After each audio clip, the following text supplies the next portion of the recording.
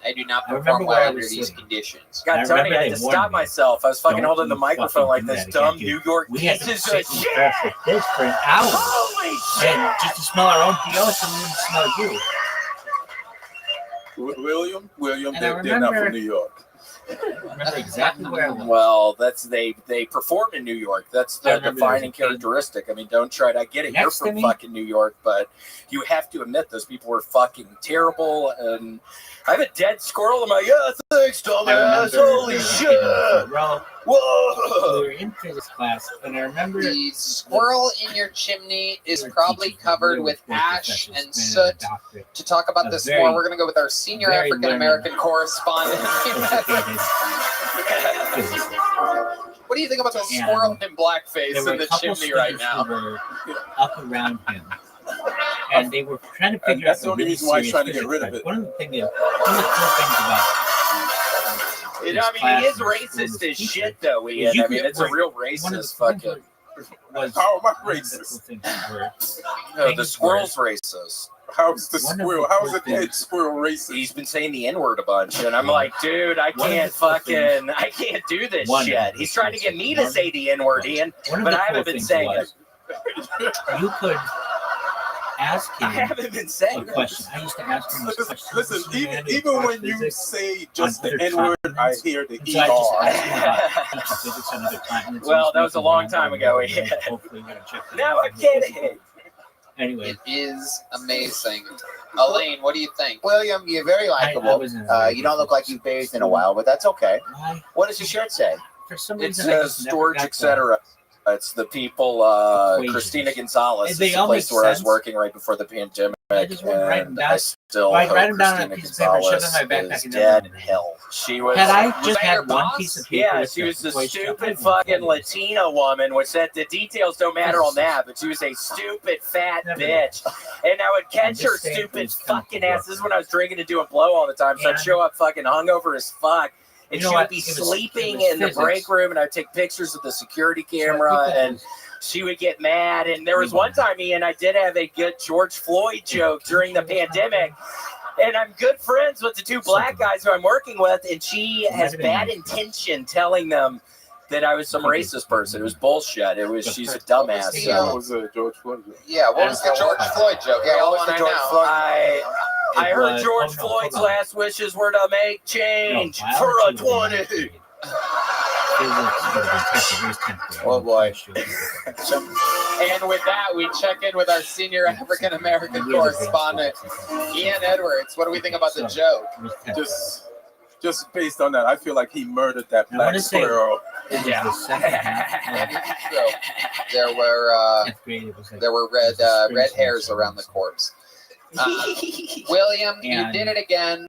We fucking love you. Doesn't get much better than Great that, job. right, Elaine? What No, do you think? You're unbelievable. You got None just of it's this that I you can't could you can think smell of the mental shit. illness on It you, was just but you're dressed I like was all the like people in high Jupiter. school that I really It was a I gangster. admire. You know, you're dressed. and there were Do you two dress tables. yourself? Well, Well, I there are can't two rows stop of tables. looking There were at your fucking nasty fucking tables neck, you old in- bitch. It looks just like the Two fucking rows. squirrel three that's tables. dead in my chimney, bitch. And I would always Okay, sit you know in what? the I was waiting for somebody to make fun of my neck, and I think I fucking had it. This neck looks like all the fucking pussies that you fucked with your tiny inch dick. Oh, it's actually pretty nice. And you know What was that Nevertheless, funny, I bitch? just- God, and you're stupid. God, let me see them And- titties, bitch. I can't believe you let your girl walk was out like that, dumbass. That is my daughter's friend. You stop that. And William, I guess I'm getting remember angry because I get angry when I get turned on. Red Band Music. there are two lines. Uh-oh, here you go. And the Thank you teacher for was just- being a was, like, friend. teaching some of the students. Traveling down the He road. wasn't Back. doing I guess the what I'm whole trying to class, say. and we were able to William, I've never seen a ginger I And like. I had my son. It was Traveled just the ready to go. I'll never forget. It was physics class. And I Seen everything. slid on the Tonight has been the greatest night of my life. So imagine two lines like this, and I go and I just made this like figure eight, Jews and blacks. and In fact, I almost had a heart I was attack. But that's what you get. Anyway, I did this like figure eight. Hold on. You signed up for your Tony. It's like Rabbi. It's I think Kim Kardashian has some kind of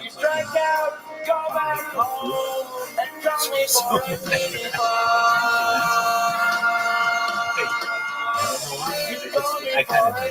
It's all bad. Anyway, everyone realizes why? Because it's just such a fucking funny word that's like poop. Such like an effeminate word. So I do the figure 8. And it was like, and I'd seen it control the control the demolition and it blown up. And it was literally, I had fucking planted this thing, and it was almost like I could turn on when the smell was going to come out. But I just did it in such a quick way. I went and did this figure 8, and then I ran to the corner, walked quickly to the corner of the room and just braced myself because I knew every fucking one of these guys was coming after me, even with the teacher. I just knew it. I fucking knew it.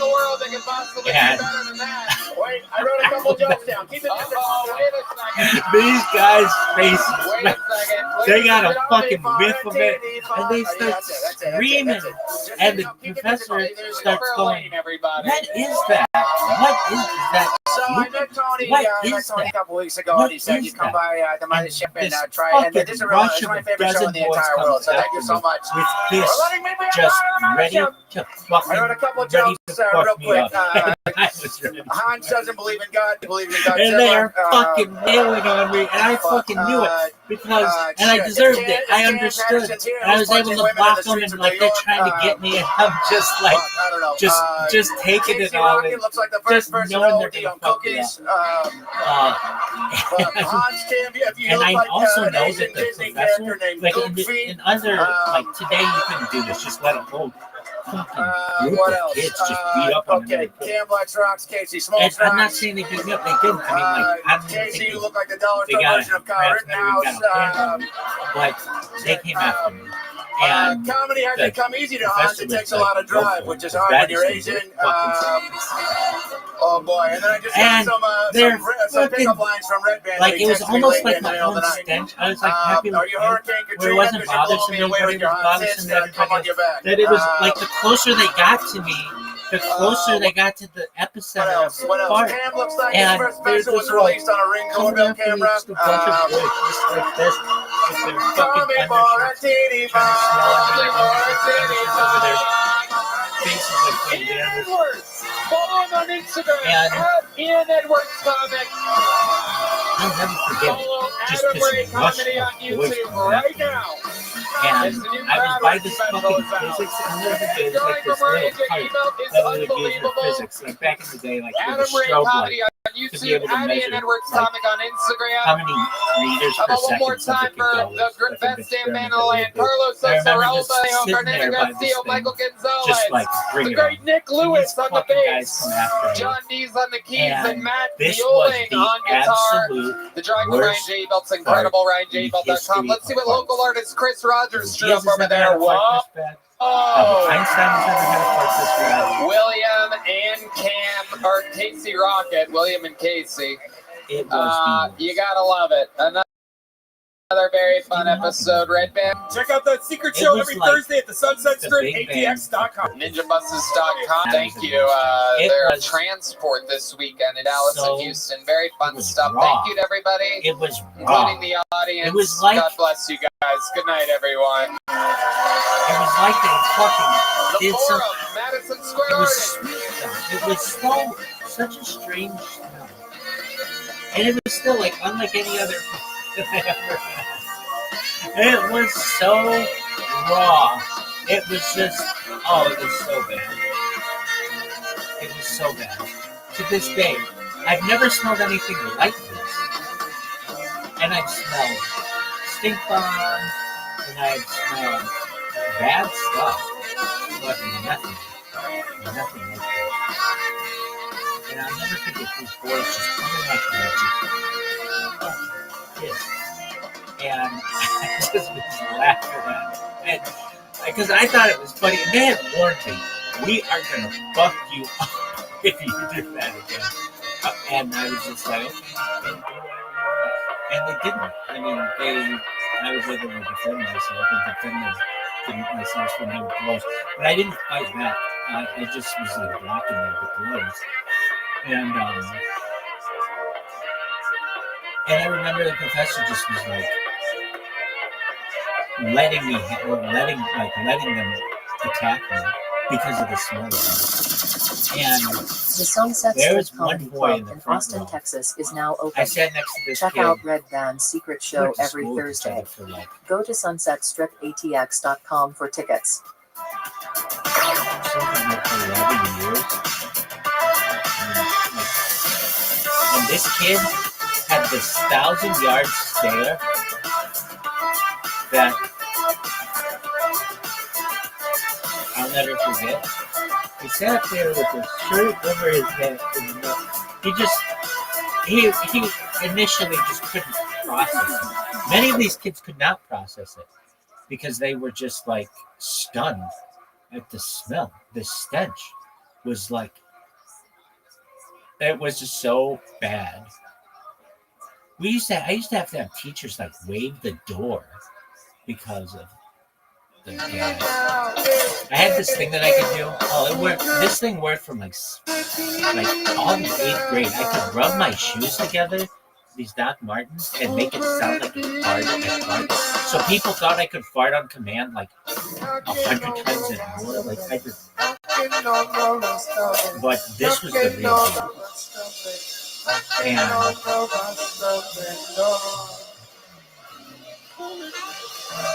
And they'll tell you about that too. They're like, oh yeah, I used to do this thing with the shoes, and it took us 6 months to figure it out. And we thought you could just gas them. But no, this was so pungent. There were like notes of like hibiscus or something. I don't know the word, but it was so pungent. It was from the Comedy Mothership here in Austin, Texas, for a brand new episode of Kill Tony. Give it up for Tony. It's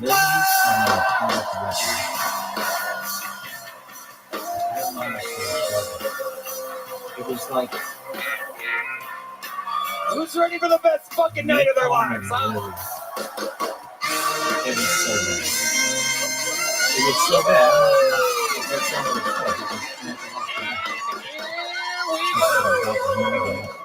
Mama, we made it. You're here at Kill Tony. How we doing tonight?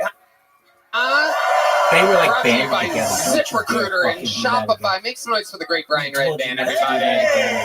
And how about one more time for the best damn band in the land, huh? They wouldn't Carlos normally say that, Sosa, but it was such Raul because that was Vallejo, respected. Michael Gonzalez. And they know that I would tear them apart verbally. This is D Madness on the bass guitar. John D's on the keys and Sean Greenberg joining us on the electric guitar tonight for the first time ever. So much fun stuff planned. Before we get started, here's a little bit more from the amazing sponsors that made it all possible. And these kids fucking drop them. Just drop them. What is that? And then just coming at me with fucking fists and having an adult there who just was like, they're gonna fuck you up. A very, very small thing. Oh, it was so fucking funny. It was so funny. I mean, I dropped this thing. It was like the smell. Sometimes I still wish I could smell it. Just one last time. But then again, it was bad. It was bad. It was so bad. It was so bad. It was just the stench, the smell was. You could sit down every single one. I think there were probably 12 boys there. Maybe 15. No, there was a 15. And they would all remember. And they remember that smell. The Sunset Strip Comedy Club in Austin, Texas is now open. Check out Red Band's secret show every Thursday. Go to sunsetstripatx.com for tickets. Other guys, I remember. You guys ready to start tonight's episode? Really close to them. And they're like, boy! They were like, we go. They were like, where do I begin? Ladies and gentlemen, this is the return of the man who people are saying is the 2024 guest of the year. The return of one of the great comedians from New York with a brand new and the funniest thing is when it was, but it's like they started at my ass level. It took time for like the heat to rise. To present to you, Harlan Williams, Tony Hawk. Oh my, holy fuck, did it fucking just, it was dead silent too. There was no sound. It was the most silent, deadly, accurate. It was, Kill Tony. It was so bad. Harlan Williams. I remember that. With like, is that Ian Finance's special Wild, Happy, and Free out April 21st at YouTube/BeingIanPod. Welcome back, Ian. How are you? Hey, all right. I'm happy to be here, Tony. Thanks for having me. Fuck yeah. The great and powerful Tony Hawk's first appearance on the show. Thanks for the invite. Well, I thought this show was about me this whole time. I'm not making that. I remember the physics, but and the I did not return remember of who many are being saying in the is the hallway undeniable and given the fucking greatest guest in the all history boys of that the fucking show. taste This this is in the morning. Harlan Williams, ladies and gentlemen. People just being. Oh, he's gonna throw up. Oh no. It was so bad. And I remember stink bombs, but it was nothing like that. These things were so I just want bad. to say This it's an was emotional so night bad. for me to It be was here. like- I'm very happy to be here. My sister, as many of you know, is in the hot. hospital I remember tonight, it was and hot in my fucking ass, but it was hot she when you inhaled. finally got Usually the it brace off her loses eyes, heat and between your butt cheeks and your fucking nasal passages. No, not this. she was born, as we It know, her almost got eyes were really far apart, like a hammerhead, It was like a fucking. like a hammerhead shark, and it was so. well, maybe somebody better It get was- on the fuck off bus. Nobody laughs It at was old so fucking bad. hammerhead. I'll never forget these Well, kids just laughter walking is around the with best this. medicine. Hopefully your sister's For the watching rest of tonight. that She fucking is watching class, from 2 different rooms. everybody- And here we go. You guys know how it works. Tony Hawk's first time, so I'll tell you, Tony, a bunch they of would people talk about signed it up for the after. chance to get pulled out of this It was bucket. If like- they pull their name it was out, they the get most 60 epic seconds uninterrupted. You know part. their time is up and you hear the sound of a kitten. It was shit. That means they have to wrap it up then, or else they bring out the angry West Hollywood bear. I have pre-pulled the name. Our runner goes and grabs them from the bar across the street. Poor choices here on the world-famous 6th Street. Dirty 6th, absolute chaos out here on these streets on a Monday in Austin. So they go chase that guy down and they wrangle him while our first performer, who does a brand new 60 seconds every single week, performs. One of the greatest regulars in the history of the show. Silly, wild, a goddamn firestorm of energy. It's real. He exists. I present to you a brand new minute from one of our greatest regulars and powerful, Casey.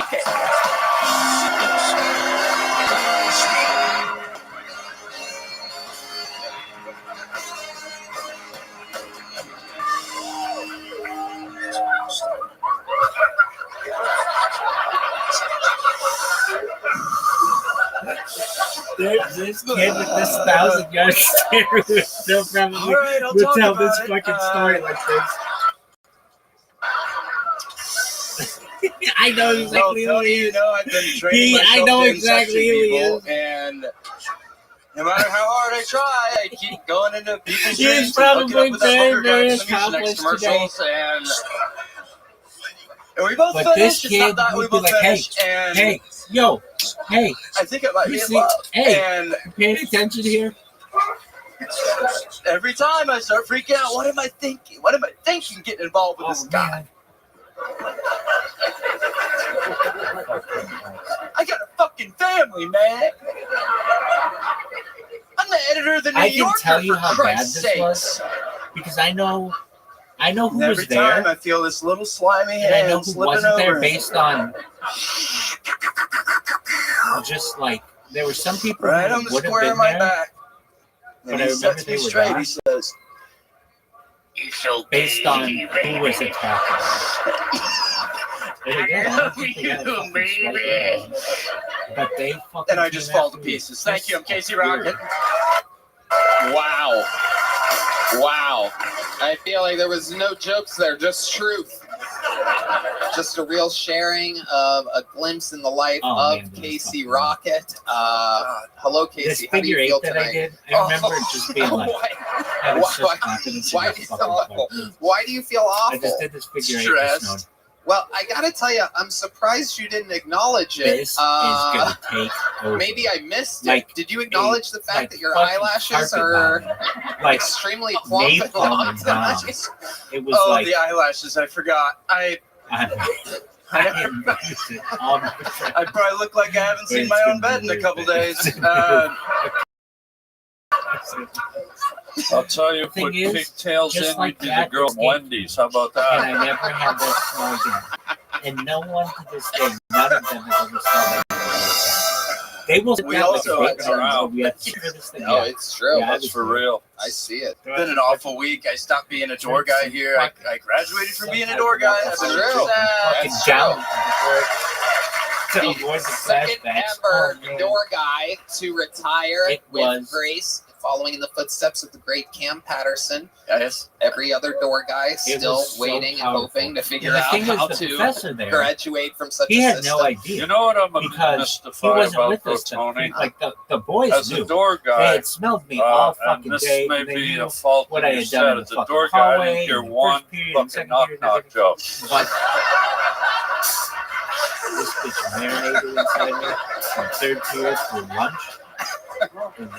I got a knock knock joke. Let's hear I it. was just ready to rip. Knock knock. And the Who's smell, there? it was so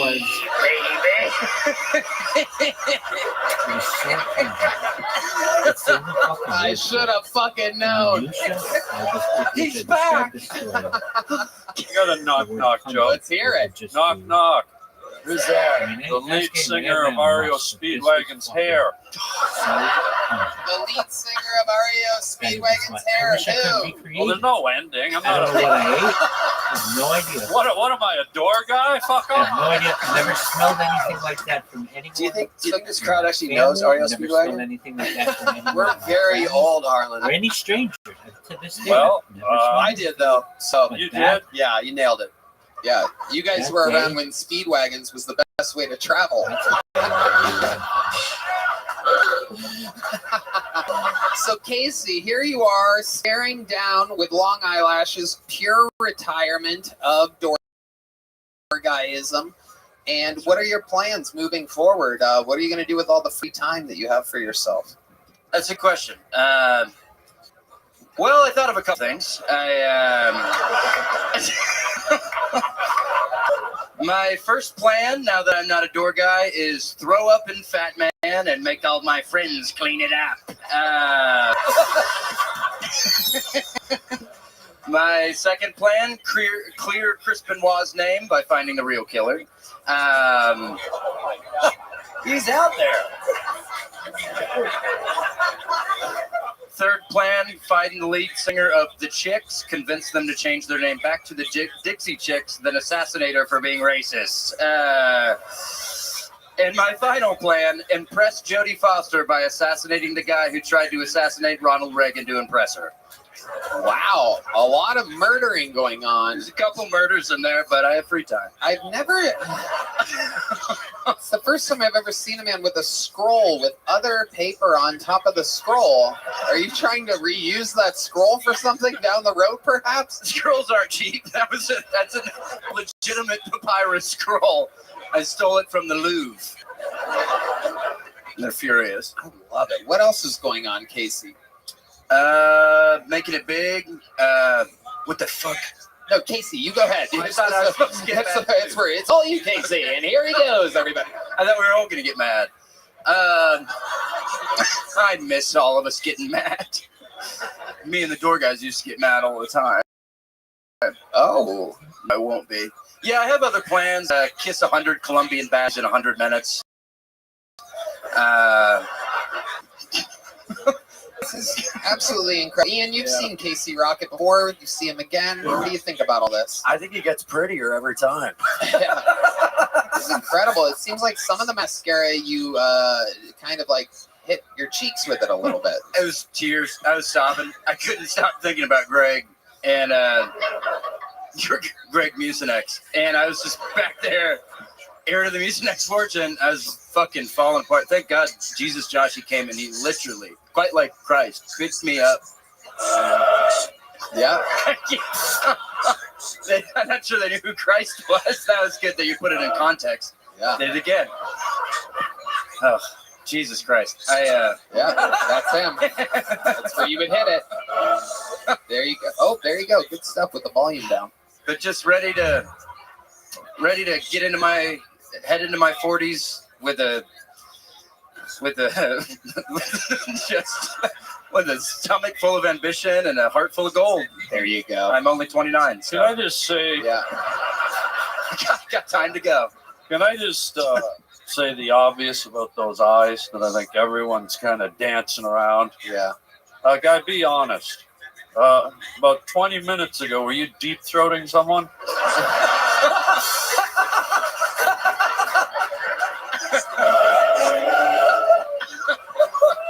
I don't have to answer that. You don't have to answer that. And in 20 minutes, do you want to be? But you have made your eyes very, very pretty. Maybe perhaps you could help Harlan's sister figure out what to do post-op. You know, I am this close to grinding a P.F. Chang lettuce wrap into your clit. Whoa! Someone knows how to get me fucking hot and heavy. I love that. P.F. Chang. All right. Casey, you're an unbelievable way to start the show. What a special treat. Every goddamn week. Creative, wild. We love you. There he is. Thank you. The regular. Casey Rocket. And now, and only now, do we go to the bucket. This is where anything can happen and fucking chaos ensues. We all meet people all at the same time, and it's all fucking wild. This is where we found all of our talents. It's where we found all the psychos. Anything can happen. This is 60 seconds uninterrupted by your first bucket pull of the night. Bald Mike. Here we go. Bald Mike.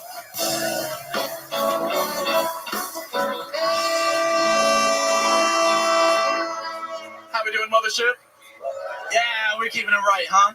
All right, well, yeah, they call me Bald Mike. It's not because I have cancer. I ain't dying. Don't worry. I just got a little alopecia, you know what I mean? A little bit of that Jada Pinkett. And it's come in handy sometimes. I got it when I was young, so I had, like, patches of hair, and it got all frizzy. It looked horrible.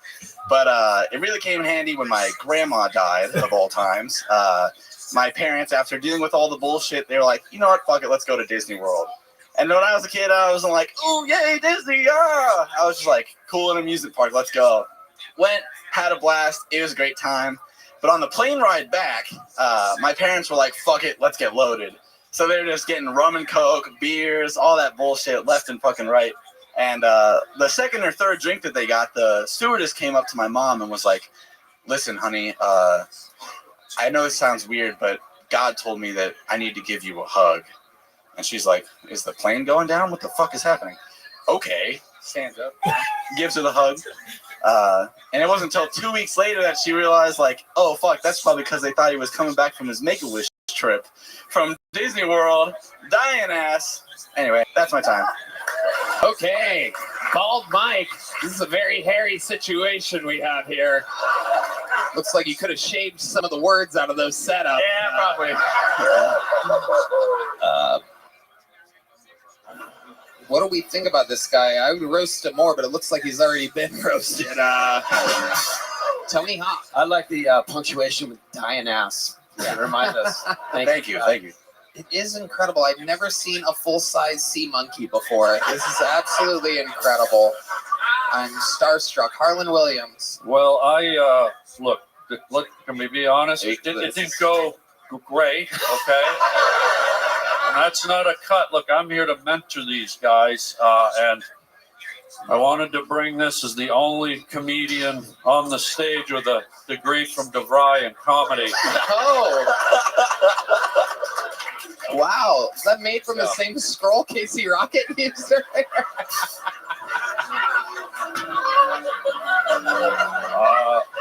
Sometimes there are little things you can do, and I'm going to mentor this kid here. Yeah.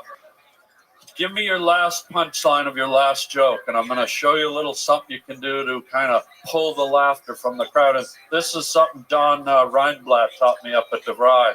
Okay. Well, admittedly, I'm not a comic. I don't really have a ton of jokes. I just had that story, and of course I ran it long. Just tell me the last sentence. Yeah. Yeah. He doesn't do comedy. He doesn't do improv very well. I know. I had a punchline that was fat people architecture, but I couldn't figure out how to word it into a joke.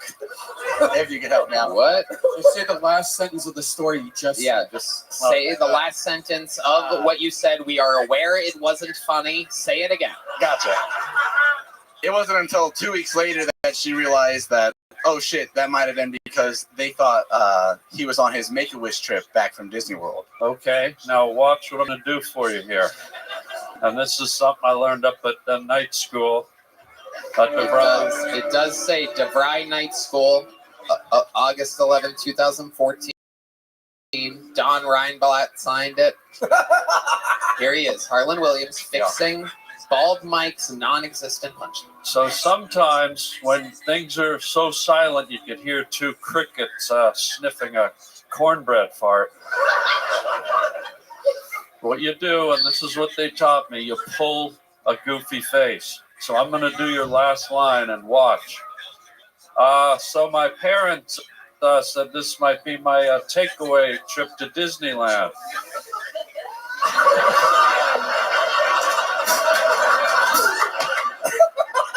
Yeah, that's amazing. I'm not fucking finished.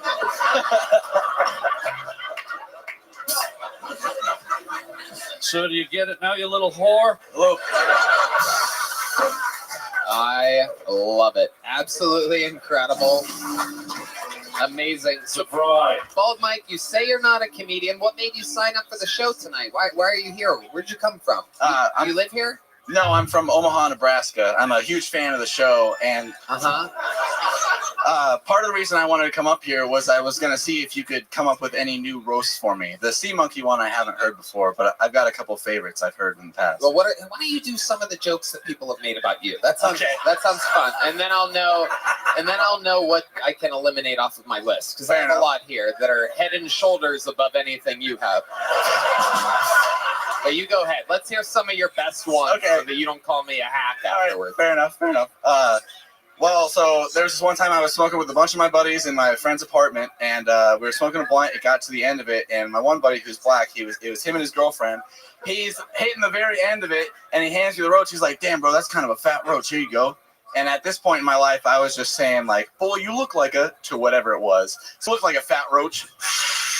And I hit the blunt, and he said, "Man, shut the fuck up. You look like my kneecap." Killed me. Goofy face. Do the goofy face.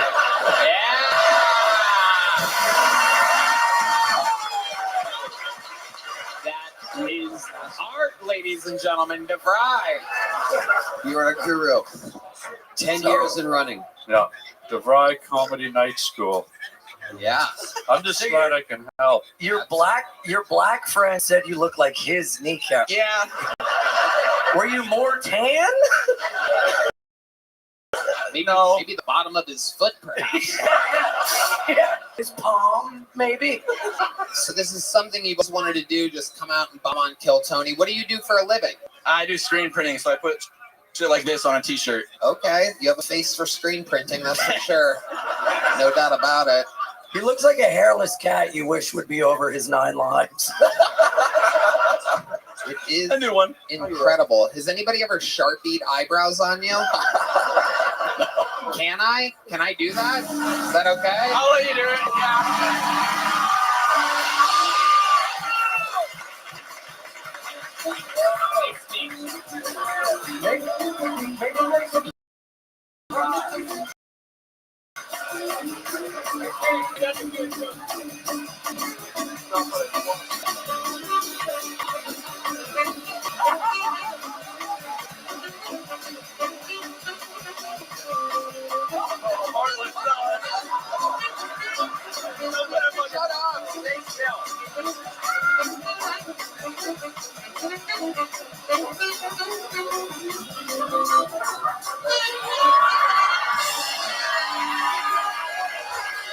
Absolutely incredible.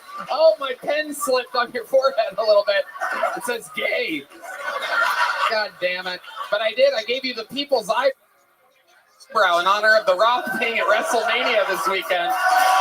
That's a stellar eyebrow.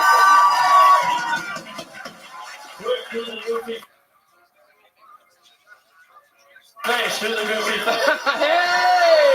Oh, it's much harder now. That's called goofy gay right there. Hell yeah, dude. Casey Rocket's gonna put some eyelashes on you. You're gonna be a whole different guy by the end of the night. I love this. We're gonna have D Madness give you a mustache. It's gonna be fantastic. I love it. Do us a favor, don't wipe that off tonight. Yeah. In this club. What do you think this guy showers? Get out of here. Yeah. What's the Can point? you smell what I smell like? Yeah. Imagine how clean his shower drain must be. Oh, yeah. No hair. That was my joke, you fucking idiot. Jesus Christ almighty. Dude, go light. He's gay. Relax. I know. And give me some powder. Oh, you know what's funny is, this started a few weeks ago. For some reason, Bones Eye started making one joke book that is made of actual hair. Whoa! Ladies and gentlemen, you're getting a big joke book tonight. Nothing about you is terrible. Ladies and gentlemen, make some noise for Bald Mike. There he goes. Crazy. I don't know what he thought was going to happen during that minute, but... Well, good evening. I recently went to see the Austin FC play, and I had to get the best seats. I used a pre-sale code. I set my phone alarm to buy the tickets the minute they went on sale. Because when you want the best, you have to act quickly, or someone else will get it instead. It's like if you're hiring for your business, you want to find the most talented people for your open roles before the competition scoops them up. So what's the best way to do that? ZipRecruiter. ZipRecruiter finds qualified candidates fast. And right now you can try it for free at ZipRecruiter.com/KillTony. ZipRecruiter's powerful matching technology takes center stage to identify top talent for your roles. Immediately after you post your job, ZipRecruiter's smart technology starts showing you qualified people for it. I love ZipRecruiter. We've used it a lot over at the Sunset Strip. If we needed it, we would use it. That's right. No doubt about it. Amp up your hiring performance with ZipRecruiter and find the best fast. See why 4 out of 5 employers who post on ZipRecruiter get a quality candidate within the first day. Just go to this exclusive web address right now to try ZipRecruiter for free. ZipRecruiter.com/KillTony. Again, that's ZipRecruiter.com/KillTony. ZipRecruiter, the smartest way to hire. All right, here we go. Pulled another name out of the bucket. Make some noise for your next comedian, Josie Marcelino. Josie Marcelino. Here we go. I'm autistic and bisexual like every other annoying bitch now. It's a 1-to-1 ratio. If you have autism, you're bisexual. They don't explain why, but I have a theory. I think it's because pussy's like the coolest fidget spinner you could ever get your hands on. And just like a real fidget spinner, I don't really know how they work, but I will put my whole mouth on it. So I said that joke to my coworker the other day, and she liked it. She laughed. It was fine. But then she just looked at me, and she was like, "Oh." And she was like, "But you're not gonna? You're gonna say that on stage? Isn't your dad coming to the show?" And I was like, "First of all, no. Do I look like someone with a supportive father? No, I don't. I look like the Pornhub version of Sarah Huckabee Sanders. That's what I fucking look like." Homeless guy told me that yesterday. Which was crazy. I was like, how do you know? What was she on, like the front cover of your blanket? Like, how do you know who the fuck that is? Where'd you run into her? Thank you. Josie Marcelino making her Kill Tony debut. Welcome. I forgot I was Excited still to gonna have you talk here. This makes 3 comedians in a row with drawn-on eyebrows. This is very exciting. This is a first in Kill Tony history. You would think 11 years, the tens of thousands of bucket pulls. This must have happened before. Never before. Welcome to the show. Thank you. You have an incredible energy to you. What do you do for a living? I am an associate producer of a TV show. Oh, wow. I signed an NDA, so I don't like to get into like specifics of it. But Love on the spectrum, we know. Yeah. Okay. So, autistic and bisexual, is that true? That is true. What are some of your autistic traits? I know every country's flag, and I'm really into them. Really? Yeah. Okay, how about Trinidad and Tobago? It's a red and white striped diagonal flag. Wow. Yeah. Absolutely incredible. How about the transgenders? Like their flag, or like just them in general? What do I think? Either one. It's a win-win situation.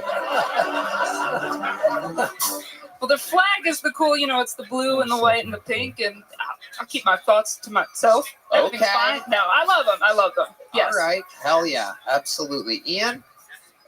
It looks like you're wearing a flag. Thank you. Slovakia, am I correct? Is that close? No. This is more of a red flag. Oh, it is Trinidad and Tobago, actually. Red band, flip that around, show the people. That's incredible. Whoa. It actually is. Look at that. Holy shit. Actually, it's similar, yeah. What are the odds? Wow. It was a trick all along. I knew the flag of Trinidad and Tobago, and all right. Okay. Autistic and bisexual. Who, if you had to guess, I always ask the bisexual people this. Are you 50-50? Do you have a preference? Is there one when you get drunk that you gravitate towards? What's the deal with your bisexuality? I've never understood it before. What were you gonna? Oh, you look like you had a follow-up. Oh, go ahead. I think for me, like, sexual attraction, 50-50, but like in terms of relationships, it's mostly guys. Why do you think that is? I'm a nightmare. I can't have a second one of me. Right. That's crazy.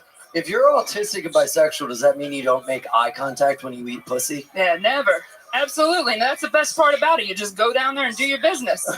Are you making eye contact when you eat pussy? Yes. That's horrible. Do you have any? No, you got to make Harlan's face. I got bad news for you, buddy. You're eating them upside down.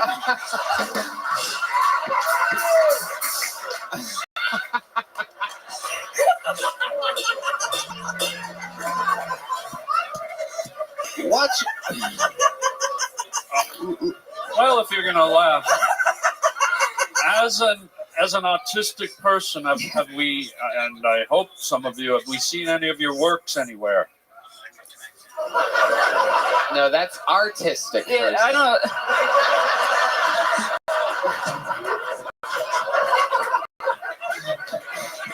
So, Josie, where do you live? I live in Philly. Philly? Yes. Oh, wow. Okay. Have you always lived there? No, I'm originally from a little small town in northern Maryland. Oh, cream cheese? Yes, that is where I'm from. What does the flag look like? In Cream cheese, Maryland. Well, it's Philly cream. Oh. Yeah, that was.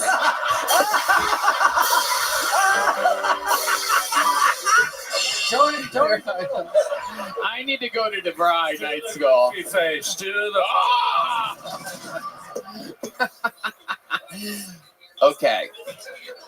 I love it. So what do you, how long have you been doing stand-up? About 18 months 18 total. months, okay. You count it off like it's a baby or something Yeah. like that. It is my baby. Okay, you love it. I do. You do it a lot? Yes. All right. What's the most exciting thing you've ever done in your entire 18-month career? What's your, like, night of success? Like, what happened? What was your favorite night of comedy ever? What happened? I mean, I've done the last 2 Skankfests, and that was really fun. Both of those cool. shows were amazing, so had a lot of fun there. Yeah, I've also, there's just different clubs in like DC, Maryland, and Philly, and those are the places I've been. So I love it. Yeah. I love it. Absolutely. You have any special skills or talents or anything other than stand-up? I make costumes. Oh. Like a lot of them. Like I do like 31 every year for Halloween. Is that fucking Tony Hawk? Whoa! You are autistic! Holy shit! Yeah. Holy shit! She won't be lying!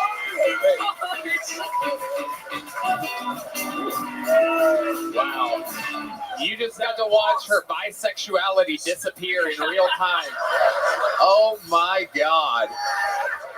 Is that part of your act? It wasn't. That was... What's the flag for slow ed? Ask your mother. I don't know. Whoa! Oh my God. Uh-oh. Uh-oh. I don't know what's happening. From Philadelphia! I too am autistic, and you just made me have an orgasm. Thank you. Fuck yeah. Josie, what's something we would be shocked to know about you, about your entire life? Anything crazy of any? I've lost 75 pounds. That's kind of fun. Oh, wow. Yeah. Wow. I was going to say, cause you look very sexy, but you're also a little, husky. Yeah. You look, I still got the skin. Don't worry. yeah, It's there. You, Yeah. you wake up in the morning and punch canoes. Yeah. What?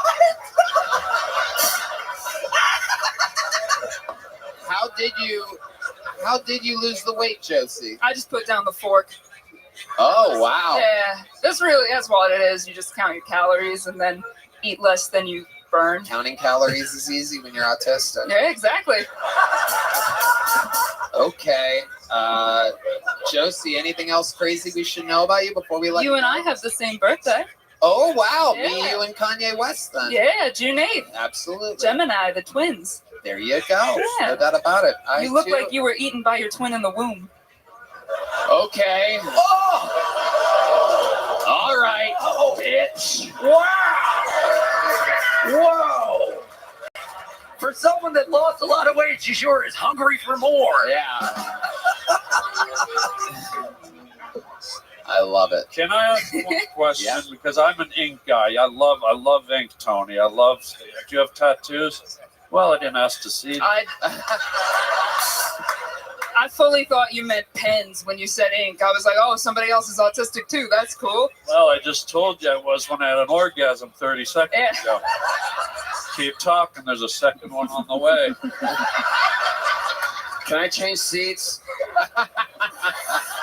But I noticed you have a little tattoo on your arm there, my love. What's did. the significance of it? We're all curious. It's a stand-up tattoo. I got it done at Skankfest. They have like tattoo artists there, and so I got that done this year. What is it though? It's a very the odd stool and the mic. Oh, it's a stool and mic. Isn't that funny when people want to hear shit talk?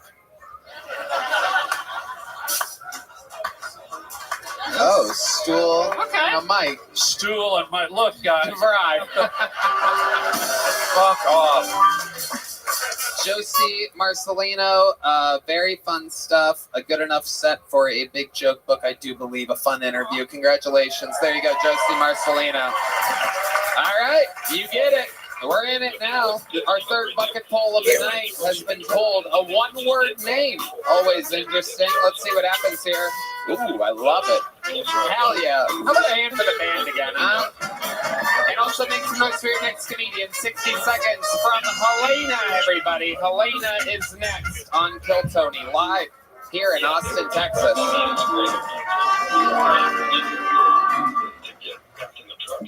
So my older brother is a teacher now. I've never known less in my life. This guy was trying to convince me the other day that slavery is bad. Dog, that was peak America. We're still chasing that high. If you think that money can't buy happiness, you need to reconsider slavery.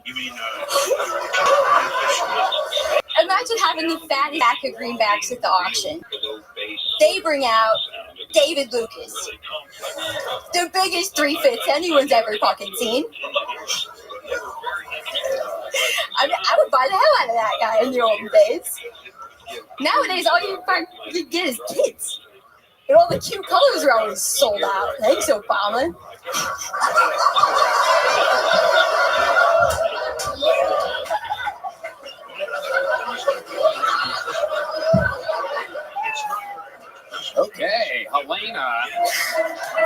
Elena, thank you for joining us. Must have been a long trip to get here from the Civil War. What the fuck? How did you get here? Via REO Speedwagon? Some real highbrow comedy there as we continue the streak. This is Thanks, Obama. This is indeed the fourth comedian in a row with drawn on eyebrows. If you had that on your Kill Tony bingo card, if you bet at DraftKings, the sportsbook app, if you bet $1 on 4 comedians in a row with drawn on eyebrows, you just won $3.5 billion. All you needed was $1 to win $3.5 billion. That's at the DraftKings sportsbook app now. Holy shit! Where? Okay, Harlan, go ahead. Oh, it's refreshing to see comedy with a KKK. She looks like she got dragged here through the Underground Railroad. It is incredible. Where are you visiting us from, Helena? And that dress made of cotton. Oh, D-Madness is seen enough. Okay, so let's talk about it. Helena, have you ever done stand-up comedy before? No. Okay, so what made you want to do it here tonight on this show? The crystal meth made you do it. No, I'm like kind of delusional. This is just what I've decided to do. When did you decide to do this? What made you do it? Yeah, sure, anything. Yeah. Like a year ago. You said this is your first time signing up? Yeah, no, I signed up like early February. And you didn't get up. No. And here you are. Here I am. And this is what you prepared for.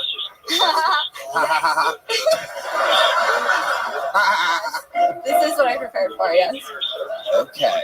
I'm just curious, why do the questions keep coming after she said she was delusional?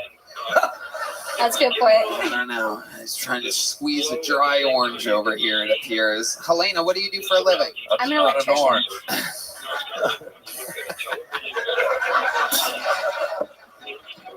What do you do for a living? I'm an electrician. You're an electrician. Oh, okay. that explains the hair. Yeah. Yeah. That I shit got caught in the rain today. fried. Did your hair go to fry comedy?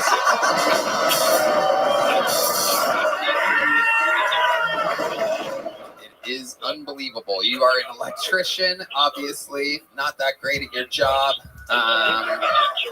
You've been shocked before, am I correct? I have been. Yeah. Many times. No, just twice. Just twice. Okay. Absolutely. Okay. So what made you write an ultra racist set tonight? That's a good point. You know, I was thinking about it and I just kind of wanted to go edgy. I don't know. What do you have against black people? Is it because your lips are so small? Yes. It is a little bit of the envy aspect, I would say. I also have the flattest ass that there is. So, yeah. You do. You look like the Wicked Witch of the West Side. You know what I'm saying? Have you ever been with a black man? No. Have you ever been on a date with a black man? No. Have you ever even said hello to a black man? I have. While not working? Yes, I have. Do you have any black friends? Yes, I do. Name your black friends. First names only. Go ahead. Starting now. Erwin. He's my brother-in-law. Oh, that doesn't count. Actual friends, not relatives. Nice and easy on the music so that we can hear it. Go ahead. Rattle them off. Here we go. All your black friends. Helena's. Welcome to another episode of Helena's Black Friends, and go. Maceo is a black friend. That's a really good question. No, black people don't like me. There you go. I wonder why that is. No. We should ever call Maceo and say those jokes to him on the phone. Yeah. How do you know Maceo? Huh? How do you know Maceo? We went to elementary and like all through. When's the last time you talked to Maceo? Honestly, like a few years ago. I think like 4 or 5 years ago. This is incredible. Dude, yeah, we're not tired. I'm from Utah. What? I just moved here from Utah. Okay. So that's why there's not that many black people. Utah, famously light on the black people, 1.6% black people in Utah. I know this. We looked it up. Cam Patterson wrote a joke about it. It's funny. Completely. I don't know anything about funny, so. I know. Very good. Helena, before I let you go, what's the most interesting thing about you or your life that would surprise us or we would find interesting at all? I think probably the most interesting thing about my life is I go back to the same place in my dreams like 80 to 90% of the time. Oh. Is it a Proud Boys meeting?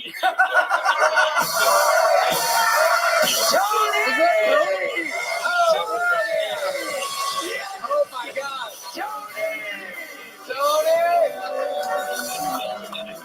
Tony is killing Kill Tony. So here we go. What is that dream?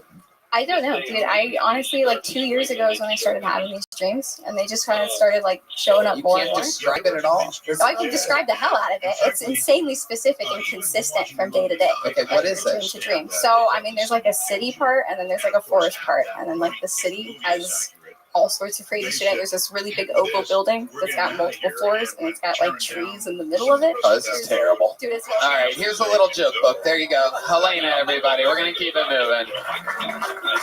Oh, my God. Holy shit. It's a fucking psych ward here tonight. Oh, yeah. You know what we should do? We should get one of our regulars up here. Do a complete reset. Following Helena, ladies and gentlemen. What a position to be in. I present you another one of the greatest regulars in the history of the show. This is a brand new minute from the one and only Cam Patterson.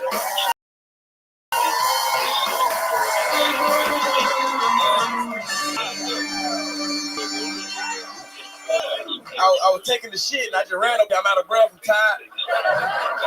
We're gonna make it happen or it's gonna be good. I've been around a lot of white people for a year now. I've been in office for a whole year. A whole year, dog. Y'all changed how I think about shit. I say how I think about everything. Like, I used to steal shit when I was a kid. I used to steal a lot of shit. And now when I see something I could steal like a war, I could buy it and then write it off on my taxes. And that's how y'all steal. Y'all steal smart.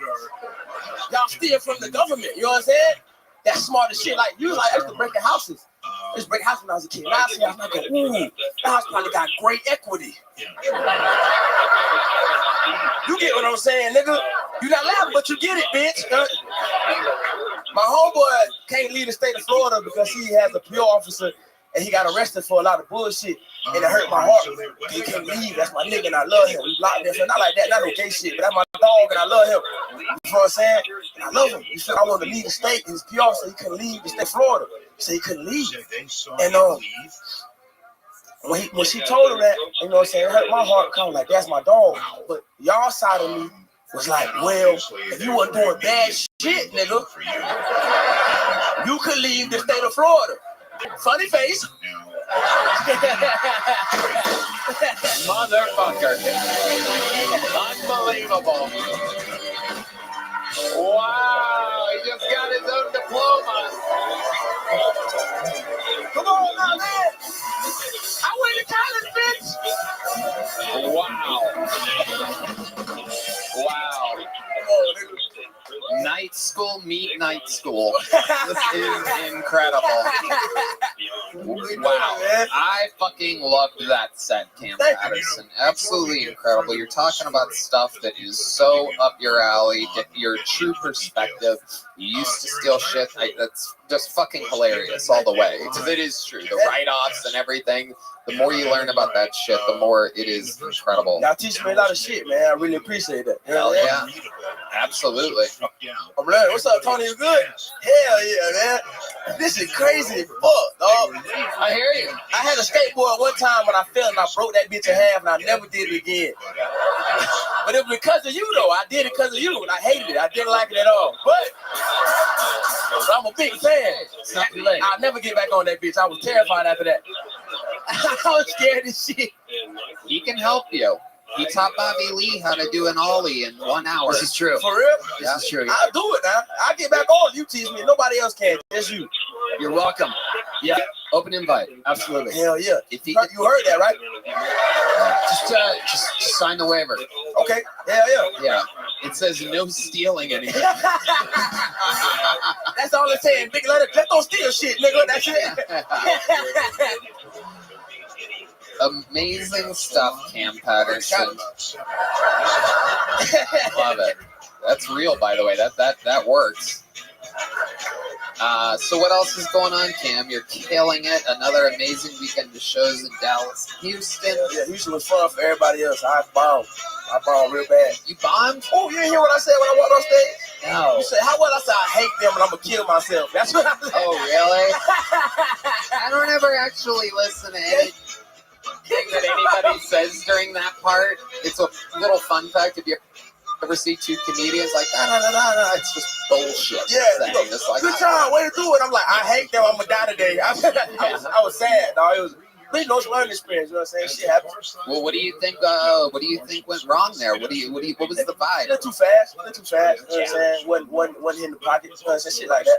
Yep. Timing and pacing. When I got out, I started throwing shit. It was bad. I feel like I lost March Madness. Nigga, it was bad. You were throwing stuff afterwards? Throwing shit. Oh shit. I'm an athlete at heart, bro. So Bombage hit me in my soul. You feel what I'm saying? That's a loss. I lost. Like they beat me. I won today. You know what I'm saying? But in Houston, they beat the shit out of me, boy. That's they got it, dog. Now, when you go out, buddy, you hold up that degree, and you're not going to have any problems. I'll never lose again, baby. You know what I'm saying? I love it. Yeah, Houston was one of the only shows where I didn't catch any of your set. I was up in the green room up until the very last second. Glad you didn't see it. Yeah, well, I thought you did great. You told me tonight. Now I know that you're struggling. No. I love it. Cam, you're a sensation. What else is going on? Anything else crazy in life? Not too crazy, man. You know it's really good, yeah, but I ain't going to see what I'm saying. Oh, yeah. No, he has some stuff going on. Yeah, we ain't going to talk about that. Yeah, no, we shouldn't talk about that. We'll talk about it eventually. One day we'll talk about it, but not right now. Yeah. You know, maybe like New Year, maybe like the Forum or something. Yeah, exactly. That sounds about right. But he's got some stuff going on in his life that, maybe we've all been through. And, no,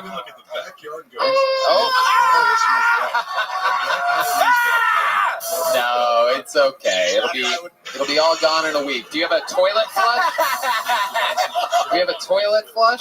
There you go. No, but I got a ticket to Six Flags. There it is. Poor baby. All right. I get it. There are other states nearby. You're right.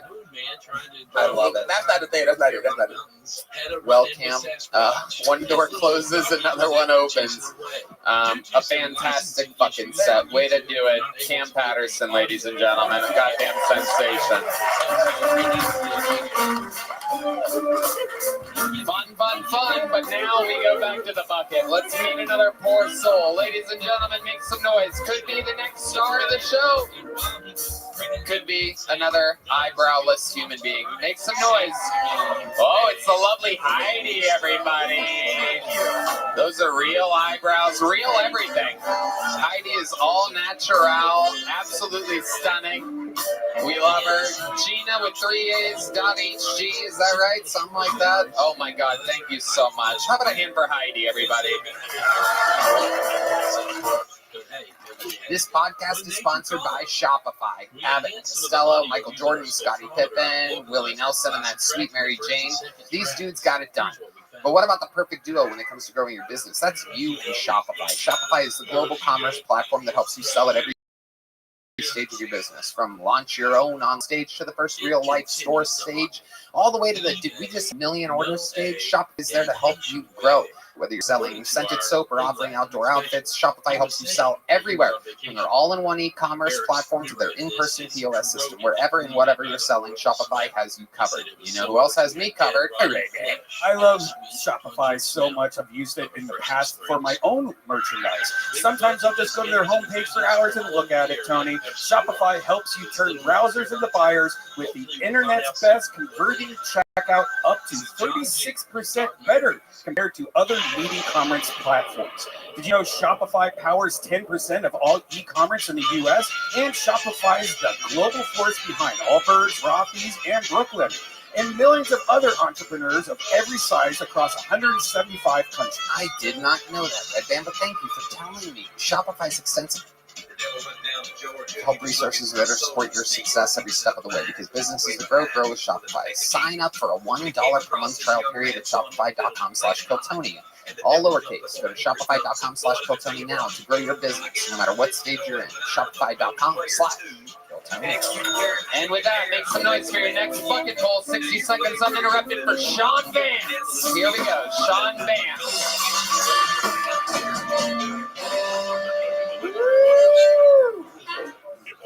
Hey, Sean. I grew up black belt Christian.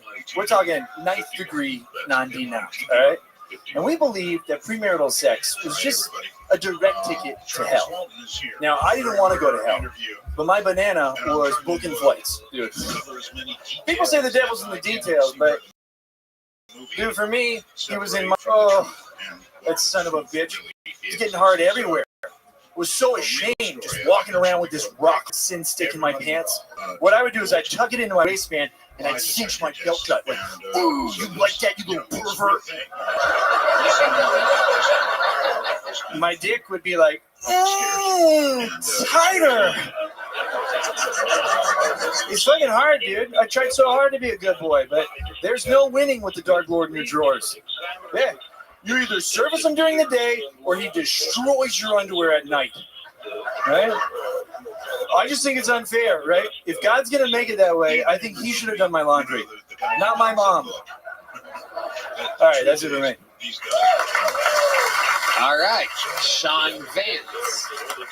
Welcome to the show, Sean. Thank you. How long have you been doing stand-up comedy? I've been doing stand-up for about a year. 1 year. Where at? Phoenix. Okay. This is your first time in Austin? Oh, yeah. Come to check it out. This is what brought me here. How long have you been here? Drove in yesterday night. Okay. You came here specifically for this? Fuck yeah. And look at that. So this is your first time signing up. You got pulled. Yeah. How does it feel? Oh, I'm so thrilled. Absolutely. I mean, I wish you had it on a little bit better, but I feel okay. Right.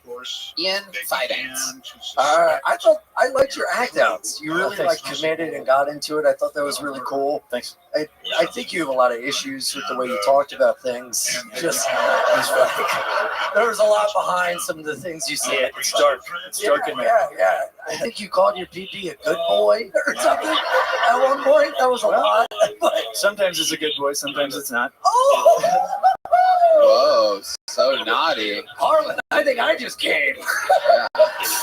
No, that was great. That was, for doing it a year, I thought that was really great, man. I thought that was great. Yeah. What do you do for a living? I'm a writer. What are you writing? Film and television. I'm as close to successful in film and television as you can come without being. So what that means is So my background, my history is I started in Special Forces. I moved to Los Angeles about 10 years ago. Started doing comedy. I became a personal trainer. I got into this gym called Rise Movement, which is it was like a quintessential Beverly Hills trained celebrities kind of gym. At the same time, I was pursuing comedy, doing Groundlings, and I sold my first show to Netflix. It was called The Green Berets Guide to Surviving the Apocalypse with Matt Damon and Peter Berg that I starred in, wrote, and executive produced. And it got canceled because of Me Too. I didn't do anything. No, sure. That goddamn Matt Damon's out there acting up. That's right. That's exactly who it was. It was Matt Damon. Yeah. Was it really? Well, he said that there's a difference between rape and bad behavior, and that got a shitload of backlash, right? Well, hold on, wait. He said that there's a difference between rape and bad behavior? Yeah, I believe he was defending Louis. Uh-huh. Yeah. Yeah. And then they were upset about it. I had written a joke in the script, right? That was anti-woman, is what they said. And yeah, Mr. My Banana be booking flights. It was. Yeah. Keep blaming the devil stick in your pants. Yeah, that's right. That goddamn son of a bitch. Is it all come from a real place? Do you get hard? You're a hard and horny guy? Oh, growing up especially. Yeah. Well, what about nowadays? What's going on nowadays? Oh, I'm married, and we bang all the time. Really? Yeah. Cool. Fuck yeah, dude. I'm in that pussy. Okay. Wife, Jesus. Okay. She all loves right. it. How long have you been married for? 15 years. Explain to these people and everybody here how you keep it exciting in the bedroom after 15 years. Well, a lot of people think that it goes down, but for me, it has gone only up. And the key to marriage is MDMA. I don't know if you guys have done it. It's not a joke. It's not a joke, dude. If you do MDMA with your partner and you really open up, like you share your soul, you let her in, dude, by the end of the night, she'll let you come on her face. It's, I mean, wow. We tried anal, dude. It was fucking, She did not like it, though. Wow. What in the hell is MDMA? You having sex at Sesame Street? What the fuck? That's what I thought at first. No. You get a girl that knows how to spell there, guy. Yeah, what's a MIPA? MIPA, yeah. Molly, ecstasy. On the street, they call it ecstasy. When you do it therapeutically, it's called MDMA. That's the pure one. Yeah. I did it for trauma, not just for the sex. Okay. That was mostly for the sex. You ever do angel dust to go to Staples and fucking inkjet printer? Not yet. You know what they say, 1 in the inkjet, 2 in the stink jet. And that's why this is the #1 live comedy podcast. I love it. So you said you were in the Special Forces, guy? Yeah, I was a Green Beret. Did you have, I mean, we got to ask, and sometimes, like Tony, we got a little touchy, but we got to keep it real. Did you ever kill a guy? No, I missed out on that. You will. Yeah. One day. I cannot imagine if you would have killed a guy, how hard your cock would have been. Oh, boy. No waistband could hold that thing. That's right. Let me ask you this. Were you ever close to killing a guy? Mostly just my drill sergeants. So what did you do exactly in the Special Forces? What was your special He was a secretary. Yeah, I was a secretary. No, it was an 18 Delta, which is a Special Forces medic. 18 Delta, that's the weed that doesn't really get you high? Yeah, I think so. They have that out here, right? Yeah, we got the real stuff in Arizona. Oh, it's a sponsor. Just kidding. I love it.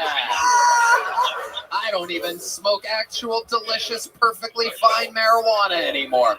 Once Joe Rogan started drug testing us here at the Comedy Mothership, I switched to 18 Delta, and I love it. Yeah. Me too, yeah. You should try 19 American Airlines. That stuff's really good. I'll tell you. Life, you could sit the fuck down immediately. Yeah, sir, sit down. You just fucked up that American Airlines show. My teacher, that would have worked, and then this fucking guy. Ma'am, if you could spin your head around like a baby owl.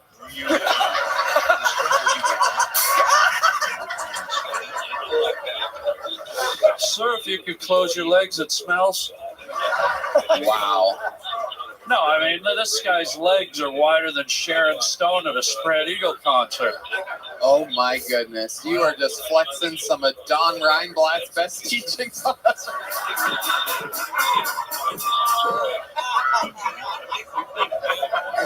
I fucking love you, Harlan Williams. So much fun. Tell us the craziest thing about your life, Sean, because there's a lot of crazy behind those eyes. I know you keep it together pretty well.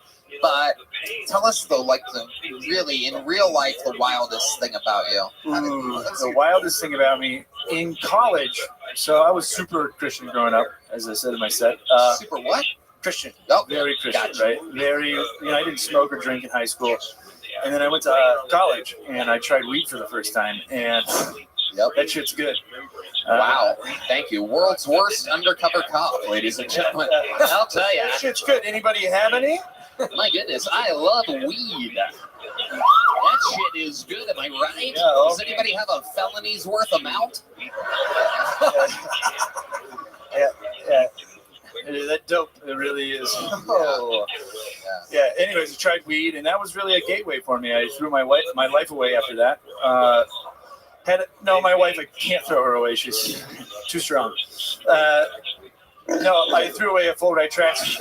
I got kicked out of college pretty quickly for fighting, smoking weed in my dorm room. What was the first thing? Fighting. Oh, fighting. Yeah, Loyola Marymount. Fuck those guys. Right. Yeah. Is that by Cream Cheese, Maryland? Okay. And then I got in trouble for stealing, and I got a bunch of community service on the Caltrans freeways. And I from smoking weed? Well, no, it was a bunch of things. I had actually stolen $16,000 worth of groceries from Albertsons. And was that in one trip? No, it was many trips, dude. It was many trips. Because of the munchies?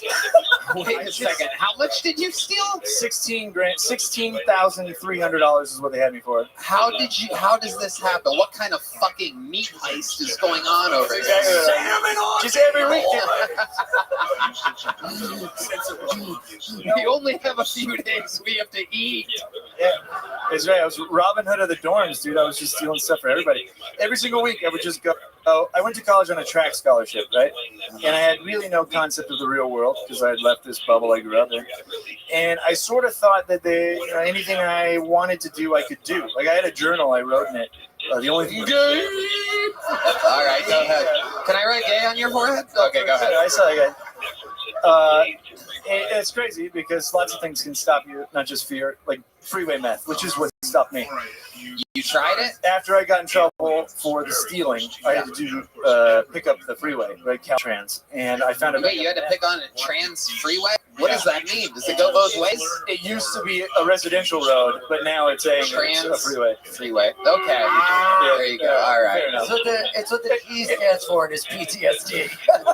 Yeah. So anyways, I found a bag of meth, and I did it all in one night and overdose. Yep.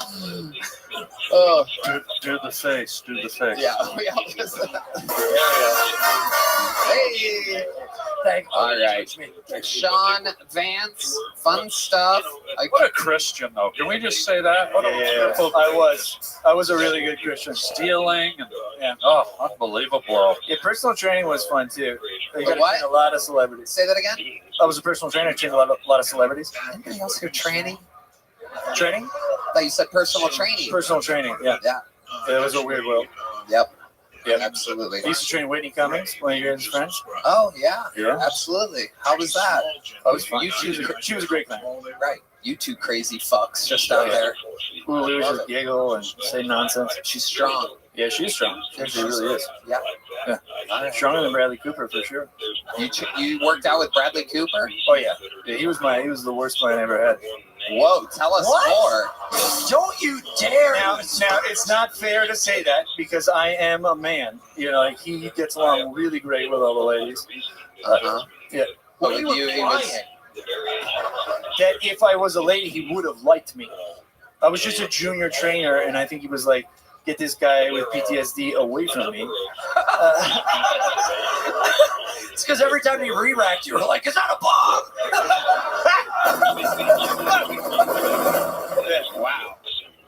So he wasn't nice to you. No, it wasn't that he wasn't nice. He was just a little bit aloof. Like the first 15 minutes of the workout, he just wouldn't say hello. You know? Did you describe him as shallow? Shallow. Yes. Here's a joke, Buck. We're all bombing up here. There you go. Sean Vance, everybody. We're gonna keep it moving along. In the shallow. We're far from the shallow now. Harlan gets me in a silly mood. I don't know what's going on here tonight. Make some noise for your next comedian, Gordon Dixon, everybody. Gordon Dixon. I don't know. I just feel the DeVry running through my veins. Make some noise for Gordon, everybody. What's up, Austin? Make some noise. There you go. Hell yeah, man. Just moved here from Florida. Hooked up with Florida in the building. Hooked up with an Austin Cougar last night. You know what I'm saying? Sister Elder was an amazing woman, man. She was amazing. Yeah. She was 88, so it was a definitely past Cougar. She was Triceratops, bitch. That's what that was. Just extra old. She had one of them old 1930s bushes that started at the top of the belly button, right? And it went all the way down, up the back, into a fade. It was a strong bush. I called it Bush Gardens. That's how thick it was. It was roller coasters and shit. It was a great time. She was an old hoe, man. She's like, I want all holes filled, even the one in her neck, because she was a smoker, so, you know. But I just put the tip in. I ain't want to kill the bitch. I love her. You know what I'm saying? She got dementia. She forgot about me 5 minutes later. Anyway, so I was like, just the tip, Sister Elder. Let's go. She died today, so that was fucked up. It's good. I went to her gravesite and just lit a pack of menthols and sprinkled some nut on it just to be like, I miss you, Sister Elder. All right, that's my time. I'm Gordon Dixon. There you go. Gordon Dixon, everybody, making his Kill Tony debut. Hi, Gordon. How you doing, man? How you doing? Fun, fun, fun. Is any of that true? Yes, but it's not true here. That was in Florida, but yes, it is. She was 68. She wasn't 88, but she was, Okay. She was older. Did you really jizz on her grave? No, just the menthols. I'll leave it. Yeah. No, she's not dead, right? No. Okay, so she might be dead. How long you been doing stand-up, Gordon? I've been doing it 4.5 years. 4.5 years. What city exactly?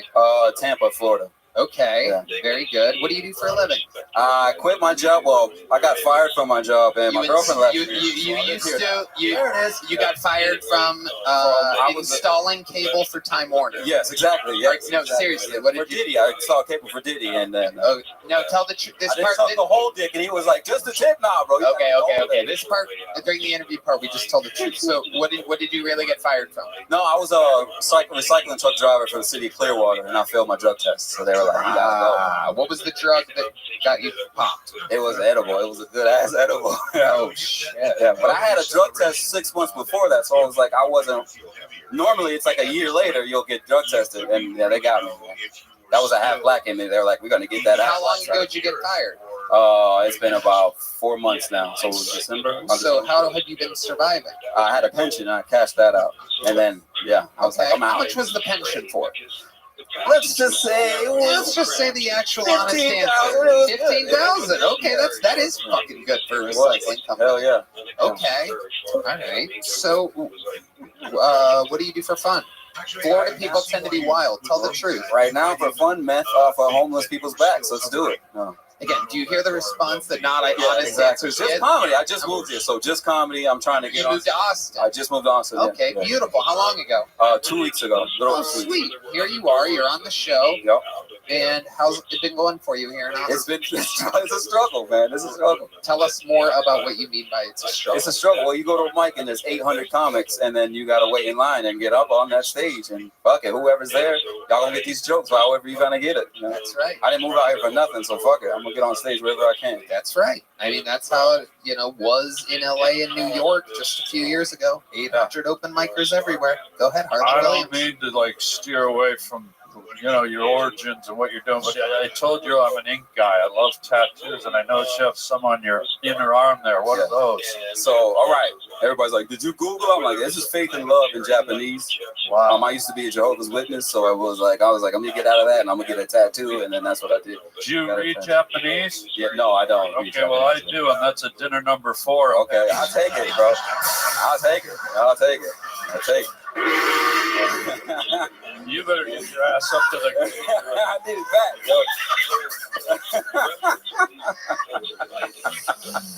What other tattoos do you have? Show I us have more. both my grandmothers on my arms here. Oh, wow. My dad's mother and my mom's mother on both sides. Are they alive or dead? They're both dead. They both passed away. Oh, Here we go again. Here we go. Tom, you take this one. Sorry. Oh, shit, bro. Shit. I prefer not to. I feel like not even the face is going to save this one. Well, the good news is we're tracking down where your grandmothers are buried, and we're going to jizz on their graves. Hell yeah. Hell yeah. They would love it. They would love it. They would love it. You would resurrect them. Gordon, do you have any special skills or talents other than stand-up comedy? You good at I anything? used to sing a little bit. My dad's band. I used to sing a little bit. What kind of band were you in? My dad did Motown shit, so I was like a backup singer with him. Okay. Brother, yeah. All right. What was the name of the band? It was JWs. We were Jehovah's Witnesses, so yeah. Whoa, really? Yeah. The name of the band was the JWs? We did the dances and everything, man. What was one of the songs that you used to do back then? We would do like Temptations. Hallelujah. Yeah. Yeah. After we got fucked. Yeah, exactly. Yeah. Okay. But what was one of the songs the JWs used to do? We did like Motown stuff, Temptations, you know what I mean? Like what? Like what? Do any originals? Oh, no, they didn't. No, they just did covers. Like what? Can you name one cover? One cover we did, Celebration. Celebration. Yeah, Temptations. Yeah. Okay. You guys know that one? Yeah. 1, 2. Oh, you're gonna want me? I mean, that's 2, what 3, 4. Okay, we're gonna celebrate good times tonight. All right, come on, white people, let's get the claps on. Come on, come on. Yeah, here we go. You better fucking try. You better do it. There's a party going on right here. A celebration. All right, no. Stop. Okay. I can see why you were one of the backup singers. This is horrendous. Oh my god, now I see why you're getting cougar pussy out there. I gotta get what I can get. Wow. Are we gonna cut the cake soon? Gordon, fun times, my friend. Congratulations. You're going to leave here with a little joke book. Gordon Dixon. There he goes, everybody. All right, we're going to keep it moving along. Woo-hoo! Make some noise. Another one-named comedian. Make some noise for Sunshine, everybody. Here comes Sunshine to the stage. Uh-oh. Fuck yeah, who better to spin your eclipse with than Sunshine? Because God knows you didn't fucking see it when the clouds were out there, am I right? Fuckers, god damn it. I don't know, I don't, hey, calm down, fellas. I know I'm a tall drink of hot dog water, but take it easy, okay? I know, just keep it in your pants, alright, for fuck's sake. I can't hang out too long, though. I do need to get back and go to the tilt-a-whirl that I'm operating. I hate how much you love these jokes. I do. I hate it. But, you know, I do. I gotta go, because those kids are getting sick. They've been on there for a long fucking time. Somebody's gotta hit the red button, for fuck's sake. God love them. And I know you're thinking, does she really dress like a toddler every day of the week? Yeah, no, it's not just for the eclipse. It's fun. I like to keep all the patterns, all the colors, I like to move a lot. Hot dance. We're keeping the AI guessing. We don't want the robots to find us. We're hiding from Putin. We're having a good time, people. Fuck yeah, dude. I like it. Yes. Oh, I am if a pinata was a person. Am I right? You just want to beat me up a little bit and see if I got some candy in me, right? I don't know if it's been... Yeah. All right. Sunshine, over here, Sunshine. Right. Relax. It's over, Sunshine. I am terrified. You're okay. Sunshine, you're okay. Just take a breath. God, unbelievable. Sunshine, can I call you melanoma? Please. If you don't, the doctors will, so thank you. You know, here's what I love, how life is cyclical. You know, when John Wayne Gacy passed away, who knew that his overalls would show up at a Goodwill and you would find them? Is incredible, Sunshine. I feel like I know everything about you, and I never talked with you before. This is incredible. So let's just jump right into God it. bless us both. Yes. I love it. Tell us what Black Lives Matter got rid of Aunt Jemima. This is what it turned into. It's true. It's just nice to meet the old lady from that guy's last set. Yeah. This is incredible. Sunshine, welcome to the show. Have you ever done stand-up before? Oh, yeah, I've been doing it about 6 months now. Okay, what made you want to start doing stand-up comedy? I've loved stand-up since I was like 9, 10. I was watching Insomniac, Dave Attell. Of course, yeah. But a great comedian. Yeah, fucking legend. I saw him here a couple of months ago. I don't know if any of you saw him. I'm sure you did, Tony. It's okay. Just keep going. It's cool. We're having a good time. We're plugging. How about that hot cross buns? Anyway, okay, let's go back to the question that I asked you here, Sunshine. Really focus. Over here. Look over here instead of the masses. What? I got turned on to your show maybe 6-9 months ago, and then also at the same time got really into Marvelous Mrs. Maisel. And so I was like, tits up, bitch, let's go. And so, like, we just got out there, you know what I'm saying? We're having a good time. Well, Ian likes it. He likes looks it. like He's you were. wet. It looks like you weren't able to convince your tits to actually go up. I know. They are small but mighty, Tony. They are small but mighty. There is indeed another eclipse happening here. It is a guard. How often do you get sick, Sunshine? You look like you get sick about every week. No. No, I'm being strong like a bull. Is that true? Oh, yeah. I can haul you up the stairs, no problem. I don't Let's think go, you baby. can. I'll strap you to my I'm back. positive like a you freak. cannot. Let's go. I'm positive you can't. What Let do you me do ask you this: you ever put Lego in your overalls and then do some diarrhea and make brown waffles? Fuck yeah. Who doesn't? I thought so. I love to make brown waffles in my Lego overalls. Yes. What do you do for a living, Sunshine? I clean houses. Okay. Take names. All right. You do that. Where do you do that at? Here, there, and everywhere. Wherever they'll let me in the door, really. Okay. Let me be more specific with the question. Where do you live, Sunshine? I live here in Austin. I live right here. How long have you lived in Austin? About 7-8 years now. 7 or 8 years. Where's your tent?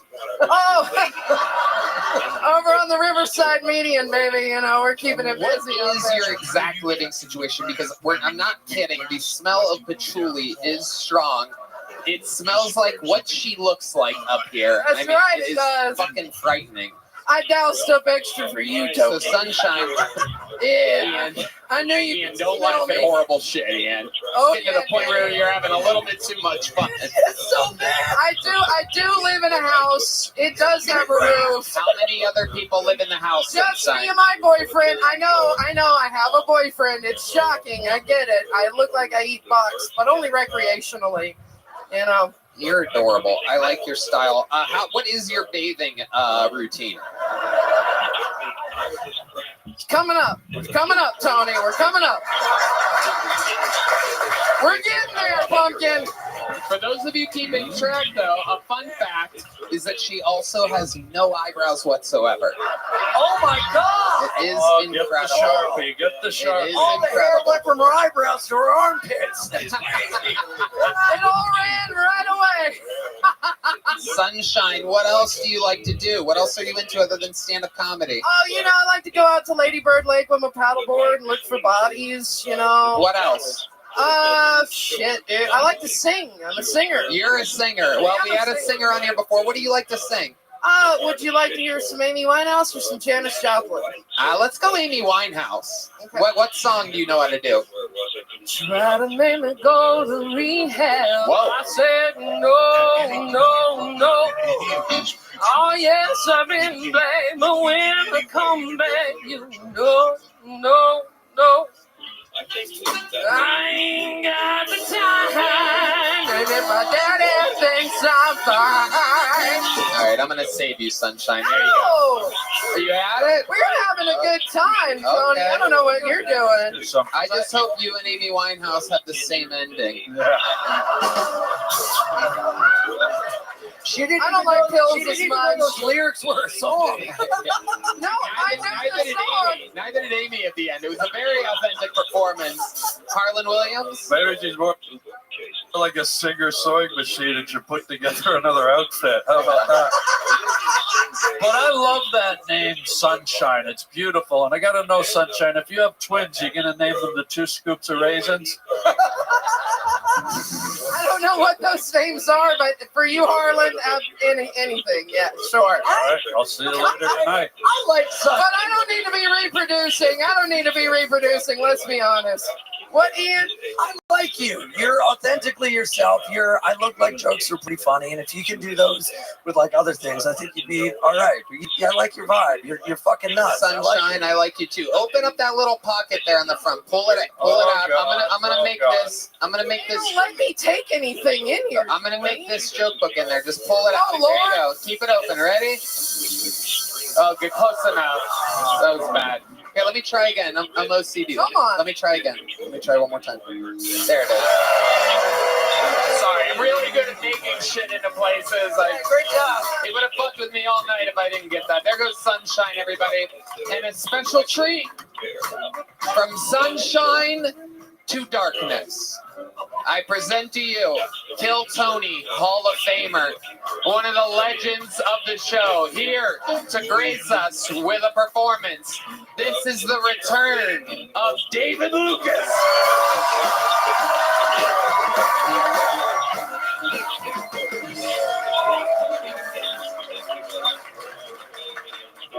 Yeah. I'm glad I can afford to fly first class now. Not because I want to be bougie, but the seats are bigger. I used to hate flying coach because every time I fly a coach, they would have to bring me a seatbelt extender. And when those stewardess bring those seatbelt extenders, they hold that motherfucker high in the air. They hold that motherfucker in the air like a WCW championship belt. It's like, where the hell is the big show? I'm like, hey, ho, put that motherfucker down. Huh?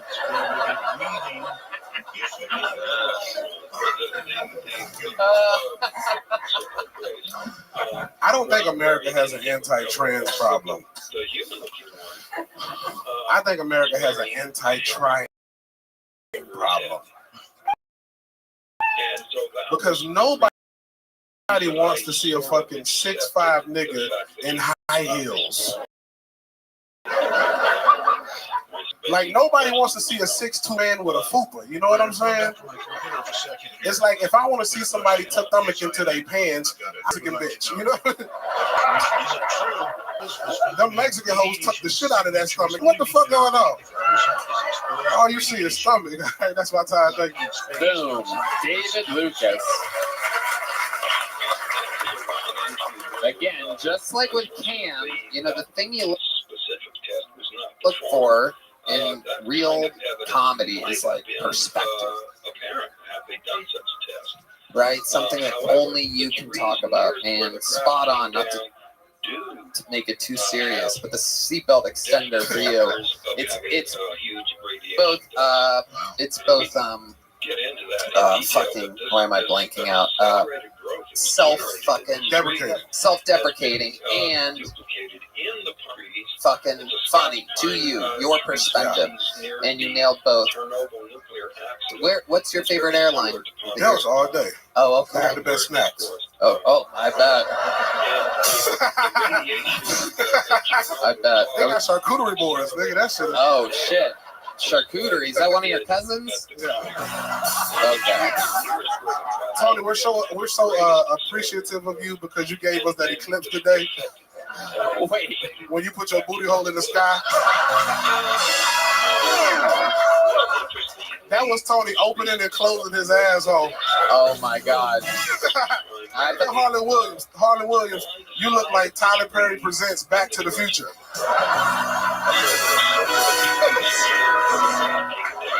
Marty, in exactly 60 seconds, this Cadillac is gonna go.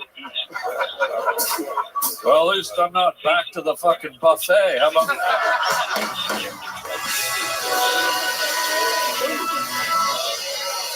The front runner for Guest of the Year 2024, flexing his DeVry Night School certificate.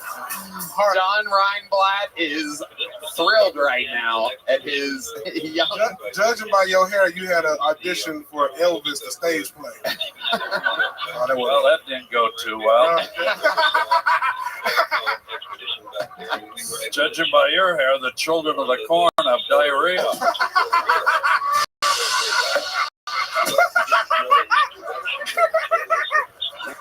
You roast just like it makes no sense, but it's funny as hell. Doesn't have to. Yeah. You can't punch at me. I have no chin. You sure don't. I had to choke your chest out.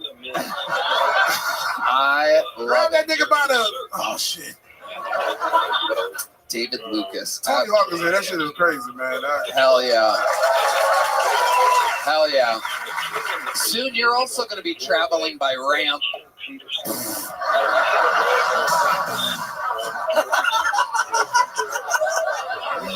when they take your feet from the diabetes.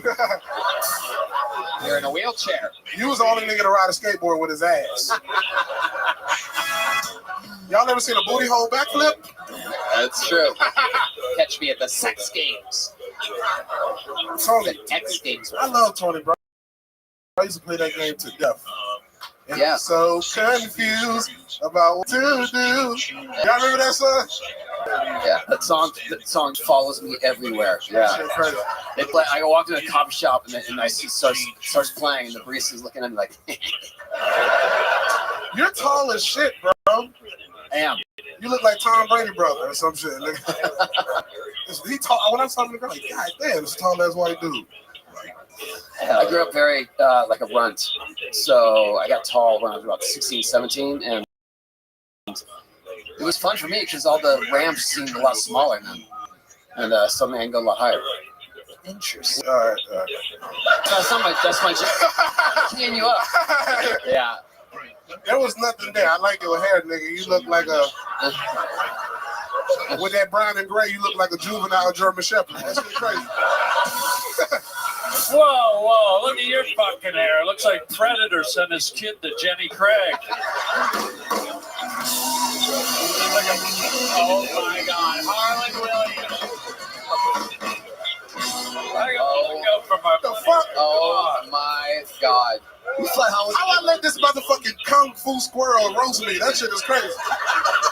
You look like a squirrel with a lot of knowledge. If you start collecting acorns in June. Oh my God. And I just ripped your nuts out with that last joke.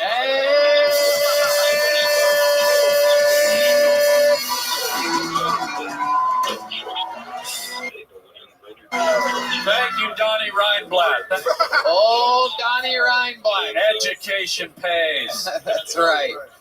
David Lucas. Have you ever skate? I know you can't do thin ice, but you ever get on a skateboard before? Get your sensitive ass out of here, nigga. What the fuck? David's the only guy that tries to ride on a charcuterie board. You can sniff cheese and tell how old it is. With my butthole. I forgot to put the booty in there. That's the only way to make it gay. Oh my God. What else is going on, You dress like you just bought $1 million dildo, nigga. That's just crazy as a motherfucker. This dildo was made out of melted down rubber bands.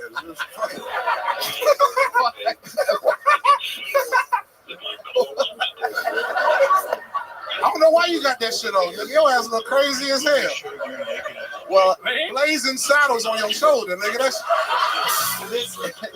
This is ostrich. Not all of us are. You got motherfucking camel skin that committed suicide. That nigga drank water for like 60 days. Oh my. Marlon, give me another one, bro. I got it. I want you to roast me again. I want that fucking 65-year-old roast. What about Harlan Chick is nutsack? That shit crazy. Yo, doctor, get prostate exam on your neck, nigga. That right there.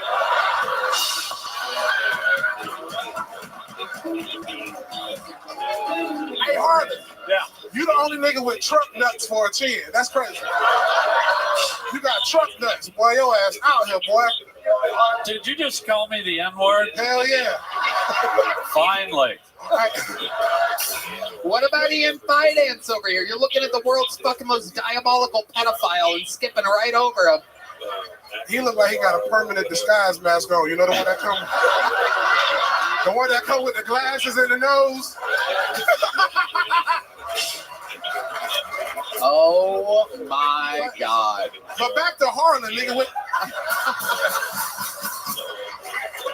With that motherfucking neck, nigga, you look like a protected turkey, nigga. Your ass. That's the turkey they bring out to the White House. Ain't nobody killing that motherfucker. Let me hear you say gobble gobble one time, nigga. This guy goes to IHOP and looks for girls with one fucking leg. If I get roasted by another joke from the time when niggas had to go through the back of restaurants. Oh my God. They used to roast my granddaddy with them same jokes, nigga. Oh. There's that N-wording. David. Just write it. Just write it. David Lucas, you are a force of nature. How can you not be wearing girls' jeans? absolutely. Harlan, stand up. Let us see your jeans, nigga. Uh-oh. That's the real deal right there.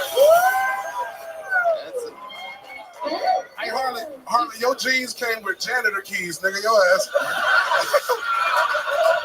You can hear that nigga walking through the hallway from a mile away. Harlan can open up any door in Austin, bitch. That shit crazy. What a battle. Look how that nigga look, boy. You out here looking like a motherfucking Mississippi preacher that get bit by a rattlesnake, nigga. You know them preachers that let the snakes bite him and be like, God is gonna keep me alive. That's that nigga right there, boy. Dude, you look like in living color after the crayons are left out in the sun. How about that? This is amazing. What a showdown. DeVry versus Deep Fry.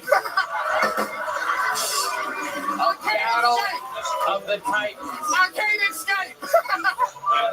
This is comedy at its Getting finest. roasted by a gay and a geriatric, nigga. Hey, Harlan, you don't know it, but they hid your medicine in that liquor you drinking. This is the only city in the country where the fucking eclipse lasted 3 hours until he finally sat the fuck.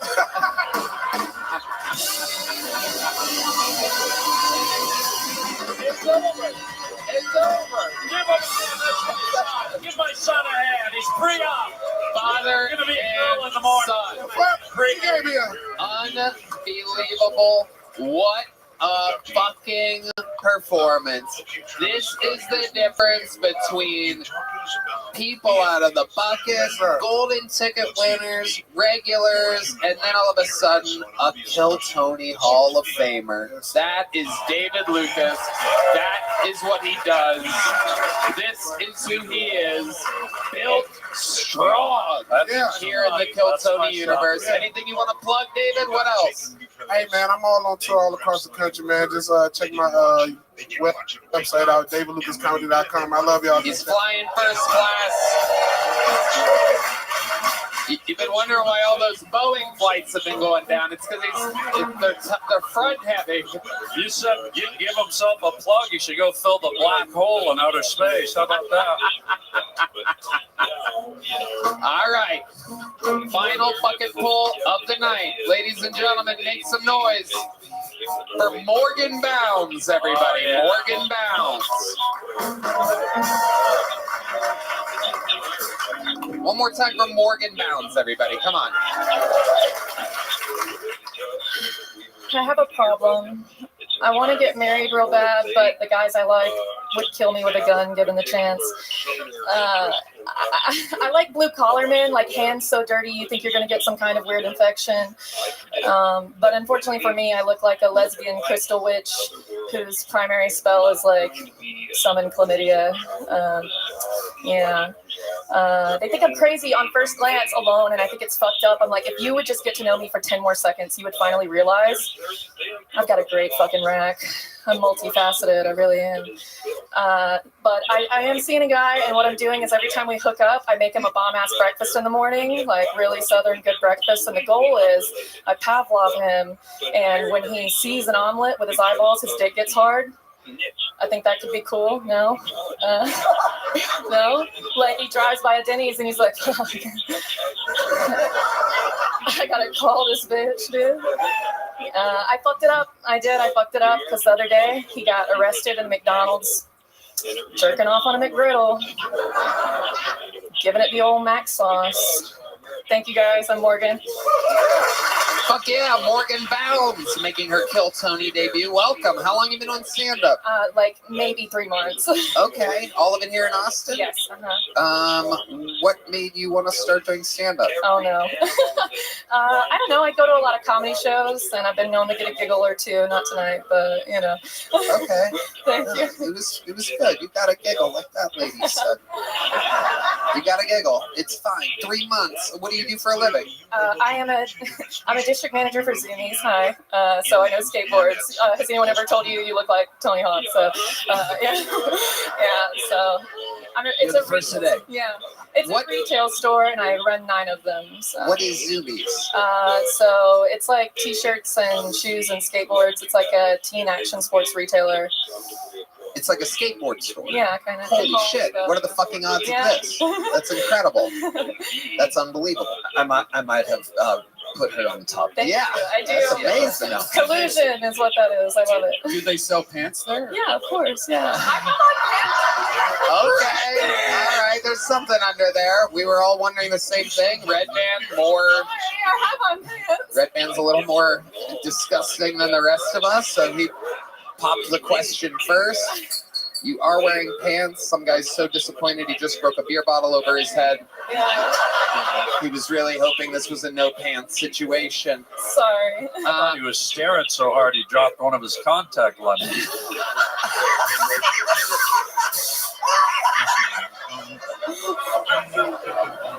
Somebody went to the fry.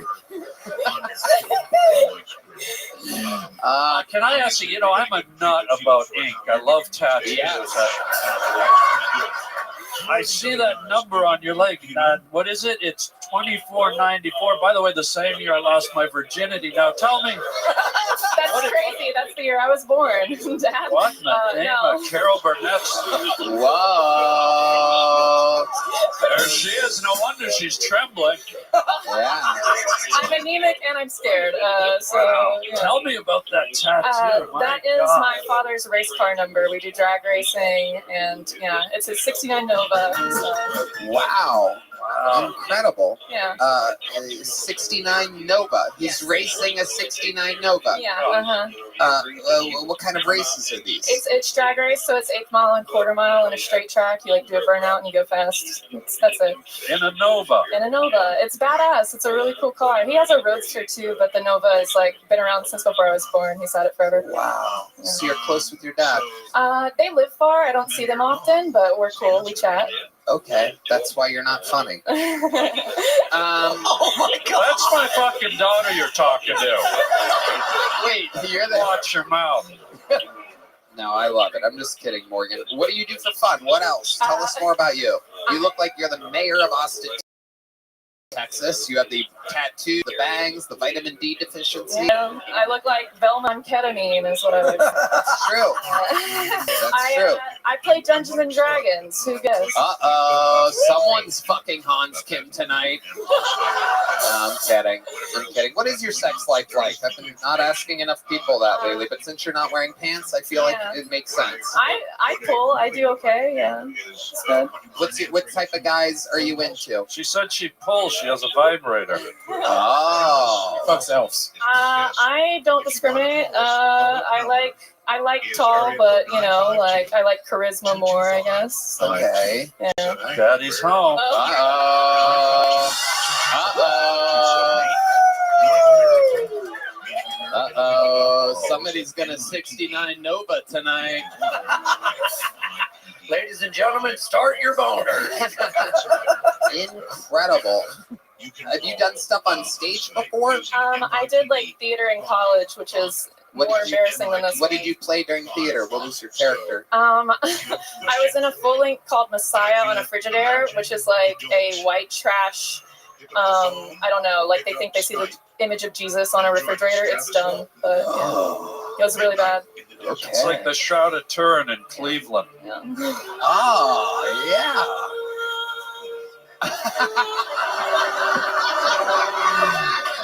I love it. What else do you do for fun before we get you out of here, Morgan Bounds? I don't know. I play video games. I do exactly what I look like I do. Yeah.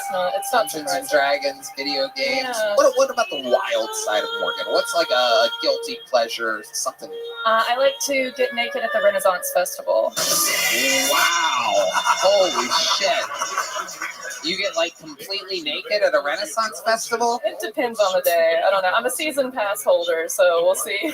Oh my goodness. Tell us more about what brings you to what do you love about the Renaissance Festival? The nighttime is really cool. It gets camping, and there's all these clans that do different things. You're not supposed to tell about it, but... Red Band's Googling tickets to Renaissance Festival right now. Yeah. Texas one. Yeah, Texas Renaissance Festival. Heck yeah. He's hard as a rock because he found out they serve turkey legs there. Longest set you've ever done? You're 3 months in. I've done a 15, but... I'd love to have you do 5 minutes at the Secret Show. Whoa! Oh, you fucking pig. You fucking disgusting pig. You are the worst. Is he lying to me? You're the worst. Okay, that'd be great. There you go, Thursday night. You just got booked at a real show. And I'll tell you what, I'll give you a big joke, but just because I was busy during your set and I don't know what happened. Terrible. You catch like you have anemia. There she goes. Morgan Bounce, everybody. And with that, ladies and gentlemen, I present to you our final performer of the night. Indeed, ladies and gentlemen, Kill Tony Hall of Famer. The man who has the record for all-time appearances on the show, all-time interviews. The reigning, defending GOAT of Kill Tony. He is indeed the Vanilla Gorilla. The Philly philanthropist, the Memphis Strangler, the Big Red Machine. This is indeed your very own and our very own, the one and only William Montgomery.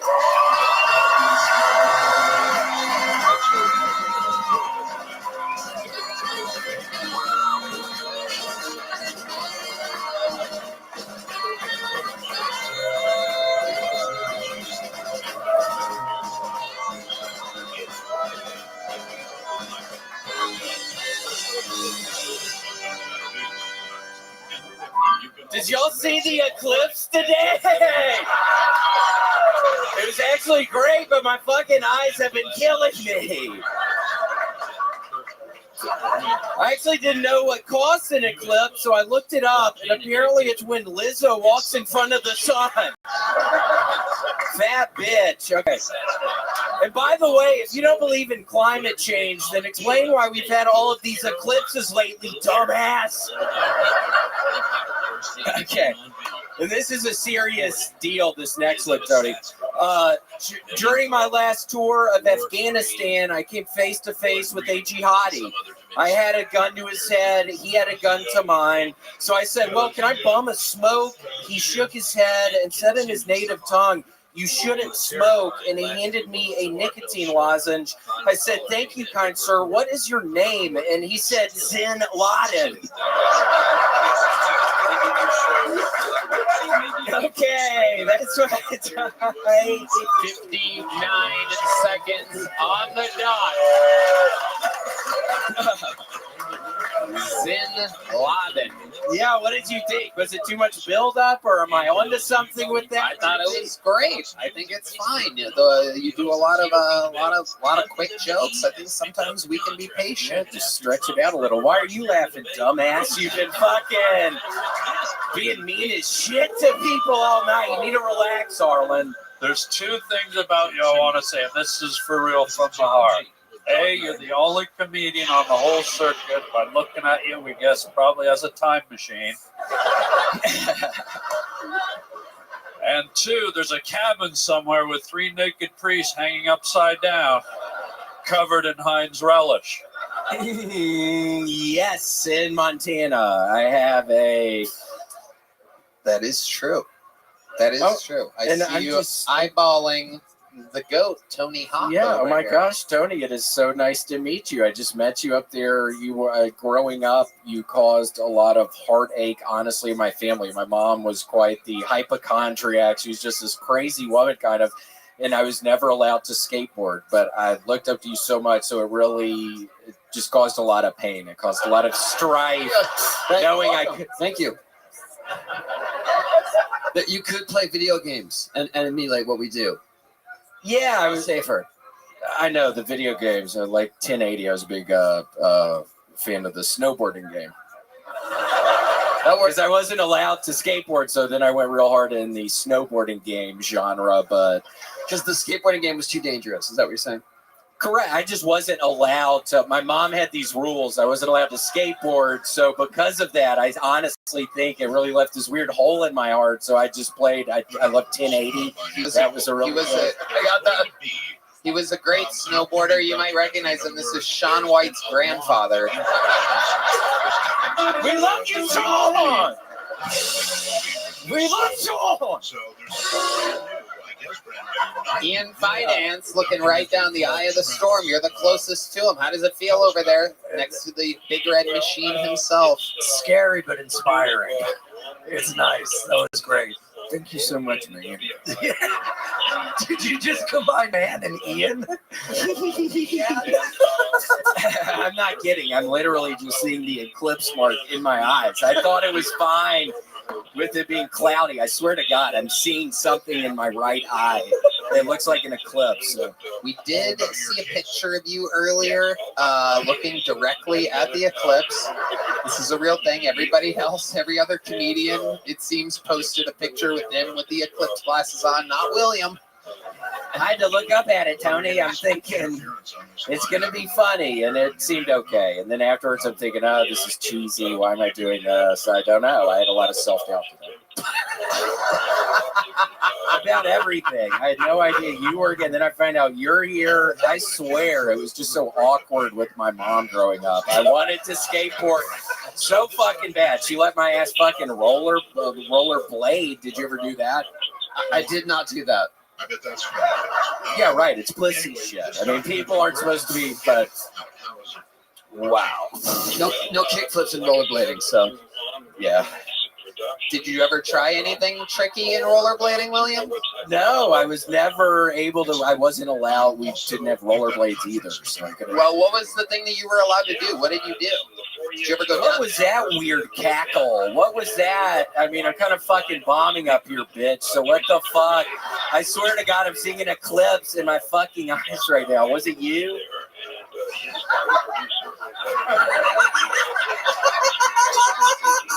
Did you ever do anything as a kid? I've never really asked you this. Like, what were you in? Lincoln Logs. I was a Lincoln Logs kid. Wow. Yeah. Yeah, well, the Indian guy likes the Lincoln Logs a lot. But yeah, did you ever win any awards of any kind growing up? The Daniel Shores Award. I was a big swimmer. Daniel Shores sadly died. He was in the back of a Volvo and a truck slammed into the back of it. So they had a prize for him at where I swam. And you won his award? I won the Daniel Shores Award. My name's on a fucking plaque somewhere in Memphis. So. Well, you know who else has won some awards as of late, including 3 last night at the Country Music Awards, is one of the greatest performers of our time and a huge member of the Kill Tony universe and fandom. And why don't you stay up here, William, as I introduce one of the greatest Kill Tony fans existing in the world. Ladies and gentlemen, make some noise for Jelly Roll. Any government agency. Now, it was widely suspected for a long time that our chief debunker for many years, Philip Plass, was acting as some kind of a covert disseminationist on behalf of some government agency. And he harassed the heck out of Mike Rogers, and he discredited it. And this bribe offer is well documented. It was carried by local deputy James Click. And you, Art, challenged Philip Plass to take a polygraph test on the air. I did. Yes. And you got quite a bit of backlash over that. Well, you have been vindicated. Through the Freedom of Information Act, after Plass passed away, his FBI file revealed some very interesting stuff that I wish you had been able to get Philip Plass to take a polygraph test, because I think he would have flunked it in regards to his covert disinformation role. Well, I don't think anybody in the audience is surprised that that kind of thing is going on. All right, let's see who we've got. Richard, somewhere out in the world, you're on with Travis. Hi. Good morning, Richard. It's Richard from Northern Ireland. Northern Ireland, okay. Yeah. And Rich, as always, and big shout out to Belga. And I have a question for Travis. Okay. You know what the internet's like, Travis? And there was a suggestion a few years ago that perhaps what you stumbled upon was some great government project. And in fact, the whole alien thing was a result of hallucinogens force fed to you. Is there any? They say my lifestyle is bad for my health. It's the only thing that seems to help. All of this drinking and smoking is hopeless. It feels like it's all that I need. And something inside of me's broken. Last night I won 3 motherfucking shit.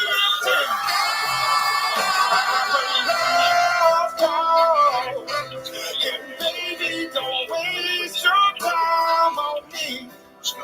I'm so damaged beyond repair. That's why I'm a fan of Kill Tony. I'm in love, oh baby, don't waste your time on me. I'm so damaged beyond repair. Baby, don't hit that damn cat on me. Oh my God! How about give this place different fucking Johnny?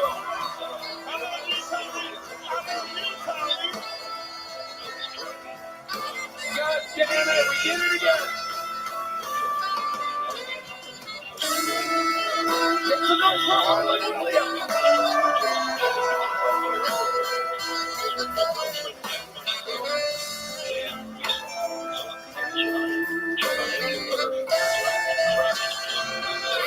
Make some noise for Tony Hawks!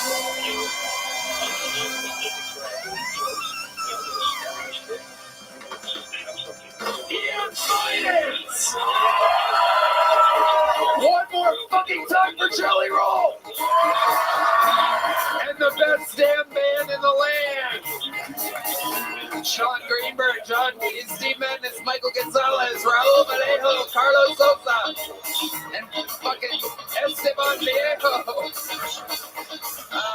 The drawing reminder email is in. Thank you to ZipRecruiter and Shopify. Unbelievable stuff happening. The stream for the forum is now on sale right now. So that's a 2-night event. The forum, the YouTube theater. You can catch it absolutely live, or you can wait weeks for it. It's up to you. No pressure.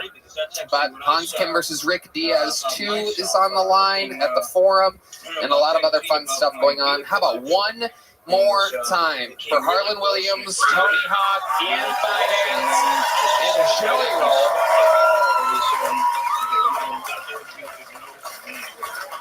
Special shout out to fan of the show and unbelievable artist, the great Dan Auerbach of the Black Keys up there watching.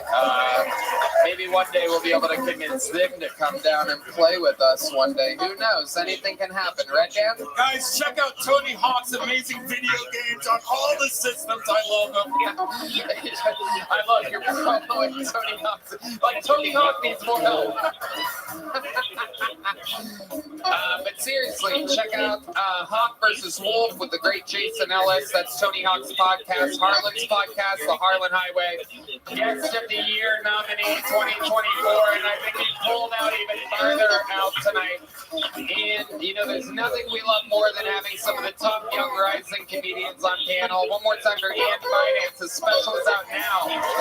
Wild, Happy, and Free, April 21st. It is out. The Me and Ian pod as well. We love you guys. You guys have fun tonight? Good night, everybody. Thank you.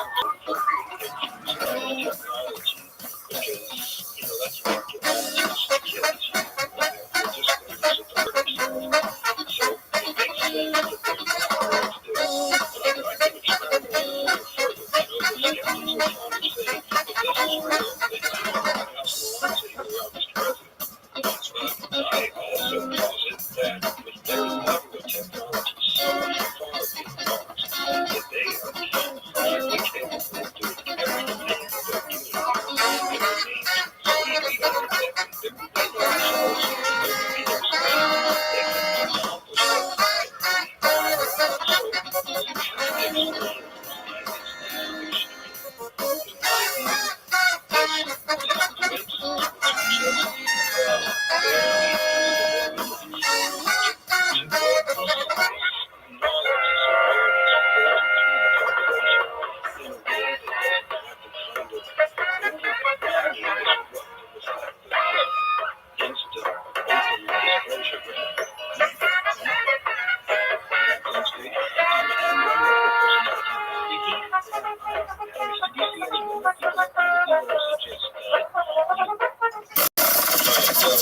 The Sunset Strip Comedy Club in Austin, Texas is now open.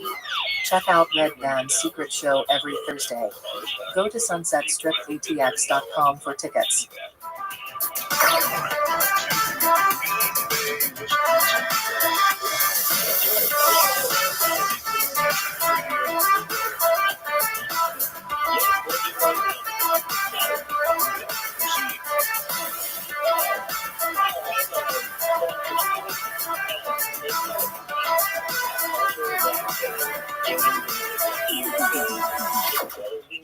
Is there any truth to that?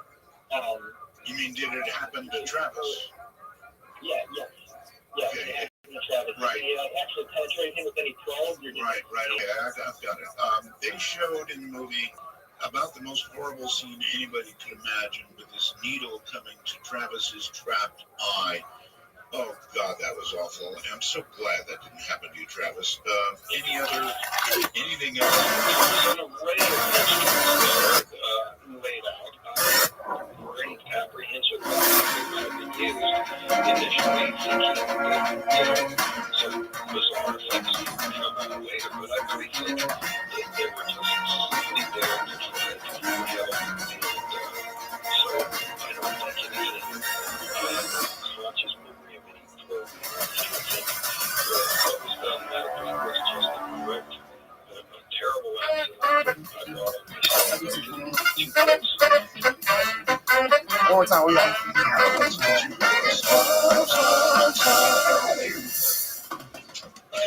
Travis, get closer to your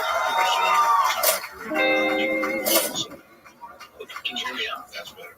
Okay, Martin Travis, great to talk to you both. Scott and Vancouver are listening to you on TuneIn Radio. This is one of the most fantastic stories, obviously, that I've ever heard.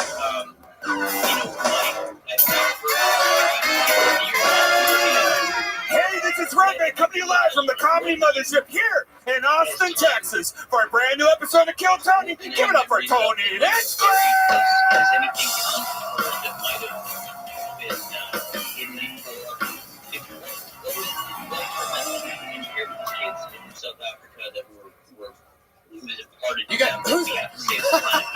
Who's ready for the best fucking night of their lives, huh? I'll listen up there. Yeah! Make some noise for Red Band, everybody! You did it. You're here. The #1 live podcast in the world, brought to you by Cook Unity, DraftKings, and Game Time. How about a hand for the best damn band in the land, huh? The great Carlos Sosa, Raul Vallejo, and Fernando Castillo on the horns. Not to be confused with Michael Gonzalez on the drum. The mortician Matt Mueling on the electric guitar. The great John Dees on the keys. And joining us on the bass tonight, make some noise for Nick Lewis, everybody. D Madness went to a different venue tonight. He didn't have anybody to help him. We're going to have a lot of fun here tonight. Before we get started, here's a little bit more from the amazing sponsors that made it all possible. You're a very lucky guy because there is so much cooperation worldwide. So many witnesses. It's true. You have it all. There are other abilities to tell stories. But without that kind of cooperation, many feelings about the whole abduction phenomenon people tell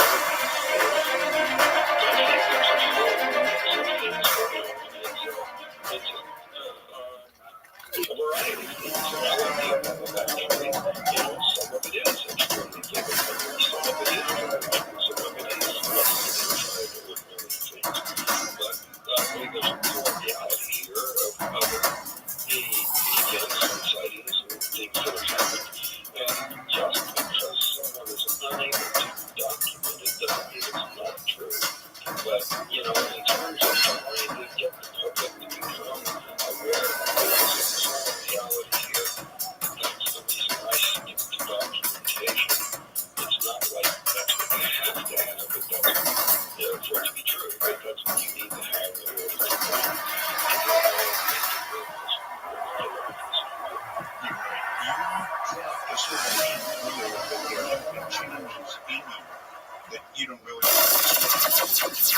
The Sunset Strip Comedy Club in Austin, Texas is now open.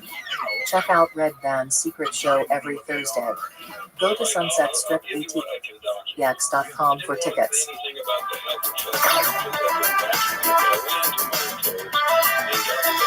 You guys ready to start tonight's show? Ladies and gentlemen, one of the funniest guests in the history of the show, his brand new special is out now. Rose Gold on YouTube. One of the funniest people we've ever had on. We're going to have so much fucking fun tonight. Make some noise for the great and powerful Daniel Van Kirk. Ladies and gentlemen, here we go. Daniel Van Kirk. One of the rising stars of the world. Works with the Sklar brothers. Roy Scoble. You got it. He's back. The ghost of Brody. Yes. Daniel, welcome back. Positive energy. Yes. Arms crossed. Kicked out. Welcome back, Daniel. We're gonna have a lot of fun tonight. You've been on this show before, pre-pandemic, way back in the day. Back in the day. And we're gonna have a lot of fun tonight. We've had a lot of these 3-person panels and a lot of chaos lately. I like it. We're getting back to our basics tonight. Who knows? There is one empty seat. Something crazy could happen possibly, but something crazy is going to happen anyway because we're here at Kill Tony. Daniel, you may remember over 200, used to be 100 last time you did it, but now over 200 human beings sign up for the opportunity, the chance to get on this show. If I still get to stab them? Yeah. Fuck yeah, dude. Yes. If I pull their name out, they get 60 seconds uninterrupted. You know their time is up and you hear the sound of a kitten.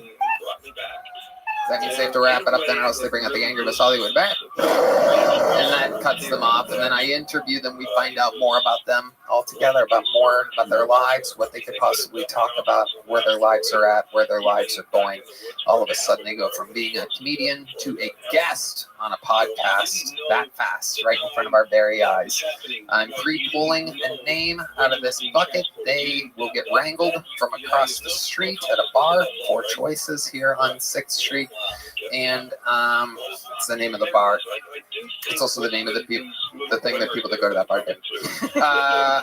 And while that person's getting wrangled, I'm going to bring up one of our esteemed regulars, one of the funniest young bucks in all of comedy, a polarizing figure, ladies and gentlemen. Very, very fun. He's in a tight space for what he is used to tonight. Ladies and gentlemen, make some noise for one of the top young rising stars in all of stand-up comedy. This is Kill Tony's very own Casey Rocket.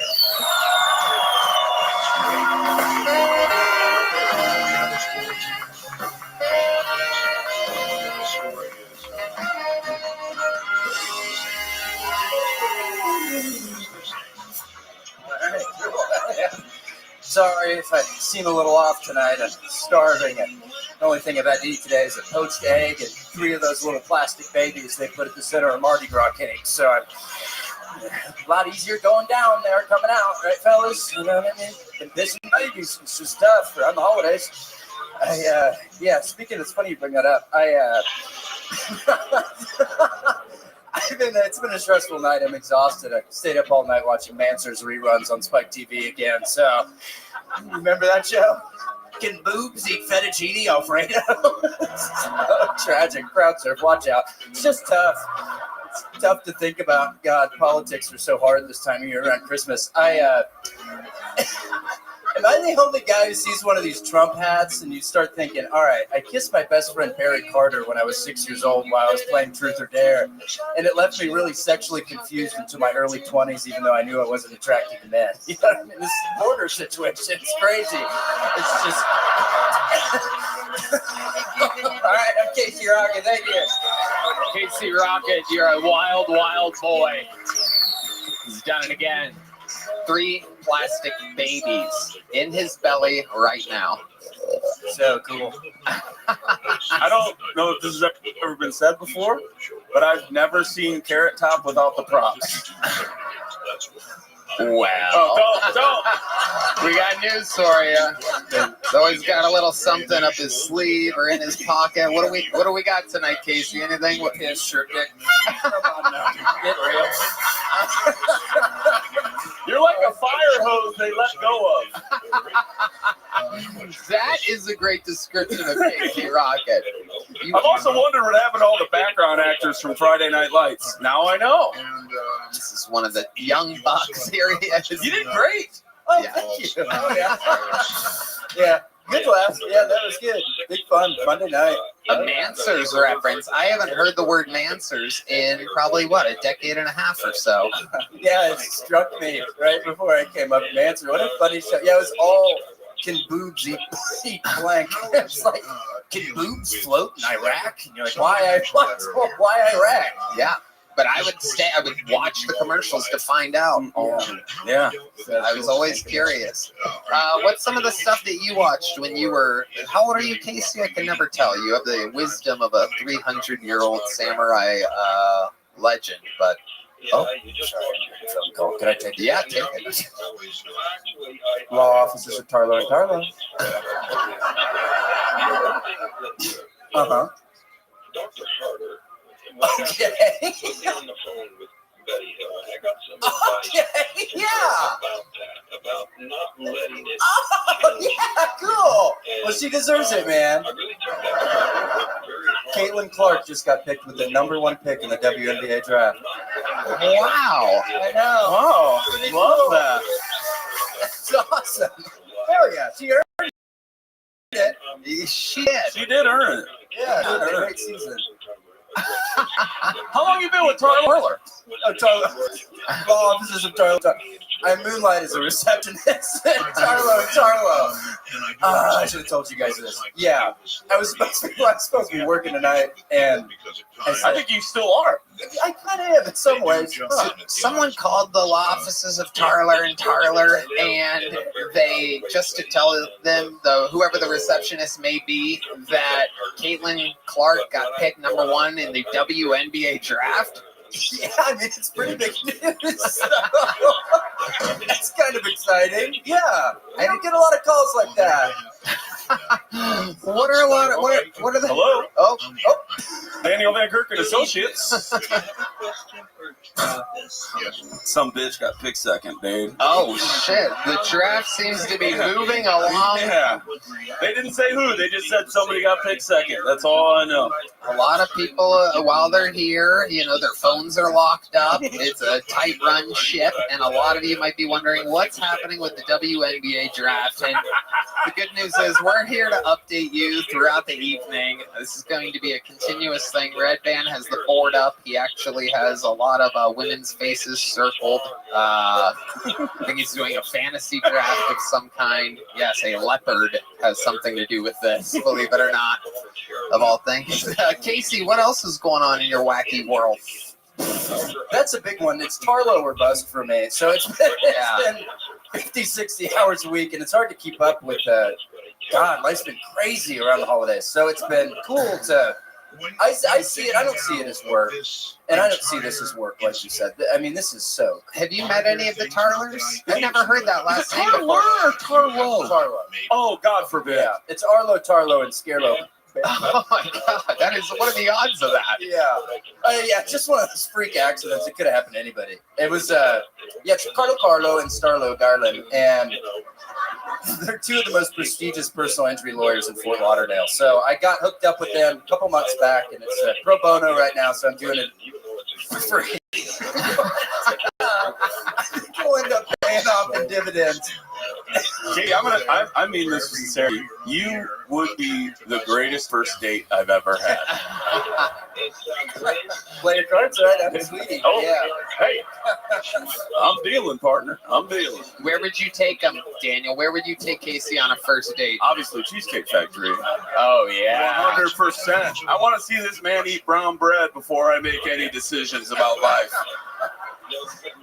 Oh, yeah. Yeah. Where would you want to go on our first date? Where would you want to go? Oh, that's Come on, we're just a couple of confused former 6-year-olds. Where would you want to go?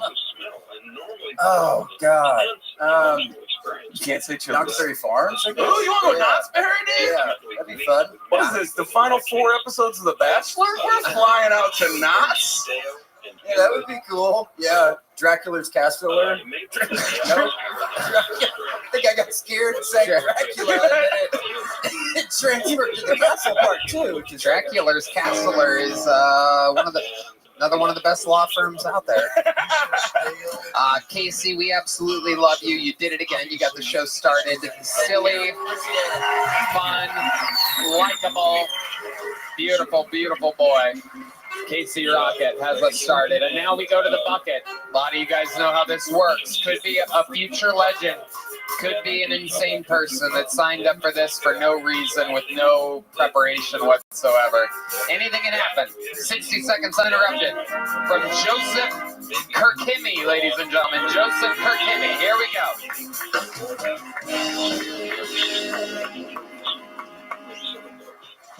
What's up, everyone? I'm half Middle Eastern, half white. Just thought I'd solve the mystery for everyone. I know it's a little bit confusing when I walk here, look a little bit ambiguous. I get Mexican Jew a lot, which I know in Texas is a scary combination. I actually do stage magic, so if you guys see a trick, okay, I'm gonna do it anyways. All right, Jewish, Hispanic. I mean, on stage is that tricks whatever, but at the bank, that trick it works. Like your loan's been denied, approved. My girl, me been together for a little bit. My favorite thing about her, she does OnlyFans. Yeah, it's cool because anyone can subscribe to their profile and pay them to do a custom video. Anyone can do that. And I don't have enough time to finish this joke, so I guess now you know my girlfriend is OnlyFans. That's it. Go ahead, finish it, Joseph. I was gonna say, so she came up to me a couple weeks back. She was like, "This guy subscribed to my profile. He paid me to make a video where I suck your dick and make you a sandwich." And he was really specific about the ingredients. Pretty weird. I mean, are you? It's like, that's wild, but I really want that roast beef sandwich on rye. That would be. All right, thanks everyone. Joseph Kirkimi. Okay. Hi, Joseph. How are you? I'm good. This just in, Jamiroquai Jenkins picked 3rd in the WNBA draft. Just a heads up before we get to our new friend Joseph. That's breaking news. Jamiroquai Jenkins, I do believe one of John's cousins, picked 3rd. So we'll be getting updates throughout the evening here in the WNBA draft.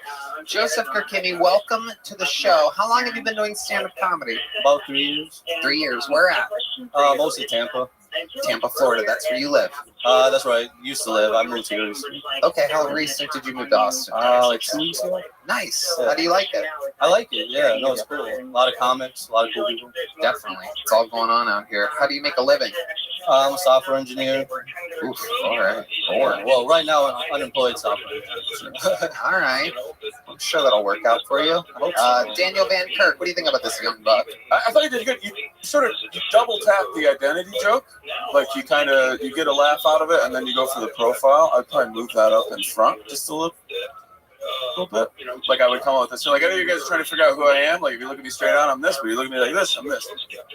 Like boom, like get to it right away. I agree. And then also, if you set up another plant and you're only fans, like 2 things I love with my girlfriend. She makes great sandwiches and does OnlyFans. And then you go later and you say what the person's requested. That's going to be the callback hit for the audience as to what the joke was. Because otherwise you have to like string back at that. Daniel Van Kirk making Joseph Kirkimi 400% funnier in 20 seconds. Absolutely. Only because I cared. Yeah, no, I appreciate it. And I don't know if you're going to stab me or give me a loan. No. Look at that. Loan stab. There's a loan. You never know. Loan stab. What a great steakhouse. You fucking gem. You fucking beautiful gem. So, Joseph, what's the other half Middle Eastern? Assyrian. Oh. In front, yeah. Oh, my God. Assyrian. Like the possum. Yeah. This guy kind of sneak it in. I might use that now. I mean, yeah. Yeah, Like, look, we're gonna write a whole different set for you. Yeah. Like after you do the profile joke, you're like, "Fuck you all, I'm John Turturro's kid." Like do that joke. Yeah. I'm Andy Sandberg after an airbag hits him in the face. Yeah. See that big loud laugh? I'm the guy that taught Patrick Swayze to move a penny. Go with that joke. Good reference. Great Anybody? Go watch Ghost. Great You fucking reference. heathens. Yeah, you're that guy. I get John Turturro a lot. Yeah. Yeah, for sure. Anyone with a big nose, I get. That's basically. Yeah, Gonzo. I've got that. Yeah. I love it. So what do you do for fun, Joseph? I like to, well, a lot of things. Video games, take ADHD medication, play video games. That's always fun. Okay. You're talking about Adderall? Yeah, that one's good. Yeah. Yeah, you stay awake and you play video games. Good time. Yeah. How many mills you up to? What are you rocking right now? Dude, if you're less than 40, you're a bitch. No. Yeah, dude. Yeah. I want you coasting all day, motherfucker. Make me eggs at noon and midnight, dude. Not fun till your heart starts palpitating. It's not fun till your heart starts palpitating. That's what I say about video games. Absolutely. Is the girlfriend real? Yeah, she's real. And she's really on OnlyFans? No, it's like half a truth. I did used to kind of date a girl who did OnlyFans. I didn't subscribe to her page, but I did offer to run it. Hell yeah. I thought it would be funny. Like, I'd be like, oh, there's comedic material in here. And that's the only joke I really got out of it. Besides that, it was really sad. It was pretty sad, actually. That was just... Like how you ran it or her performance? Both? Just all the above, I guess. Yeah. We can help her too. We're going to give her some punch up and make her OnlyFans a lot better. What did she specialize in on the OnlyFans? This girl that you used to put your little Assyrian dipstick into. I mean, I don't know if she had like a specific fetish. Just like you never asked her what she does on her OnlyFans. Well, no, I knew what she did. I ran the page for her. If I may, you are a horrible manager. You just took off her clothes. That was the fetish. I don't know. Get in there. Took off her clothes. Little feet stuff. I don't know. Ooh, feet stuff you don't know? But like, it wasn't like heavy foot stuff. You know, it was light foot stuff. Whatever that is. Talk slower. So she took her shoes off. She had little tiny feet. No, not like not that tiny. Just regular. They weren't like deformed, tiny, miniature feet. No. They were pretty average feet. I don't know. Okay. Red Band, did you What's her name on OnlyFans? That's on. There you go. Red Band. All right. Joseph, you are an interesting person. You are half Jewish, is that correct? No. Is that just a joke about your nose? Yeah, it's just on my nose, yeah. Okay. I'm a Syrian, so like Christ came along and we said we'd rather do that than, like we were Jews before. Right. Yeah. And then the Christians are like, we're going to fucking kill you. Yeah. They're like, we can eat pork, you know? I guess my ancestors were like, cool, let's do that. Fuck yeah. Are any of your parents still strict about the religion and everything? No, not really. I mean, like, they go to church every once in a while, but like the holidays and shit. So you do stand-up, you work in software, but you're unemployed. What about the wild side of Joseph Cook? Can you give me something crazy that you do when you're not Adderalled out playing video games? Jesus fucking Christ. Whoa. Go ahead. Wild side of Joseph. Wild side. I don't know if I...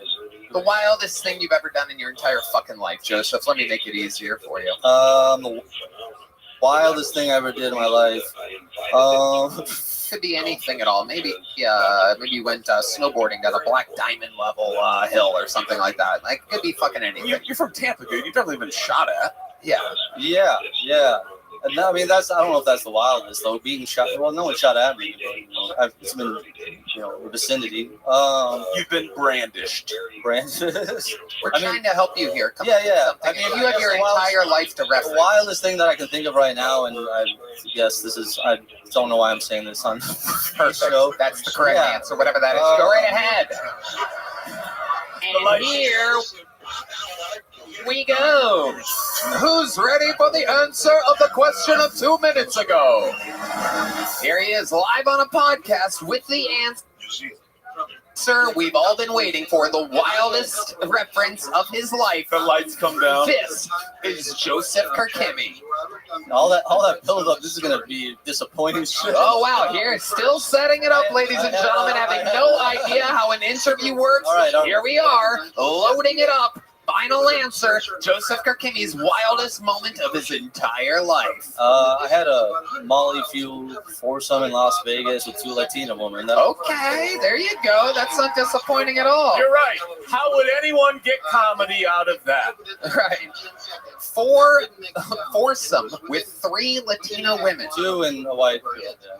2 and a white. Yeah. I don't know why I included their Latina. I felt like that was added to it. We just got word those 2 Latino women and the white were the last 3 picks in the WNBA draft.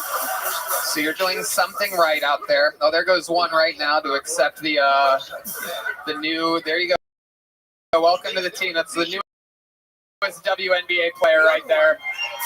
Just to put on a jersey. It's absolutely incredible. This is a star-studded audience.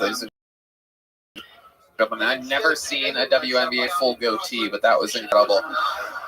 You never know what's going to happen here. So tell us about this foursome. I mean, you seem like you would be whelmed with one. Let's just jump right in. Vegas is great. Yeah, I don't know, Molly of a drug, I guess.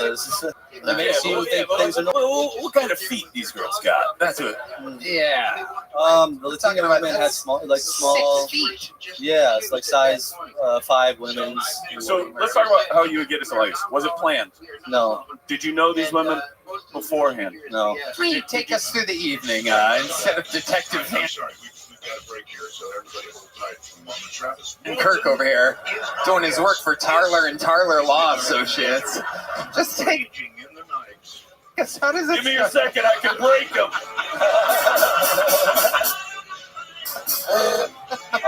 Let this poor Jewish, Latino man. Okay. Barton Fink. Yeah, I guess the evening was, we went to a EDM concert, like you do when you're on Molly. And then we ran it into the... Keep going. Oh, shit, that's for me. Okay. We ran... Welcome to show business. Joseph Kirk. Oh, shit, I'm on stage. What is this? You guys aren't going to like this answer, but I once did heroin and slept with 9 black men. I guess that's the wildest. Good luck talking about that. Okay, Joseph, what happens here? Let's just take the Molly out of the equation. You're blaming. I can already tell you're blaming everything on the Molly. Where did you meet the girls? What the fuck happened? Let's go. So we just met them we met one of the friends at the concert, and she wasn't a part of the foursome, but she introduced us to 2 other women. And then we said, let's go to a strip club, and we were there till like 6 a.m. And then, were you doing drugs there? A little bit, yeah. What were you on there? Just with a nose like that, I don't think you did it. Yeah. Of anything. Nose like that, I think you did it all. So yeah, like just knows things, and then okay, Joseph, I'm gonna let you off easy. Good job, buddy. You did it. You are the first bucket full tonight. There he goes, Joseph Kirkimi, brand new to Austin, Texas. 2 weeks as a Texan. Have fun, Joseph. There he goes. Hey, y'all. This podcast is sponsored by DraftKings Sportsbook. Look, the playoffs are heating up, which is why now is the perfect time to get on all the action with our partners at DraftKings Sportsbook. Right now, all new customers who bet just $5 on anything will get $150 in bonus bets instantly. So what are you waiting for? Download the DraftKings app now and sign up using our promo code TONY. The crown is yours, Red Band. That's right, Tony. New customers can bet just $5 on anything and receive $150 in bonus bets instantly. DraftKings has got something for the returning customers as well. Score a no-sweat NBA bet. If sports betting isn't yet available in your state, don't worry. You can still join in on all the fun with DraftKings Daily Fantasy and have a shot to win cash prizes. Download the DraftKings Sportsbook app now. New customers use our promo code KILLTONY and bet just $5 on any wager and get $150 in bonus bets instantly. That's promo code KILLTONY only at DraftKings Sportsbook. no necessity for that. I, you know, if an advantage. Hello. This podcast is sponsored by Game Time. You know, we love going to concerts and special events, and you know, I went and saw Drake at the arena here, and of course the great, powerful Roger Waters here in Austin, Texas. Game Time makes getting tickets for concerts and events faster and easier, even if you don't buy tickets right away. Prices on the Game Time app actually go down the closer it gets to show start time. With killer last-minute deals, all-in prices, views from your seat, and the lowest price guarantee, Game Time takes the guesswork out of buying concert tickets. Tony, I love the Game Time app and its unbelievable special features. Last-minute tickles, yeah. Last-minute tickets, flash deals, zone deals. They have easy-to-find tickets to every event in your area.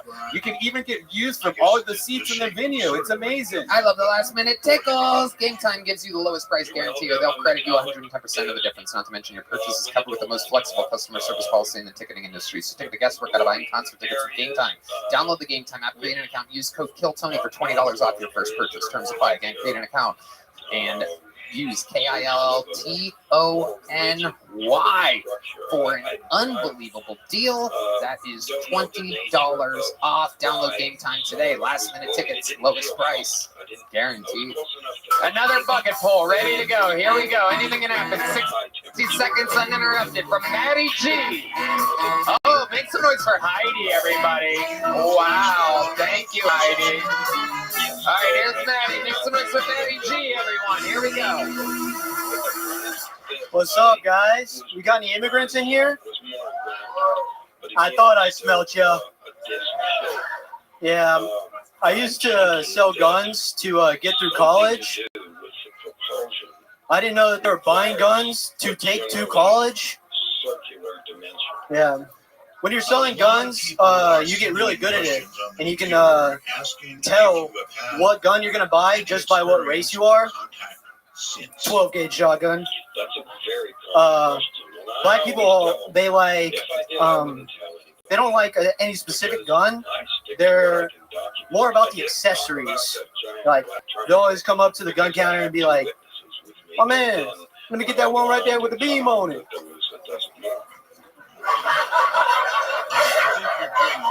And I always be like, "Yes, sir, right away, man. I got you." And then, and lay that out for everybody. Asian people, they wanted one specific gun. No matter how true it might the Glock 19. Thank you, guys. Wow. Look at that. Slow wave off after rugged racism. Incredible. Maddie G, opening up with an immigrant's joke. What ethnicity are you? I'm American, but Mexican. Sure. Yeah, you're Mexican. Yeah. Don't you think it's kind of weird, a Mexican guy coming out going, "Hey, I thought I smelled you"? Because that's like your people. The immigrants are you. Yeah. Okay. I can say that, yeah. Oh, yeah, I can say it too. Look at that. It's wild. Daniel can say it too, and he looks like fucking Hitler's right-hand man. I look like you know where I was on January 6th. Cheesecake Factory. The speaker's podium. Make way! Make way! That's me. I barely recognize you without your bullhorns on. Let him speak! Let him speak! Oh, Maddie, you were just on the show recently, right? Yes, sir. I remember because I found out that you sold guns during that interview portion. And so here we are again. Here you are. And you talked about immigrants, selling guns, black people, and then Asian people. Yeah. Yeah. Remind us, how long have you been doing stand-up comedy? I've only been doing it. It's like my 12th month. Like your 12th mic. So you've been doing it other places. 2 of those 12 spots are here? Yes, sir. Right. Okay. Why is your work ethic so terrible? What kind of Mexican are you? See, he can say it. Yeah, he can say it. I said it. I'm gonna be in big trouble. I'm trying to support my family. Do you have a family? Doing mics? Because you are horrible at supporting your family. Not on content, just on getting up. How big of a family do you have? Just me. There you go. A lot to support there. A lot to support. Maddie, what did we find out? What did we not find out about you after your last interview that you think would be interesting? You have had a few weeks to think about it. Yeah. Okay. I sleep in a hammock right now. Oh wow, that's fucking nuts. Yeah. I actually once accidentally did that before. I had a low budget and I bought a hammock. When I first moved to California, I was stoned out of my mind. And I'm like, I have $1,000 to spend on a bed. We went to a fucking like a Costco. There was a hammock for like $80. I'm like, that'll fucking work. I'm California living out here. I was on the floor that night. It turns out you can only last about an hour and a half max in a fucking hammock before you have the back of a 100-year-old man. So how many nights have you slept in a hammock, you creepazoid? Probably like a year and a half. A year and a half in a hammock. It's nice, I got the sleeping bag. It's not as cold at night anymore. So yeah. You have a sleeping bag that you get into inside of the hammock? Yeah. Wow, there is just layers of stupidity happening here. These are the people that get a good night's sleep before selling guns to whoever for one. So if you wake up in a ham inside a sleeping bag and realize there's a fire where you live, you're just letting it go, right? It's gonna get me eventually. I think. Yeah. I mean, no, it's gonna get you right away. Yeah. You're not getting out. Yeah, you're stuck in a net. Yeah. Well, can I ask? Sorry if we covered this. Indoors though? Yeah. Okay. Upstairs. Yeah. Wait, what? Upstairs. Yeah. Here? No, not. Yeah. No. What are you, the most generally speaking person in the world? Well, indoors, upstairs. It's an upstairs Okay, first of all, yeah. Upstairs, not the brag you think it is. All right. This is gonna be. No, I know. I just want clarity. Upstairs. Penthouse. Wow. Okay, so you're upstairs. Yeah. It's an above ground hammock. Yeah, I'm upstairs. Hammock is mounted to the wall? No, I got a hammock stand. Wow. That's, yeah. That actually is a pretty cool brag. Yeah. Again, I've been there. It's not.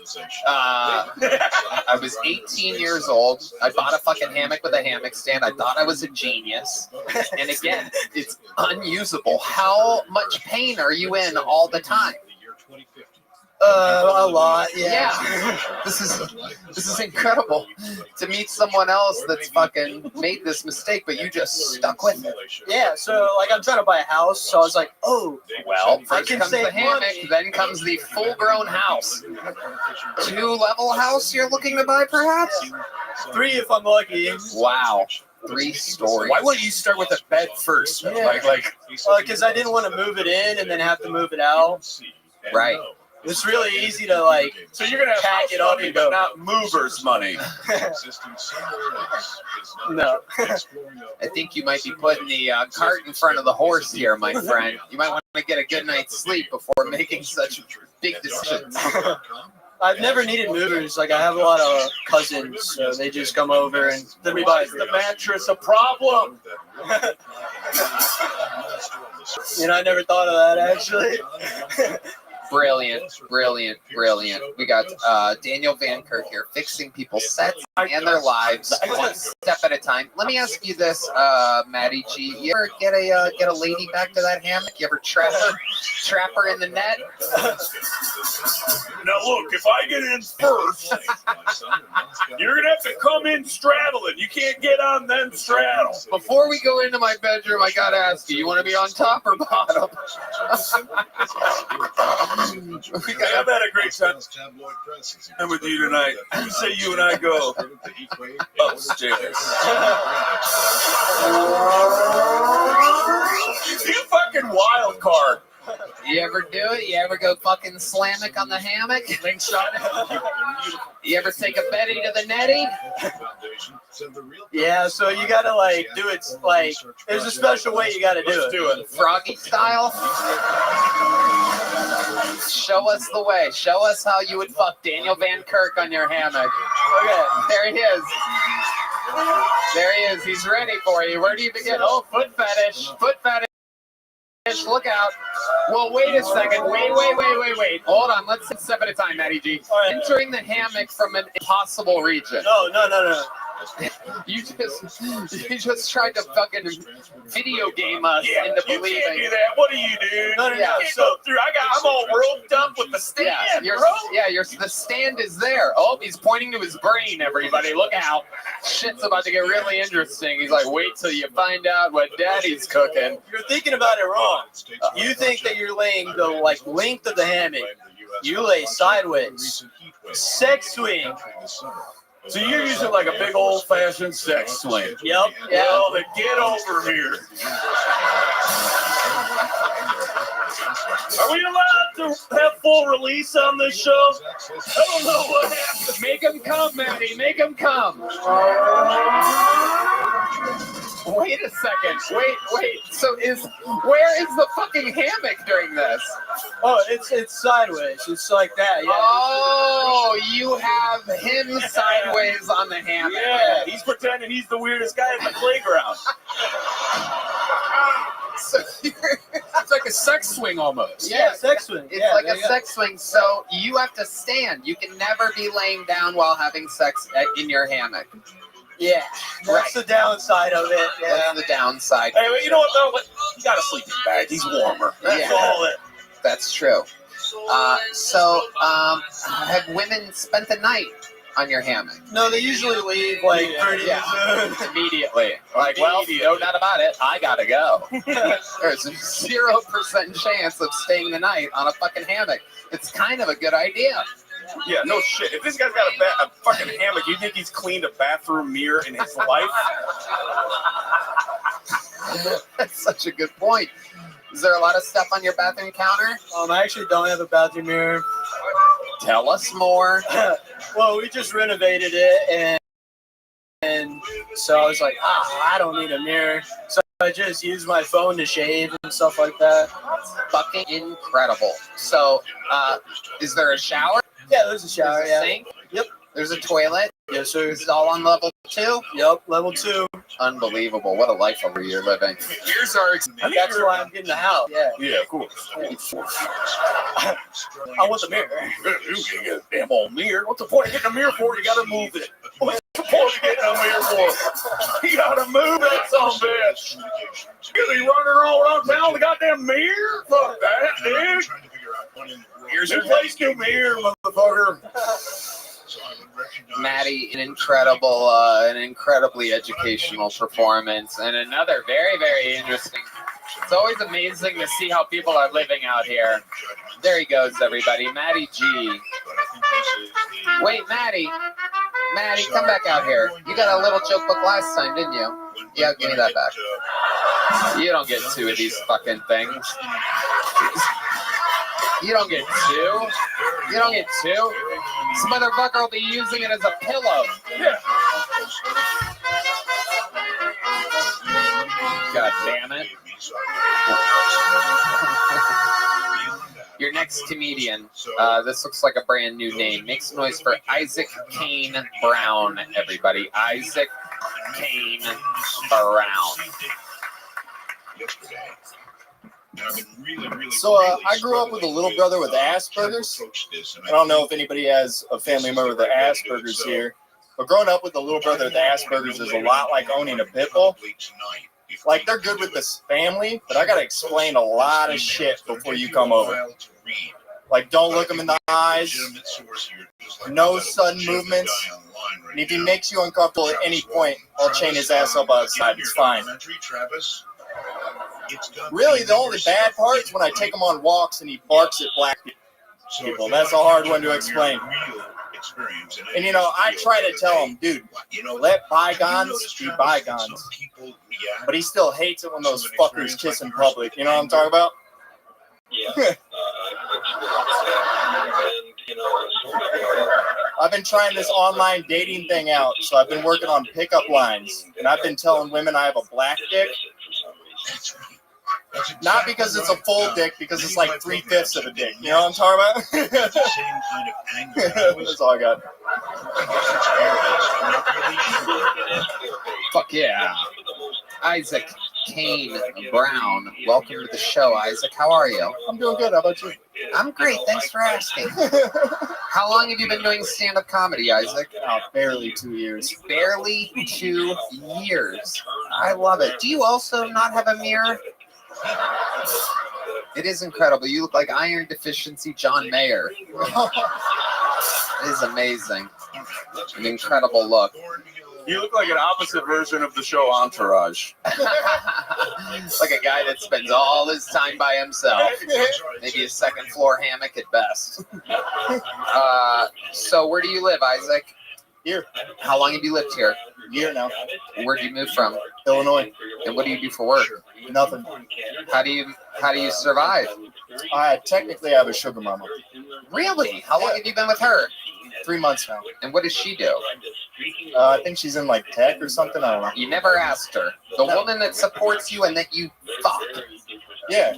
You never asked her what she does for work. Well, she's married. Oh, this is all very interesting. This interview just took a turn for the good. She's definitely married. Does she have a family? No. Well, no kids. Okay. Yeah. Perfect. And where did you meet this young buck? Bumble. Bumble. Yeah. And you went on a date, or did you go straight to your place? How did it start? Oh, I think somebody hit pause. Yeah.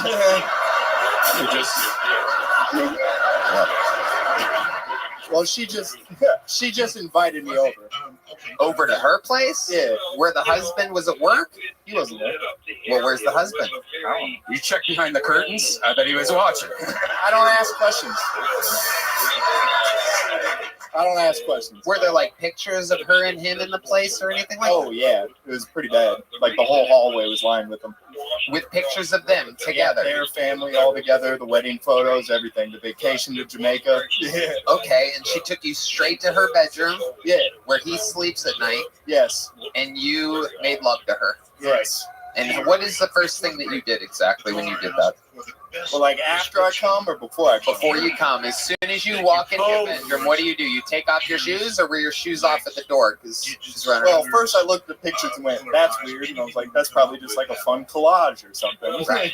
And then I fucked and I came and I was like, well, this is probably pretty bad and I shouldn't be doing this. And then she's like, you want some money? Yeah. Well, she just kind of sends the money over cash. Now, what's app. your rate? What are you getting? Great My rate? Great question. I appreciate that was funny. I'm genuinely curious. Wait, do you mean like overall how much money I've got or how much money I get each time? Each time. Yeah, I mean, this, we're not doing Real Rules Challenge where we've added up. This isn't Squid Game. We got a bank going. I want to know what you're getting like a week or a month. 200 to 300 a week. Just when I ask. You should ask more. Yeah. I do. $200 to $300. You're like, hey, hook me up. Can I? How does this? God, I'm so confused. Also, back to your stand-up really quick. I think it was racist, but it really confused me at the same time. So I don't know. Okay, so. But let's stick away from the stand-up. Let's stick with this No, I know, but I had to get that out because I didn't know if I was dumb or not. Has she ever offered to iron your T-shirts for you? No, not at all. No, you don't say. Yeah, we can tell. So, go fuck yourself. Wait, who are you talking to? You. You're telling me to go fuck myself because you have a wrinkly shirt? Wow, Isaac, you're going to be a wild success in this business with thick skin like yours. Go fuck yourself. Yo, fuck yourself. How dare you say my wrinkled shirt is wrinkled? Dude, you're killing it, Isaac. I love it. Let's find out more about you before you fuck this up even more. Do you have any special skills or talents or anything like that? You good at anything? No, not at all. No, not at all. No. What do you do for fun? Okay, tell us how you're a piece of shit. Well, I'm fucking married women. That's probably like. Other than that, we already know that about you. Anything else? Unemployed veteran. That's kind of. Oh, you're a veteran. Yeah. Okay, what branch were you in? Marine Corps. Okay, and did you serve overseas? I did. Okay, tell us about that. Anything interesting happened over there? What do you mean interesting? You're asking if I kill people or something? That would be interesting. Oof, man. Can I go back to the interrogator? Sure. Yeah. Go right ahead. Daniel Van Kirk. How long did you serve? 4 years. Okay. Where were you deployed? Iraq would be the most notable. Now, when Tony asked you what you did over there, your first thought was killing people. Does that mean It's the same question everybody asks every single time. they ask you that a lot? Yes, it should be. Why do you think people ask you that? I don't know. Movies and shit. Movies and shit. You like movies? No. There's a lot of anger. You had a lot of anger. I'm really in you. close. I'm really close. Okay. Do you think you'll keep seeing this woman that gives you $200 to $300 occasionally? For a little bit. Do you like her? No. I think what we all want to know is, you planning on killing her?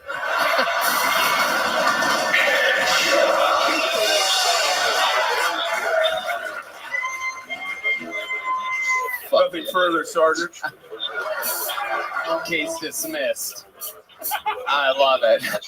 Isaac Kane Brown, congratulations. And you got pulled out of the bucket. Here's a little joke book. Isaac Kane Brown, ladies and gentlemen.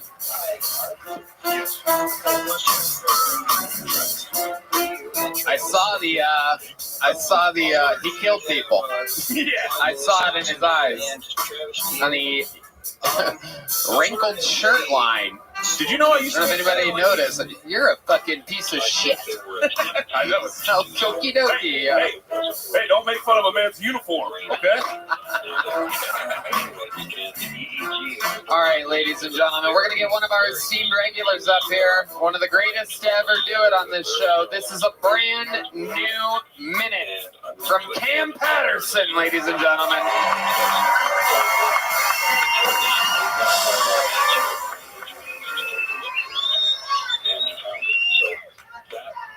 Shut up, bitch.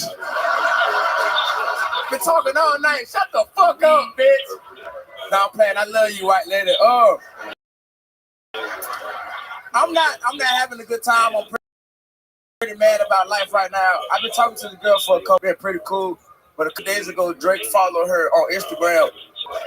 Yeah, you feel me, nigga. And I don't know what to do now, cause it's like I've lost the game. Like, bitch, Drake, you feel me?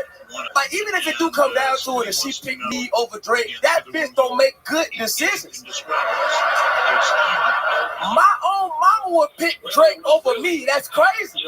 This my homeboy tried to tell me, like, you gotta understand something, bro. Like, you getting better in life, you getting bigger, more people know who you is. Now it's kind of like Drake is like the Avengers, but you like the Guardians of the Galaxy. Let me explain something to y'all. The Avengers have like real superheroes on their team, like the Hulk, like Thor, like Spider-Man. Them real superheroes, dog. The Guardians of the Galaxy has a raccoon, a fucking tree, and a regular guy with gumption. Nigga, that's crazy. That guy's so much. Wow. Absolutely incredible. Did it again. Cam Patterson. Very funny. Very funny. Unbelievable. Sleeps not on a hammock. No, hell no. Has a mirror. Hell yeah. Everything is lined up. Oh, wait a minute. Oh. This just in. Marquisha Davis just went number 11 in there. Marquisha Davis, congratulations. I do believe she's in the audience. She's right over there. Hey, real shit. That's a real name, nigga. She really just went number 11, dog. Marquisha? I swear to God. Well, wait. We're getting word Drake just followed her on Instagram. Oh, my goodness. And she got drafted twice. She got drafted twice. You know who's going to love this set? Drake. He watches every week. You know who we followed on Instagram? Kill Tony. And he messaged the account, and all that he said was, Casey Rocket equals, and he did a goat emoji. Come on, huh? A little fun fact. Drake watches every week with his entourage. Stop following my bitches, no. Oh my goodness gracious. Just when you thought Drake couldn't have beef with more young, talented black artists, Cam Patterson. Leave my hoes alone. You would think he has enough, but he just can't get enough. He's going for your hoes. Yeah, why my hoes, huh? He's going for your bitches. That's a compliment. Huh? That's a compliment. Janice, yes, it is. Janice just texted me and said Drake's following her also. Uh-oh. Look at that. Wow, Red Band's drunk. Breaking news, Red Band's drunk.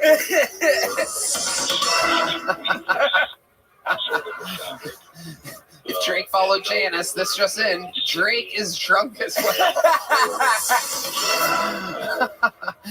I love it. So Cam, what else is going on in this beautiful world? Nothing, man. Just running around doing shows, trying to get better. Same shit. Daniel Van Kirk, is this your first time seeing the young buck Sam Catterson? Everybody loves Sam Catterson. Yeah, that was phenomenal. Appreciate it. Yeah, the energy coming out. I always say to people, you're already past this, but I always see people who are starting out, and you do this super well.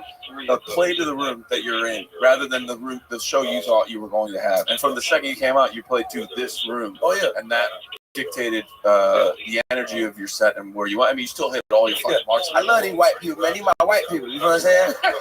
They are. Yeah. What about the blonde black lesbian there in the middle of the room? That my dog. He a good nigga. He a good dude. You know what I'm saying? All right. You a dude though, right? You a nigga? That's a dude. That's a dude. Why he look surprised? You just got word he got drafted to the actual NBA draft. Okay, I fucked up. He is beautiful. This dude has like some Prince energy. It really is. Yeah. It really is. Did you sign up by any chance? I mean, you have a minute? Did you sign up for the show? Do you have a minute prepared? From what I understand. We got it. Let him do it. Should we bring him up here? Come on up, buddy. Get his ass up here. Come on. Let's go. Oh, you were told not to by the. Look at this. Come on, get up here. Never meant to cause you any trouble. Never meant to cause you any pain. Only wanna see you in that purple rain. Oh, purple rain.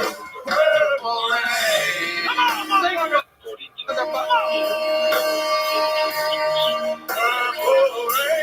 Purple rain. All right. You're informed me that we might get YouTube copyright strikes because it sounds like Purple Rain. Hello, my friend. Welcome to the show. How about a hand for this guy, Fearless?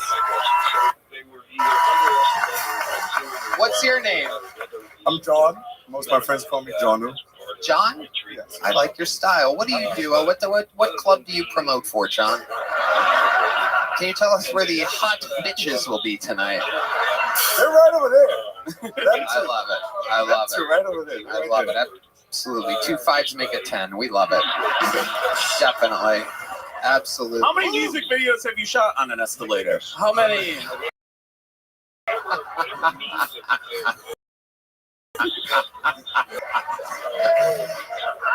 You're so intimidating. All right, no. Let's make this more interesting. Yeah. I'm not American, so. Where are you from?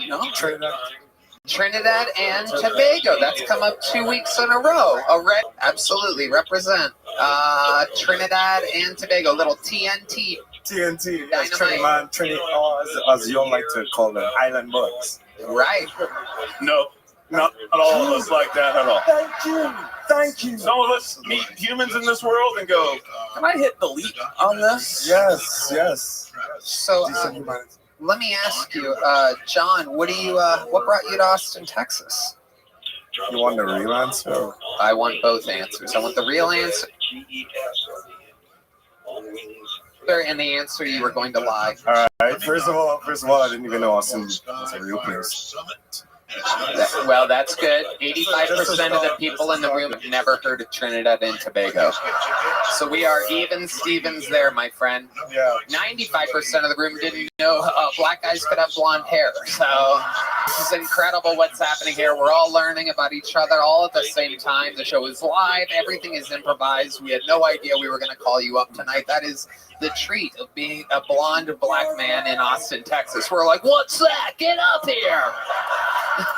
What the fuck? Come on, buddy. We want to learn more about you. He just looks like his life is filled with women saying, you promise you're going to call?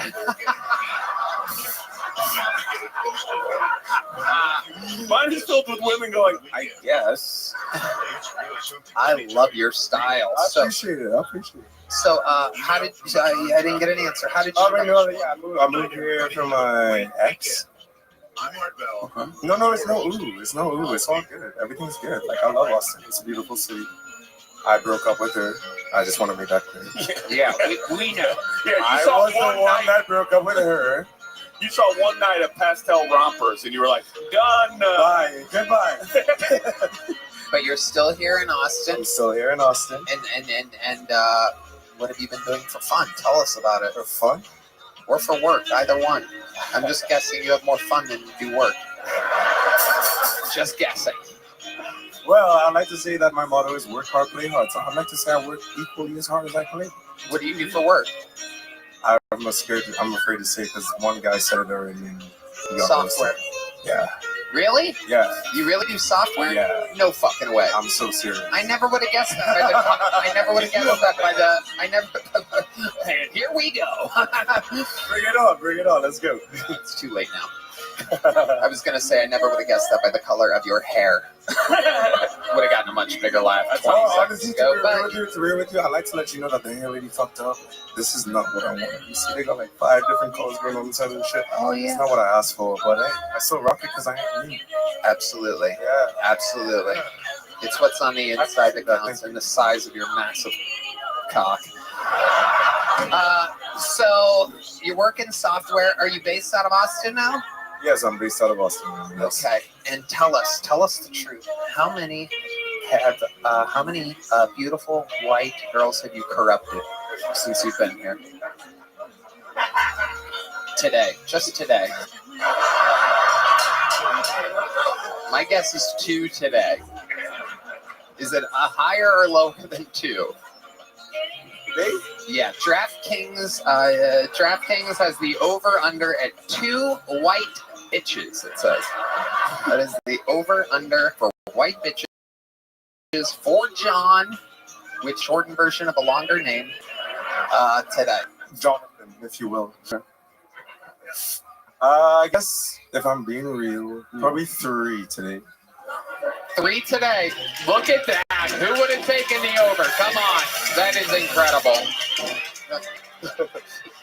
Red Band's trying to shoehorn the Harlem Globetrotters theme song into that.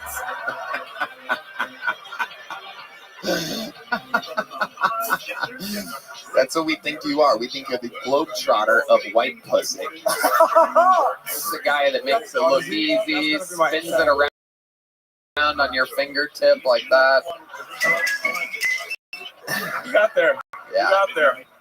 That's gonna be my Insta handle now.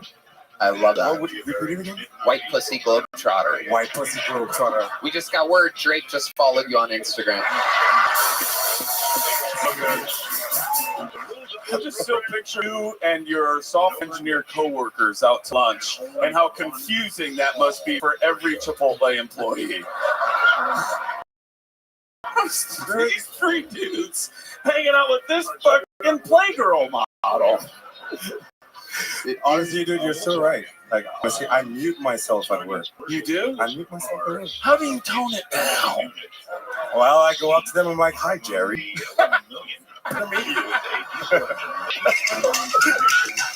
And Jerry's like, "Can I suck your fucking dog?" Jerry, this is Jerry. How's it going, John? How's it going? I have a wife, but I'll do things. Oh, son. Come here, John. Let's hang more. Oh, fuck. Punch lower and we're in business. John, you want to come back to my 2nd floor hammock? I'd just like to say, bro, if you're living in a hammock for over a year and a half, you need to do better. Just here. I have no idea what you just said. Crap. This is one of the best prayers I've ever heard in my life.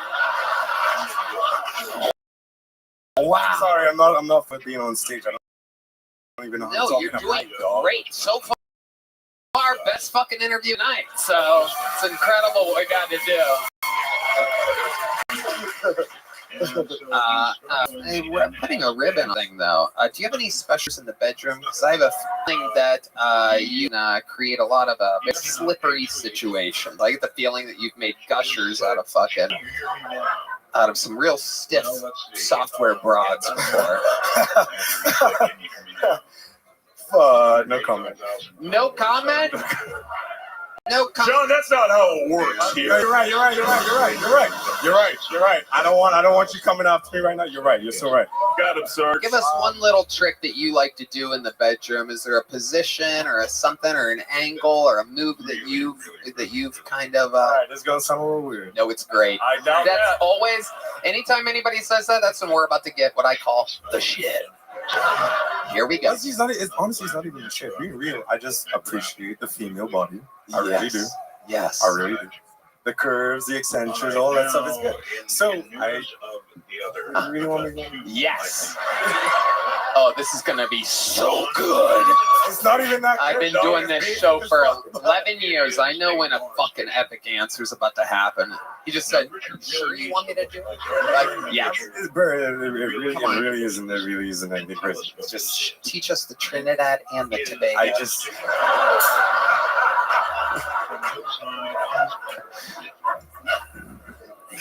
So you got a beautiful, voluptuous white bitch on your bed.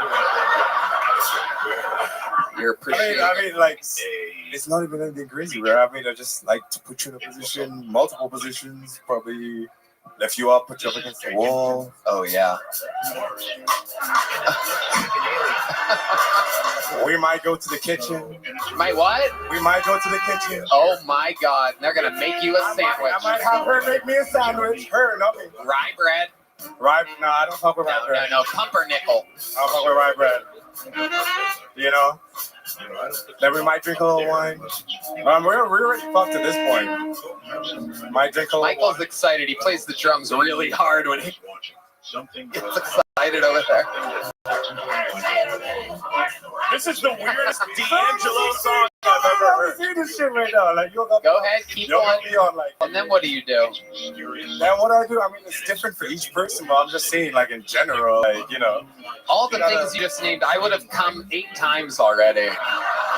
By the time I'm in the kitchen, I'd be dead. You'd have to drag me to the kitchen after that. Also, I'd just like to say for kitchen sex, you got to be tall enough to, like, fit the countertop height. That is true. No showdies in the kitchen. No showdies. Wow, that is incredible. What is the longest you think you've ever... Red Band's showing me how long this interview is going. Red Band's afraid of what the comments might say. Why would they spend time with a random audience member? Okay. What's the longest you think you've lasted with a woman? Your longest session ever? That horny bitch wants to know. Longest you've ever lasted, or perhaps recharged and immediately gone again. Okay, good. That's what I was about to say. Okay. Oh, because you have Let's that. specify that part. You have that fucking Tesla battery. You're like ready to go immediately. Supercharger. The longest I've gone back to back. Back to back. For those of y'all that Probably didn't get the about message. 2 hours. But, hold on. Okay. Let's be real here. No one's fucking for 2 hours straight and, like, not coming. Right? Like, what I mean by this is, like, you know, there's foreplay, is all the shit you do, and what you know what I mean? Sandwich in the kitchen, exactly. You know, sometimes you might take a little intermission, whatever it is you need, but, like, you're still in the mix. Watch House Hunters International. Yeah. Specifically intermission. Lakefront Bargain Hunt. What's the fastest you think you've ever recharged? So that means come to reinsertion. What's your fastest turnover rate there? And we will be fact checking this with your friends. Yes. That's cool.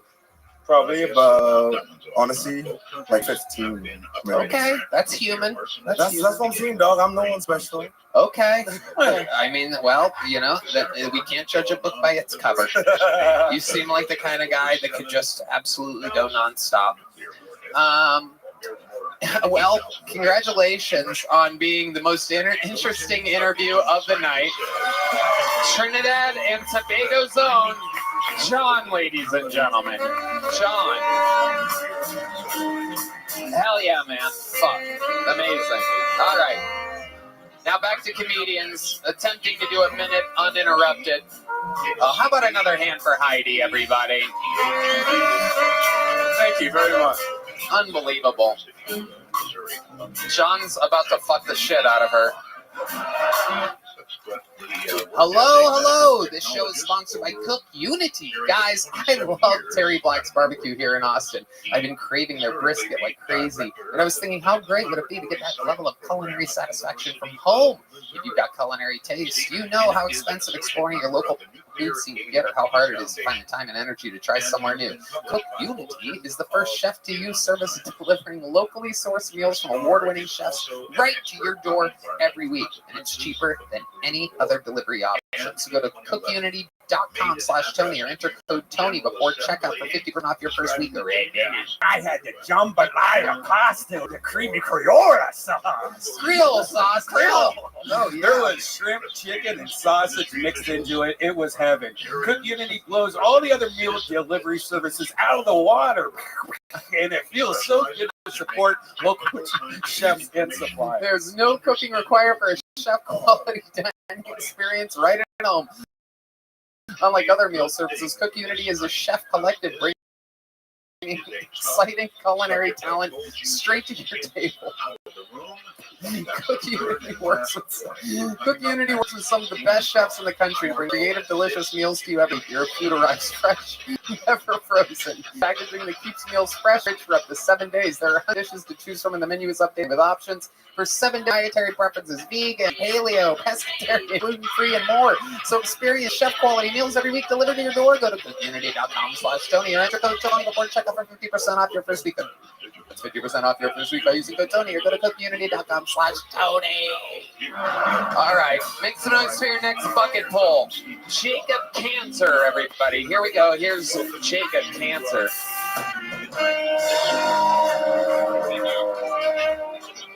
I'm trying to get sober. I definitely have a drinking problem. The wake-up call was 2 weeks ago. I got blackout, and I emailed a picture of my asshole to my second grade teacher.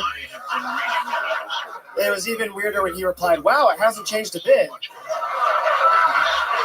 Actually, I just sent it on a burner Facebook and on his Facebook account, and he replied, "Jacob?" So, yeah, this asshole's one of a kind. I've been arrested 3 times for possession of marijuana, which you cannot eat 3.5 grams of marijuana, at least the time it takes for a cop to get to your window. But when I got pulled over, of course, I was coughing up marijuana all over the inside of my Prius. And the cop looks down at me and he goes, "Are you aware it's 2 o'clock in the afternoon?" And I looked up at him. I said, "Are you aware of the losses inflicted upon the Russians in the defense of Stalingrad?" So I went to jail. Luckily, I never got into cocaine. I will say this, I've tried cocaine once on numerous occasions. Very good. Jacob Cantor. One of the strongest sets, not from a regular tonight. Very funny, Jacob. Thank you. Where are you from? Longview, Texas. This is your first time on the show? Second time. And they've both gone as well as this one? Yeah, the first time went really well. Wow, good stuff. You got a big joke book last time. Yes. Incredible. Well, here you are again. A fantastic set. You squeezed a lot of material into that minute. Got a lot of laughs. Remind us, what do you do for work? What's going on? I work at Whole Foods. Oh, that's right. Yeah, MAGA Asians. What? MAGA Asians, but that's what I did last time. MAGA Asians, but yeah, I picked up an Asian in my Uber. She liked Trump a lot, so I made a joke about it. Right. Okay. You work in the dairy section. Is that correct? No, I'm a supervisor up front. All right. We're going to check in with the great Daniel Van Kirk. Great set, dude. Thank you. That was awesome. I feel like you can get to that quicker, but you're really good at your turns, like a stop and then going into the joke. But that's okay because blank or like I've never met them before because blank. So that's good, and I think it's good finding your style and like that. One thing I will say, how long have you been doing comedy? 6 years. 6 years. Okay. It's just you. No, it wasn't bad. I want to ask this to Tony because I feel like you and Red Band have probably seen more people starting or in their journey of comedy than any other friends of mine at all. Yeah. When you feel like somebody's sort of doing a style of a popular comedian, and obviously there's certain like ways of telling jokes and everything, how do you address that? Like, how do you broach it? I mean, we just say it. Okay. It just felt a little Nate Bargatze to me, just a little bit. Are you a fan of Nate Bargatze? No. Yeah, have you ever seen him do stand-up? That's what I'm saying. I've seen him do stand-up, but no, I'm not I've never like got into him. Okay, cool. He's never made me laugh like Okay. that. No disrespect. No, not at all. And your content is so wildly different than his. But I didn't know if it was sort of like a little. It's a lot on the road if you watch a lot of comedy, or if you've probably had it where you guys have somebody open for you, and after a certain point, I love you, but you're starting to kind of do me on stage. Yeah, it just happens. I avoided watching pretty much any specials for my first few years just because the actual way of just copying people. So I want to find my voice on stage. Okay. And I've only recently, like the past year, do stand up all the time. So it happens. It happens. I noticed the guy with the unironed shirt, the former soldier that almost killed me. I could tell without a doubt he's a huge Shane Gillis fan from his hand movements. Did you notice that? The double-handed, he was doing this a lot. Yeah, that is so true. That's what's happening. No, it's not an autistic thing, John. Good question. John asks one question every 8 episodes, and that was it. Nope, not autistic. Did you really try to eat all the weed? Yes, that was real. Actually, in that particular time, I forgot to put my Prius in park, and it fucking went into a ditch as I stepped out of the car. This is the shit. I have that in my nightmares. Oh, that happens, and like I can't find the brake pedal and the guy who arrested me. I went to high school with him, so it was even weirder. Okay, yeah. See, this is the shit. This is like you guys are fucking angels. Yeah, my man. And he apologized to me too later Don't after you I got ever a kill fucking Tony. interrupt me again. I'm joking. I'm joking. I'm not fucking you. No. So this is the thing. I do. I'm a bit of a storyteller. I love telling a good story, but I also love finding observational comedy and going in and out of that. You are doing sort of not so much observational, but not full stories either. It's sort of like there was this, and then this. Like I hope you really sent your asshole to your teacher, but that right there is a moment of like.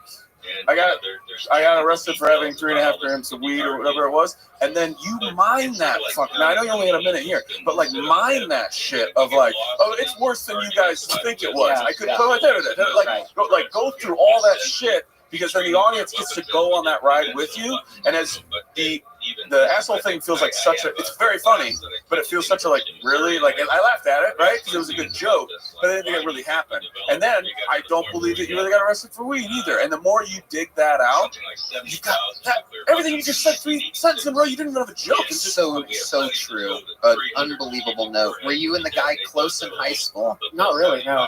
Did he bully you? No. Did you bully him? No. Did you have any interactions that you remember? Not really. He was just like a normal dude. Did he remember you? Oh yeah, he remembered me. He was trying to, because the chick that sold me the weed, he went to high school with her, and he was trying to get me to like write out. He's like, you won't go to jail if you say who it was. And I was just like, oh, she has blue hair, and we're just like down the road. Which is not true. No. Well, she does have blue hair. I was really scared. Yeah. Wow. I told you I can break these motherfuckers. It's incredible. We got a rat amongst us. See, that's so. Then now look at that. That is a fucking Curb Your Enthusiasm episode. Yeah. Have you ever had the officer who's trying to arrest you connect you to another person you went to high school with who happened to sell you the drugs that you are currently being arrested for? That's insane. Yeah. Right? So let how fucked up your life is be funny. It's true. It's true. Jacob, how's Whole Foods going? Good. It's all right. I mean, it's not the job I want to have forever, and I'm trying to get a job with a better schedule so I can hit more mics in Dallas. But, yeah. What else is going on? What else do you do for fun when you're not doing stand-up? I don't know. I like history. I like to work out. What kind of workout do you do? Do you sit down? Yeah. You look. Yo, look at his chest. He is low-key yoked. Yeah. Are you? Yeah. Really? You have a 6 How many do you think you should pull a Bert Kreischer right now, huh? No, I'm not that yoked. Yeah. Okay. Daniel says you're yoked. The crowd goes wild. You don't want to do it? What are you benching? What? Come on. What do you got to think about if you're going to lie? Well, you got to probably like, I don't know, like 220. Yeah. Wow. Yeah. Look at that. But I mean, I don't know, like I don't even have to work out that much because I was in the military, so I'm just like already fit. Wow. Our military has never been weaker. This is incredible. Bunch of sickly people like fighting for our country. This is unbelievable. We do need to start letting trans in the military. This is Why absolutely not, incredible. man? Hey, anybody wants to defend our country? Go fucking do it. That's my fucking rule. Yep. I support you and I love you for your service. Absolutely. What branch? Army National Guard. Rank? Wow. Look at Rank? that. 8 years. Rank? Right. Did you have a rank when you're not? Rank, I was a corporal. He's a stock. He's a stock. Stock boy. Okay, so you're working out, you're going to mics, you like history. Where in Whole Foods do you work? I work up front as a supervisor. So up front, how many stories do you have about people stealing from the hot food section? Oh, all the time. Yeah, they come in there looking like the boy in striped pajamas, all like meager. You have to kick them out. Whoa. So it's fucked up. Let's work on our references. We don't want to lose the crowd. What kind of pajamas? Striped pajamas. That is very. I mean, that is. Remember the movie? Oh, yeah. It's like, hey, I'm gonna die in a concentration. That's his first pull. Right. The old striped pajamas. What else? How else would you describe these? I also got in trouble at work because sometimes whenever people do self checkout, you have to enter in the date. Whenever you look at their ID, and I used to just not check IDs. I like, you want 9/11 or JFK assassination? So I got in trouble. Yeah. Okay. Someone out for a change. Yeah. Some dumb bitch in town. Wow. Yeah. Look at that. John's fucking her right now.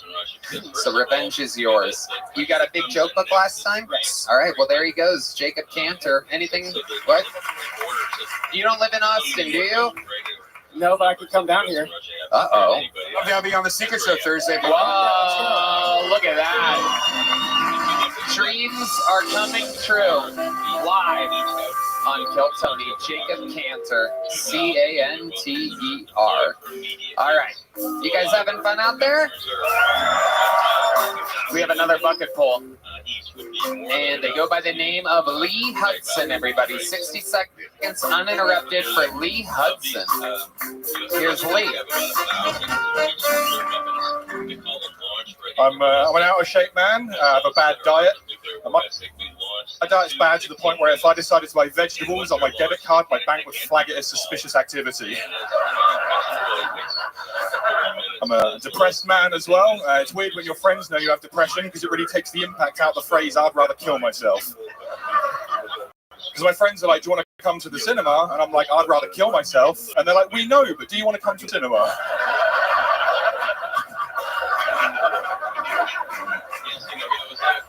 I watched my dad get married last year for the 5th time. Yeah, it's a lot of times.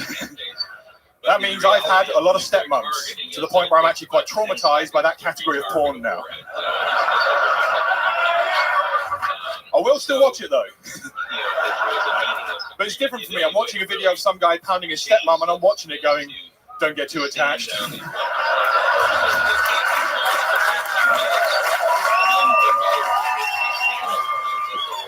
Wow. What a performance. Lee Hudson. Absolutely incredible. Welcome to the show, Lee. Hey, man. How are you? Good. How long have you been doing stand-up? Just over 7 years now. 7 years. Am I crazy? Were you on an episode in England? 2019 in London. Yeah. Wow. I can't believe I remembered that. Do you like doing this? It's incredible. 2019 in London, England, at a big, giant, sold-out theater. Yeah, Bleachers Theater. And you did great there. Yeah. I remember very clearly, and this is a new minute, very, very fun stuff happening. How long are you in Texas for? I leave on Tuesday. When did you get here? Why such a trip to the new comedy capital of the world? Being It's the only amount of time I can get off work. What do you do for work? I'm a data analyst. A data analyst. Okay. What kind of data are you analyzing? Finance, interest rates, and shit like that. Wow, you might be one of the funniest data analysts I've ever heard of. This is absolutely incredible. Tell us what else is going on over there in London? Okay. It's pretty cool scene at the moment. Yeah, it's fun. I get up pretty much every night. Yeah, it's a fun time. The Queen is dead. She is. How did that make you feel? Yeah. Party time. How did that make you feel when the Queen died? I was, pretty nonchalant about it. I did a show that night, like half an hour after she died, after it got announced. She died. You monster. the host went up and he went, "Does anyone give a fuck?" And one guy went, "I do," and he went, "Nah, you can go." Amazing. Absolutely incredible. Right. The queen dies, but the show must go on. So Lee Hudson, tell us more. What else have we missed about your life since the last time we've seen you? Last time we spoke, I was with someone for a very long time, and you guys made fun of me because we weren't married. That went to shit. That's gone now. Yeah. You think we helped with that? Oh no, it was like another 4 years later. Oh, so, yeah. Okay. Yeah, I drew it out a while. And that was your stepmom? So I'm done too, Dad. I'm done too. So, how long ago was the breakup? It was during the pandemic. Okay. So, have you been dating since then? Yeah. Okay. Have you been with an American woman? No, Canadian was the closest I got. Canadian was the closest. Have you ever kissed an American woman? No. Is there any chance, we have some of the best audience members in the world. Is there, this is a famous segment of the show where it's called Kiss Me, and sometimes we have a female audience member come up and kiss, wow, look at this young lady right here. She's scared. Oh, shit. That's a real American. Come on up here. That is a real American right there. I hope she gets that stage. She's like, all right, let's do it. You're about to kiss an American girl. Are you excited? Somewhat. Okay. Lee Hudson. Never have to call you. Ladies and gentlemen, I do believe this is about to go down. This is a real, oh my goodness. Wow. Okay. Now, Tony, I've never witnessed this. Yeah. Do we check that door for consent? do we backdraft this? Do we negotiate what kind She of consents. Lee, do you consent?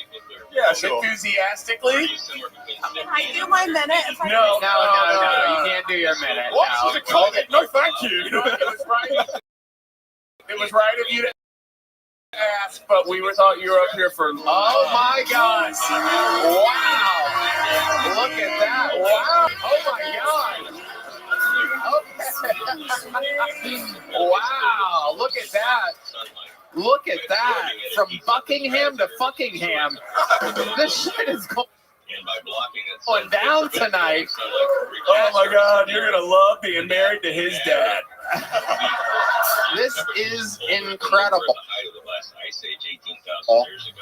Look at the look of happiness on Lee Hudson's face. This is one of the happiest South Park characters I've ever seen in my life. Absolutely incredible. Right now in his mind, he's like, keep calm and get hard. Keep calm and get hard. Yeah, absolutely. Is that a little fucking... Is that Winston Churchill's cigar in your pants? Or are you just happy to be here? Wow. This is the fucking... Russia. And decapitated them only. A whole new revolutionary war. What's your name, sweetheart? Crystal. Okay, and you prepared a minute? You really want to do it? All right, we haven't had a female comedian up tonight, so ladies and gentlemen, make some noise for Crystal. Please stay up here with your future wife. And one more time, ladies and gentlemen, this is Crystal, everybody. Hi, my name is Crystal and I identify as skinny. I guess you could say I'm trans fat. I think you can tell a lot about a girl by the way she names her pet. Like if her dog has a first, middle, and last name, she might be a little crazy. But if her dog's name is Chalupa Batman Muggles Cash Evans World, she might be psychotic. For the record, I call him Muggles for short. It's not like I walk around calling him Chalupa Batman Muggles Cash Evans World. That would be crazy. I've pretty much given up on ever getting married and having that rock on my hand to show off to all my friends. At this point, the closest I'm getting to a rock is inside Camp Patterson sweatpants. I've actually never been with a black man before. I've never been with a black man before. I know I look like I'm lying.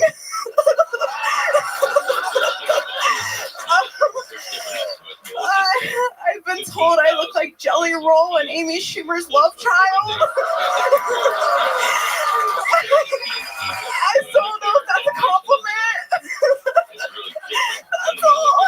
There you go. No doubt about it. That's an incredible performance. Got better as it went on. Started strong. Incredible stuff. Crystal? Yeah. Wow. Wow. What's going on? Are you about to cry? Oh my goodness. You're so happy. It's amazing. How do you feel? I didn't even shower today. I was like, this is gonna be the one. We can tell. It's all right. It's a match made in heaven. It's a match made in heaven. Lee's British, so he didn't brush his teeth today. This is absolutely incredible. You didn't shower today. Wow. I brushed my teeth. That's very good. Very good. I showered my teeth. Crystal. Wow. My goodness. How long have you been doing stand-up, Crystal? This is my first time. No shit. First time. Look at amazing. A stunning stage presence. I love it. Your fishnets caught a whale. This is absolutely amazing. I've never seen anybody wear a skirt over their shirt before. It's amazing. Crystal, what's your last name? I know it's not Crystal Light. Tony. I've heard of Crystal Light, but this is Crystal Tony, Heavy. she already is going to have to answer her mom when she goes, and how did you get up on stage? No. My mom's dead. Oh my goodness. Hey, trust me, she might visit you tonight. Amazing. This is amazing, Crystal. Your mom is dead. Where's Dad at tonight? Oh, I don't know. You don't talk to your dad either? No. So how is it possible if you don't talk to your dad and you look the way you do, why haven't you fucked a black guy yet? You think he's not gonna? You think your dad's not gonna talk to you twice? Oh. Come on, John's laughing. Tony. My biological dad actually had a bet with my uncle that I'd be pregnant by a black dude by the time I was 16. So I was like, no. Wow. So like. Wow. I don't know who won that bet. Looks like everybody loses that one. You're not pregnant, but you could be. All right. Crystal has a great sense I of have a humor. secret move in the bedroom. You have a secret move in the bedroom? A surprise, I didn't shower. The you fuck me while I plug your nose. Crystal, I apologize in advance, but is your secret move sandwiches? No. She makes the sandwiches before they fuck. She's got the order of events backwards here. Crystal, what is your secret move in the bedroom? Can I guess? Can I get a couple guesses? The bed breaker. No. Close. The fissionary position. Ooh, closer. Okay, go ahead. What is the? It's a dolphin. Okay. Uh-oh. It's when a guy tries to stick it in my ass and I go, ah, ah. Oh, wow. Incredible. Incredible. I thought it was going to have to do with what your pussy smells like. You really... Red band. Great band. Wow. I have a second move. Oh, wow. No. What's the second move? I roll a perfect blunt, and if you smoke a blunt while you're in doggy style, it's so perfect. And I have a shelf so you can like put the ashtray there. Oh my And you just pass it back and forth while you're fucking doggy style. My God. It works. Wow. The person can smoke a blunt and put the ashtray on your back and an ash back, and then they hand you sometimes and you hit it while you're getting, wow, I can't imagine what your bedroom smells like. This is incredible. Is it possible for me to get canceled by listening to someone else talk? Kind of special. People. Rose Gold, Daniel Van Kirk comedy on YouTube. Make sure you watch it. That's very nice. I've always wanted to be roasted by you. Well, it's not the first time that I've roasted a pig, so this is incredible. Absolutely amazing. Should I put an apple in your mouth before I continue? That's actually my third move.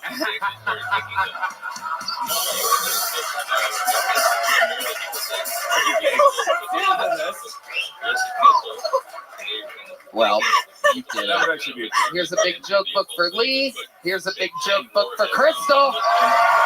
There she goes. Thank you so much. Wow. So much fun. Such a fun episode. So much momentum. And we're going to keep it going. We have one of our greatest golden ticket winners ever here. Ready with a brand new minute. This guy is absolutely unbelievable. He's been on a fucking real streak lately. Really, really impressive stuff. And we're going to talk about it after his set. Ladies and gentlemen, this is the return of one of the greatest golden ticket winners in the history of the show. This is indeed Martin Phillips, everybody.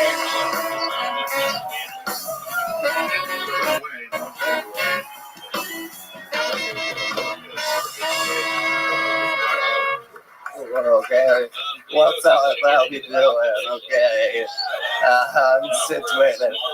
Oh, I don't know that guy. Okay, I got two jokes. I like flowers, but I would never want to be a flower because then every time I ejaculate, I would sneeze. That's a smart cum joke. This morning for breakfast, I had soup, or something people call it a Bloody Mary. Remember that had to be an alcoholic. It's like, what would be good in the soup? Vodka, liquor. I don't have a problem. And there's no other hard soups out there. I never put gin in my chicken noodle. It's never.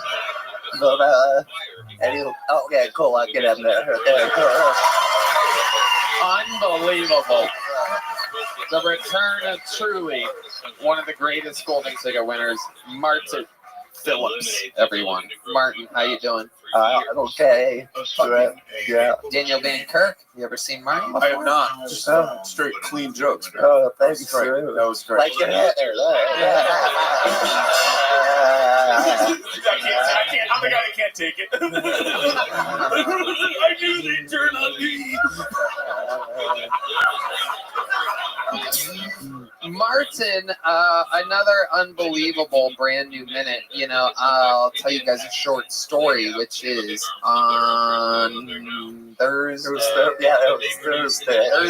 night. I had my own show here at the Mothership, and usually my entire, all the regulars and, my current friends, Tony and Friends shows, it's usually everybody's here, and William and Casey and Cam and Ron White and all of these people, all of them were working that night and out on the road and this and that, and last minute with like 45 minutes to go, I'm like, Jesus Christ, who's working the door, this, that, okay, well, no Heath, no Cam, no this, no that, no David Jolly, David's headlining on the road, fucking everybody's out on the road somehow on this magical night.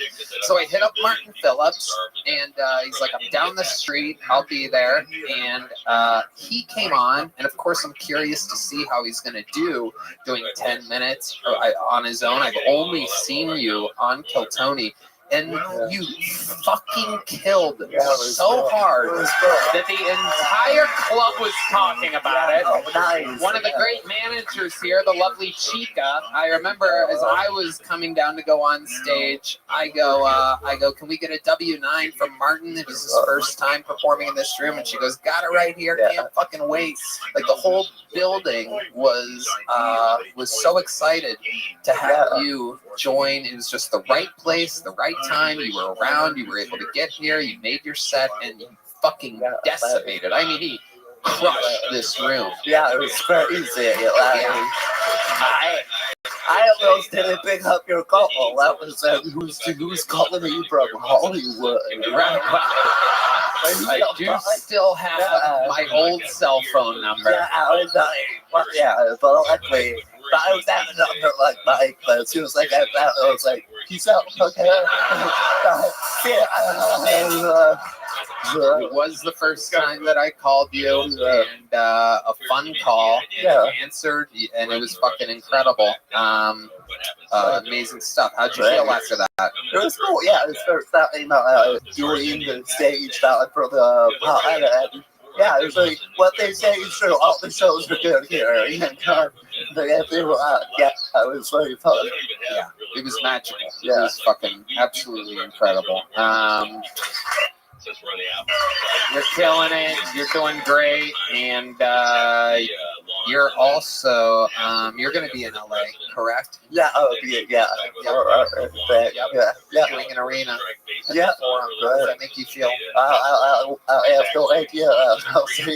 I'll see how crazy it is when I get there. I have no expectations. It was go with the flow, and hopefully I don't eat shit. That's already my main focus. Finally to get there. But I have plane tickets, but getting to the actual arena because he sucks. Can I make a suggestion? Yeah. Just to see what happens. Hitchhike. See who picks you up, man. Live a little. The good Samaritan out there. Let's see. You'll get a story out of it. Yeah, I'm sure.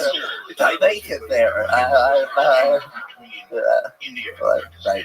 So you have everything going for you. You're absolutely killing. Every new minute is very, very, very impressive. I remember when I made you a golden ticket winner back in DC 5 or 6 years ago, however long ago it was.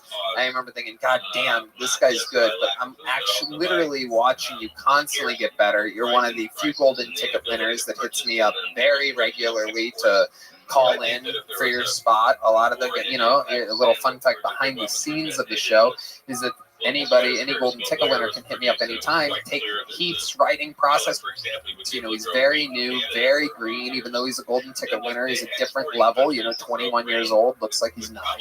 And Enrique, it takes him a while to have a new minute that he's excited about. Almost all the other golden ticket winners take a while, or Jared Nathan and Aaron Belisle live in Canada and can't come a lot. But Martin, more than anybody, tries to come in, and you do it with beautiful grace for a guy that's shaky and wobbly and bent out of shape.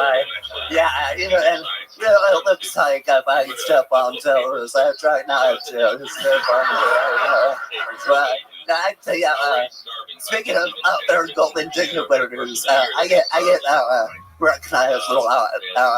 But this has happened a lot. People recognize me, and then they go, Aaron? Right.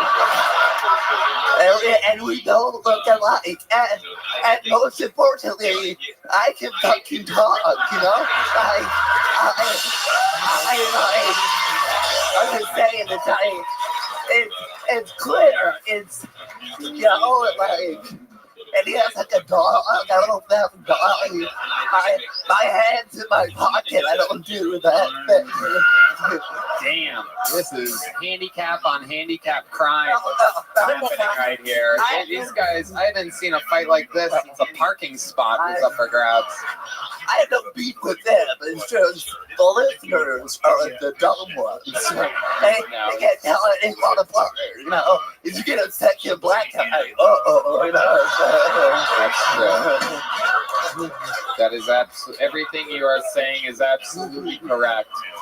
For the record, the views expressed by all the comics up here are not exemplary of Daniel Van Kirk's Rose Gold at Daniel Van Kirk Comedy on YouTube. Steve, kill Danny in the comments when you go check it out. I've mentioned this before, but a lot of people say, kill Tony's at the show with all the handicapped people and this and that. It really cracks me up because, again, I don't. If we were to make a compilation of all your minutes, I mean, other than the regulars, there would be you, Aaron Belial, Jared Nathan, which all of you are a little fucking in your own ways, like a little fucking wobbly and shit.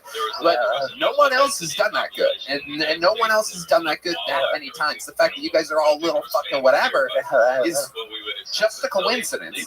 And again, Michael Lair had a different thing. He had ALS. He was the fucking absolute goat. I mean, genius, hilarious, the late great Michael Lair. Total different ailment. He would be furious if he could hear me comparing him to these handicap people, because most of us is a normal fucking stud. Of course, when he died. But we knew that he was going to die. You're not going to die. You have a full lifespan ahead of you. I hope. Right. Absolutely. It's amazing that you can cross your fingers like that. I wouldn't have guessed that you'd be able to do that. I mean, I almost called you Aaron after all that. I almost said Martin Phillips, everybody. God damn. What a fucking episode. Am I right? We having fun tonight, huh? Dude, we pulled another name. You're like a gym teacher in the 90s looking at you like, I don't know, because some of you fuckers are a little... That's where over a decade in the Writers Guild gets me. It's like, fucking, I'll come up with something. All right. Make some noise for what should be our final bucket pull of the night. Make some noise for Micah Brown, or Mikan, or M-Can Brown.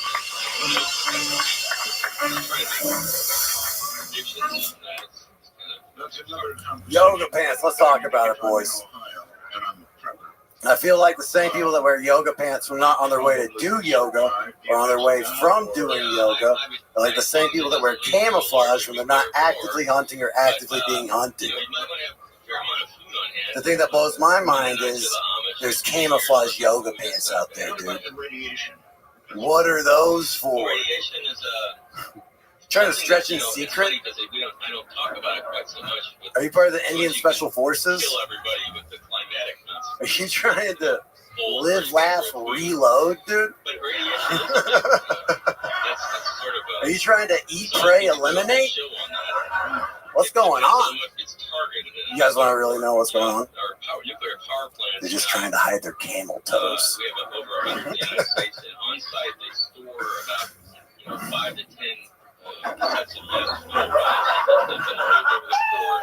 Okay, really thought there was going to be more laughter there at the end.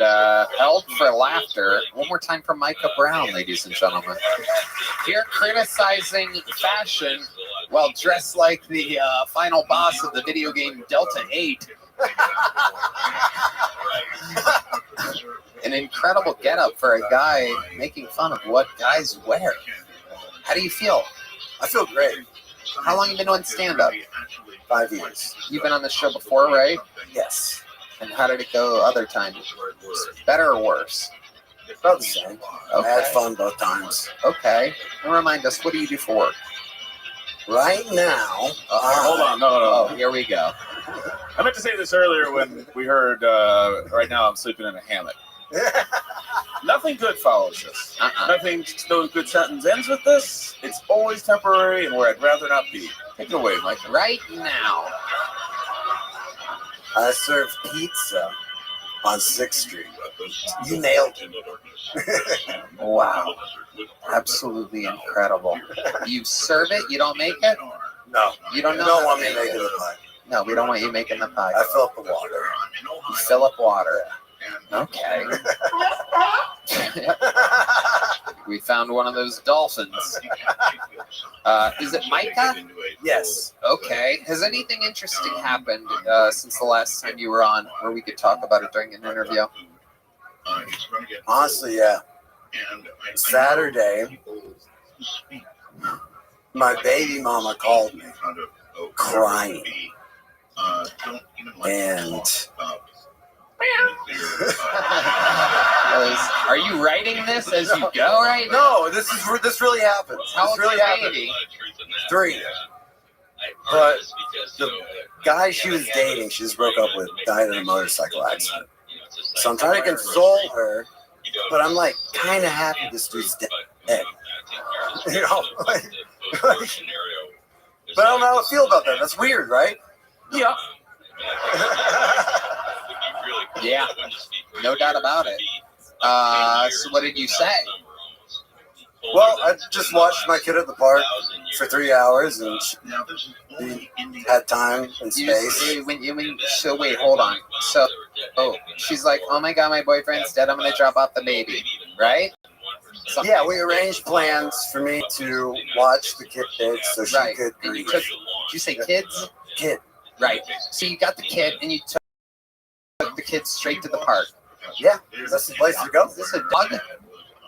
Dude, kids and dogs, very similar. Right. Just take them to the park, and you let them shit outside. No. He would like to, but you have to treat him better than a dog. Right. Yeah. So he's 3 years old. Mm-hmm. Okay. And what does he think you do for a living? Pizza. He came to my job. It's the best job to have if you have a 3-year-old. Because they think you're killing it. You know what I'm saying? Do you do this as a joke on stage? This is the first time I've said this. That's incredible. We're finding this something is here, exactly what Daniel Van Kirk was talking about earlier. It's like people can feel it when it's real. I make pizza for a living. I have a 3-year-old son, and he thinks blah blah blah blah. Yeah, don't feel bad for me because my kid thinks I have the coolest fucking job in the world. And then you get to that and expound it. Like, stay away from that. Don't you love when your ex's boyfriend dies? Like, leave that out. You gotta dig through the mud, man. You gotta dig through the mud. Or walk around the mud. Thank you guys for going on that way. Or drive right over the mud like your ex's boyfriend did. A little slippery out there. Did you notice in your set that you got your better jokes on the camel stuff was later on, right? Like eat, pray, eliminate, and all that stuff. Just get to that. Like you say, you're right. People walking around in front of yoga pants with camel. Like, what are they doing? Boom, joke. Eat, pray, eliminate. Boom. Just fucking go to that. We all know exactly what it is, and no disrespect to you at all. That take isn't hot. Like if you're commenting on yoga pants and stuff like that, but coming up with some funny phrases that nobody has applied to that, to what that lifestyle is. That's funny. To get to the joke, and then listen to this fucking legend, and talk about that.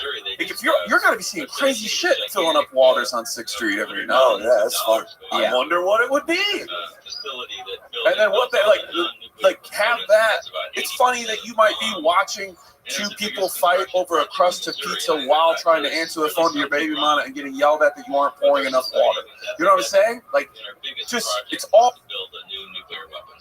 There's a movie, Mike Birbiglia's movie, Sleepwalk with Me, where Marin tells him in the movie, I think you should just talk about that. While he's like bitching about his life. Yeah. It's fucking right in front of you, dude. Yeah. You get messy at the pizza joint? No, I wash my hands a lot. Oh, very self-conscious. Clean hands. I might be autistic. I don't know. Okay. You think that relatable? You think autism is washing your hands at work? At a food and beverage establishment? That's what you think autism is being a decent human being? Oh, I think I'm just gross. Yeah. Wait a second. I'm not autistic. I'm disgusting. Fuck yeah, dude. All right. Congratulations. You already have. What size joke books do you have? I have one little joke book. Well, guess what, my friend? You know what we're going to do? We're going to upgrade you to a big one here tonight. There he goes. Thank you so much. Micah Brown, everybody.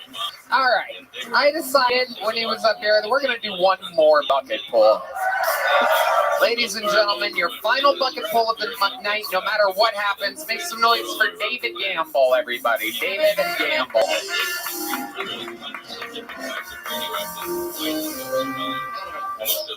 Thank you. Met a nice lady the other day, taught me what the missionary position actually is. Turns out I had a twist my whole life. I thought the missionary position was where you take a person and you don't give them food or water until they agree to worship your God.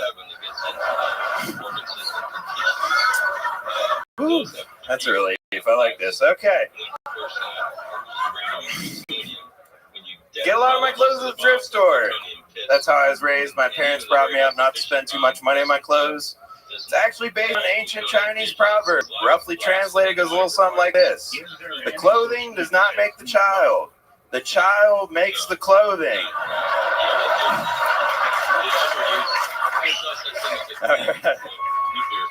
Ah, fuck it, I'll try this one. So, word stillborn's kind of an oxymoron, huh? It's not like stillborn now, are they? God damn it, I still have time. What should I do with it? All right. That's it. Fuck it. Very funny. David Gamble. Yes, sir. Absolutely adorable. How long have you been doing stand-up, David? 11 years, mostly. 11 years. Where at? Colorado Springs, Columbus, Ohio, a bunch of places. That's where you live now? Colorado Springs. You live in Colorado Springs now. And how long did you live in Ohio? Most of my life, till I was about 28. I actually did the show once in 2014, a long time ago.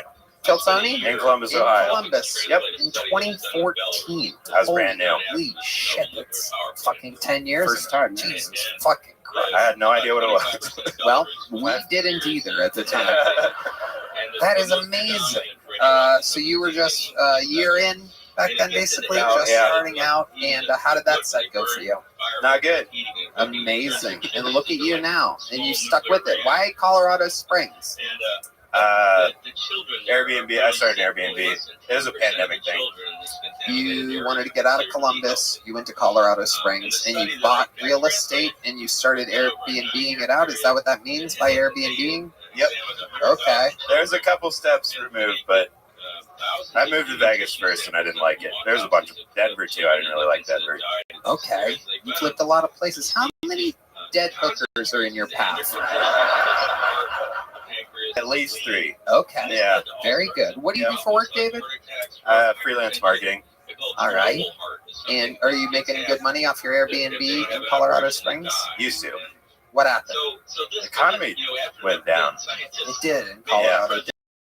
Yeah. Everywhere, I think. Okay. Speak for yourself. Daniel Van Kirk. Your Airbnb. Yeah. It's a house that you rent the whole thing out, or you're doing some share stitches? I made it into 2 apartments, and I live in the basement one. It's kind of sad. Do you leave the premises? I'm not there now. We got ourselves a goddamn genius up here. We got ourselves a goddamn teleporter. I'm saying when people rent it, do they rent the whole place and you leave? That's a great question. A lot of these Airbnbs, there's always a fucking creepazoid coming in and out of the back door. That's you? That's exactly it. Oh, that would be You're like permanently the people under the stairs when someone's renting out your place? Yeah, that's exactly right. Is there anything worse? Can you imagine renting out the whole Airbnb and then you're like, oh, wait, there's somebody coming up the driveway. Oh, my God, it's the world's tallest midget. David Gamble. Has anyone ever told you look like the world's tallest midget? Just now. That was the first time. That's it. There's a first time for everything. Yeah, thanks to the popularity of this show, you're going to get it a lot. Yeah. I imagine so. Yep. So you're more of a joke writer than telling stories from your personal life? Okay. Because I'm sure you've had some crazy aftermath or people in your place that drove you nuts or did wild shit. People selling, I say dope, heroin. People selling heroin. Out of their Airbnb in? Yeah. In Colorado Springs. Mm-hmm. Wow. Junkies on the porch waiting for him, and I was just like, oh, this is what's going on. This is what's going on. Here, I got to go out there, me, the Shaquille O'Neal of little people, and lay down the law. Lay down the law. I'm about to kick you people out, Ernie. You're about to get kicked out of this house, Ernie. It is So absolutely. do you stay on property to avoid squatters then? I don't know what I do about squatters. Well, you avoid it. As long as you're in the property, they have no legal squatting rights. They might be in there now, though. I've been gone a couple weeks. Dude, you just got squatted. Welcome back to squatting. My goodness. So, what's your love life like being the big dog in Oz? Pretty lonely. Pretty lonely. You are lonely? Now, Really? You're surrounded by all these people. You're right. There he goes, ladies and Because gentlemen. he tried to tell me he was here. It's fine. You'll get it later on, guys. You've been pretty lonely, but let me ask you something. What if you were to get, why do you think you can't lock down a girl? Why do you think that is? It's not. Just right now, it's lonely, and fighting with the guests upstairs is bad. A little bit. Nobody else thought he was going to go, oh, I can lock him down. It's keeping him there. That's the problem. That's pretty accurate. No, don't say that. What if I had someone, a world famous stud, to give you some advice on how to improve your love life? Ladies and gentlemen, I'd like to use a fan of Tilton. Ladies and gentlemen, make some Mark Wahlberg up there.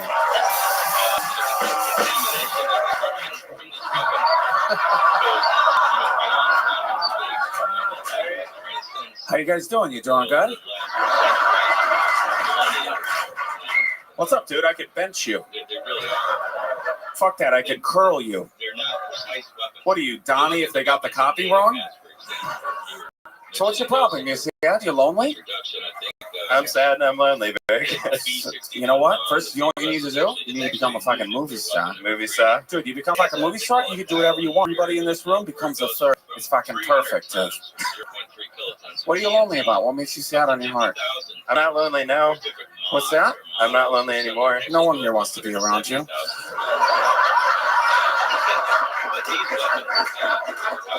You ever been in a fight? No. You've never been in a fight? Not a real Okay, one. keep up this attitude. That might change. Have you ever been punched in the face in your life? When I was little. What happened? I was trying to break up some kids fighting. And you were also a little kid? Yep.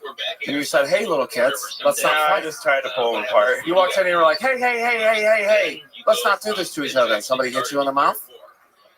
Probably, yeah. About right. You care if I make a movie out of that? Can I be in it? What's that? Can I be in it? I heard it'll help me with being goddammit. What are you, Donnie Wahlberg? You can't be in it.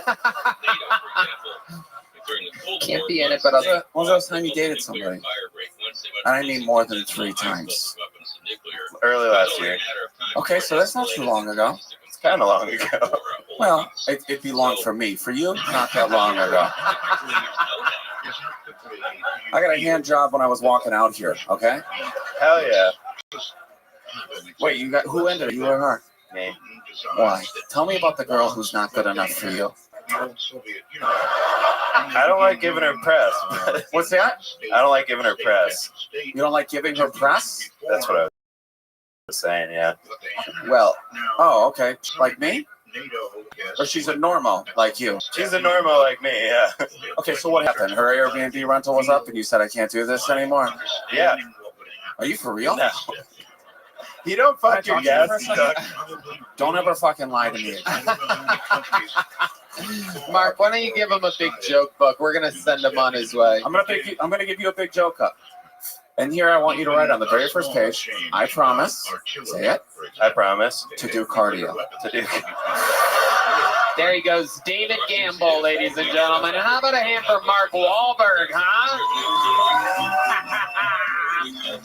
Well, there's only one way to end an episode like this, ladies and gentlemen. It's the only way we know how.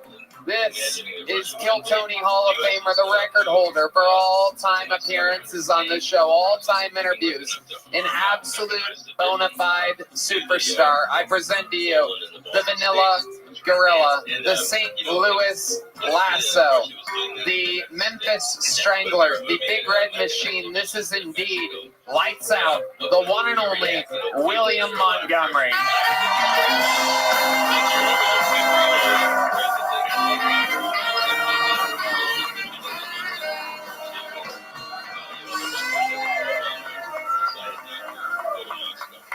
Well, that guy guy from the Naked Gun movies died last week.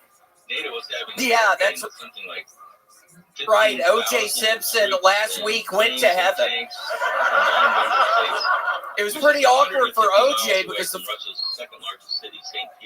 first person he bumped into was Nicole Brown Simpson. Okay. When asked about Iran's attack on Israel, Joe Biden responded, "Chocolate chip, especially on a cone."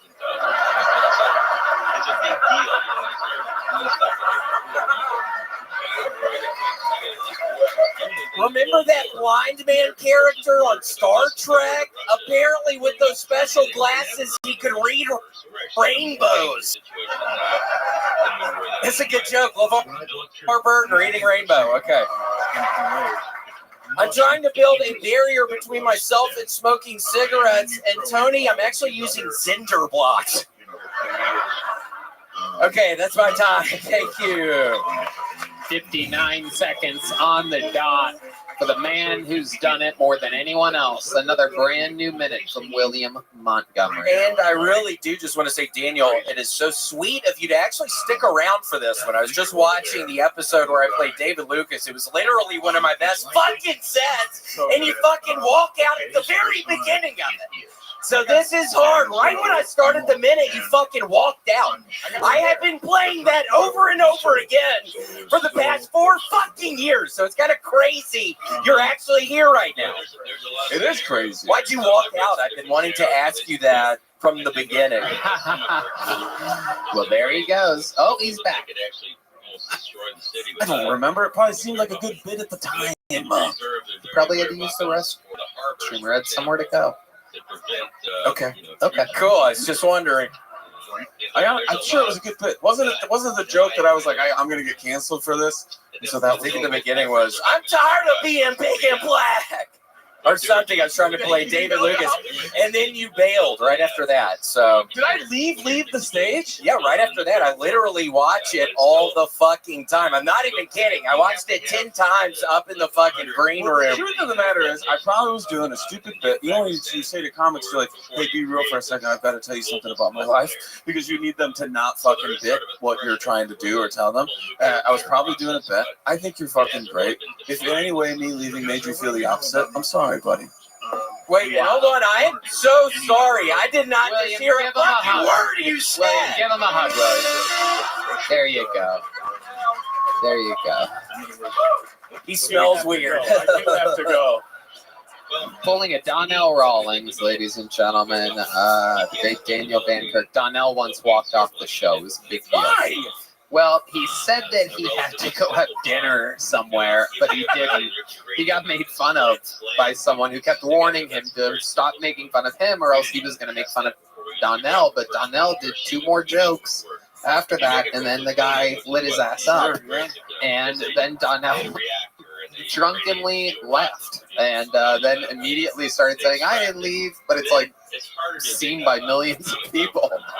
Did you see him tell Bert he didn't want any of his fucking tequila? No. He was at Bert's show. He goes, "I'll have a drink," and he's like, "What do you want?" And he goes, "I'll have some. It's vodka, right?" It's vodka. Sorry, yeah. And so he goes, "I'll have vodka," and he goes, "You want some 2 bears?" And then he goes, "Nope." And then everyone else is like, "Why? What the fuck's wrong with you? This is my tequila." But Donald's not boring. Oh my holy shit! There it is. The fucking falling asleep over here, dude! Holy shit! Oh my god. William sometimes takes shots at the guests. You wouldn't know because you leave during his set. So now I remember why. Now I remember why. William, you had some very William Montgomery references.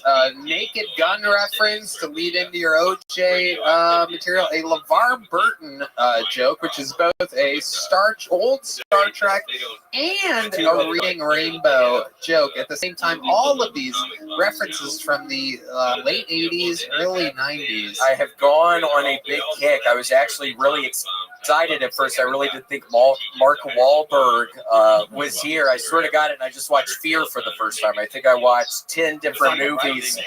You're fucking right. Dude, I figured her 4 times off camera, okay? I know that movie was so hot when he was so. I've never seen it. What's it? You've never fucking seen Fear? Oh my god, dude! I drive around in a Corvair and I make fun of the guy from CSI New York or whatever, and then I take his daughter up on a roller coaster, and she's from Sweet Home Alabama, and I finger her. On the roller coaster? Yeah, dude. We didn't even know they were filming.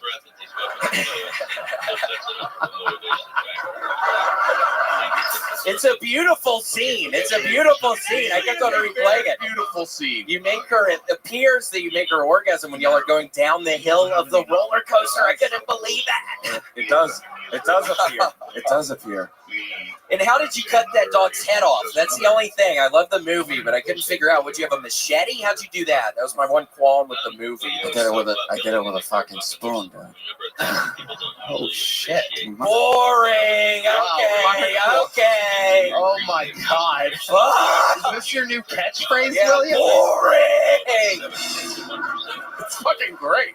There's some fucking 91-year-old old man fucking opening up for my ass in Springfield, Missouri. Old man Willie, who I actually did love. But he was kind of sucking towards the end of one of the sets, and I said, boring! And the guy literally fell over on the stage. He did? Yes. Are you We had to serious? take him away in an ambulance. Are you serious? I'm not even kidding. No, it was horrible. So that's why maybe I should stop saying the boring thing. I literally think so. The guy literally got taken away in an ambulance. He hit his head really hard Are you serious? on the hard floor. I can never tell when you're being serious. Oh yeah, it wasn't good. I haven't gotten to talk with you since you did St. Louis this weekend. Old man Willie? Old man Willie. He's really 91? He's 91. He's doing great. There was one point in time, though, he got up and he did this horribly loud fart. And I just had to keep from smiling or laughing because I felt bad for him. But we just kept the conversation going like normal. But yeah. Road's a little crazy out there when you don't have your own people with you, huh? It is, yeah. I got way too high before the second show on Friday night. I don't think the audience could tell, but I was freaking out, Tony. I was going full-fledged panic mode in my brain. It ended up being okay, I think. Okay.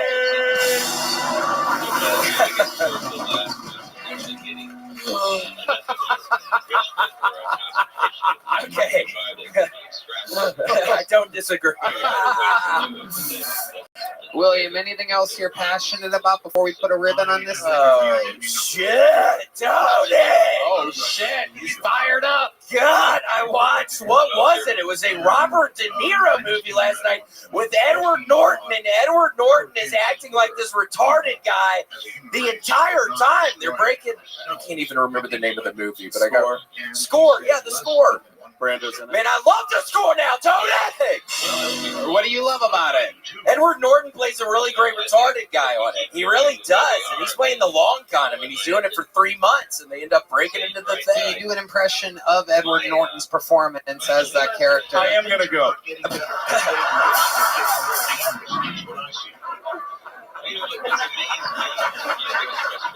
And here, hold on, let me try to... Uh-oh, he's got to go behind the curtain to start it. And here he is, ladies and gentlemen. You may remember him from the hit movie Score. It's Edward Norton. Oh. Where's the trash can? Oh, my God. Okay, aboard, shit. Is that... Fucking nailed it, dude. You fucking crushed that shit. Mark Wahlberg, professional actor.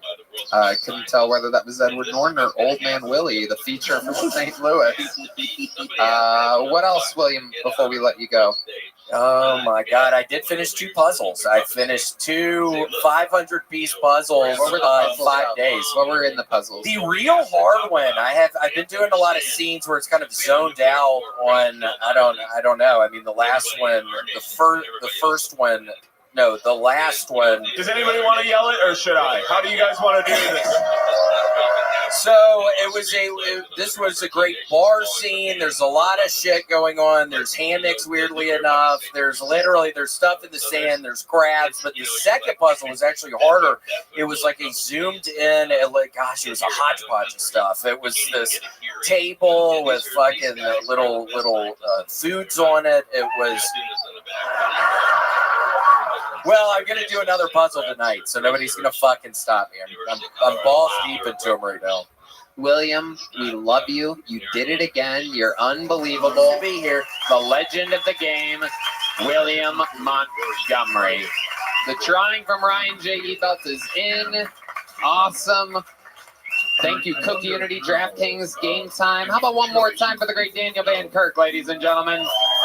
Go to YouTube/Daniel Van Kirk Comedy and watch his brand new special, Rose Gold, everyone. Daniel Van Kirk. An unbelievable fucking time. Thank you so much. I love you. We love you. Absolutely. How about one more time for the best damn band in the land? Nick Lewis on the bass. On the horns, Carlos Sosa, Raul Vallejo, and Fernando Castillo. Michael Alves on the drums, Muling on the electric, John Reeves on the keys, Red Band. Check out the secret show every Thursday at the sunsetstrip.com. Yeah, absolutely. The stream still available right now for the LA Forum. The rematch between Hans Kim and Rick Diaz. A lot of your favorite stars of the show and historical figures and people performing it in an arena for the very first time. Very exciting stuff happening. And yeah, MSG and August.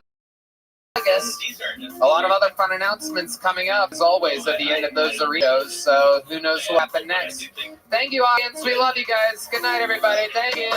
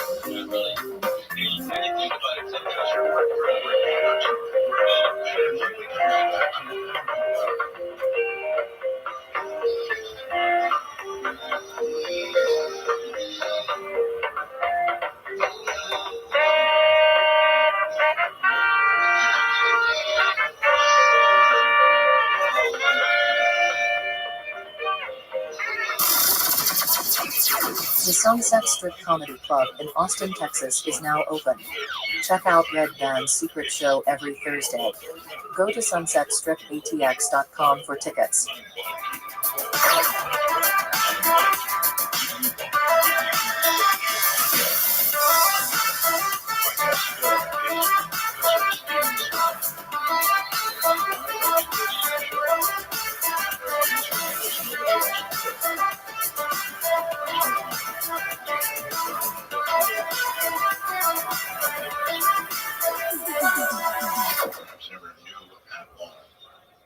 So, Professor, welcome back. I was going to sort of jump ahead to have a full exchange with Russia, something I consider really possible, unfortunately, either getting started by accident or on purpose. And we haven't even discussed the accident part of it. I want to get to that. But if we did have the full exchange, we would be around. But what do the models say? What happened to our atmosphere and the people that we're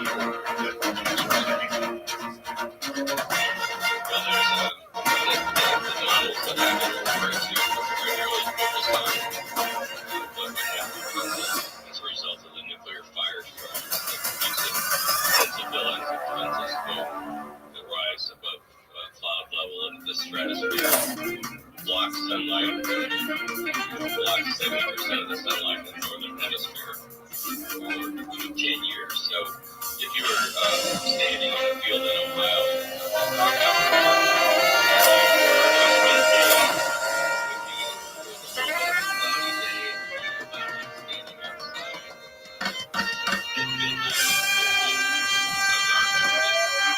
so that's why it would be below freezing every day.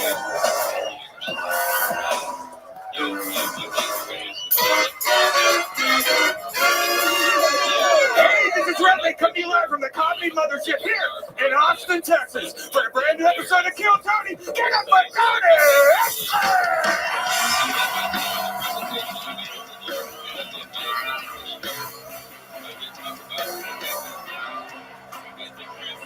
Who's ready for the best fucking night of their lives, huh?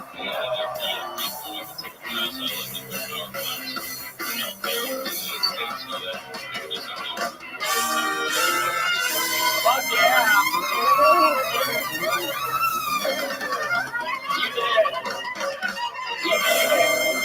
You did it. You're at the #1 live podcast in the world. Kill Tony, brought to you by Talkspace and Squarespace. Speaking of space, the great Red Band's here, ladies and gentlemen. Shaking up so much. Shaking up space. How exciting. How about a hand for the best goddamn band in the land, huh? Raul Vallejo. Carlos Sosa.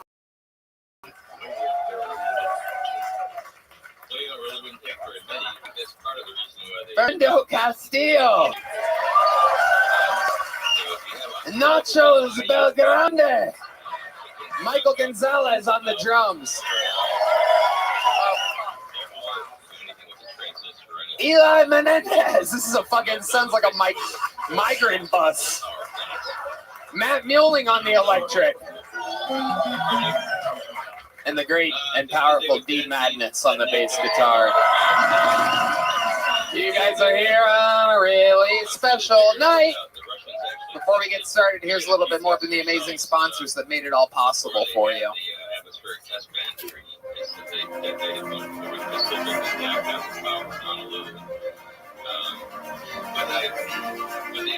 There was a study that was done about electromagnetic pulse congressional study, and I got a copy of it, but I don't think I classified version or not, but I was really very disappointed to see that they didn't address what would happen. So what I did talk to Mark Anderson, I've got he's like really, he's a nuclear engineer that really knows his stuff.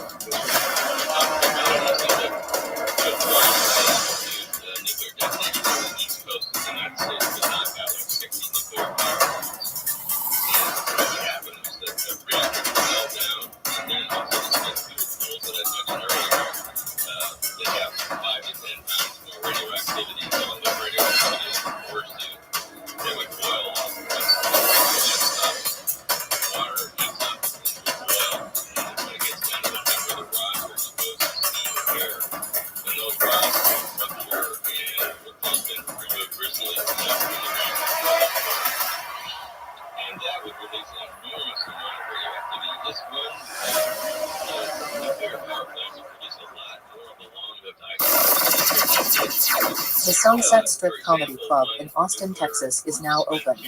Check out Red Band's secret show every Thursday. Go to sunsetstripatx.com for tickets.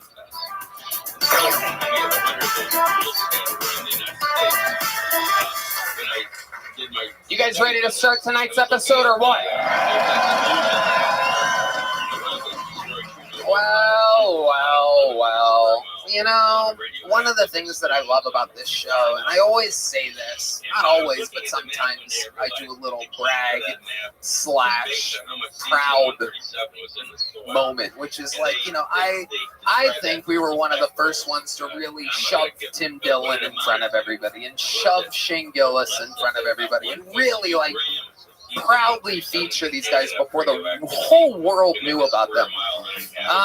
We're doing it again. Another great top young rising comedian in the world with a brand new special out called Gaslit, and also joining him, he is indeed the reigning, defending, undisputed, undefeated 2023 Guest of the Year. Ladies and gentlemen, this is Akash Singh and Dr. Phil.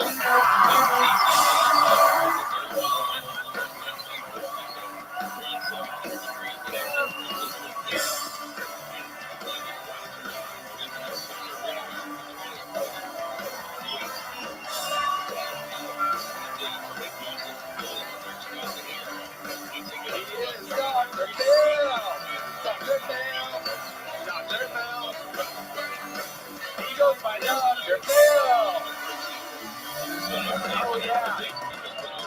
Oh yeah. He's back in the flesh for the first time since New Year's Eve. Yeah, baby. We're back. Feeling good. Dr. Phil starting his own network, running a media empire. A lot going on. We've missed you since New Year's Eve. What's going on? Heath Quarters gave me HPV a couple weeks ago. Just by hugging him, so guess we'll figure that out. It was a magical 2 nights in an arena. You got Guest of the Year, awarded by another imposter, Dr. Phil, who sent in a video gifting you Guest of the Year. That was weird. It's a great time. I haven't been that fired up since Cool Runnings came out on DVD. Raise your hand if you've seen Cool Runnings. Raise your hand if you've never seen a black person. Deep head.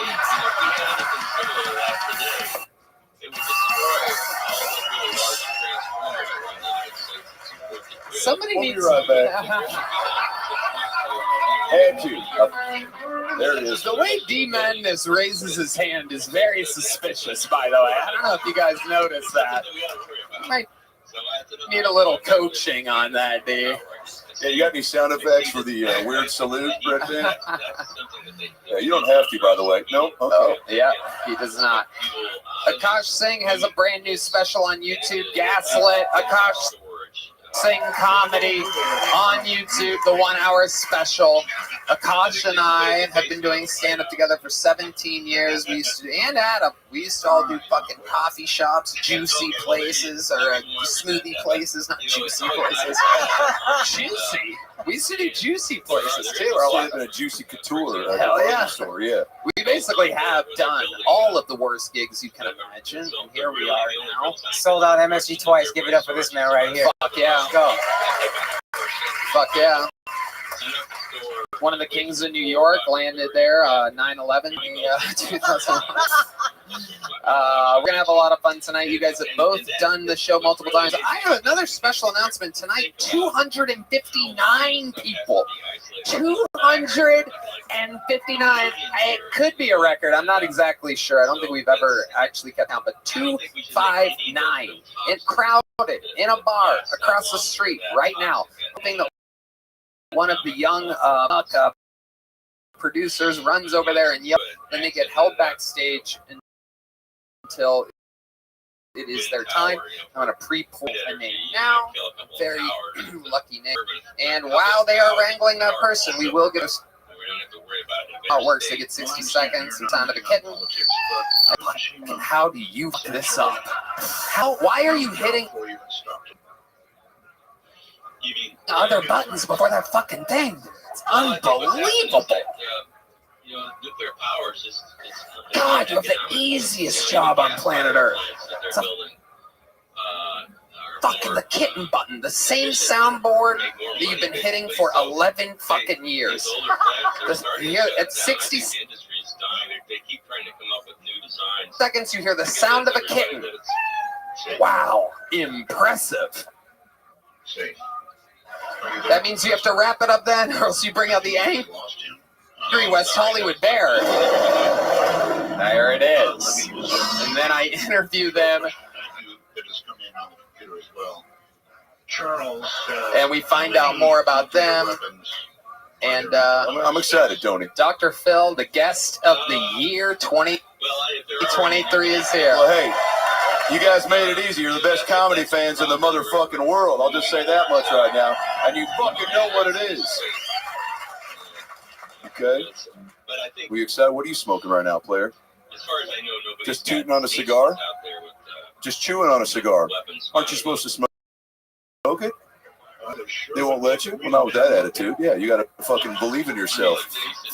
Ladies and gentlemen, getting tonight's show started with a brand new minute. One of our new regulars, an absolute phenom. He's in tight quarters on this show, but if you have age doing stand-up, it is a sight to see. But this, right now, is a brand new minute from our very own Casey Rocket.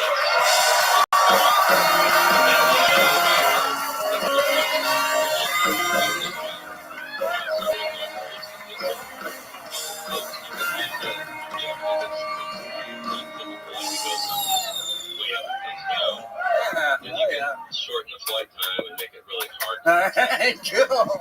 Yeah, very good. Sorry I'm late, guys. Police caught me playing Roller Coaster Tycoon again. Fucked up part is I don't have a computer.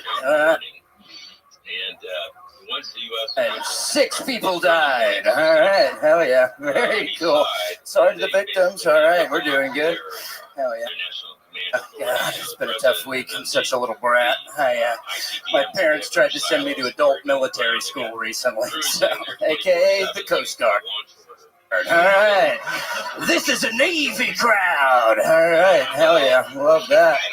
Yeah, okay, cool. Got myself on that one. Yeah.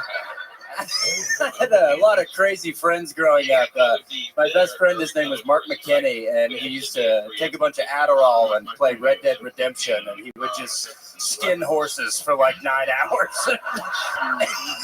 And I would just watch it. Save the pelts, big boy. And all right, I'll leave it there. Thank you, I'm Casey Rocket. All right. The wild world of Casey Rocket has graced us yet again.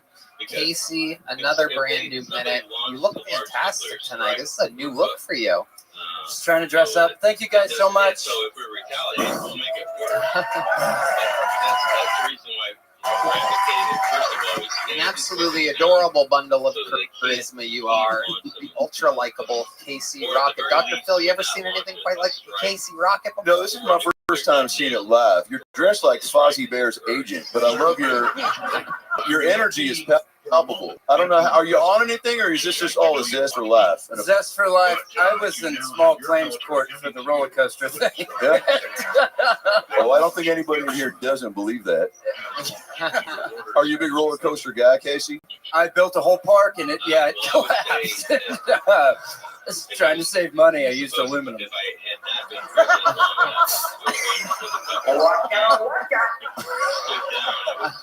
Red Band redeemed himself. Yeah. Red Band Redemption. There we go. Come on now. Look, there. That's what it is. Fantastic, Casey. I noticed you came out with a briefcase tonight. Yeah, well, okay. We talked about it. If you weren't here last week, I've been a receptionist for the law offices of Tarlo and Tarlo for... Shout out. Shout out Tarlo and Tarlo. And they were kind enough to represent me during my civil case. So I didn't have anywhere to put this. This is what I brought to court. This is kind of embarrassing. I guess I could show you a couple things that were in it. Oh, that'd be great. Okay, so this is just stuff that was going to help my case. Perfect, Red Band. This is stuff. I was small claims court. It was like 5 or 6 million. And so they said, bring some stuff that you think would help with your case. So I brought a shower cap and Blu-ray of Shutter Island. Oh, wow. And if you're not much of a reader, paperback of Shutter Island. Wow. I got some, let's see, I got some headshots. These are kind of nice. It's kind of neat. Looking kind of handsome. Big boy LaCroix. Big boy LaCroix. Oh, my goodness. Your Honor, you really think I could do something like that? That's what I thought. That does not look like the face of a man that would build a theme park out of aluminum. That's what I said. You could tell they didn't believe me. A headshot of character actor John Hawkes. Oh. I don't know if that was going to help. It was kind of like an alternative suspect thing. It's like no one knows where John Hawkes was when it happened. And they didn't really buy it. There's a bunch of fucking cassettes. There's a Heart cassette. Paul Simon. The sound Johnny Cash. It's mostly cassettes in here. I think I see the soundtrack to Shutter Island in there. That's absolutely right. It's funny you bring that up. Garth Brooks. famed soundtrack to Shutter Island director cut. Wow. Was yeah, I think that was Rodeo was the song they played over the beginning tracks. Wow. This is just some stuff that I've been kicking around in court lately, so I love it. Have you thought about taking a gel blaster into the courtroom with you? Gel Blaster, you say? Yeah. Actually, I have. Gel Blaster is actually one of the better things to take into court. Huh, it's funny you bring that up. Gel, let's follow me here. How does that mix with our whole idea? May I present to you the riff attorney? Gel Blaster, this is how I would defend it. Ladies and gentlemen of the court, Gel Blaster, Blue Aster, Ari Aster, Hereditary, Terry, P. Terry's, Burger, Erger. Hold on! Give me time, damn it. Erger, scary, cow, not cow, ow, hurt. Has anyone been hurt by my client here? Very cool. You have the craziest brain I've ever heard of. You are great at what you do. Thank you. And no one else does that. That is for sure. The riff attorney. Can you imagine being in a court of law and hearing an attorney go, Burger, Erger, you know what I mean? I mean, case closed, Your Honor. That's right. And the Russians have the same thing. It is Burger, Erger, that's my new screen name on Xbox Live. incredible. Always putting on a big show, always with some fun things. I cannot wait to see what you do at the LA Forum and, of course, Madison Square Garden. Wow. 2 nights coming up. They're not ready. Hell yeah. I'm excited about the future. Me too, Casey Rocket. Thank you guys. So fun. Hell yeah. Casey Have a good night. Rocket, ladies and gentlemen. And so it has begun. Casey showing us what a wild minute looks like. Those guys have to do it every week. Not easy. Oh, wow. Look, it's the lovely Heidi, everybody. Make some noise for Heidi, everyone. A little something for the incels on YouTube right now. And so we move on. Anything can happen. This is where we find great talent. It's also where we meet crazy people. Some of them don't prepare. We find out everything we can about them. You guys get it. Let's get it started. Your first bucket pull tonight goes by the name of Brett O'Brien, everybody. Here we go. 60 seconds from Brett O'Brien.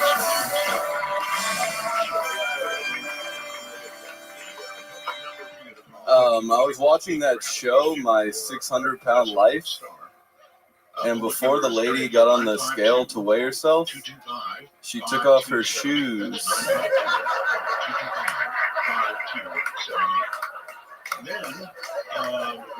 Like, that's the issue. Your Crocs. I'm pretty sure it's your moose heart.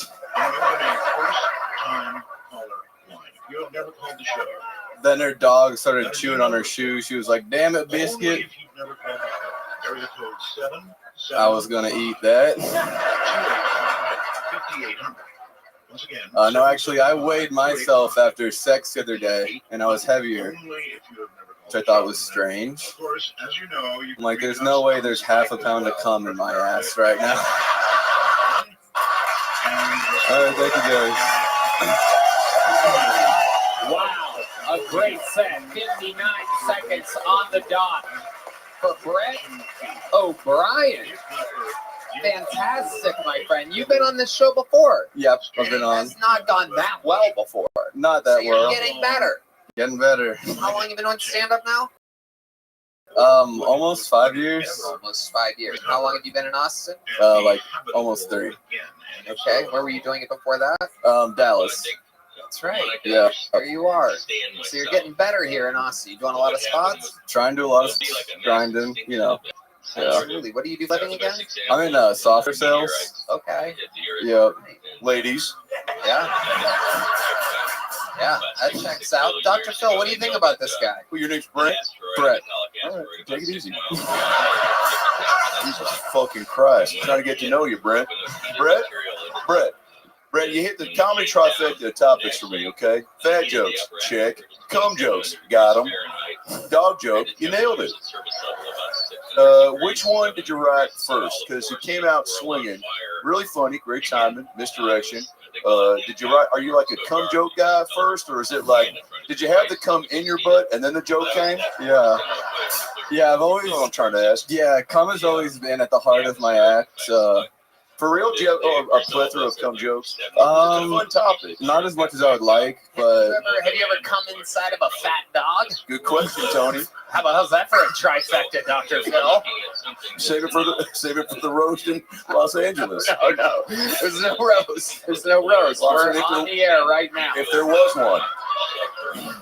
Specifically said, don't mention the fucking roast. It's okay. It comes out. He's doing the Dr. Phil roast. Sorry, surprise. I'm doing a roast of Dr. Phil in L.A. Who's going to fucking go? Raise your hand. I'll give you a free ticket now.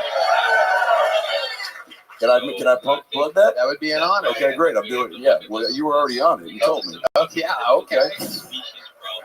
Improv. Here we go. And here we go. You got a sound effect to save this shit right now, Redman? Yeah, right. Maybe a fucking cat that's not a cat? There you go. All right. So Brent, when's the last time you were on the show? How long ago was that about? It was a year ago with Adam Ray, Adam Ray. Yep. Okay. Mhm.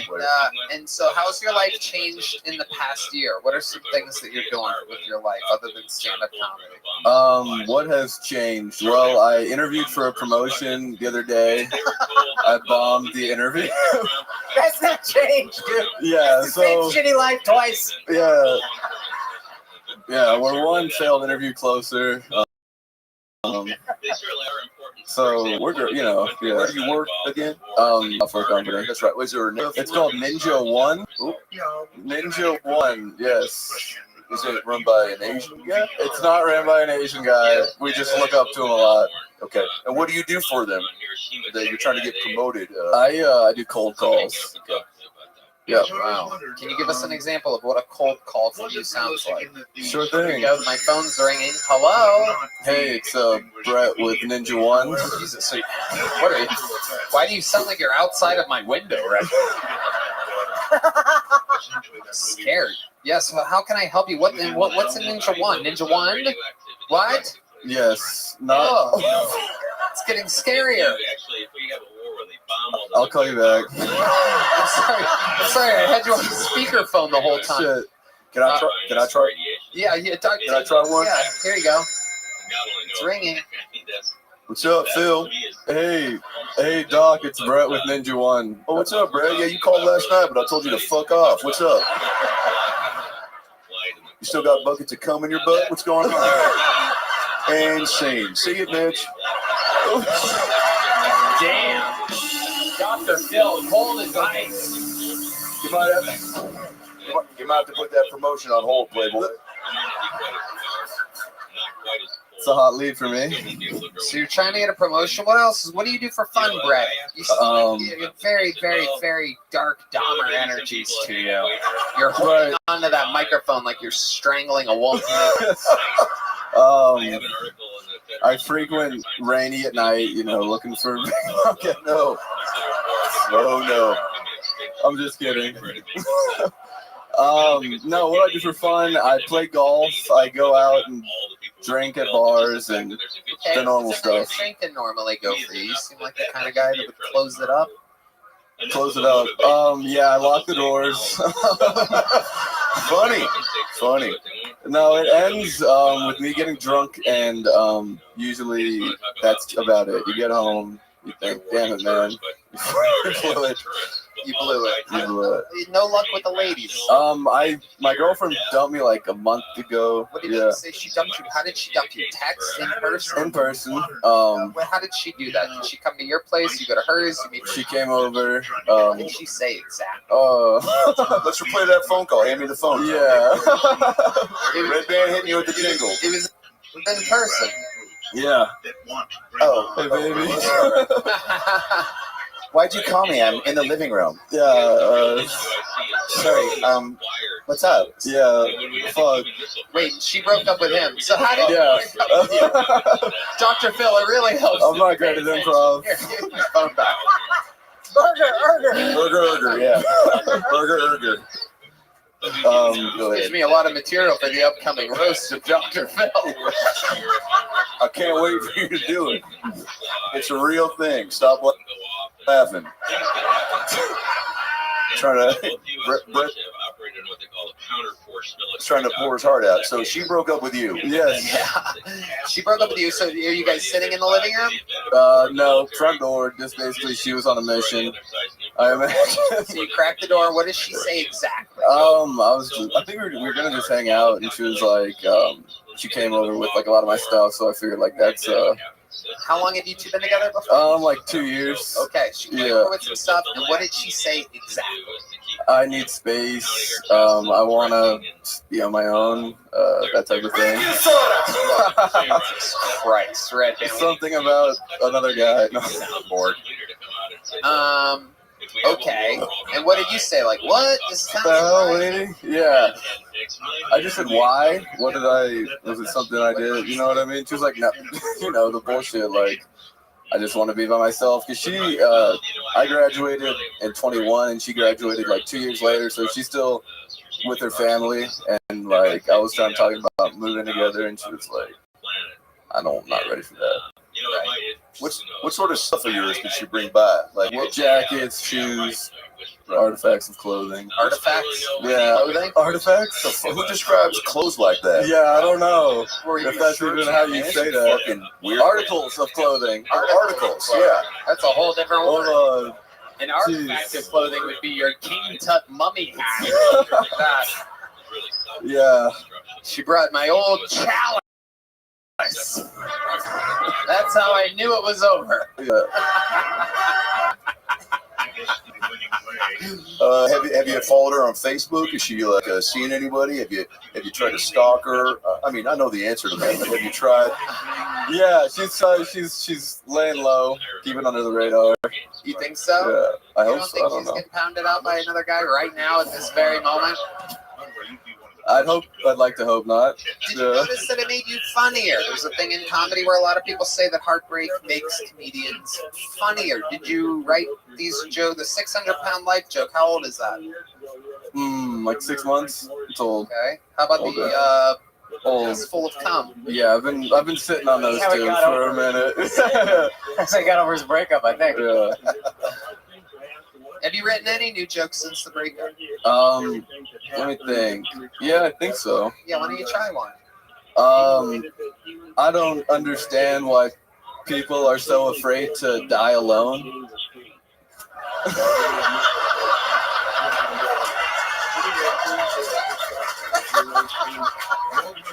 Because if you're not dying alone, you're dying with like a group of people in a mass tragedy.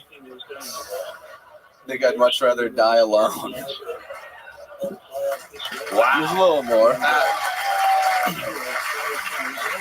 Did you get a little joke book last time you were on the show? No, I got Big Joke Book and then Secret Show. I've been on, this is my 4th time. Right. Yeah. I'd love to have you back on the Secret Show Thursday. Thank you. There you go, Brett O'Brien. One door closes, another door opens. You can catch him at the Secret Show wearing artifacts of clothing. This podcast is sponsored by Talkspace. May is Mental Health Awareness Month, and Talkspace, the leading virtual therapy provider, is encouraging people to talk it out in therapy. Opening up to a therapist might feel uncomfortable, cathartic, exhausting, or exhilarating, but one thing's for certain: if you keep talking or texting with a licensed therapist, you'll gain insights and uncover truths that only you can find in therapy. Get those personal breakthroughs and judgment-free support by signing up for Talkspace. I think therapy is extremely beneficial. It made a huge difference in my life. Talkspace makes it easy to find a therapist you like, and you can do sessions from the comfort of your own home. There's no need to commute to appointments, miss time work, or line up childcare in order to attend sessions. It is mental health made easy. Talkspace lets you send messages to your therapist. You don't have to wait for the next session. Therapy can help you shift your perspective, find tools to cope in difficult times, and be a guiding light. Talkspace can help with any specific challenges you might be facing. It's the #1 online therapy platform with licensed therapists and over 40 specialties, including anxiety, depression, substance abuse, relationship issues, and more.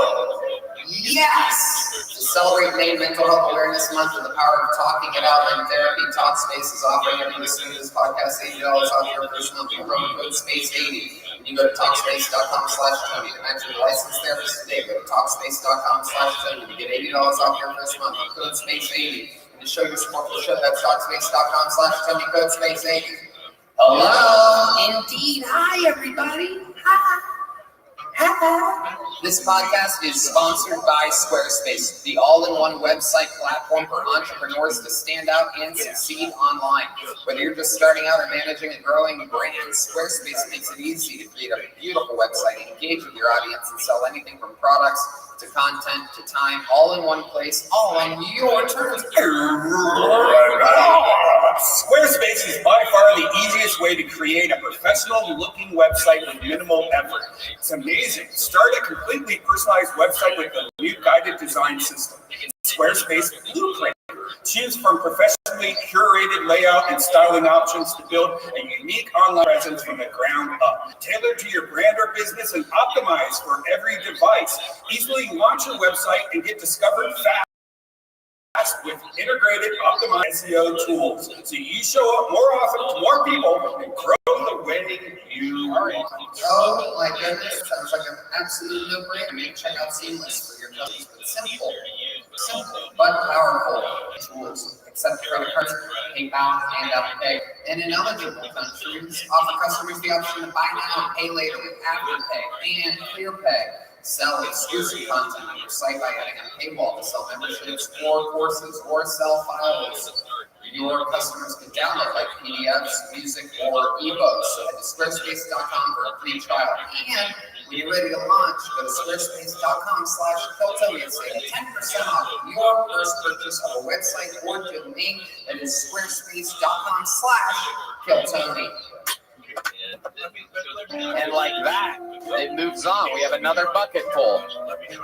Make some noise for Sherry Vaseggi, ladies and gentlemen. Sherry Vaseggi. Oh, hell yeah.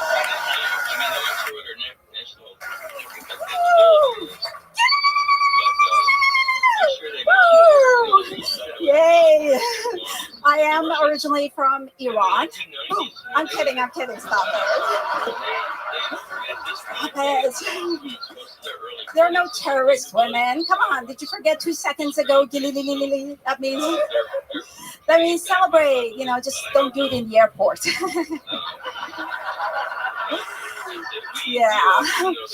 This idea of covering yourself up in the Middle East is called hijab, and in Austin it's called a thong. Yeah, let's keep Austin weird. Yeah, so my pronouns in the Middle East are which translates to shut the fuck up, bitch.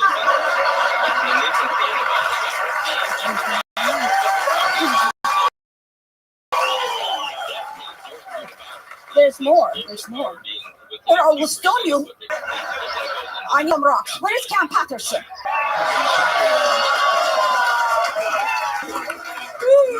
Yeah. So, as a Middle Easterner, whether I bomb or I am the bomb, it's a win-win. There you go, Sherry Vaseggi coming in hot. Wow.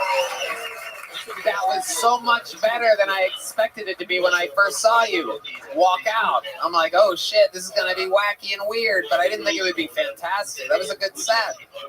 I love it. The bomb part at the end, a little bit easy compared to the rest of your set, but it was fantastic, Sherry. How long have you been with stand-up? This last time since last May, but I used to do stand-up years ago. Gosh, how does it feel to have your grandmother up here? I swear to God, I felt like my mom was up there. I got so happy. You see me smile? I have one question. When you came out and you said boo to the audience, you screamed at one guy, boo. Did you mean to say Jew? That's what I've been trying to figure out. I think you misspoke. I think you missed a punch. I don't take sides. You are something else. How long have you been in America? Since 78, before you were born. That is true.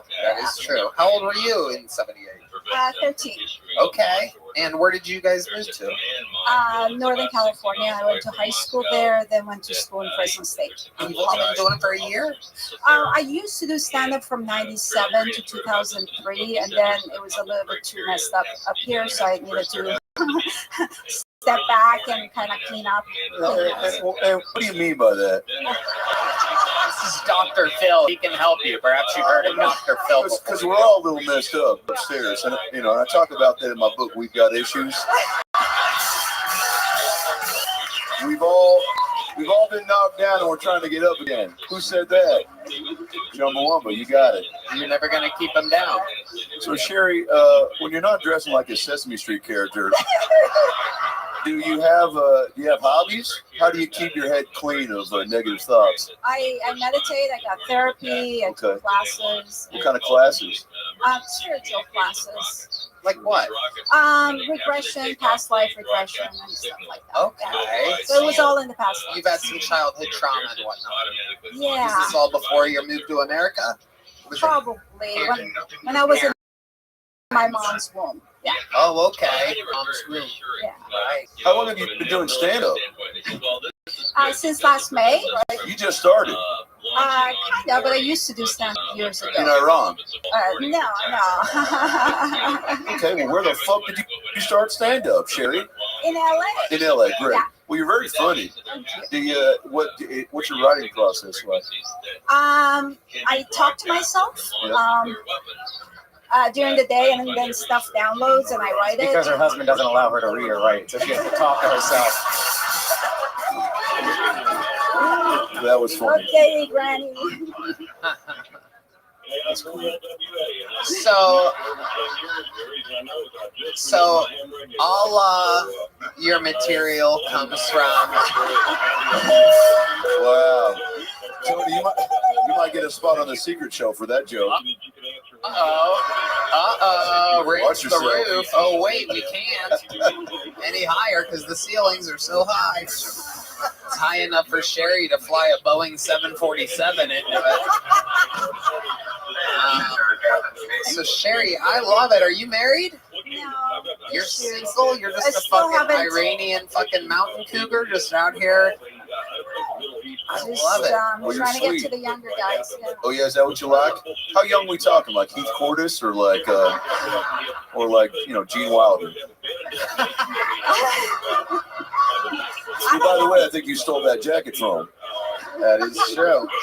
I'm deflecting. I'm envious. Come with me, and you'll be in a world of your imagination. Take a look and you'll see Iranian Sherry.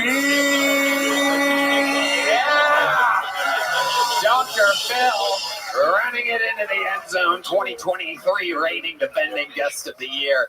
I think there's a lot of good stuff coming your way. You're because it's a nerve-wracking thing to come up here. No part of you shaking. You're poised. You fucking grab that mic. You wooed. Everybody was rooting for you right out of the gate. So I don't know. I'm excited to see where you're. Do have a natural stage presence. Yeah. It is incredible. For only a year, it's unbelievable. Have you done other things on a stage before, performance-wise? I did a little bit of acting when I was in LA, of course. And Were you in anything we'd recognize? Perhaps one of the Al-Qaeda terrorist videos? Maybe the mother of an Al-Qaeda terrorist. Oh, you could play that. Yeah, there's a Hallmark movie waiting to happen. I love your style. It is absolutely incredible. So, what else do you do for fun? What does a lady like Sherry do? I try to walk in the morning. I like to have a boyfriend. You're such a sweet little thing. You'd like to have a boyfriend. Are you on any of the apps or anything like that? No, I don't like dating. I guess maybe that's the problem. So, like your last hangout or hookup, how long ago was that? What was the situation there? You and the only it's been a while. You're a Kosh type. Yeah, it's been a while. And maybe the brown guys only. for me to recognize. what the junk looks like. Oh shit! Oh hell yeah! Well, I'm not going to take my penis out, but I think it's one of those things like riding a bike. I think once you got back into it, you could be like, I remember that there were two balls, you know. Saggy. Saggy. Oh yeah. Now, what is your ideal guy, Brett? You said younger, but you need like a physically fit guy because some girls are into dad bods, right? I like tall, skinny, white, Ooh. vegan. Vegan. Yeah. Vegan? Why is that part of the fucking? Because I'm a vegan. Oh my goodness! I know. You think you're going to find a full-grown vegan boy? Tall, muscular. I want someone better than me. You want someone what? Better than me. Aw, that's sweet. My standards are kind of. So let me ask you something, because you have it all together here, but it seems like you have to do a lot and a lot of different things to keep your mental health proper, which is a very common thing amongst fucking people. Have you ever? When's the last time you ate meat? This last round about 2 years ago. And did that do anything to your brain? Did you feel better for a second there? Eating what you're supposed to eat as a human being on planet Earth? Wait, somebody listens to Joe Rogan, huh? Listen. He's right, though. Meat is better. It helps your body. Okay, and I talk about that in chapter 11. Meat helps your body. Suck a cock from time to time and see what your brain comes up with. That's chapter 12 and 13. I'm not completely off meat. Oh, so you'll eat some meat? When I have a boyfriend. Oh, so the boy. Okay. Oh, look out. Okay, now that we're here, how do you start? You're in the bedroom. What's your first move? For real, because there might be a guy out there listening right now that's like, I need to know if Sherry means business. I need to know if heavy petting is involved, if anal is first base or third base. Well, where do you like to start, Sherry? Take me through it. You got time. A nice dinner. Yeah, I'm already out. So I think that you lost me at food and taking you for shit that I got to pay for. No, I'm joking. Oh, fuck you. Sherry, we have a guy on the line right now that wants to say something. Perhaps an eligible bachelor. Let's see what he has to say. I love hemp protein. It's one of my favorite proteins. We sell it at On. We sell hemp protein. How about that guy? He never calls in either. That was special. It's the owner of the club, Joe Rogan, talking about how he loves hemp protein. Not impressed. My guess is he's not tall enough, Sherry. Tall order. Sherry, I just came out with these Dr. Phil hoodies. That you guys can get wherever Dr. Phil hoodies are sold, which is only one spot. They say we'll be right back on the back. And I only give them to people that I connect with. So I want you to put that on and just live your best life. Because and once you find that special someone, you use it to clean up the mess, But I like your mojo, and I'm truly fired up to see where your comedy career goes because you're fearless, and that's what you need, player. I always say I love the different shapes and sizes and ages and the variety of people we get, all types of different artifacts of people that we get up here. And I love that you signed up for the show and came out with your explosive energy tonight. That was fantastic. Thank you. It was a big joke, Buck. Whoa! I can kick too. God, Sherry, making me wish I was a little bit taller. I love it. How loud can this place get for the great Sherry Bassett? Thank you, Sherry. Amazing. Wow. Ladies and gentlemen, we have a very, very special treat. Before there were golden ticket winners on this show, it still existed. The show started 11 years ago, and I think it was about, 6, 7, 8 years ago. We found this guy, probably closer to 7 or 8 years ago. We pulled this man out of the bucket, maybe longer. It was in the belly room. I remember that very clearly. And he's been on to great success. Sells out theaters all around the fucking world. He was originally just literally one of the best bucket pulls ever from way back in the day. I told him, you're going to be a star. Nothing can stop you. And he's nice enough to grace us with a brand new minute for the first time in absolute many years. Ladies and gentlemen, you know him from America's Got Talent and so many other great things. Make some noise for the great Preacher Lawson.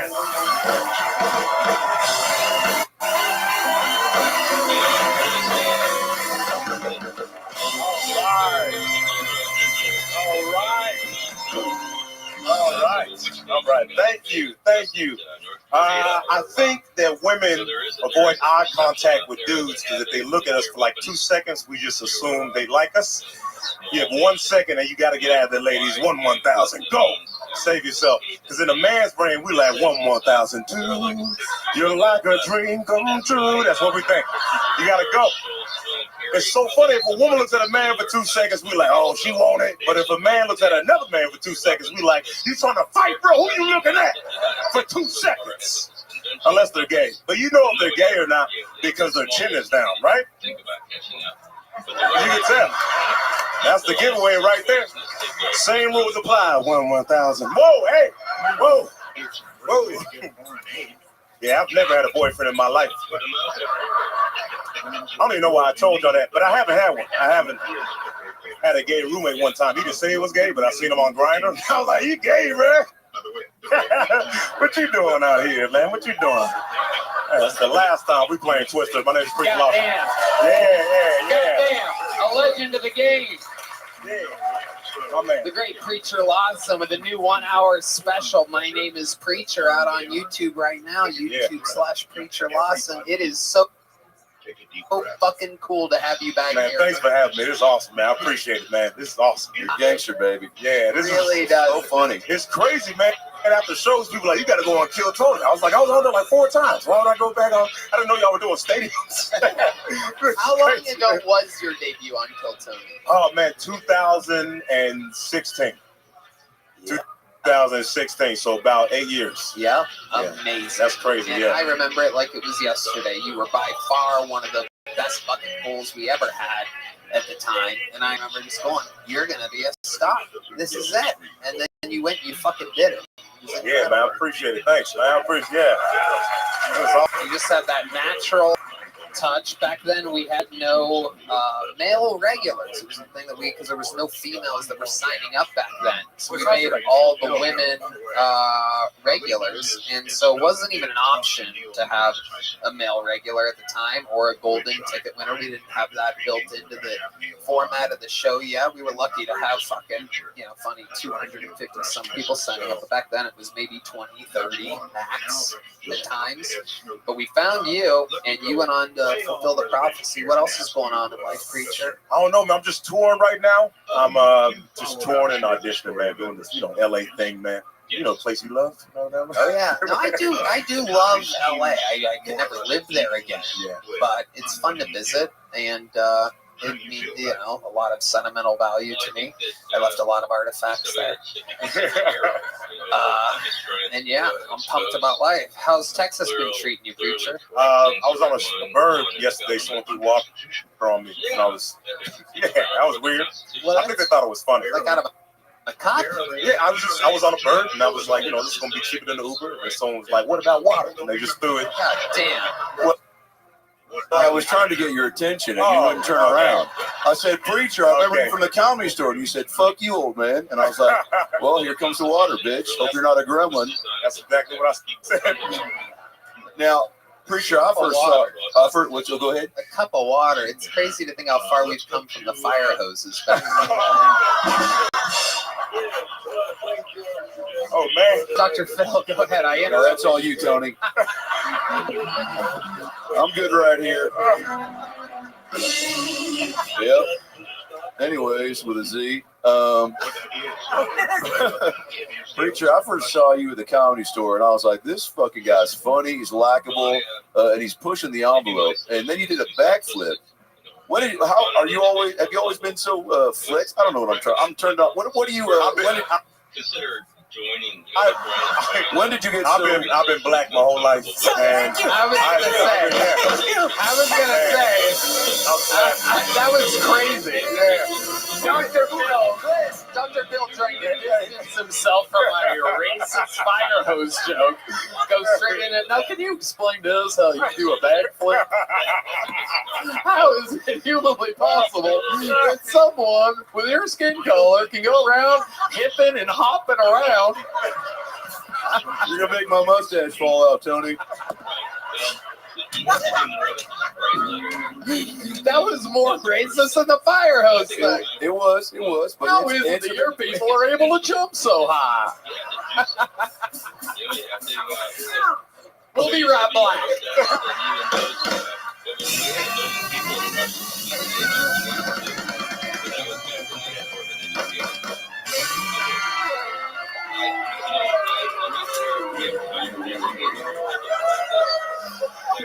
Woo! I mean, that we could just end the show, can't we? I'm like, I think. Yo, but for real, when did you know you could jump that high? No, but for real, because I'm not athletic, so I'm jealous, like when to even. 10 more sticks. Can you teach me how to shoot a basketball? You're putting words in my mouth, Tony. Okay, I'll put something in your mouth, and you know what it is.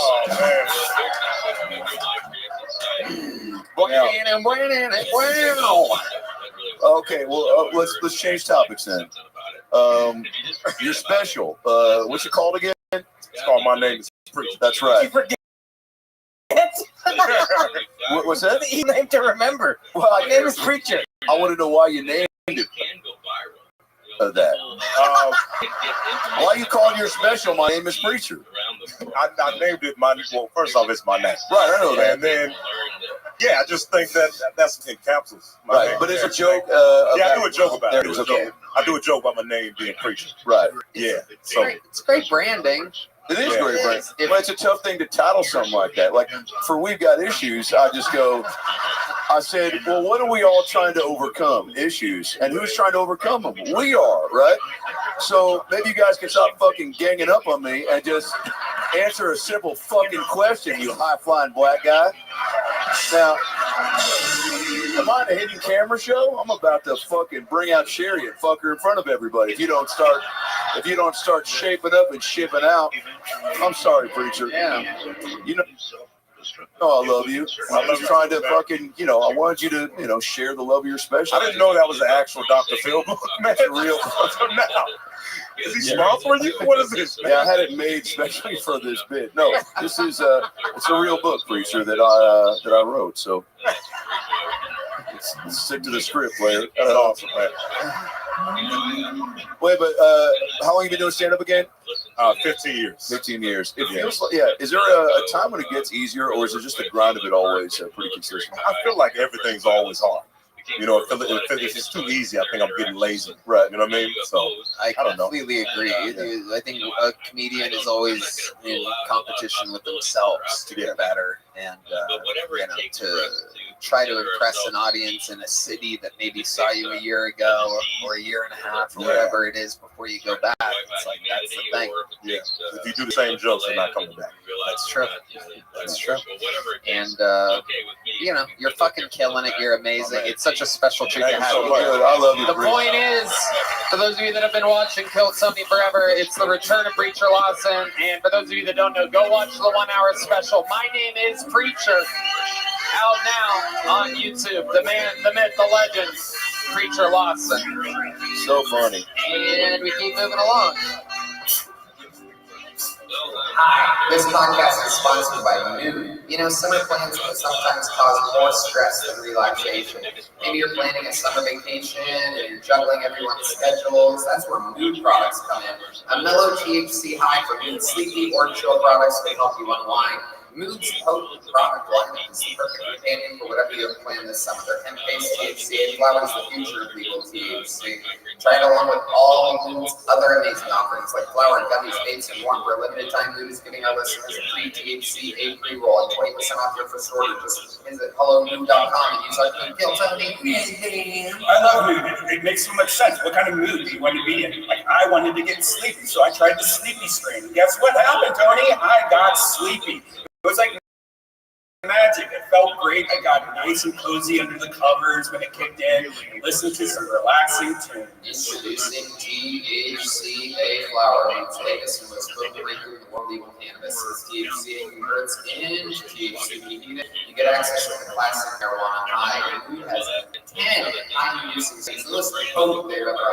Mood puts an end together with federally legal forms THC extract from plants. All their products are regularly tested in third-party labs. Add more relaxation to your summer plans with Mood. For a limited time only, get 20% off your first order and free THCA pre-rolls. Go to hellomood.com and use the promo code KILLTONY. That's HelloMLOD.com. Code KILLTONY for 20% off your order and a free THCA pre-roll. Back to the bucket we go. It's been a good bucket tonight so far. Let's see what happens here. A new minute from Pedro Franco. Pedro Franco, ladies and gentlemen. All right, I'm Brazilian, man. I love America. I really do. I think it's a great place. The thing I don't like, I get called Mexican all the time.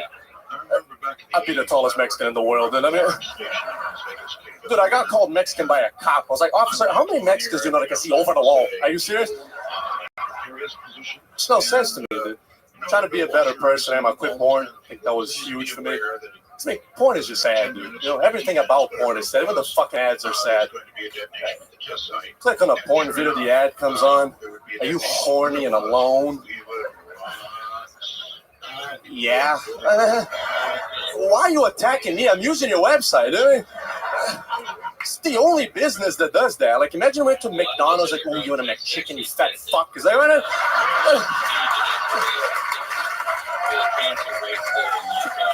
I get it, dude. All I'm saying is we're using their website. You know, they should be hyping us up. Click on the videos, like, you ready to jerk off again like a winner? As a matter of fact, I am. Thank you. Appreciate it, huh? Oh, thank you. All right. Amazing. What a fantastic minute. Pedro Franco, welcome to the show. Thank you. This is your first time on the show, correct? Yeah, first time. I remember you. You have a whole thing to you. Yeah, the couple weeks ago, right? 2 weeks. I think Shane was drinking, and I ran into him in the street. Remember that? No. You don't remember that? Why do people bring up random things? I thought that's what you were talking about. Yeah, I was hanging out with a friend of mine that does. Hold on, just stop. Sorry. You're saying that you ran into me and Shane on the street? Yeah, it was super random. Yeah, no, it's not random. Sometimes we walk on the street too. How would I remember you from the street? Did you say you did comedy or something? No, he was like, he was going to drink, and then me and my friend went with him because we were hanging out with Hans. That's what we're always doing. Yeah. Okay, let's just stop. Sorry. That's what you meant. I'm sorry. No, I was just saying, welcome to the show. Thank you. How long you been doing stand-up comedy? 6 months. 6 months. Funny. All of it here in Austin? Yeah, pretty much. Incredible. You know, it's funny because I always thought those ads before porn were like crazy, but I never really had an angle on it. It's one of the first times in forever where I can honestly say I'm kind of jealous of that bit. Like, that's like kind of amazing. It's right there on the surface. But yeah, what the fuck? Those ads are crazy. We're blatantly horny and alone. Yeah, they don't gotta like highlight that, you know, that's the whole thing. Yeah. Yeah, it's like they're fucking with us. Hey, are you overwhelmed with pussy? Like, no, I'm about to jerk off. It's pretty blatant. It's a great take, though. That's what I'm saying, is you have a very natural, you know, it's right there on the surface. Brazilian porn is arguably one of my favorite categories. But I don't just type in Brazilian. I need like layers. So it's like Brazilian mom comes home early from Iraq to surprise Brazilian stepson who's watching, Airbud 6. He gets bored, so he, fucks Brazilian stepmom, titties, When did you move? All right, we'll edit this out. When did you move to America? Like 2016, I think. Maybe 9 years. First impressions? Love it, dude. Great place. Best country on planet Earth. It is, dude. It is. Yeah. Yeah. You do jujitsu? I did it for like 2 months, and then I came to Austin. I don't have time anymore. Right. Too busy swimming in pussy. What do you do when you're not doing stand-up comedy in Austin? Dude, I just do this because like my visa's up, so I have to leave. It's true. I have to leave. You have to leave. I gotta leave in 2 months, so I just been focusing on. They're gonna make you leave. Yep. Meanwhile, I know it's ridiculous. I know.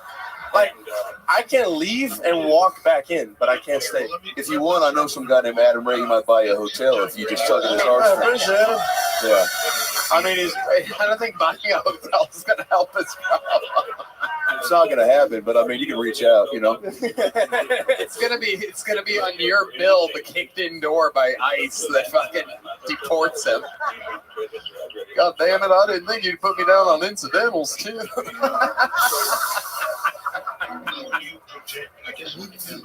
Oh my God. Are there Brazilian stand-up comics? Like, how do you figure out that this is something that you could do? You know, I just kind of like I always loved it, and then a friend of mine like made me do it, and I had a good time. So had you seen American comedy? Yeah. And who'd you like? Who got you fired up? Louis. Yeah. Here you go. Fuck yeah. Absolutely. What do you do for a living? How do you make money? I work in rental cars. Rental cars? Yeah, and I'm gonna say the name of the place. I mean, I'm leaving the country anyways. I work for fucking Enterprise. Whoa. I'm leaving. Wow. If they're not sponsoring me, I don't give a shit. You know? Yeah. They're not gonna do it. Yeah, but that's what I do. It's boring. You know, like it just pays my bills. Yeah, absolutely. Absolutely. Being broke hurts. And I talk about that in my book, We've Got Issues. You need money to have fun. Go ahead, Tony. What's your love life like? You're tall, you're Brazilian. I can't even imagine what's going on here. Single, bro, single. If you're vegan, I know a 90-year-old Iranian woman that fucking... I was listening in the back. I mean, I need a marriage to stay, so that'll fucking work out. Wow. Let's fucking do it tonight. Wow. Anyway, can you fucking imagine? Is there any chance there's a, what's it called? Is there an ordained minister? Is there an ordained minister here? Where? Everybody's point.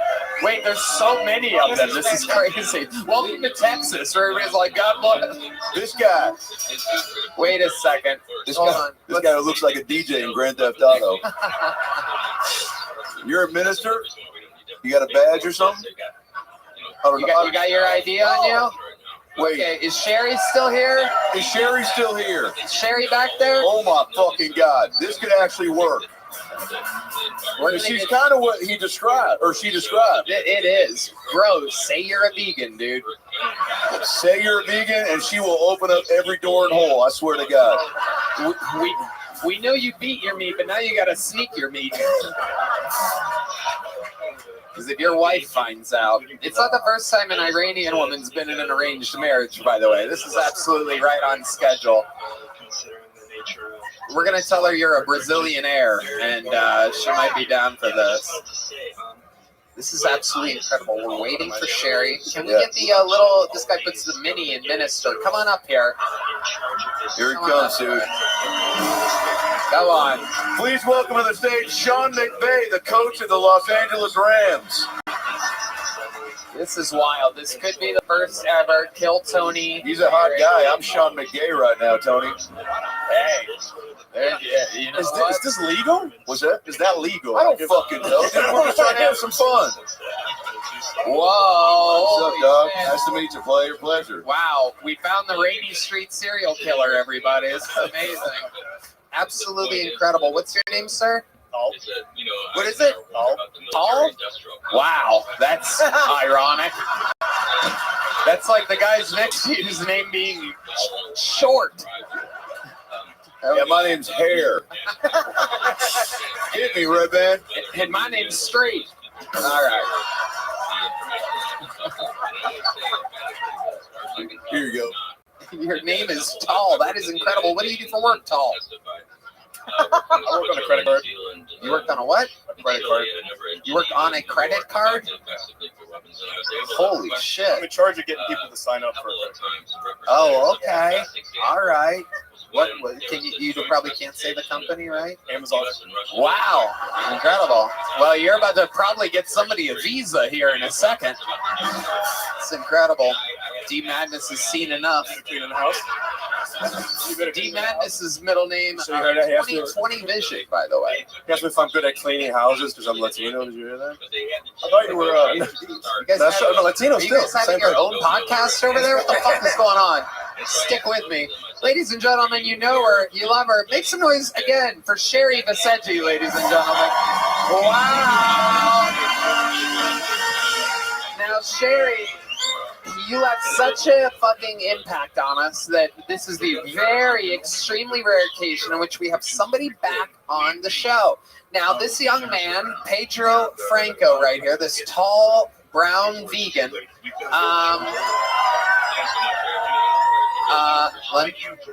yeah. Let me just say, I need you guys. We don't have instant replay, but I'm going to show you what Sherry did when she found out that he was vegan. Ready? Tell me you're vegan. I'm vegan. Oh. yeah. That was hot. Keep going, Sherry. Yeah. Did I do that? Wow, amazing. So, Sherry, we're in a little bit of a situation because Pedro is from Brazil. He's been here since 2016, and he needs to marry an American woman in order to get to stay in America. Now, the man next to you, believe it or not, his name is Tall. That might be a red flag. And Sherry, the man next to you, Tall, is an ordained minister. So, with that said, Pedro, I do believe now is the time to pop the question. Ask Sherry. Get down on one knee. Get down on one knee. Yeah. He's literally, he got down on one knee. He's still taller than Tall. It's incredible. Okay, ladies and gentlemen, here he is, Pedro Franco. Sherry, will you help me stay in the greatest nation of the world? I believe I'm American enough that I. That's right. There you go. That's good enough. That's good.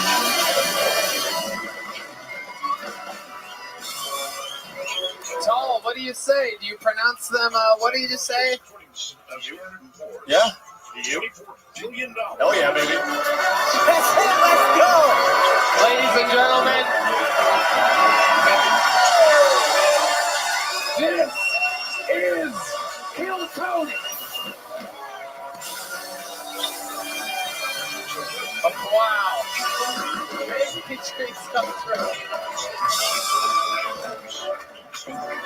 Dreams have come true here. Sherry, you are an instant Kill Tony legend. Pedro, you had a fantastic minute. Congratulations. It looks like things may be going your way.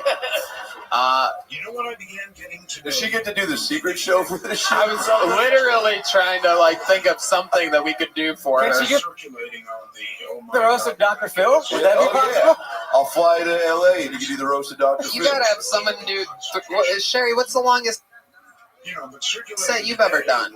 saying that people want to send wires 15 to 20 minutes. Why don't you let her open the show on Thursday? After Fogo de Chao, why don't you come over to the secret show on Thursday? You're gonna open it up. Sunset Strip Comedy Club. What is it, 8 p.m.? Oh my goodness gracious. Dreams are coming true here. Tall, did you sign up for the show?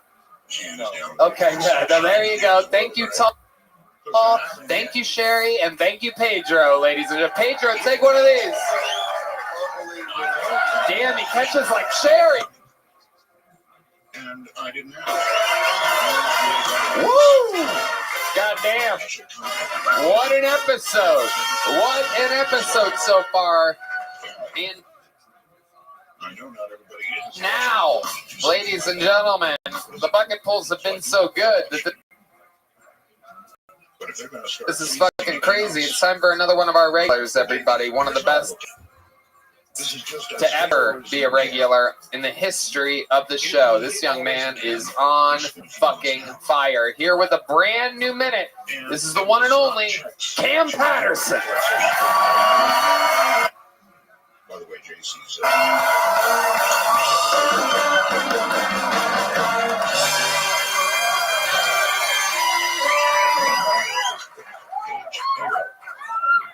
I'm gonna fuck that guy's wife, man. They just got married, and I'm happy for them, but I like fucking old women, dog. That's not a part of the minute. I just want to tell y'all that I will fuck that old lady. I don't understand helping the homeless if you're not gonna give them a house. I think that's dumb. My barber likes to go on 6th Street to get home people haircuts. I think that's fucking stupid. Cause you gotta understand something. They get their money because they look homeless.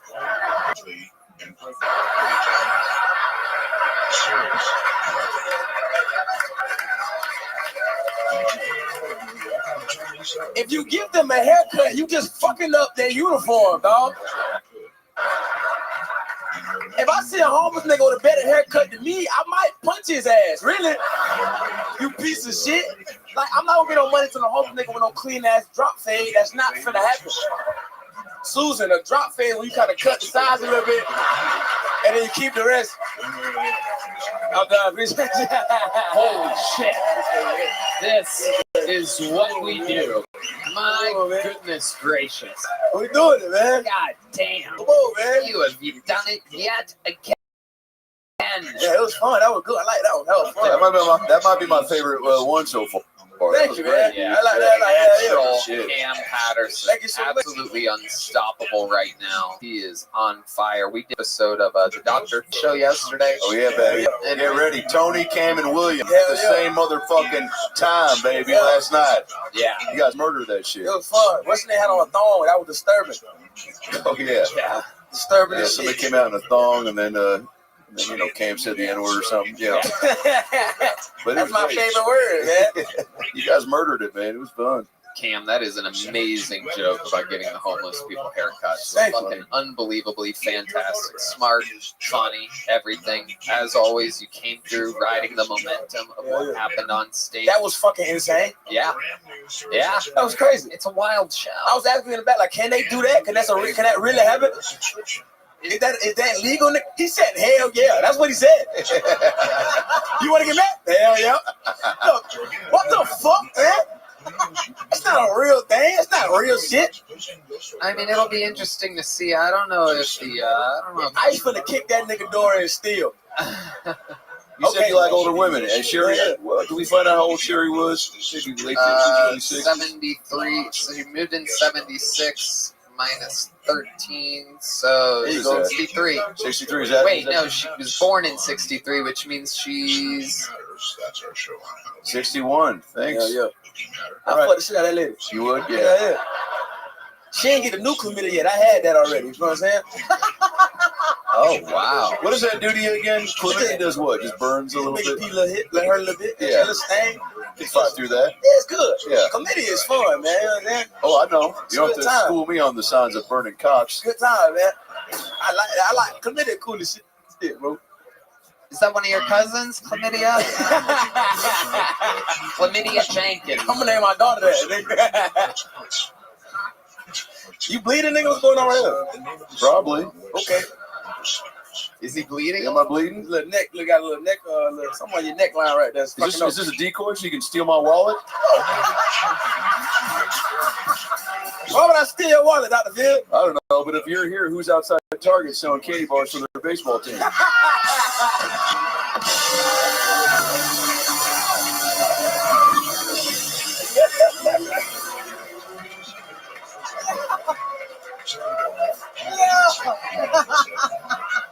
Sorry, once it was here, I had to do it. I don't play baseball, nigga. I play basketball. That's right. That's right. You told me that. Yeah, Told me that last night on the show.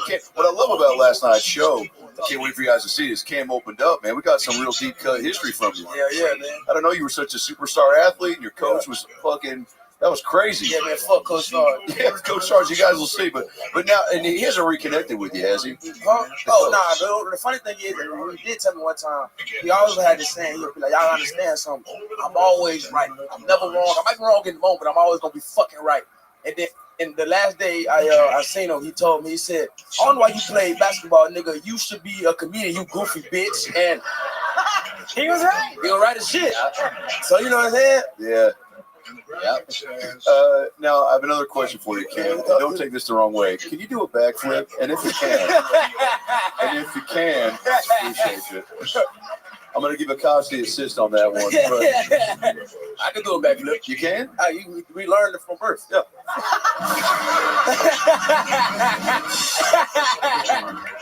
Out the womb, nigga, we just started flipping, dog. Just come out flipping. Like how dolphins come out swimming, we just let's hit it, nigga. You know what I'm saying? It's very easy. You can't flip, nigga? I mean, I can flip a girl over if I'm fucking her on her period. Come on now. Talk to me. That was weird, but I like it. You know what I'm saying? Wait a second. That was strange. Well, I talk about it more in my book in chapter 12. We've got issues. Don't let a period stop a Tuesday from being the best day ever. An audio version of that? I'll sign it for you. Okay, well, I got you. If you flip for me. Wait, what? If you flip for me? What kind of fucking weird scenario is this, Dr. Phil? Flip for me, nigga. Flip for me. Just do a flip, nigga, man. I didn't say the N-word or the man thing. I was sincerely trying to make plans for the weekend, all right? I love you, Cam. Love you too, man. I need to see Tony a tour and see Cam out there. Is it just bananas when he comes out? Unbelievable. I don't know why you would use the word bananas.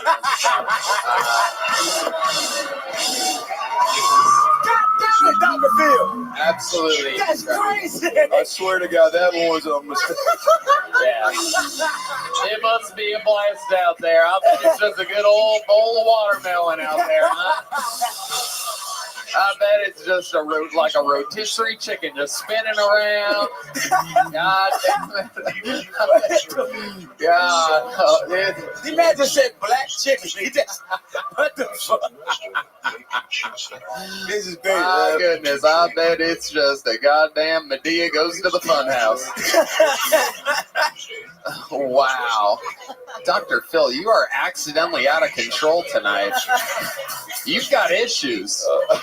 When I talk about that in chapter 16 about my own personal struggles and then what I'm doing to overcome them. Yeah. Thanks for the plug, Tony. You know what plugs feel like, don't you? All right. Oh, man. Rabbi, you got a butt plug sound effect or something?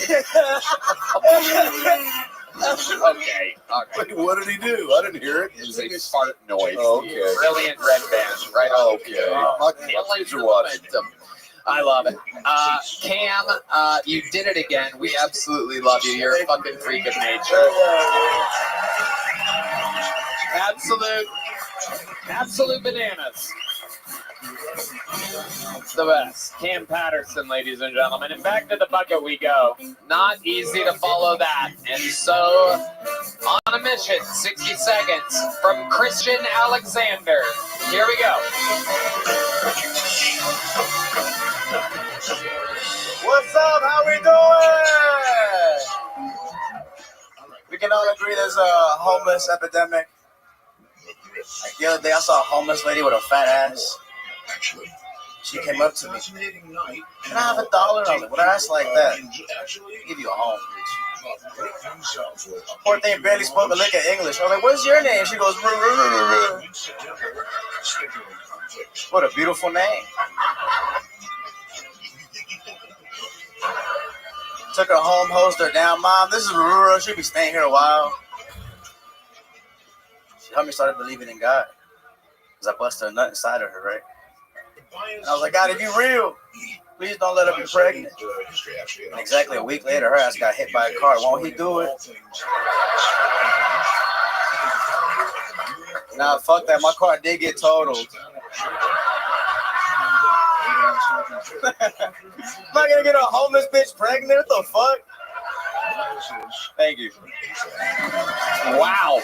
Yet another good set. Christian Alexander, welcome. What's Your up? first time on the show. Yes, sir. What's up? How old are you? 23. 23 years old. How long you been doing stand-up? 2 years consistently, but 4 years my first time. You from Texas? Houston. Austin, Houston. And that's where you live now? Yep. With your mom? Oh, 100%. Hell yeah. The fuck? Free rent? Absolutely. What do you do for work? I work at Adidas, and it's great because I got a foot fetish. So I see a lot of hoses' toes. You feel me? That's what's up. Oh shit! Look at that. What do you? What's your? What size do you like? Size 7. Yeah. Wow. He knew exactly what he's into there. Is that a size 7 in men's or women's? Women only. Ooh. Yeah. Men's is disgusting. Let me do it for your feet. Is there something about the foot? Like, what do you love about it? Stank. Wow. You're a dirty little boy. My goodness, Christian. Do you have a girlfriend? No. Why do you say it like that? Because inflation. Very cheap for a guy that lives with his mother. Oh. Inflation. Do you know what that means? Kind of. What do you do for fun? What does a 23-year-old like Christian Alexander do for fun? Drink and drive. Really? Practice it. Practice. Wow. The Houston pastime of drinking and driving. What else? What do you like to drink, Christian? You a tequila guy? Soda. Yeah, I was trying to get a shot back there, but I was thirsty. Uh-huh. Have you been drinking today? Oh, yeah. It's Austin. What? This is Austin. Uh-huh. Inflation, Tony. Yeah. Do you have to drive home tonight to Houston? No, I got my dad's credit card, so I ain't really paying for nothing. Okay. Shit. New Amazon credit card. All right, so mom and dad are still together. Yeah, but I wish they weren't. Why? Because, I don't know, maybe my mom might be cheated. What makes you say that? She's a Walmart couponer. But she never has coupons. She goes like every day. Like, where the coupons at, bitch? You know what I mean? No, we don't. No. What the fuck? You go to Walmart every day, you bring back like nothing. You say you're a couponer, but you never see any coupons? Oh, gotcha. So she's saying that she's looking for the discounts and the deals, but she never comes home with any actual items, yeah? No. She comes back like the same cereal. What kind of cereal? Reese's Puffs. That's probably her boyfriend's favorite. Oh, shit. Wow, it's very suspicious. What does dad do for work? I don't know. No, he's a manager, but like, I don't know what. He works at She-Rock. I don't ask. We don't talk. You know what I mean? My dad, he's Mexican. Well, why don't you and your dad talk anymore? We don't watch wrestling anymore, you know? Aw, you used to watch wrestling together? Yeah, it was cool. You didn't catch this last WrestleMania? I did. Oh my god, it was crazy. It was crazy. It was crazy. I jumped up and down when Cena came up. What was your favorite part, Cena? No, Cena, I was like, oh my god, John Cena. Yeah. Then Undertaker came out, and my heart sank to my ass. That's true. Me too. It got me. It got the best of me too. I jumped up. It got me. I didn't like Randy Orton though. He was a little too like fat. Okay, we're getting off subject. All right. Going a little too inside baseball. Christian, what's your love life like? Desperate. Really? A little bit, yeah. I like taller women. Oh. Yeah. I like them all, but mostly taller women. So, wait, do you like a big foot? Or you want a tall girl with little feet? She got skinny ones with veins on it. You talking about her foot? Yeah, that's what she's talking about. So you like a veiny, stinky foot. She works hard. It gotta stink. You know what I mean? She works a lot. No hair? Well, she's gonna have to work hard with her lazy ass fucking. Incredible. When's the last time you spoke to your father, Christian? I told him I love him the other day. Man, he's paying for a lot of shit that I gotta be appreciative. Yeah. Well, I feel like there's a lot of stuff you haven't said to him. And Rabbi, if you could hit me with some soft piano music, I would love to role play a little conversation to warm you up for the real one. You should be having soon. Okay? They hit me. I'm going to play Christian's dad. And Christian, you play yourself in this. There's no way you could fuck it up, Christian. That's name? Mayo. All right. So here, I'm gonna. You knock on the door. Hey, who is it? This is Mayo. Is that the pizza delivery guy?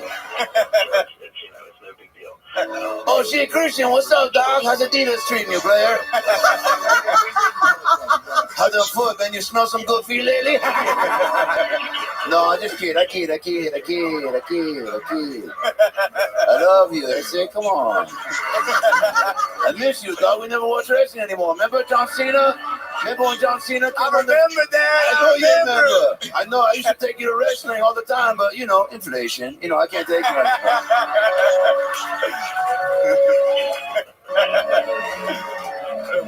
You've never talked to me this much.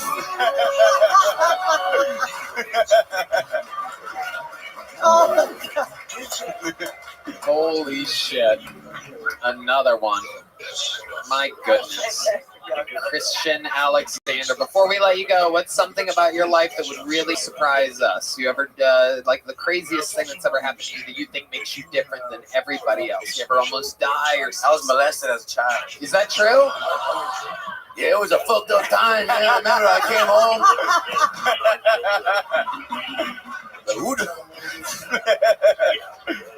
Were you really? Kinda. It's by a woman. It don't really count. You know what I mean?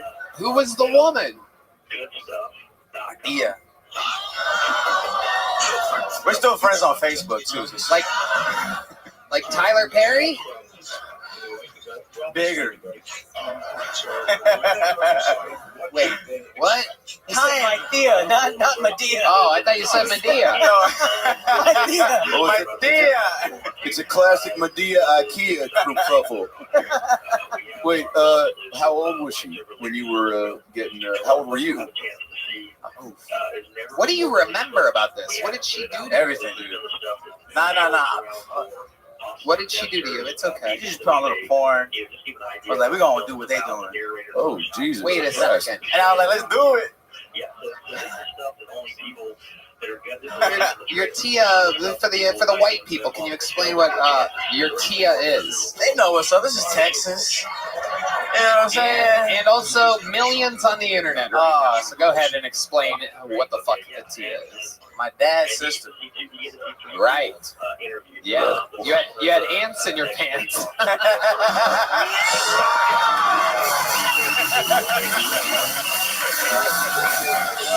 Thank you. That's respect right there. Top 5 molestation joke you will ever hear in your life. That is true. You're on fire tonight. That was unbelievable. Oh my God. Hey, keep talking about your travels. We'll think of more comments. You can read all about it in my book. We've got tissues.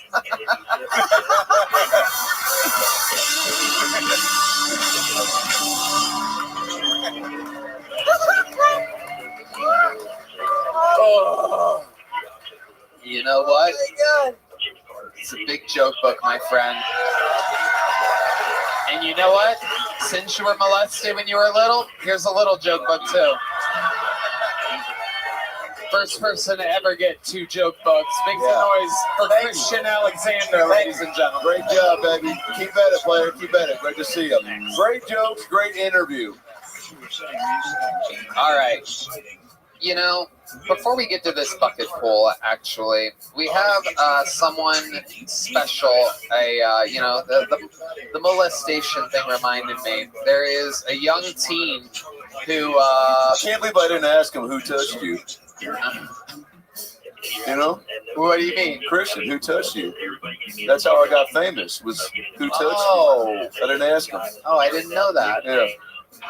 Can we bring him back out? I'm sorry, go ahead. It was his Tia. What's that? It was his Tia. I know, but I don't know what that is. He just explained it. His paternal. No, but I don't know. I should have asked before he said it. It was his band. Right, but I should have asked before he said it. Can the music get louder somehow? I can't hear you, Tony. I can't hear you. Hold on. Jesus fucking Christ. All right, so moving forward, not backward. There's a young teen who, wanted to talk with you, Dr. Phil. He's trying to solve some issues in his life. And he just so happens to be on a hit podcast with a new friend of the show, Tony Hoff. Ladies and gentlemen, from the podcast Hawk vs. Wolf, here to talk it out with Dr. Phil. Make some noise for the great Jason Ellis, ladies and gentlemen.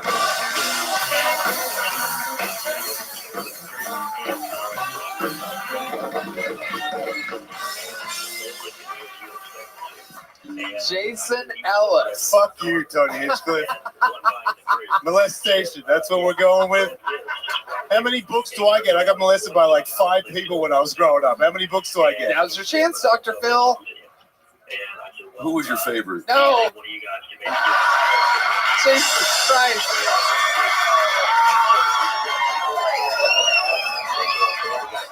Wait. Who touched you? Sidebar was your favorite. Right? I think the older ones, the women were my favorite. Because I'm not as gay as I used to be. How old are we talking? And how old were you when it was transpiring?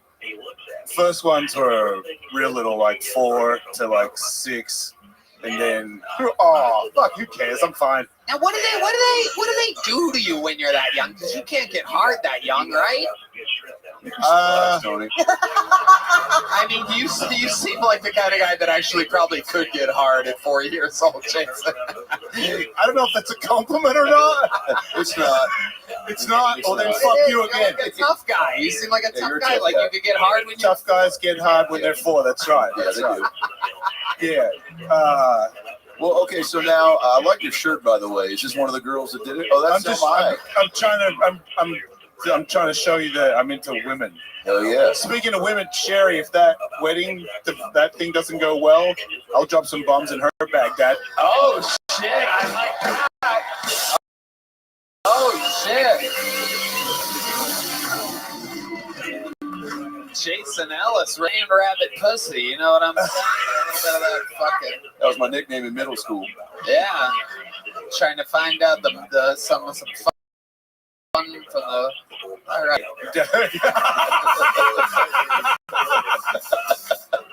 Like jokes hit me as I short circuited there. I love it. So, you said you're not gay anymore. What are you talking about? I'm not. I wasn't gay. I don't know who's gay, you or me. Seriously. Like, just because I admit it, that might be the only difference. No, you're gayer than me. Yeah, you did gay shit. I think the only difference between you and I being gay and people making fun of us is I back it up.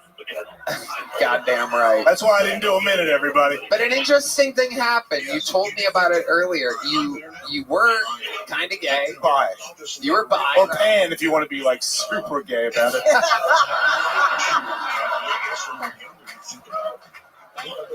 And then you quit drinking, and what happened? You're going to find this interesting, Dr. Phil. Can't wait. I don't really like it anymore.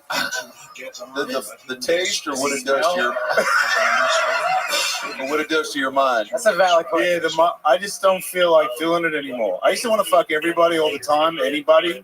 Like trans girls, guys, everybody. I was kind of like the more the better. How about hermaphrodites? Yeah, fuck it. Have you got one?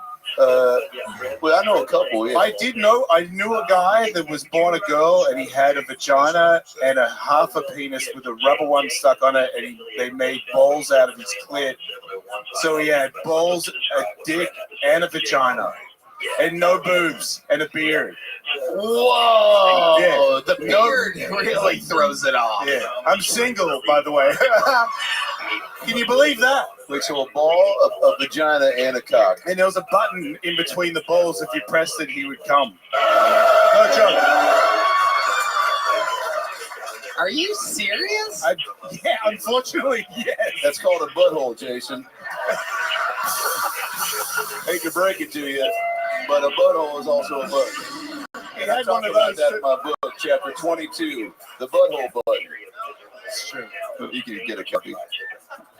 I might need that, especially after this fucking thing. Well, no, you're an open book, and I like that. You always have been, right? I think you're a pretty fearless guy on stage and off stage. Yeah, it looks like it. Right? Yeah. What do the tattoos mean? Something? No, I mean just to protect my small child fear, like terrified self inside. I went to therapy for that. I love that. Yeah. Are any of the tattoos pre or post gay? They're all gay, actually. Okay. What's on your head? A wolf. I love that. And then an eagle on the back and some snake around. Like I like animals. Me too. Small world. Yeah. The JasonEllis.com. You're going on tour. What are you doing on this tour, Jason? Comedy. I love it. Yeah, accidentally. Like I got fired from Sirius. That was a really cool moment. Right. I used to think that was what I was going to be as a radio person for the rest of my life. And then Sam Tripoli was like, "You should do comedy," and I was like, "I work. Like, how would that work?" And then they fired me, and I was like, "Now would be a good time to try comedy." Yeah. And then because I got fired, it was like really depressing, and I felt like I hated myself, which made me fit right into comedy. Yeah, that's exactly it. Yeah, I got a lot of good friends. We all hate each other and ourselves. It's great. How long have you been trying comedy now for? Like 4 years now. And you love it. The best thing about it is I get nervous, I get scared like I do with skateboarding and fighting. But when I fuck up, I don't have to go to hospital. Right. Yeah. I just get like really depressed and go home and like, get sad. Like, well, you guys used to before you were good. It's true. Yeah, it's fun. It's a shame there's not a button that makes things all better. Oh, there is. It's just I don't want to press it anymore. Jason, thank you for swinging by. The Thanks for having me, versus Wolf, available everywhere. He's on tour at thejasonellis.com. One more time for Jason Ellis, ladies and gentlemen. Come on, make some noise for Jason Ellis, everybody. Very funny. Another fucking pull. We are moving smoothly through it. Make some noise. 60 seconds uninterrupted for Avery Hutto. Avery Hutto, everybody. Here we go. Clap for Avery, everyone.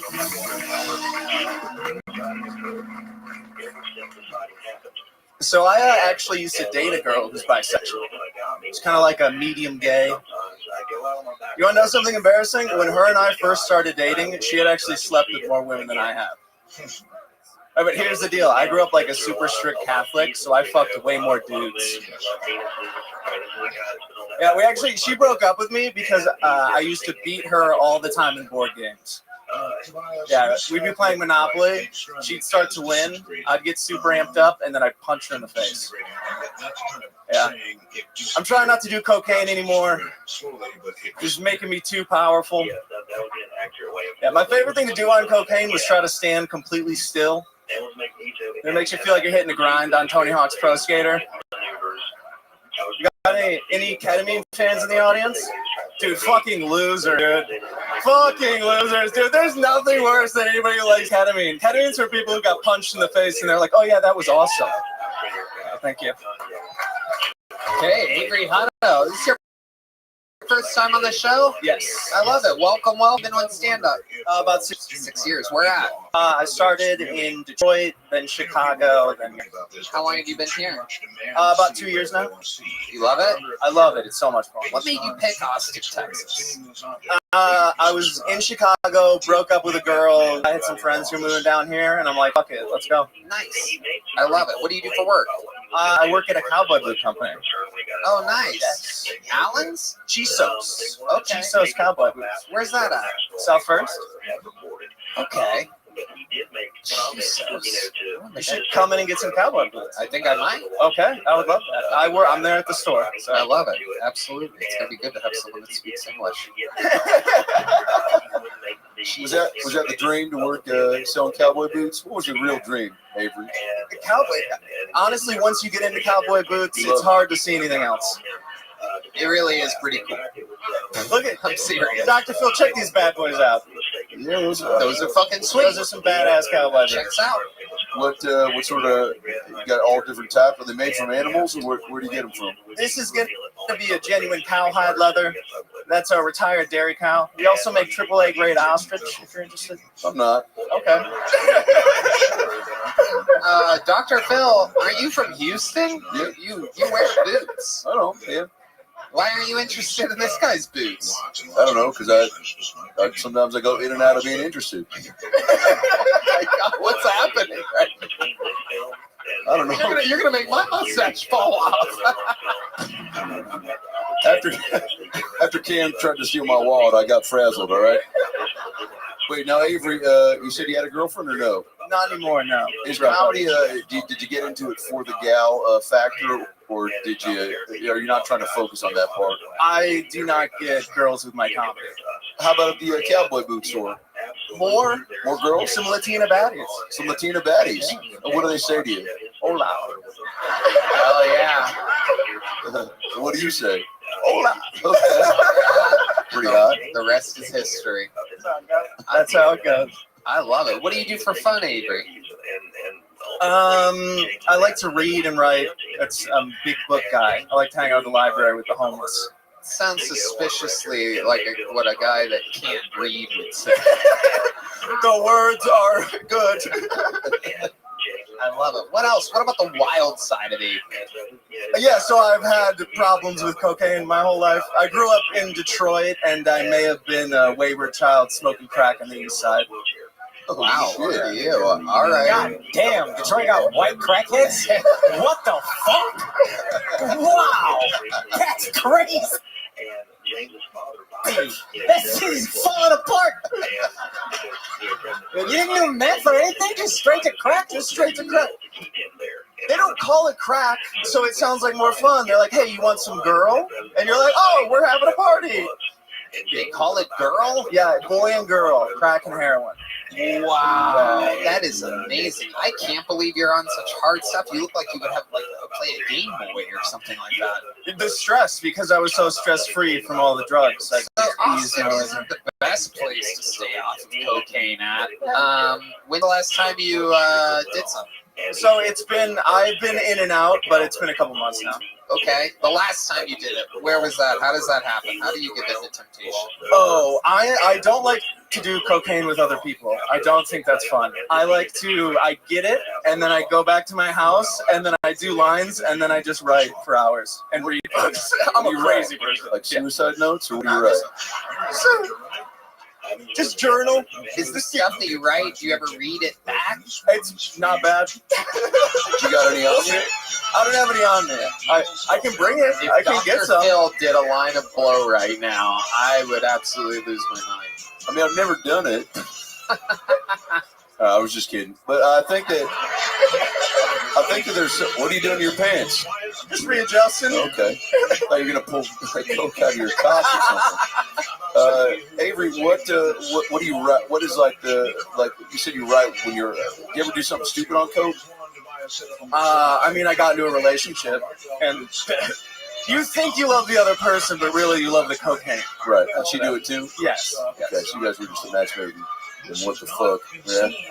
Did you guys have sex on coke? We did. We would write love letters to each other on cocaine, and then we would have sex. Well, was the sex weird or was it great? It was really good. I've never heard anyone make coke sound gayer. It's nothing better than ripping a fat line and writing a love letter. It feels good, dude. Drugs are bad because you get sad and lonely, but if you're filled with love on drugs, you're like, everything's pretty good. Wow. Listen to how lonely those women are over there. Oh. Wow. Yeah, you're not wrong. Absolutely incredible. Alex, fun times. You made your Kill Tony debut. Here's a joke book. There you go. Good job, dude. And keep it moving along. All right. You bet it. Make some noise for your next bucket poll, ladies and gentlemen. It's Angela K. Angela K, everyone. How about a hand for Heidi, everybody? The lovely Heidi. Follow her at Gina with 3 A's .hg. And how about one more time for Angela K, everyone?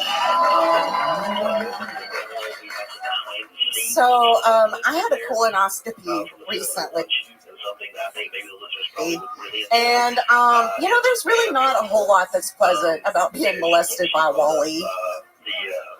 And what's even worse than that is like the whole process to get ready for it. Like you gotta fast with a liquid diet for 24 hours and drink a whole gallon of this crap that I could describe as Satan's jizz. Like, holy Jesus balls bad, man. That stuff is so bad that they even tell you to mix it with like some sweet tea or some Crystal Light or something. So I did. I mixed it with some Crystal Light. You know what it tasted like? Tasted like Satan just inside some raspberry lemonade. There you get to see those behind the scenes shots. You also get to see on a positive note, though, I did like that Sleepy Time cocktail that they gave me. That shit will make you not give a fuck, man. Like, it is. Woo, I didn't even care when I woke up in the middle of the procedure, man. Like, I saw them messing with this nasty, fat, nasty, juicy polyp, and I was like, ooh, that's gross. And then I woke up, it was the next day. But now I get to have surgery. It's awesome. Like, they're going to turn my colon into a semicolon. Okay, thank you. I'm Angela Kay. Okay, Angela Kay. Finally, a bucket full that wasn't good. All night it took us to get there.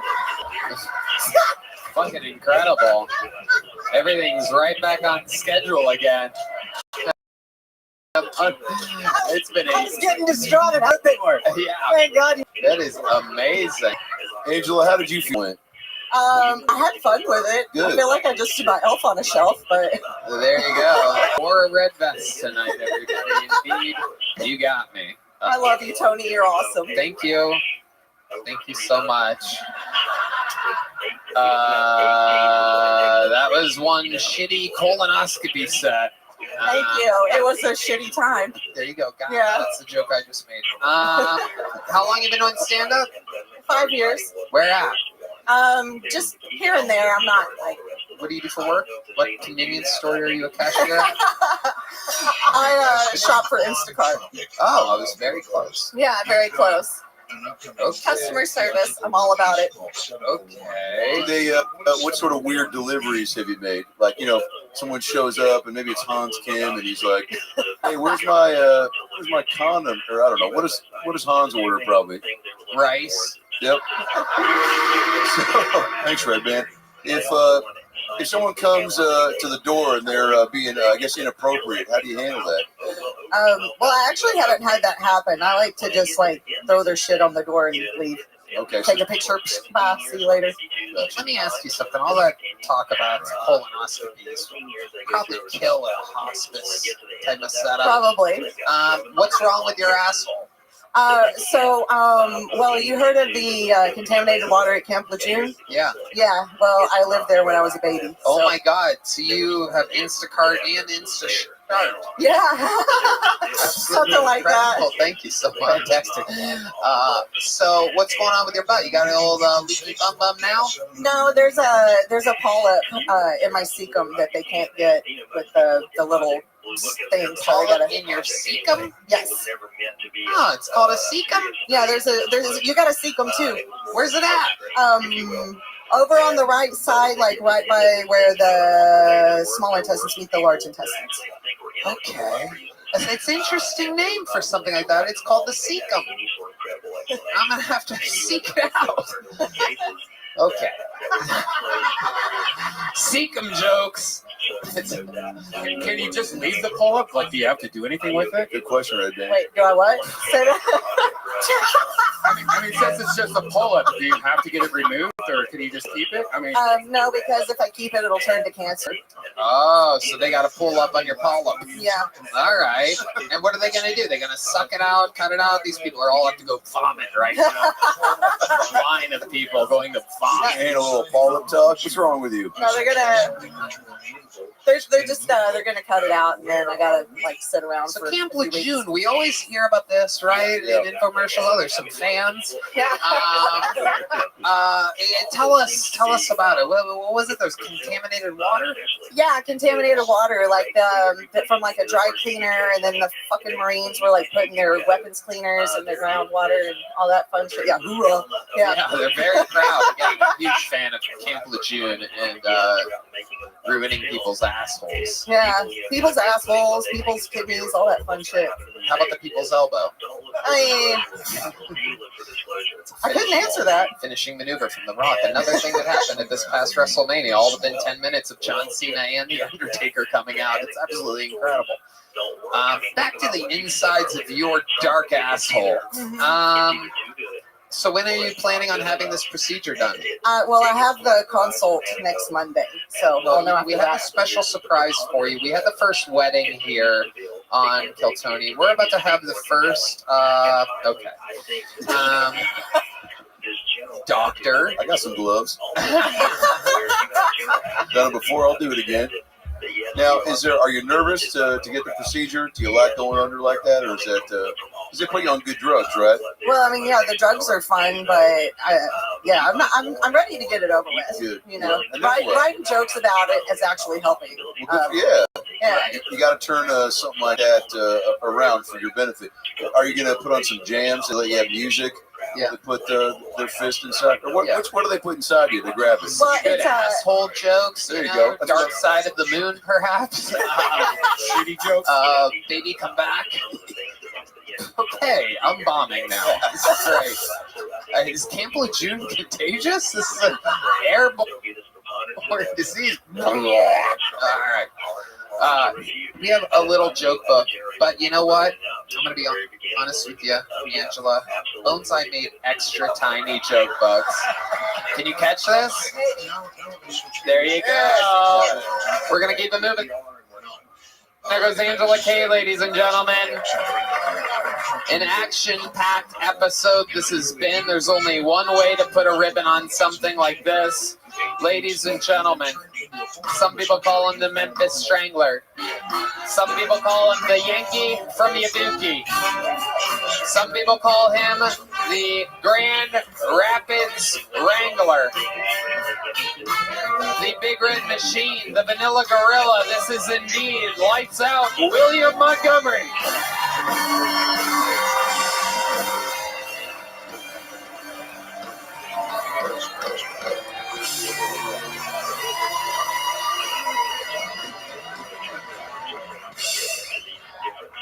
Hillary Clinton said that if Trump wins the election, he'll start killing his enemies, which is honestly a little ironic because if there's one thing that bitch knows about, it's killing your enemies. Fuck! I don't know if y'all have been following the Trump trial up in New York, but Trump's case went up in flames last week. Wait, no, it wasn't Trump's case, but the dumbass protester who set himself on fire in front of the courthouse. But seriously, that gallon of gas cost the guy $8.50. So if he would have just waited until Trump got reelected, he could have burned himself up for half that much. Okay, that's my time. Thank you. Huge applause. Close. All four people at the table clapping with their hands up at the same time. Almost seems like this next election's a no-brainer. William, an unbelievable set. You did it yet again. How do you feel? I feel pretty good other than finding out I got to go to the dermatologist again. I have skin cancer again right on my nose. So, Tony, I'm really not in a very good spot right now. Oh, my goodness. Is it in your cecum? Yeah, it's in my cecum. It's it's behind my cecum. The doctor said, let me see your cecum. And I let him see the cecum, and it's behind me. Did you guys play hide and go cecum? Uh-huh. Oh, good cecum joke. 5 minutes after I needed it. Okay. Billy boy, you have skin cancer. Yeah, again. You have it again. Where's it at? It's right on my nose. It's on the left side of my nostril. Can you point to it?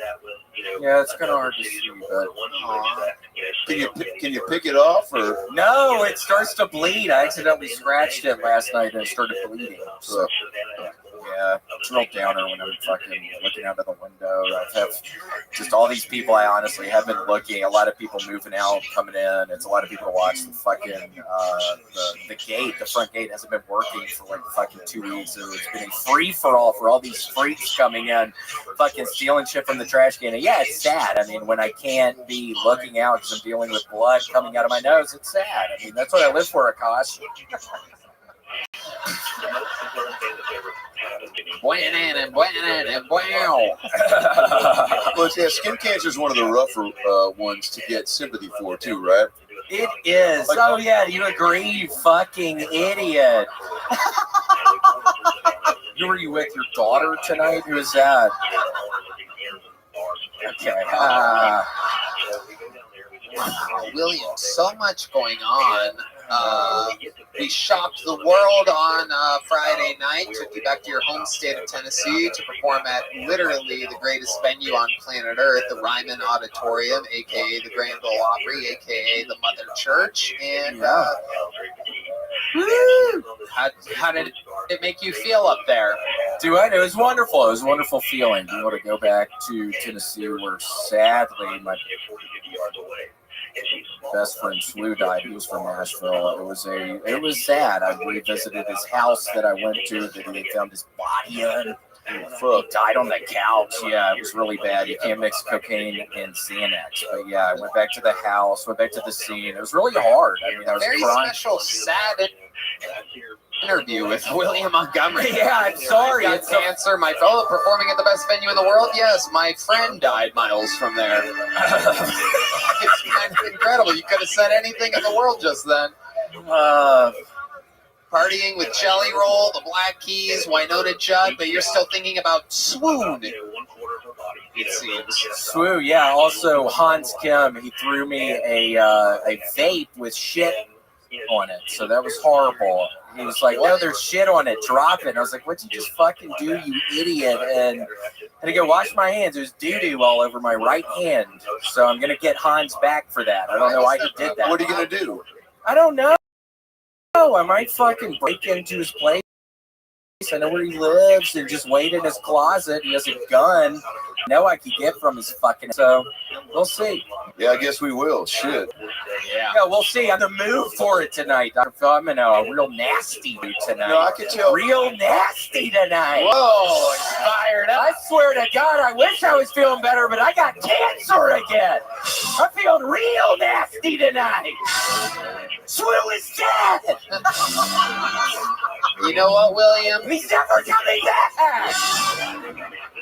William, you seen the new Barbie movie? Yeah, I saw the fucking Civil War movie, and I thought it was about the 1800s. It was not about that. What was it about?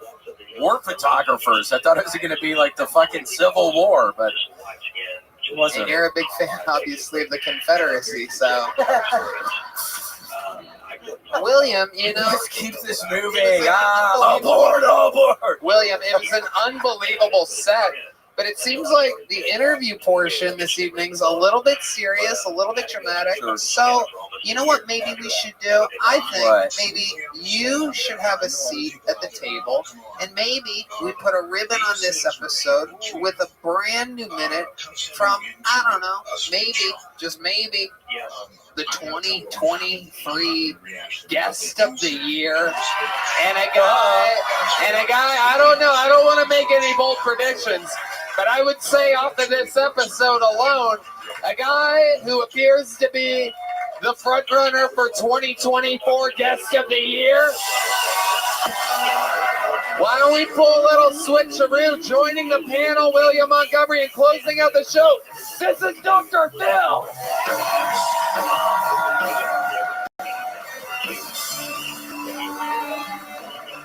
One more time for William Montgomery, everybody. Here he is right here. William Montgomery, dressed like a guy who works in a bowling alley, but is also going to kill himself on his last day of work.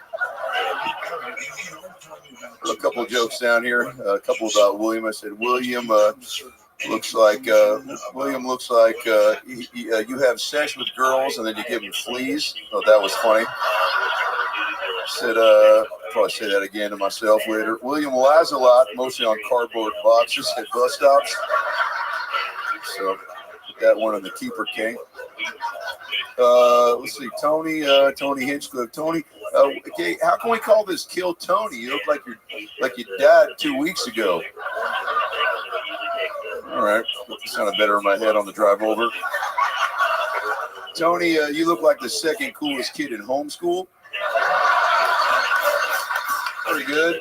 Yeah, this guy liked it. I like that guy for liking it. Tony, you look like the kid on the milk carton who went missing and got found, then got molested. So in that order. So check the game tape if you're a psychopath. Brian Redband's here, or as I like to call him, Judd Appetizer. Let's see. Brian's my favorite guy. Brian, you look like you smell like deli meats. What's going on, player? No, Brian's one of my favorite people. Brian, you were my favorite character in Men in Black. Did you ever get that sugar water to? All right, we'll leave it there. There's more to it, but I'll send you a link.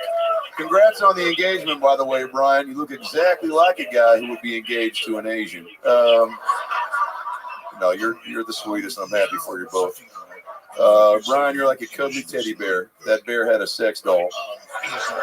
What else we got? Cam Patterson was here. Give it up for Cam Patterson, everybody. Cam is short for camp counselor who touches the kids. All right. Casey Rocket. Casey, boy, one more time for Casey Rocket. Now that guy is just. Kill Tony is really giving him a platform to be himself, and now he's going to take his talents to the Garden and just cause a scene. Casey, you look like you're doing a walkathon for schizophrenia. Casey, you look like you name a flavor for your boogers before you eat them.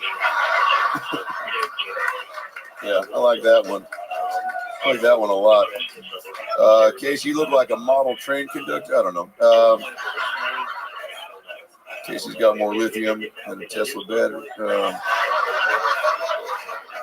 And then I just wrote "fuck Hans Kim" at the end here. So that's my time, everybody. Thank you so much, Dr. Phil. I love you guys. You guys are an amazing crowd tonight. Kill Tony. Best show in the fucking world. I love you guys. Thank you so much. Akash Singh's new special Gaslit at Akash Singh Comedy on YouTube. Thank you to Connect Mobile Health, the ID Drips, Talkspace, Squarespace, Gel Blaster, Red Rose, Yellow Rose, Hall Lombard, Ninja Buses.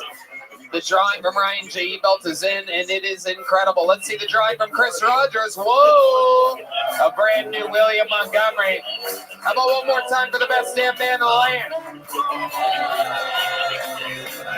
Follow these guys. Watch them live. Do everything. Follow them. Have fun this week in Austin, Texas, those of you visiting.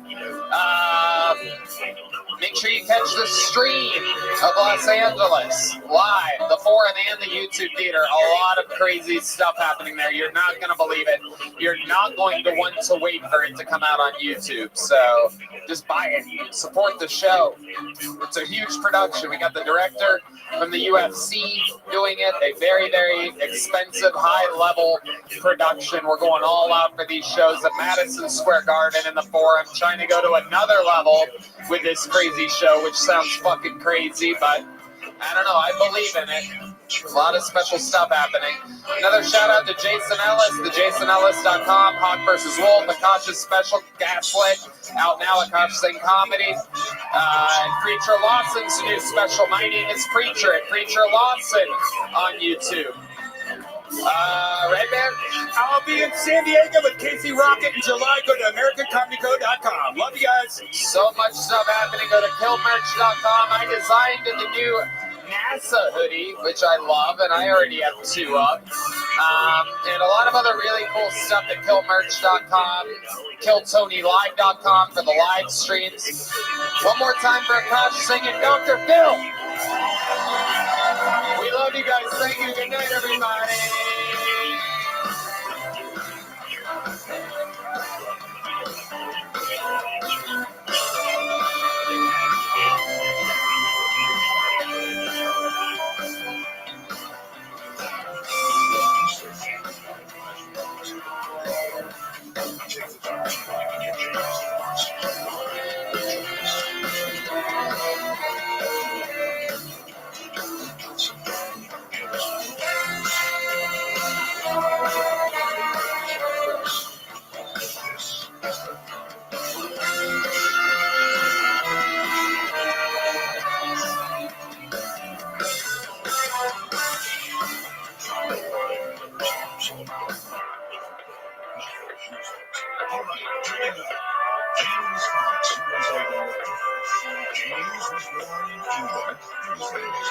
He began his journalism career early on as an assistant to author, writer Charles Potts.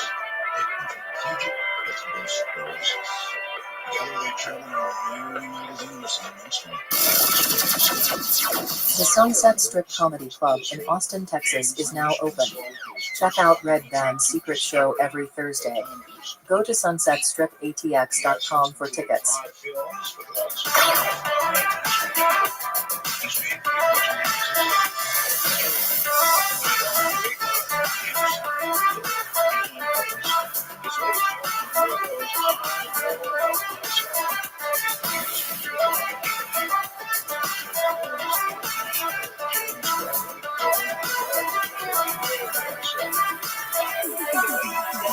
It really, you feel it. You felt it like I feel it. And the people that have these experiences, I can't tell you what a pleasure it is to have you back on the airwaves.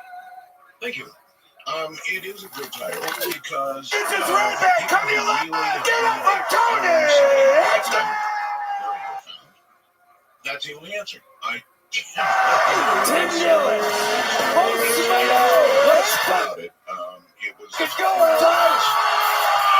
Yeah. I don't know all that's in front of me right now. It was. It was showing me 18s over there. We've got a secret show. It came from. I didn't have a title for the movie. Everyone kept saying, "What are you gonna call it?"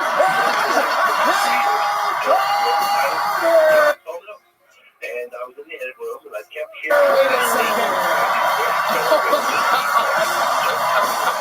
Fuck this old bitch. You're my bitch, huh? Tony, I actually wanted to ask you.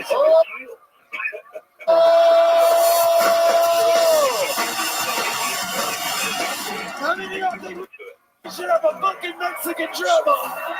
This is Rich Diaz. The Big Red Machine, William Montgomery. Oh my God. Call me for a titty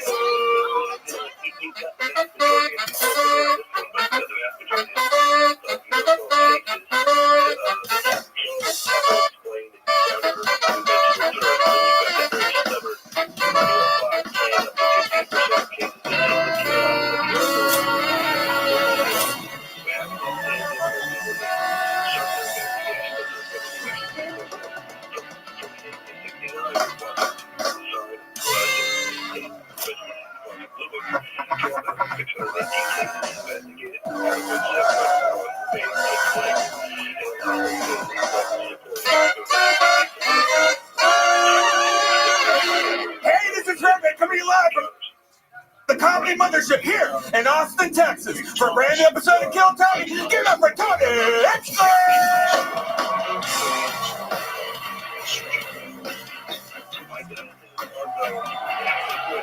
Who's ready for the best fucking evening of their lives, huh?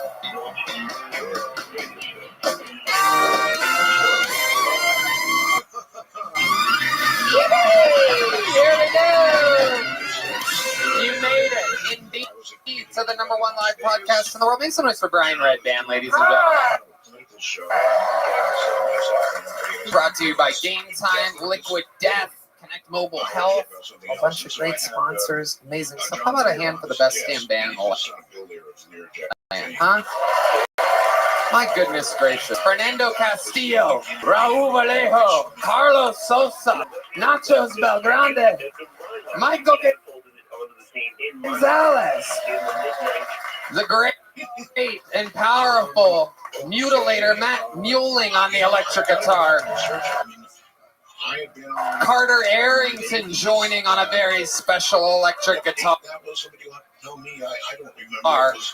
And of course, the great and powerful D Madness here on the bass. A lot of fun stuff coming right up. Before we start, here's a little bit more from the amazing sponsors that made it all possible. They became, I mean, you just know I'm so you just can't do it. I really did it anyway. And so I began slowly creating more and more of it.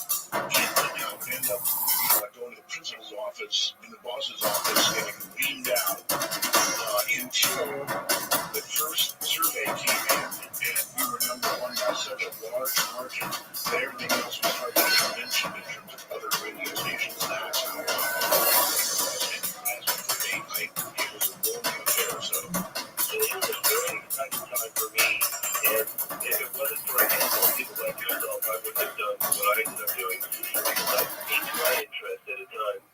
Interest is influential time in my life, and I produced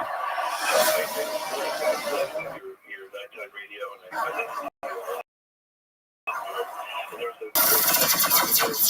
The Sunset Comedy Club in Austin, Texas is now open. Check out Red Band's secret show every Thursday. Go to sunsetstripatx.com for tickets.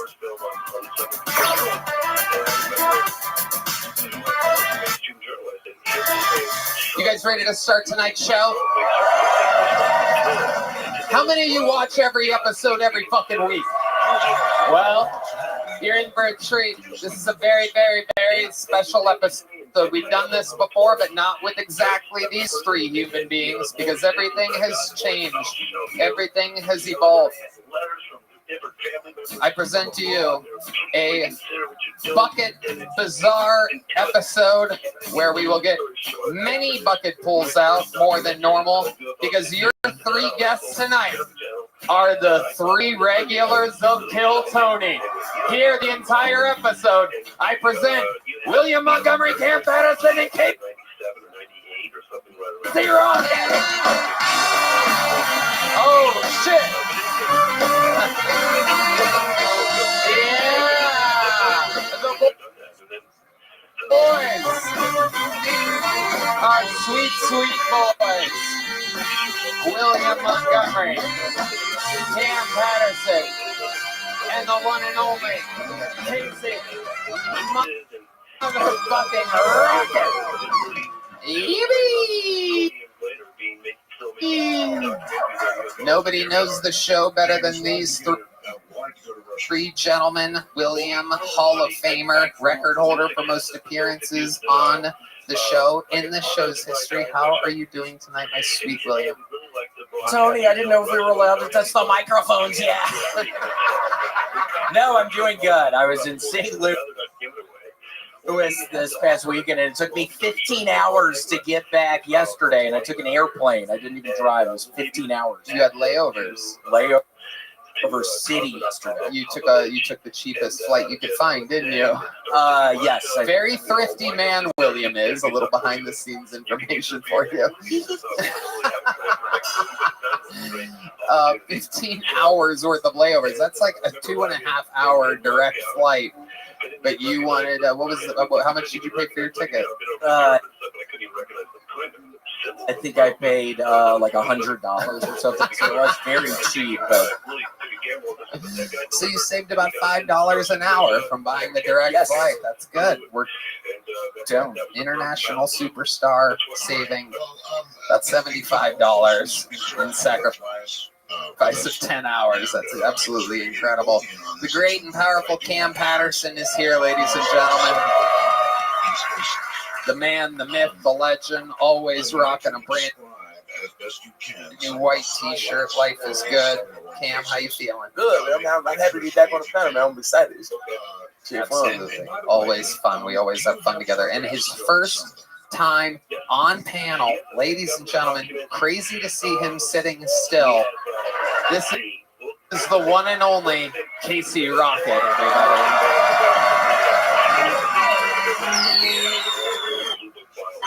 There he is, live in the flesh. There he is. There he is. That's the guy I know. Yeah, very, very uncomfortable. It'll be fun. Okay, right, Cam? Okay, we're good. I love it. Sitting still is the equivalent to like a bad mushroom trip for Casey. We're going to be okay, right? I can do this. It's okay. We're going to have fun tonight. You guys know how the show works. An entire giant bucket of comedians has signed up for tonight's festivities.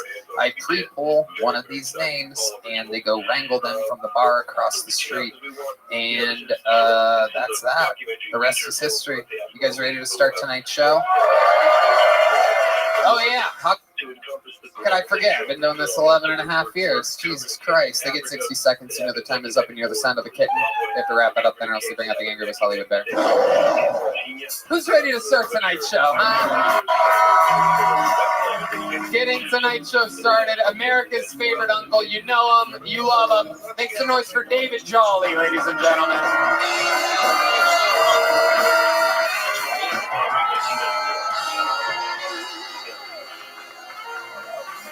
How y'all doing tonight, white people in Puerto Rico? Hell yeah. Today my birthday, I just turned 43. And hell yeah. I realize we get Generation Z like a lot of shit, you know what I mean? Because y'all was raised like on the internet and stuff. We ain't had the internet growing up. You know who raised us? It was PBS. And we ain't had no business watching that shit either. Remember the Magic School Bus? Everybody on that bitch was on acid. That bitch been frizzle one number the goddamn hippie, man. I bet that bitch had a bush on that beaver. Bush and beaver, bitch. She ain't teach them kids nothing. I ain't see no syllabus, no notebook, no nothing. All they doing is flying in and out of frogs' assholes all damn day. So freak ass out of here, Miss Frizzle. Then they gave us a gay agenda, nothing against gay people, but we were too young to know about gay people at that age. Remember the first gay couple on PBS? Bert and Ernie. Them niggas was homosexuals. The real kind, too, with the dick in the booty, you know what I mean? The real fucking kind. I remember one episode they had Ernie on there, right? He got rubber ducky. He just having a good old time. He go Bert freak ass and bust in the bathroom. Hey, Ernie, hey. Hey, how you doing there, big boy? You got a lot of muscles on you, don't you? Yeah. Need a little help with that lower back? Then they cut the commercial. All you hear is, yeah. Yeah, you little twink bitch, yeah. All right, I'm sorry. Apologizing to the streets of Sesame. David Jolly with a brand new minute and a half to get it started. Sent the bear away. We wanted to hear where you were going with this burger in the joke. Absolutely fun, incredible stuff. Thank you, Dave. Good. How do you feel? It's really your birthday? It's your 43rd birthday, right? Now? Oh yeah, my bad. I forgot about it, Mike. Yeah, you're on the show. Forgot about that part. Someone's back on track again. You gotta love to see it. Get your ass out of here, man. You and that bullshit. Yeah, Tom. You are the oldest looking 43-year-old I've ever seen in my entire life. Just to let you hey, you only got 6 months, motherfucker. No, you better get that Botox. 2 months before I'm 40, not 43. No, I'm just saying, but you know, y'all white people's skin be horrible as hell. You got about 3 more years. You look 75. No, I don't. Shut the fuck up. No, I don't. Yes, no, the you fuck do. I don't. You look like David Jolly's grandfather. White lady, I look pretty good. I bet you I can fuck one of you white women out here. Oh my God. Yeah, I might fuck one of them. This is my birthday too. Oh, I'm doing that shit for Martin Luther King, motherfucker. Cam Patterson. That shit with Malcolm X. You know what I mean? What? You should find one for him to fuck. Nah, man, no, I don't need no help. He'll find his own. Yeah, He'll find his own. I might have to rent one. Shit get real out here, bitch. It's my birthday, you know? Oh, yeah. Okay, thank you, Red. Jesus Christ. The old demented birthday song. Where did you find that? The creepiest soundboard I've ever. What is that?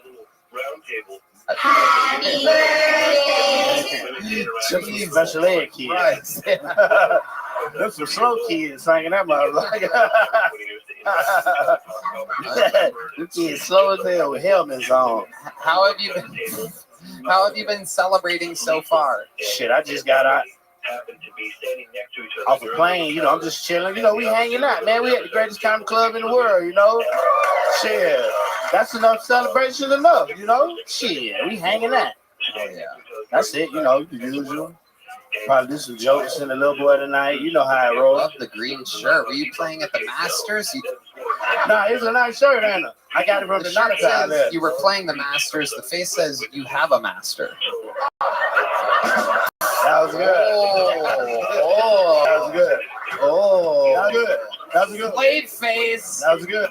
All right, that's gonna be edited out for sure. He's laughing. It's his birthday. Yeah, it's a joke. It's a joke, man. It's a joke. Never called anybody slave face before, but I'm That was feeling, it was feeling good. a little comfortable tonight. It was good. It was all right. That was a good one. I ain't have a comeback because I'm high as hell. You know what I mean? So that's why I don't ever come back. I be like, fuck you, Tony. You know what I mean? I don't have no comeback. I'm high than a motherfucker. You're doing just good. What are you high on? Marijuana. Okay, good. Yeah. I don't drink no more. Right. Yeah. How did you replace your drinking?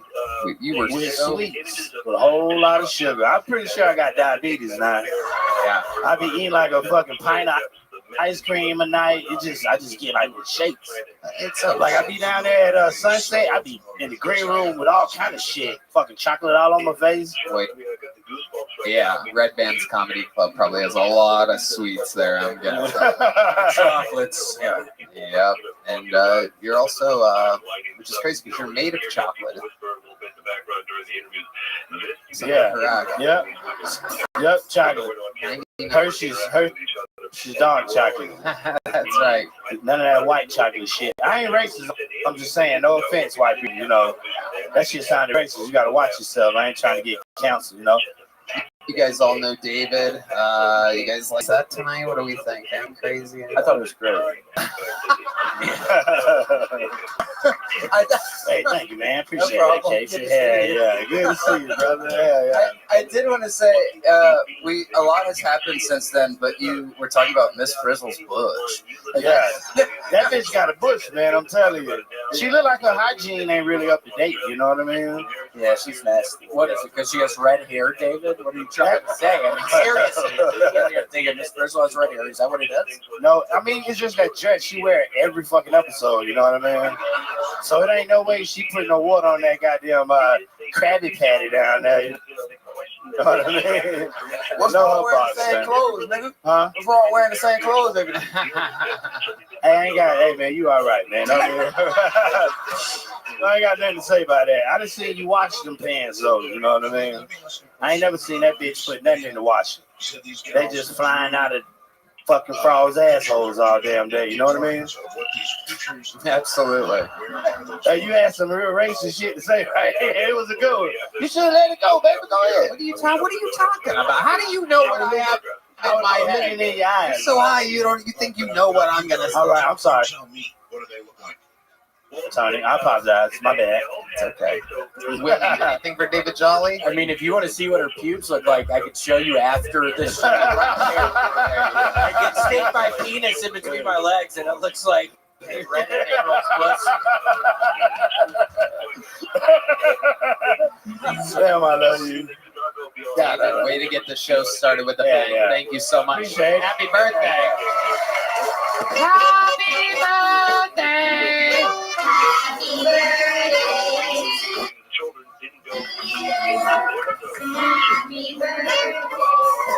All right, here we go. We pre-pulled a name, and your first fucking pull of the night goes by the name of Remy S. Weiss, or Remy Swice, even perhaps. Make some noise for Remy. 60 seconds uninterrupted for Remy Swice. Mothership, what up? Woo! Hell yeah. Recently became a sugar daddy.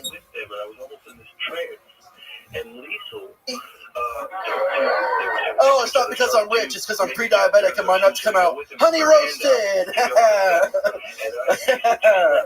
Yeah. My name is Wilford Murmley, and I got diabetes.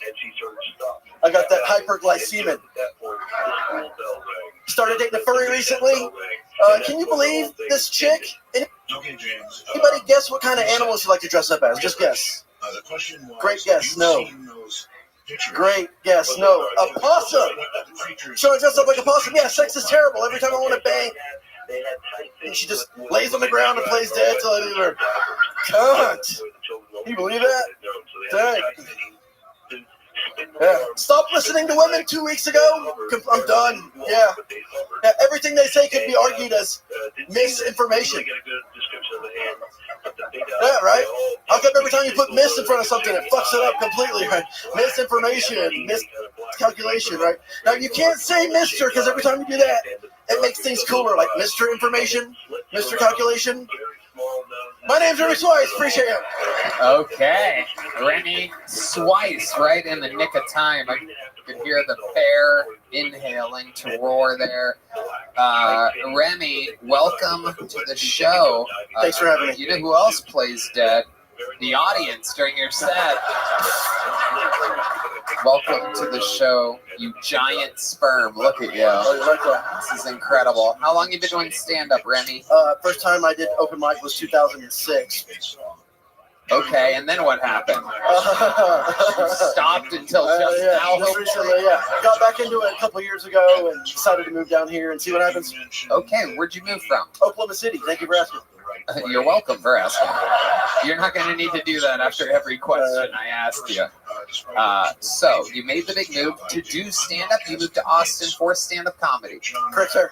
Okay, I love it. What do you do for a living? How do you make money? Well, I got a job at Tesla right now, but I was in the weed business for about 5 years before I came down here. Well, you just lost your job at Tesla. What do you mean? Elon's cool. He's all about free speech. I know. I'm just kidding. I'm just joking. But the weed thing was something else. What did you do in the weed business? Mostly business-to-business sales, but I got to work in a laboratory and make a bunch of stuff. Okay. Yep.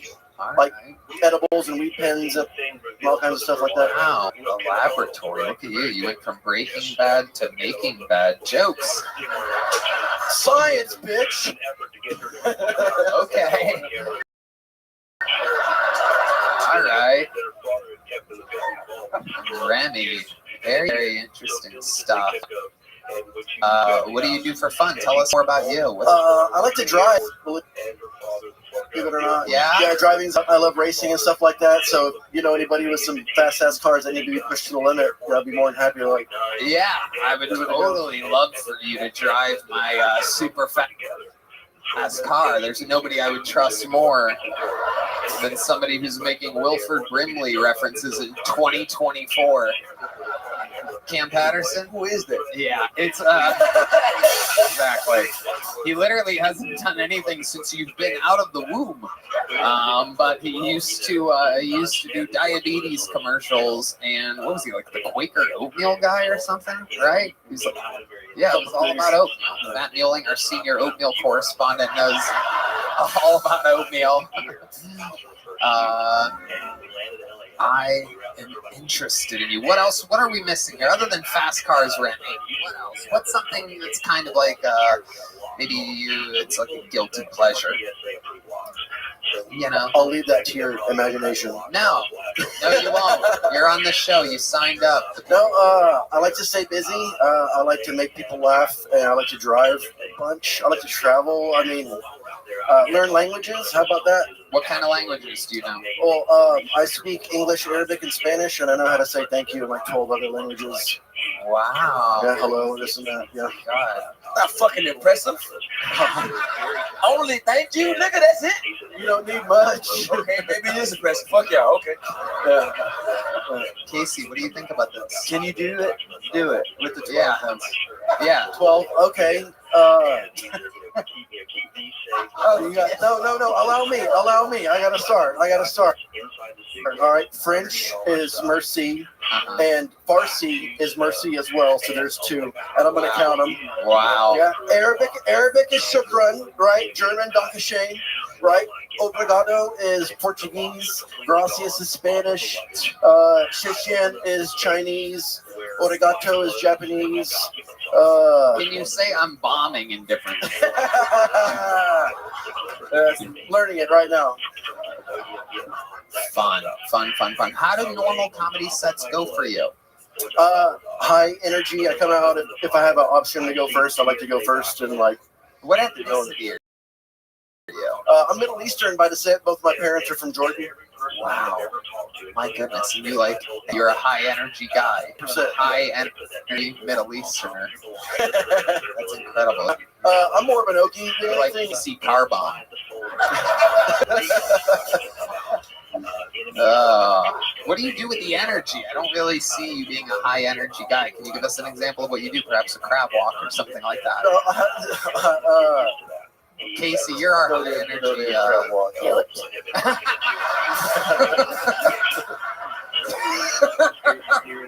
Y'all gonna make a big deal about me stealing Casey's joke? Oh, it wasn't. Wait, but one time you said jizzabetes. That was cool. Yeah, it means a lot. I've been sitting on that one for a minute. Yeah, that was my hyperglycemia. Who's saying that, right? Wow. Interesting stuff. What's your love life like? Yeah, it's I'm very direct these days, and if you're not trying to start a family, I'm just like, yeah, I'm not trying to mess with what? you. Yeah, pretty much. So you just go right up to women, like, can I come inside of you? Yeah, 100%. 100%. They know I'm gonna, girls know I want to knock them up. Unvaccinated, by the way. Oh, wow. You look quadruple boosted. Yeah, hell yeah. All them rhinos. Okay. Red Band has pulled up 12 different ways to say you're bombing. Yeah. Estoy fracasando. Look at the Mexicans cracking up over there. They're dying. Je suis en train de faire une vida. French. That was pretty good. Yeah. Oh, it's German. There you go. Yeah. There you go. Sto pasando un fiasco. Yeah, sure. I know those words. I bet you do. I bet you fucking do. Well, we're going to show you some mercy and get you out of here nice and quickly with a tiny joke book. Hey, look at that. You made it. Boom. Congratulations. Hey, thanks a lot. Y'all have a good night. Remy Swice making his Kill Tony debut. 2006. So what the fuck is that? That's fucking 17. Oh my god, he started before me. Oh my god. Oh my god, that's a year before me. Oh my god, I'm gonna kill myself. Hey y'all, this podcast is indeed sponsored by Game Time. I absolutely love going to concerts and live events. I mean, I just bought a ticket the other day to go to the greatest roast of all time, the roast of Tom Brady. There's a lot of fun sitting in the audience, and buying tickets can sometimes be hard. Game Time makes getting tickets for concerts and events faster and easier, even if you don't buy tickets right away. Prices on the Game Time app actually go down the closer it gets to the start time. Killer last minute deals, all in prices, usually receive the lowest price guarantee. Game Time takes the guesswork out of buying concert tickets. Tony, I love the Game Time app and its unbelievable special features. Last minute tickets, flash deals, zone deals. They have easy to find tickets for every kind of event in your area. You can get views from the seats in the venue before you go there. It's amazing. Game Time gives you the lowest price guarantee, they'll credit you 110% of the difference. Not to mention, your purchase is covered with the most flexible customer service policy in the ticketing industry.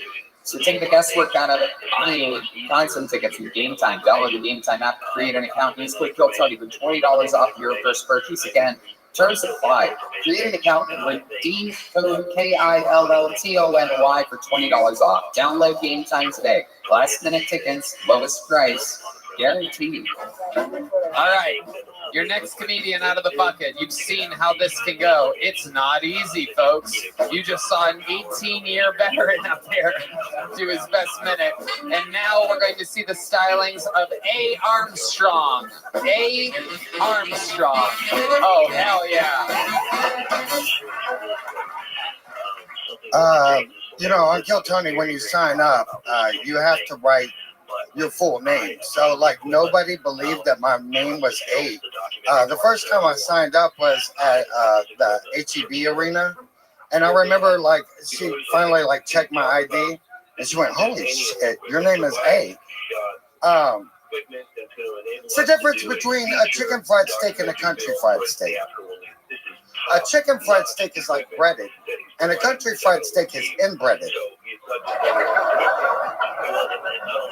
There's this dude that walks around like Congress in front of 7-Eleven, and I swear every day I see him, and he only says 4 words, and it's like, hey, can I have $1?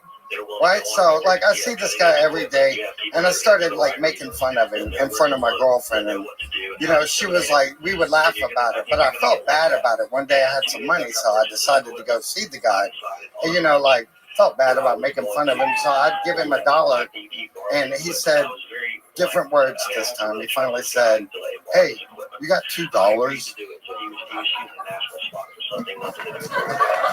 Hey, Armstrong, welcome to the show. I'm excited about this.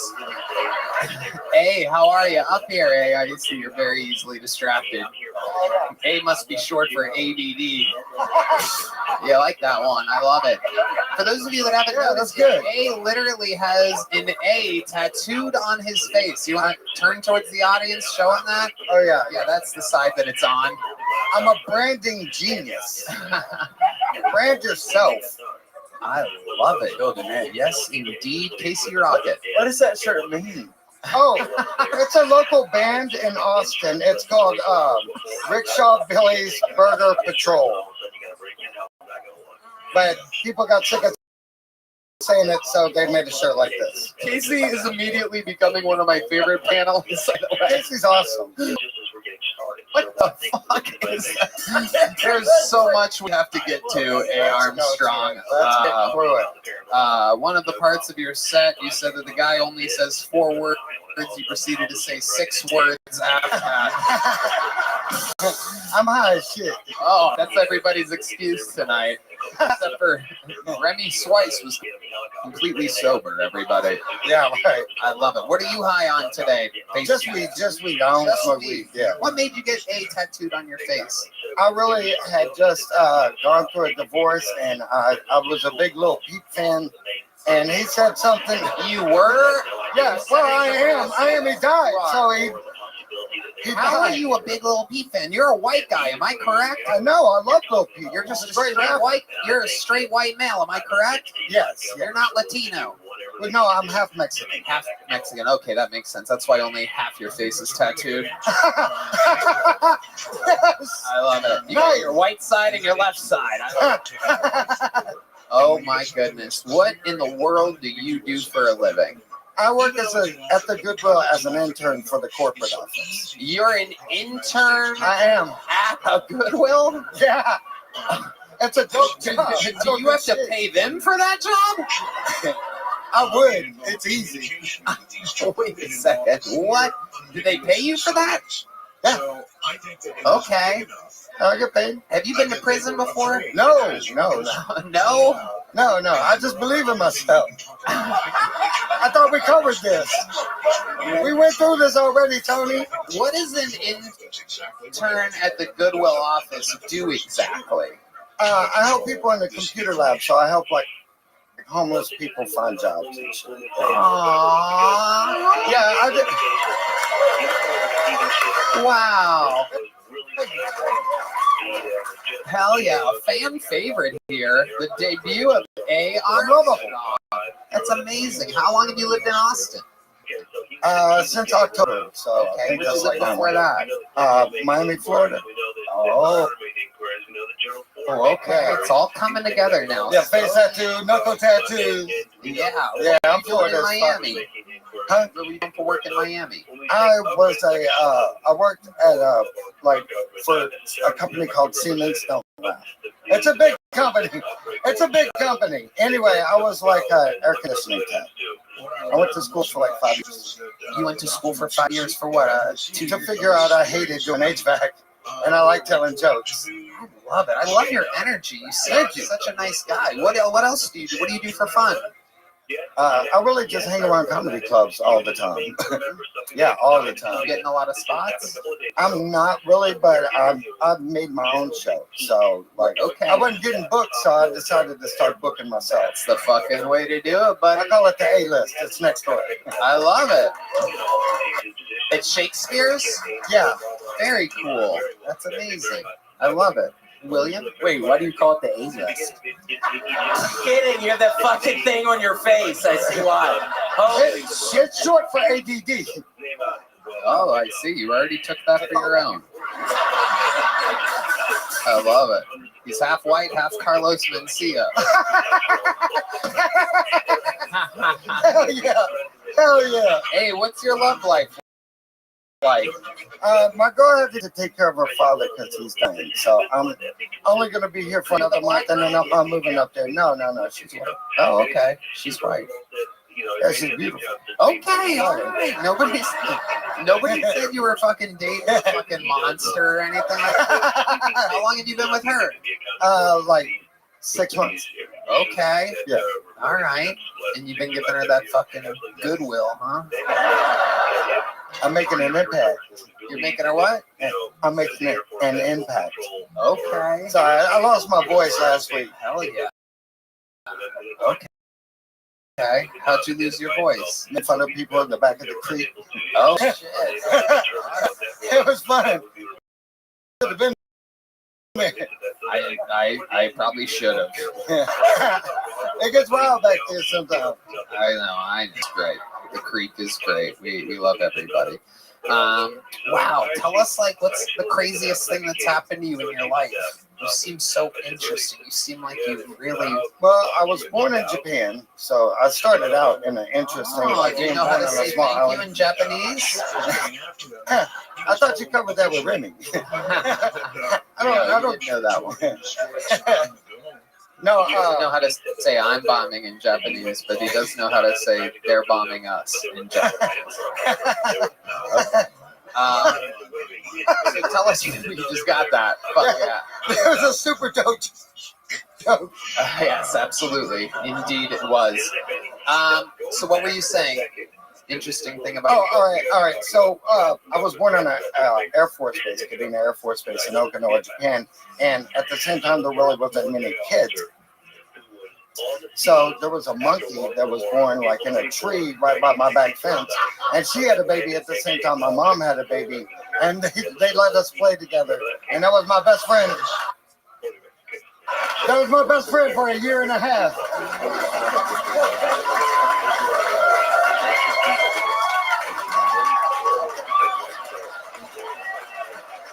Let's fucking go! An instant legend. Playing your best friend was a monkey the first 2 years of your life? It's true. I believe it. I really I do a monkey impersonation. You want to see it? Yes.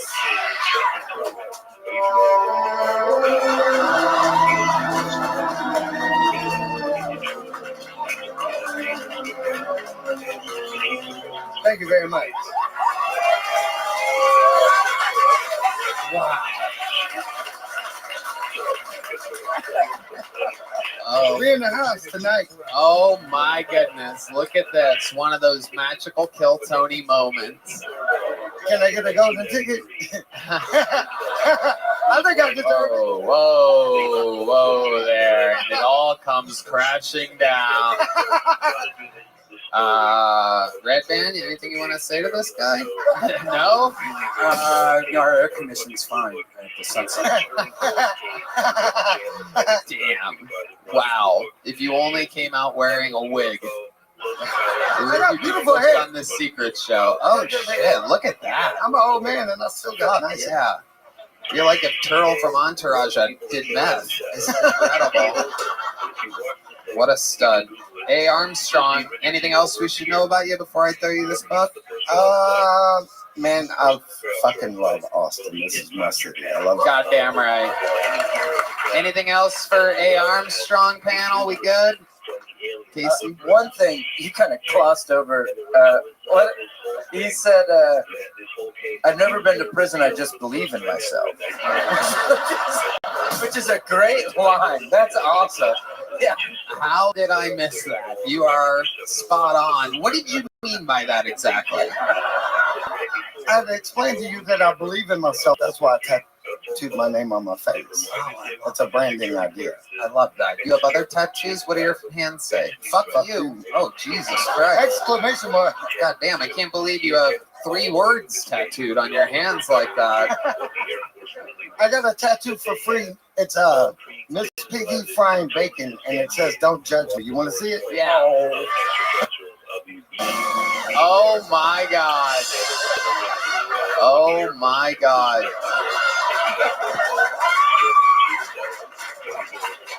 Wow.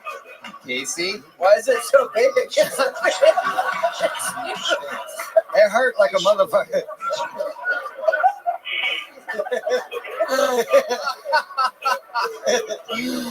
Oh my God.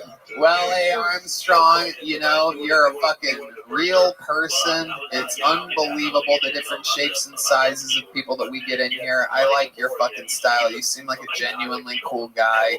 It's amazing to think that you've come this far being raised by monkeys and whatnot. I like your style. Here's a big joke book. Congratulations on a great Kill Tony debut.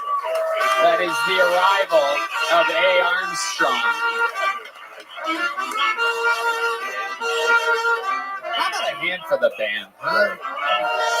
Keep it going for your next bucket pull, ladies and gentlemen. Solomon Kraft. Here is Solomon Kraft. I've been clean for 2 months now. Thanks. By clean, I mean I'm not using fluoride toothpaste. Yeah, I used to be a real degenerate. This one time I was driving drunk across a bridge, and I thought it'd be funny to hit every single construction zone cone with my car. The next day I woke up in a panic. I was like, fuck. Then I thought, it wasn't the booze that caused this reckless behavior. It's because I brushed my teeth with Crest this morning. Another time I was in Colombia on a 3-day coke bender, and these ladies wanted more money. I refused, so they beat the shit out of me. Cops got involved. It wasn't very good. And it wasn't because I had Ritalin addiction problems. It's because I brushed my teeth with Crest that morning. That's why every time I'm having sex with the girl, she looks up at me and stops and says, "Did you just come inside me?" I'm like, "Oh shit, babe, sorry. I brushed my teeth with fluoride this morning." Thanks, that's my time. Okay, Solomon Kraft. Is it Kraft or Kraft? Kraft, like mac wrenches. Gotcha. Yep. Welcome to the show, Solomon. How long have you been doing stand-up? 3 weeks, just moved here. Okay, you started here in Austin? Yes. And where'd you move from? A fucking canoe in the Bahamas or something? Somewhat accurate. I've been on a month-long or a year-long motorcycle trip through South America, so I just got back here. Okay. Yeah. Makes sense. You look like a guy that did a year-long motorcycle trip through South America. Yeah. How's that been going for you? It's going pretty good. Yeah. With some crazy shit that you saw. How many times did you get robbed? Actually, I got robbed 0 times, but like I said, I did get beat up by some escorts in Colombia. Yeah, some stuff like that. Like women? Women, yes. Escorts? Escorts, yeah. Yeah, so how did that go down? Well, I was sober for a month, right? I've been going in and out of sobriety, and I was like, oh, let's do a month-long sober in Medellin, Colombia, which is kind of hard. And then I broke sobriety and went on a 3-day coke bender, and these escorts beat the shit out of me. Why did they decide to beat the shit out? Because they wanted more money, and I was like, I'm not going to give you more money. You guys should leave. And then they got aggressive. They wanted me to leave the apartment, and I knew if I left the apartment with them, I would have gotten robbed or killed. So I stayed in, and they started hitting me. Yeah. So. With their fists? Yeah, with the fist. Oh, there on the back side of your head? On the head, yeah, chest. Yeah. Wow. My goodness. How big were they? Oh, they were much smaller than me. Not the thighs and ass, but was it everything hot? else.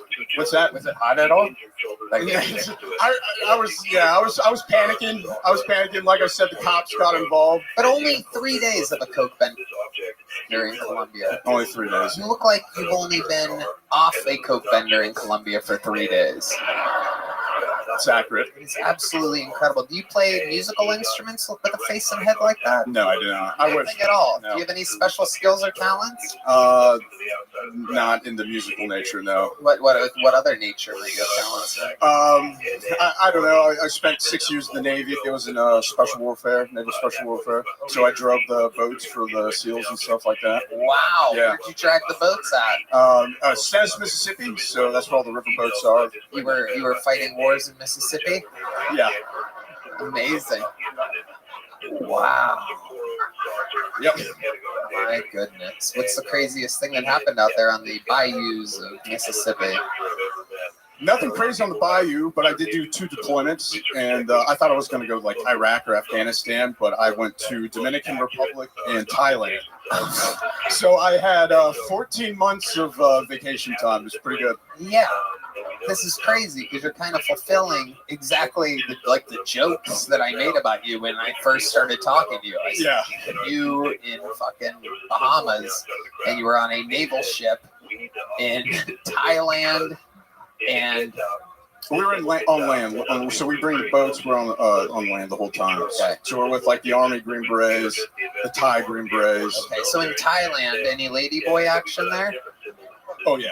Yeah, tell us about that. Yeah, Let's get into that a little bit. Let's talk about so it. I knew this. So I didn't do it. Did you bring a presentation of something? Yeah. So, Guy, if you can bring out the presentation. No. So I did. A few of us did mess around with some lady boys in Thailand. I won't mention their names, but since I'm up here, when I was in Germany, I did mess around with a trans woman. Yeah, let's talk about that. Yeah, so again, cocaine was involved and alcohol. I went to a whorehouse in Munich, Germany, and I was with this nice, fine young lady from Italy or something. And then this transgender lady comes over and she's like, "Can I come too?" And I was like, no. And then I went back to tell that she was transgender. Yeah, no, you could tell, but she looked very feminine. She was very beautiful. How could you tell if she looked very feminine and very beautiful? Just like the Adam's apple, some of the jawline, like. But you were with a beautiful Italian girl, you said, and you were leaving. And the trans German girl says, "Can I go with you?" Yeah, she wanted to do a threesome, and at first I was like, no. But then I went in the room, snorted a couple lines of coke, and I was like, "Hey, let's get that girl back." Right. Yeah. Exactly. Yeah. So that's not even a threesome. It's kind of a foursome. Yeah. It's kind of like having a chick, and another dude. Yeah. And you. Yeah. That's a lot. That's a lot of parties. 2 sets of tits, 2 sets of dicks. It's a wild threesome. That's fucking, the math on that is insane. I lost count. So yeah, absolutely. So you're sucking her cock. And then what happens? So I laid down some ground rules when she came back. Oh yeah, of course. Nothing better than lines of blow and ground rules. Sure. Listen up. Yeah. No, I was like, hey, listen. I was like, you keep your clothes on, all right? Let me just say, this is the greatest disguise I've ever seen Uncle Laser do in my entire life. This is absolutely incredible that we found Uncle Laser's Colombian cousin. That's exactly what he would do. I don't know what you want me to say here, Tony, but we were having a good old time. It was a good old time. Relax. Okay, so keep going with the story. I'm sorry to keep interrupting, but you're a little thunderball of entertainment here. So she came in. I was like, okay, listen, keep your clothes on. Wait, this is one of your ground rules? Keep your clothes on? Because I didn't want to be like, she takes it off, and they're like, oh, no, you're actually a guy, and be turned off. So I was like, you guys, the real girl can take her clothes off, that stuff. And then you didn't let her even take her top off, the womanly part? No. Did she have boobs? She did, yeah. She had fake boobs? Or like medically induced boobs. Yeah, something like that. But you told her to keep that top on. Mm-hmm. Yeah. So, and yeah, she sucked me off, so. And then what? Hey. It's a cocaine. This is unbelievable. It's like, okay, here's some ground rules. Keep your clothes on, suck my dick. Let's go. Your rules are absolutely incredible. It's like the XFL or something like that. Like, what was wrong with the girl's mouth? Like the female's mouth. Yeah, what was up with the beautiful Italian girl? She's just watching like, Medico Vespucci. No, I think we're like making out. Well, yeah. Right. You're making out. You're like totally a woman. Yeah. I'm not gay. Right, not gay at all. Nothing gay about that. Totally got to keep everyone's clothes on. Everyone knows that if the clothes are on, it ain't gay. William Montgomery. I am just so curious. Were you using Crest at this time? Crest toothpaste? That's all I was thinking about. Yeah, was this all happening on the bed, or did you take her for a floor ride? Hello. Hello. These are toothpaste jokes. Hell yeah, you didn't see her butt at all, the old Colgate? More toothpaste trans jokes, not easy, gotta write them now. Did not have these prepared. Not easy at all. So, did you end up seeing her tube? Negative on the transgender girl. So, her clothes stayed on the whole time. They did, yeah. And then you and the Italian girl, did you guys have sex in front of the trans German? It gets pretty blurry from the half, like. Yeah, you got butt fucked, dude. You got butt fucked. Welcome to another episode of You Got Butt Fucked. Okay, so there's Red Band's 3 fart sound effects for this episode. A very special blasting off for Solomon Kraft. Very, very interesting. Now, Solomon, before we let you go, anything else crazy we should know about you? I mean, I feel like there's probably a fucking plethora. Yeah, no, I mean, there's a ton of stories and stuff, but I've been here for 3 weeks. I've been having a great time. 3 weeks. Let me tell you, your minute was a little bit fucking lackluster. I'm sure the nerves got to you a bit. You've really loosened up since being here. Your interview was incredible. Fun times. Here's a big joke book. You saved it with the interview. Thanks. Sign up again. Sign up again. And, you know, normally I would go to the bucket at this point, but since in a wild, strange turn of events, the bucket of destiny has guided us in a direction where I do indeed right now get to introduce Solomon Kraft's long-lost country cousin. Here with a brand new minute, this is Uncle Laser.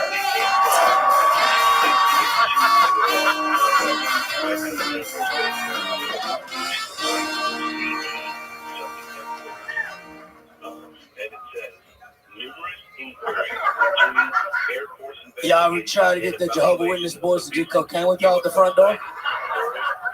You know the Jehovah's, right? They travel in tandem. They pull up to your yard in their huffy mountain bikes, the finest silks from the J.C. Penney's, singing songs and praising their Lord, Tom Cruise. Yeah, and I'm like, listen, Ezekiel, okay? I don't give a fuck about the guy from Mission Impossible. You want to go polish off last night's 8-ball with me? Ezekiel stepped up the challenge. We stayed up all night in my garage. The sun came up, talking about, you know, the Underground Railroad. And I was actually underground the whole time, you know, right? That morning, when he got on that bicycle and bid me a goodbye, he had the best bike ride of his life. To the top of that damn hill, where colors were brighter, air tasted sweeter. He must have got comfort. He must have let Jesus take the wheel. Because on the way down through that hill, he blew past the stop sign and he got hit by a Greyhound bus. The Lord works in mysterious ways. My name's Uncle Laser, thank you. Uncle Laser with a brand new minute. Uncle Laser, how's it going? You know, fucking throwing fucking bad dick at even worse people, you know what I'm saying? That's right. There he goes, reaching for his Zen. What do you guys think, Casey? Are you sad? Are you sad? Good question. Are you sad? You do seem a little bit down. Listen, guys. I was in Chicago this past weekend, and after the show, I stumbled into a McDonald's and I saw a nice young lady sitting under a picture of Grimace in the fall of Berlin. What? And I sat down next to her, struck up a little conversation with her. Next thing I know, she tells me she's got a couple rocks for sale. One thing leads to another. When we get to her house, she's one of the Midwestern gals, big meat potato kind of gal, right? The rocks end up being crack. We made endless love all night. She kept going, don't stop, don't stop. And at one point, all I could say was, bitch, I ain't ever gonna stop. Wow. And then as I came, I wasn't even with a woman. I was actually jerking off to Tony Hinchcliffe's Vanity magazine cover. My Lord. Wow. What a treat that was, huh? Unbelievable. No, I'm doing great, Casey. He pre-wrote a joke that hit all of us in his I head. go to the green room. I was gonna do it up here, but I was like, I've never ran it before. They're like, fuck it. Oh, there you go. Look at you out here taking chances. I'm actually gay. We believe you. We believe you. You already knew that. There was a guy up here before you that was with a full set of fucking powerful hair and beard talking about doing blow and fucking trans people, and it was like you. Yeah, well, I gave that shit up for Lent since I joined that. Ever since I joined that Mormon community or Jehovah's Witnesses or whatever they are. You guys all know Uncle Laser, Cam. Yeah, I'm a dog, man. We like, yeah, man. So you want to tell them about it or what? Don't say it like that. That's not You want to tell them about it? That sounds insane. You want to tell them about what we were talking about? You want to tell them about it? I think we That should talk sounds about fucking crazy, bro. Nah, me and Uncle Ed did mushrooms a couple weeks ago. We got locked in the elevator for 15 minutes. And Oh shit. Well, you need to tell them the proper way. Because Go ahead, Uncle Laser. everybody's going to think that Nobody knows how to take a 20-second story and make it 4 minutes. Sorry, Than you, Uncle Laser. Let's do it. Cam, everybody's gonna think I gave Cam the mushrooms. He gave me the mushrooms because I'm driving. And he took less than me and gave me more. And I take mushrooms in public all the time. It's fine. But these are drugs. These were different. yeah, Were they not? they fucked us up. I kind of heard about this. Yeah, well, We all have the same barber. Oh, yeah. Fuck. He was there. Yeah, he told me about that. You want to film it? I mean, I got the very short version of the story. My barber knows that I don't like to talk much while getting my hair. That's a good man. That's just my I favorite. like to look at my. So we're tripping balls in the green room with Jelly Room. Cam won't sit still. I'm like, dude, they're gonna know we're on this shit. He goes, we need milk, man. And I said, Cam kept going. We need milk, man. We need milk. And he's patient. And then Jelly Roll walks in and he's like, what's up, fellas? And I'm like, I'm not gonna lie to you, man. We shouldn't be here.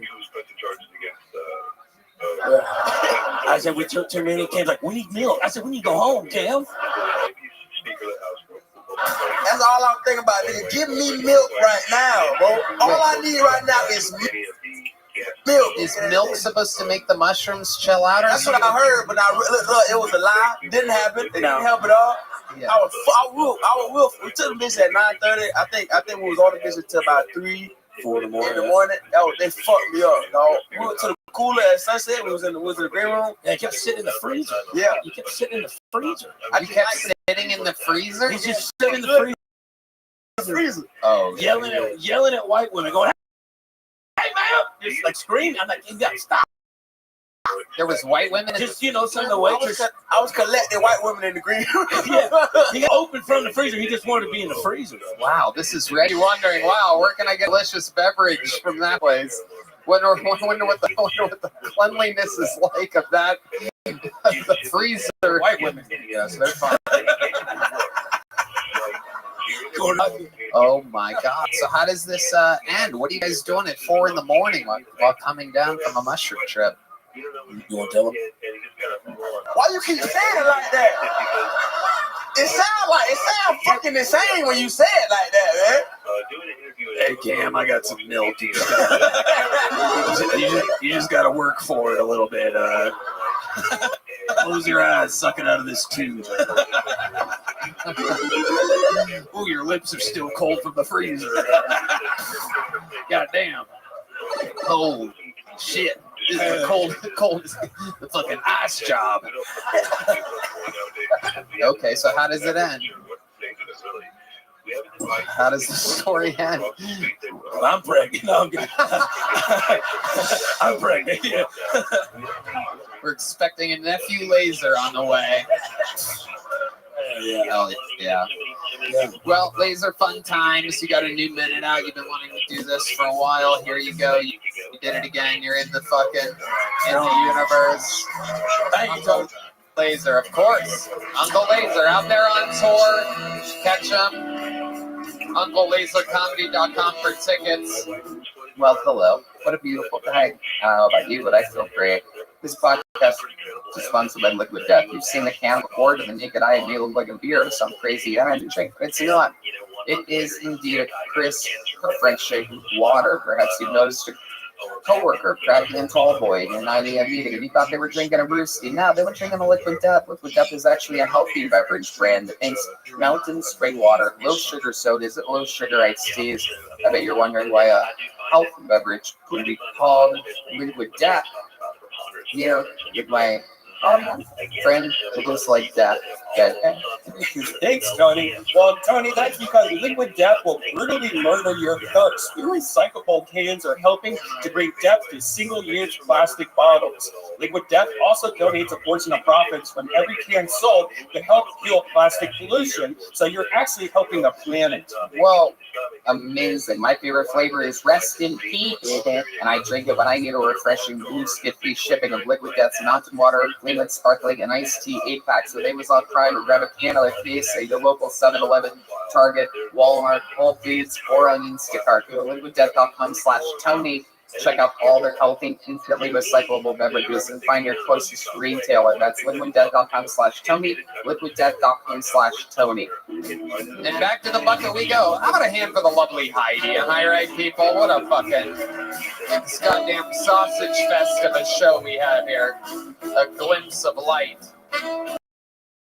All right, back to the young man, very, very goofy-looking comedian that's been on the show a few times. Here is the long return of Derek Dimple, everybody. Derek Dimple.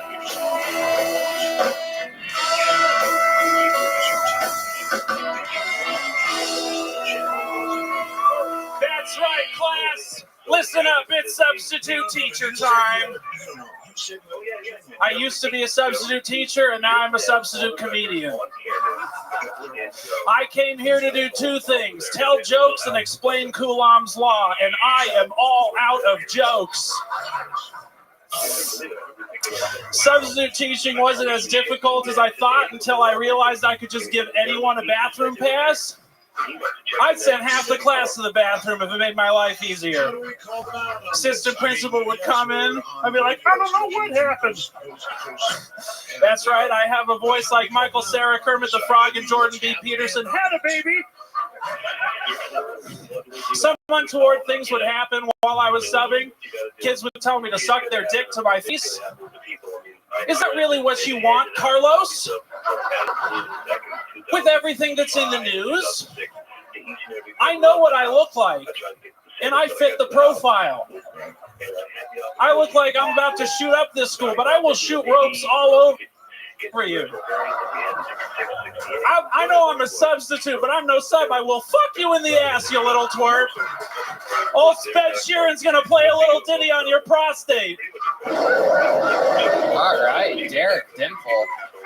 Is it? Thank you, guys. Is it Dimple? Dimple, yeah. Dimple. DIMPFL. Oh, yeah. Wow. You have beautiful eyes. That is unbelievable. 4 consonants in a row. Yeah. Me? Yeah. You've seen me many times. Yeah, I know. You got these Tom Cruise eyes. They just like blast a laser right through my face. Cruise. What the fuck? Jesus Christ, Derek. Thank you. Obviously, you've had time to prepare since your last appearance on the show. You've been planning on telling me I have beautiful eyes? No, it just came out. Wow. Look at that. Fresh off of nibbling on a little boy's ear at a snooker tournament in England this week. Hey, no, I sent him away with a bathroom pass. I didn't say any of that shit. All right. Derek, you did really, really good according to the audience here tonight. I didn't think it was that funny, but you did really good with the crowd, I will say. I don't know how it translated to the internet. I may be autistic, but I love eye contact. Thank you. Thank you. Thank you. All right. You've been working hard, huh? How long have you been on stand-up now? 3 years now today. Right, 3 years. And I remember you way back, right? You've been at all the Tony locations. Yeah, my first sign-up was Kill Tony 500 with over at the Paramount. Yeah. Yeah, I was 9 days into comedy at that point. There you go. Look at you now. Out here working beats on these people. Have you felt like you've been getting better? Uh-huh. Okay, there you go. All right. And obviously, yeah, that's a trick. I don't know, for some reason, hearing aliens wandering around in a town and being seen by these got up your sleeve there. A lot of like Kermit references, Kermit, Miss Piggy, Muppet references tonight, and then you get pulled out of the bucket. It's absolutely incredible. Derek, what do you do for work? I'm A sperm donor. What? Oh God, our future is fucked.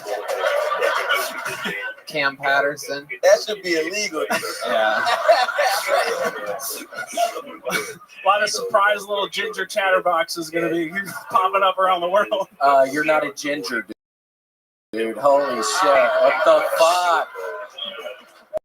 What do you call a white guy that tries to be a ginger? Oh, piece of shit. Hey, you're not ginger. You have like blonde hair or something. It's fine, but just so you know. It's just everyone calls me a ginger because the beard. But like Just a so you ginger, know. Okay. but a ginger, I know. like a white guy that tries to be black is a. Oh, no, that one, bro. Yeah, yes, you do. it's a Ginger? no. I think the term is neighbor. Oh, nah, I wouldn't call it But it's a wigger. But right, yes. But is there a word for? I'm asking you, William. Is there a word for a white guy with light brown hair that tries to be a ginger? Is it a whinger? Yes. Okay, all right. A whinger. Welcome to my improv course, ladies and gentlemen. Cam, Casey Rocket. Cam, did she say a ninja? Was that your guess? I was confused. I didn't know what you wanted me to say. I don't know, a ninja?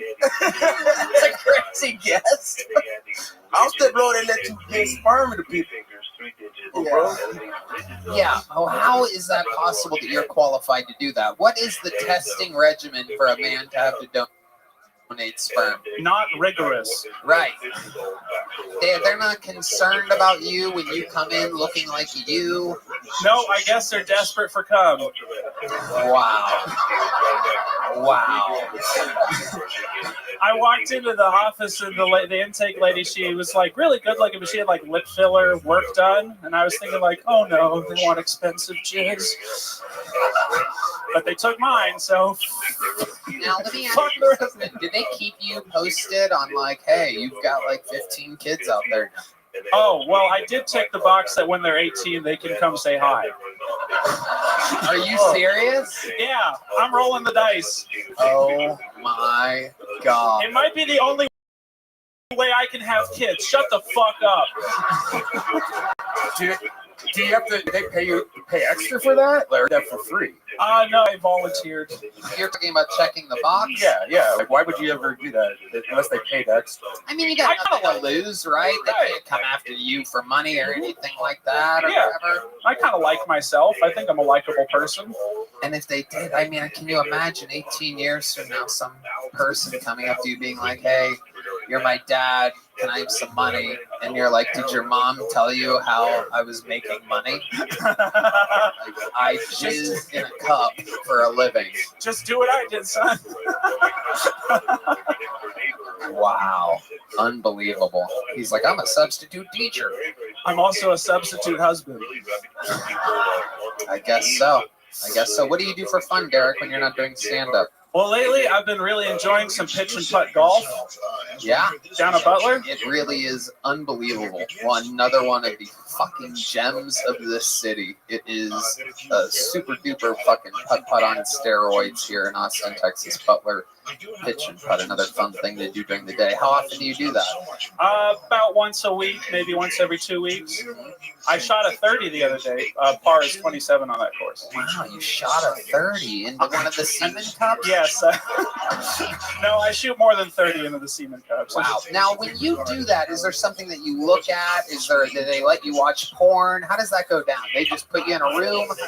Take us through the process here. Well, you sit in a cooler on mushrooms.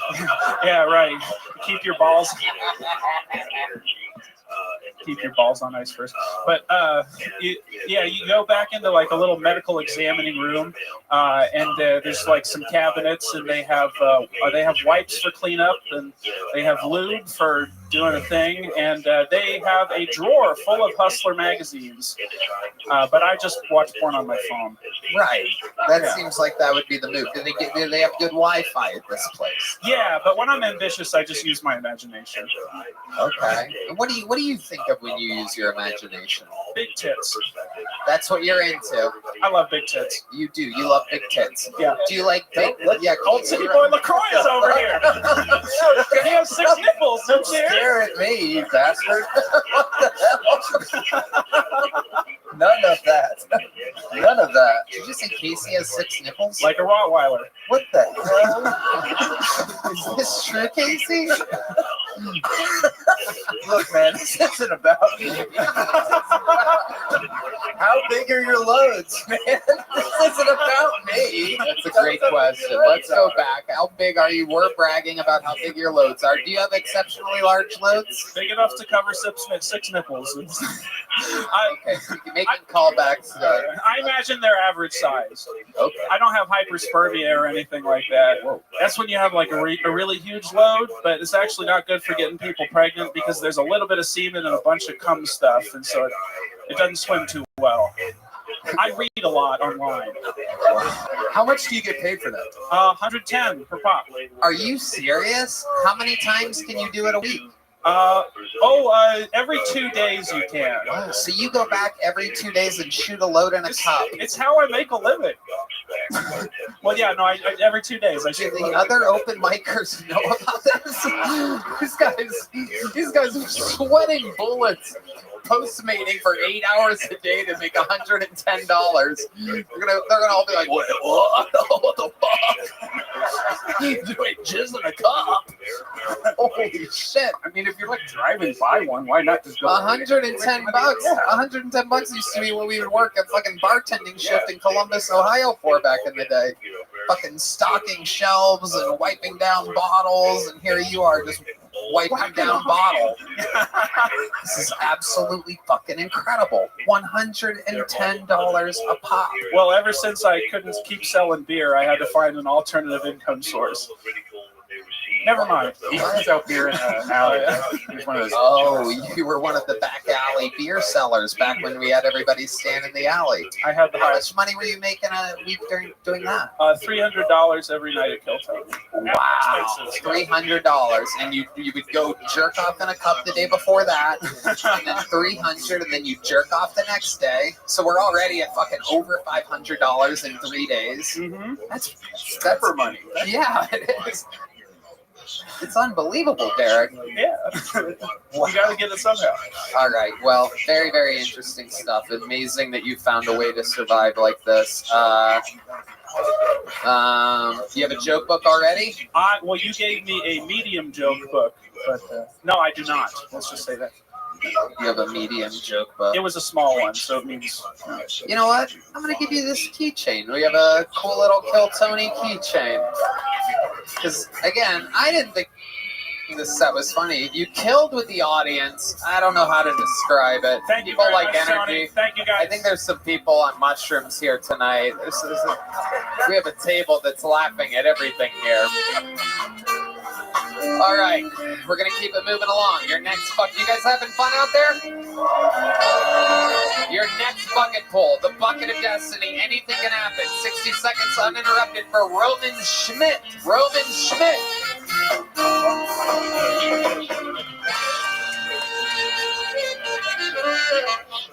So I've always wanted to commit an obscure crime like mail fraud. Ironically, mail fraud is also what my dad calls trans people. No, I was lucky enough to grow up with my dad and mom. So I grew up on a dairy farm, so my dad had no excuse to leave and get milk. No, I was very blessed. I do have buddies who weren't so lucky, and they had stepmoms, and they're like, she's a fucking bitch. Like, I never got that, because from the videos I've seen, they seem pretty cool.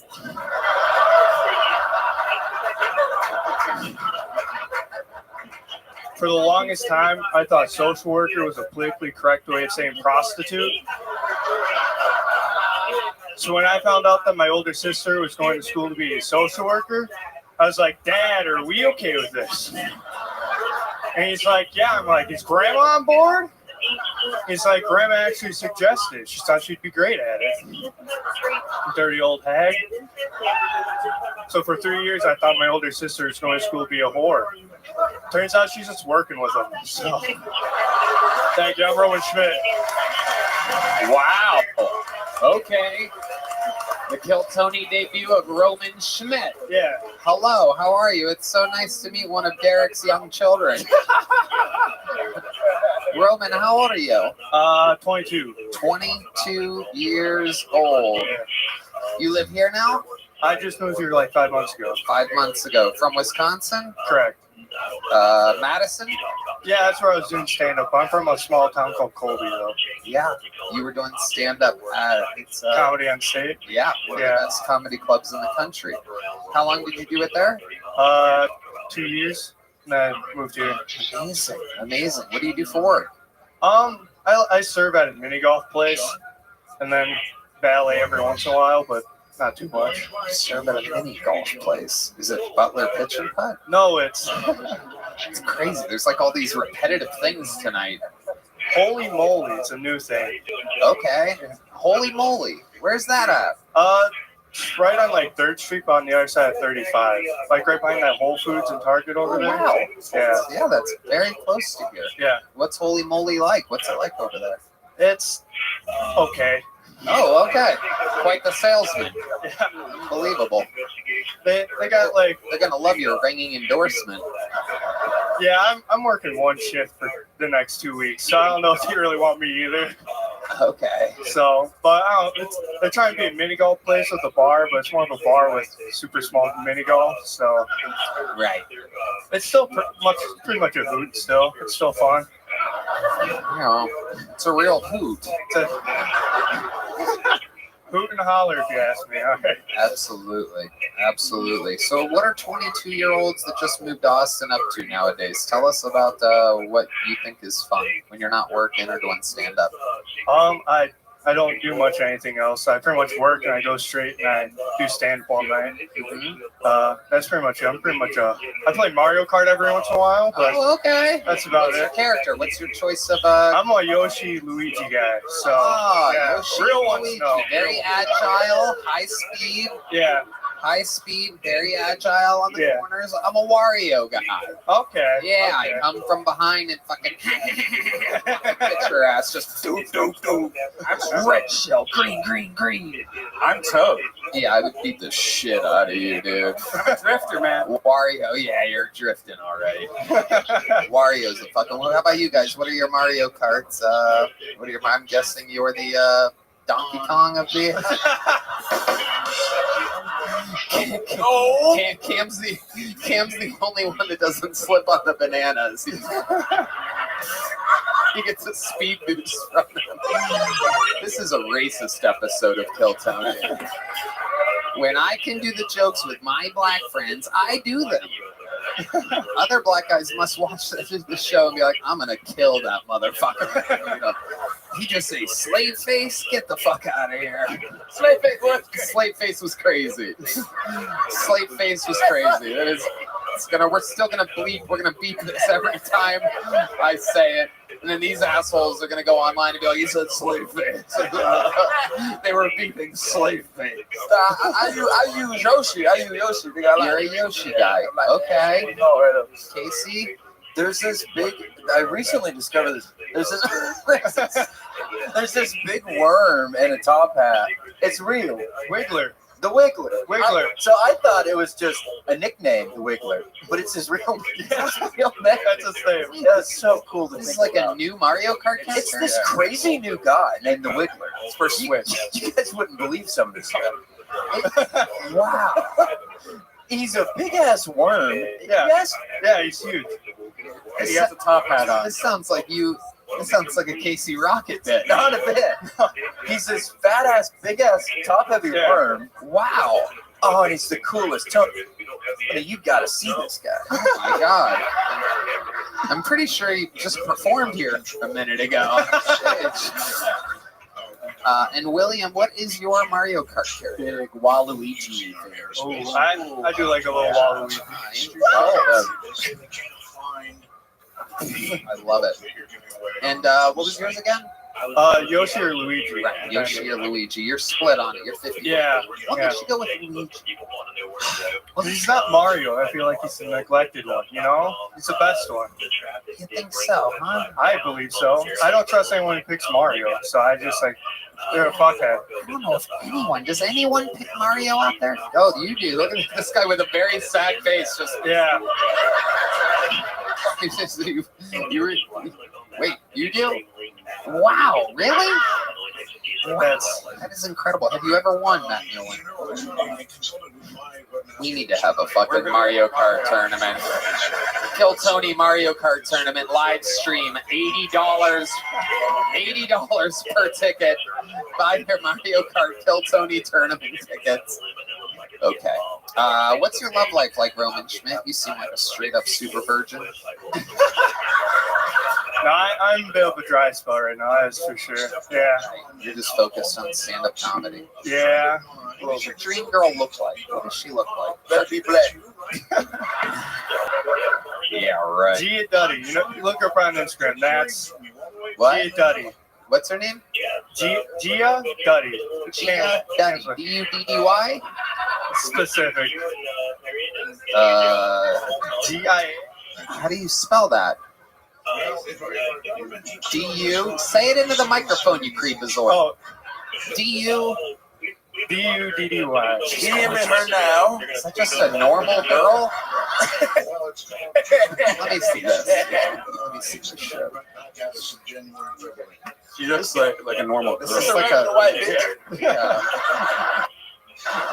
It's a good old regular fat. I like the curly hair. Have That's you what met I. this girl or something? No, she was on the draft like a year ago. What draft? Will Levis's girlfriend. I'm a. Whose girlfriend? They caught that nigga. She tried to take his phone, and then he was. No. This is Will Levis is a white guy. Oh, fuck. You're talking about CD Lamb. Yeah, she look good. Yeah, she's alright. I like curly hair. That's why I'm. You like curly Yeah. hair. There we go. You could have just said that. I know, but You know Gia Duddy's gonna get sent this, right? I know. After I said it, I'm like, I'm an idiot. Literally, like at least 400 people are gonna be like, Gia, you were brought up on Kill Tony, and she's gonna be like, oh my god, how can I make money off this?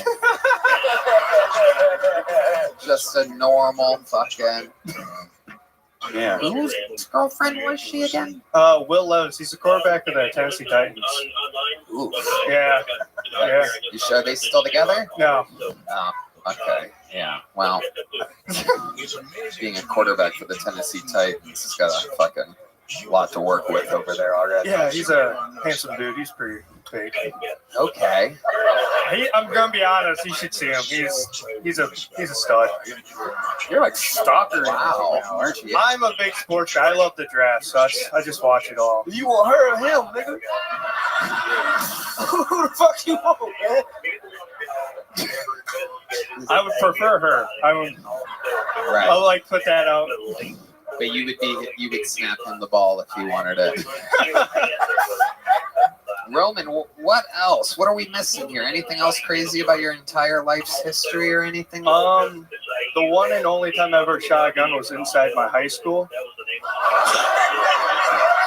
Okay, now we're talking. So, tell us more. It was my senior year. I get called to our high school counselor. I get in. There's like 4 other guys, and our counselor comes in. She's like, "So we're gonna do a school shooting, and you guys are gonna be a part of it." And I like half jokingly go, "Can I be the shooter?" And she's like, "We're not doing that. We're doing a fake basketball game." So we do that. Wait. That's the setup for what's gonna happen. So we do the high school one. I get pulled out of class later by the middle school counselor, and he goes, "I heard you want to be the school shooter," and I was like, shit. And I was like, yeah, I said that. And he goes, "Do you want to do that for the middle school drill?" I was like, yeah.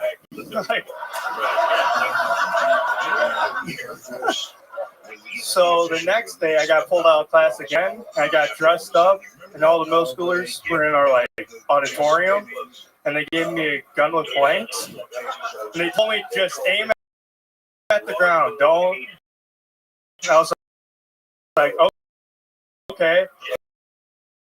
And he told me to.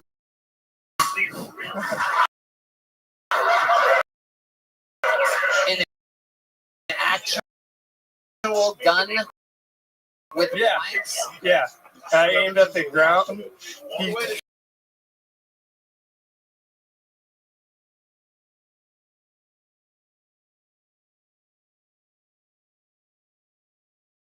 shot one before I entered, and he goes, "Go in there." I blew my load way too fast. It was out.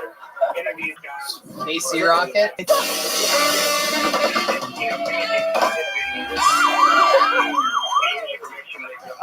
Just right at the ground. It was the first time I ever had that kind of like powerful feeling. You know, I didn't know. I was like, this is crazy. Goodness. They just gave It's the only time Alec Baldwin ever wishes he was you. That is how you shoot a gun with blanks in it. At the floor. Absolutely insane that they would give you a real gun. This was in Wisconsin? Yeah. Yeah, it's like the second craziest school shooting drill we had. What was the first crazy? They didn't tell us we were having a school shooting drill. Oh, shit. It's just Derek Dimple jerking off in the auditorium. 110, 110, 110. All right. Imagine being the parents of the kids coming home and saying that there was a shooting tonight. Yeah, like they didn't tell you and they had somebody else with a gun and blanks. So they sent an email out 5 minutes before to all the teachers, but I was in lunch. I wouldn't have been told. And a cop came in and he just had like a fluorescent shirt saying shooter for that one. And he goes, what would you do? And we were like joking around, like, oh, we'd fight you. And then he like shot blanks. And we're like, oh. So we ran out and like I knew it was a joke. So I was like, oh, that's funny. He scared us a little bit. But there's kids like jumping through like the lunch tray turntable. Kids ran home. This school is insane. What school district is this? It was Colby School District. Colby School District. Yeah, we had that was my sophomore year, and then we didn't have one for my junior year. I bet. I fucking bet. This is the most insane shit I've ever heard of in my entire life. That is crazy. Did the news ever pick up on like? Yeah, that one they did. Yeah. Wow. That one they were like, what happened? And they're like, shit went down, and that was about it. Well, Roman, very interesting interview. Very, very fun set. You're very, very good at this. Very promising. Everybody's moving here. I don't know if you guys are noticing, but this is where all the people, they used to move to New York or LA, and now they're coming here to Austin, Texas. That's the debut of Roman Schmidt, everybody. There he goes. On to the next one. Hey, pick your character. I'm a Wario, and I'm gonna win. Your next bucket pull goes by the name of Isaiah Pichardo. Isaiah Picardo.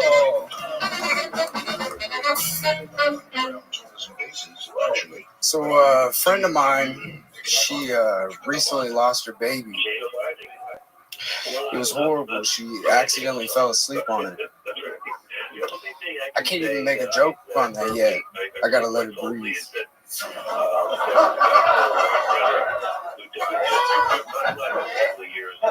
I was at a house party, and their dog was running around, and the homeowner, she was like, she bleeds a lot, and it gets blood stains all over the carpet. I said, I'm pretty experienced in that. I know what you can do.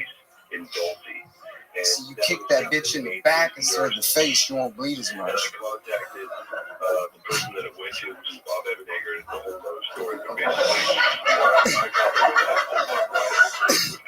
Just a tip, you know. It was crickets. They looked at me like I was crazy, and I had to save myself. So I was like, that's why they're called bitches, right?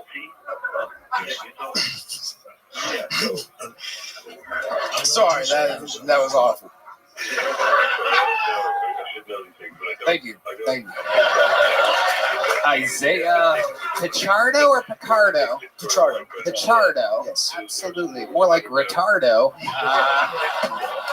That was fucking crazy, bro. Sorry. Ballsy move. How long you been doing stand-up? This is my fourth time. Fourth time ever. Okay, that makes it great. I thought you were going to say 2006. That'd be crazy. No. I love it. How old are you, Isaiah? 23. 23, fourth time ever. Takes a lot of balls to come up here in this situation like this. Yeah, it's a lot of fun. Yeah, where are you from? Indiana. Indiana. And is that where you still live?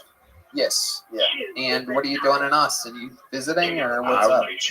To be honest, I was watching Kill Tony last night, and I was like, I'm gonna go to that. And You were watching last night? last night. And you're like, I'm going to go to that tomorrow in Austin? Yes.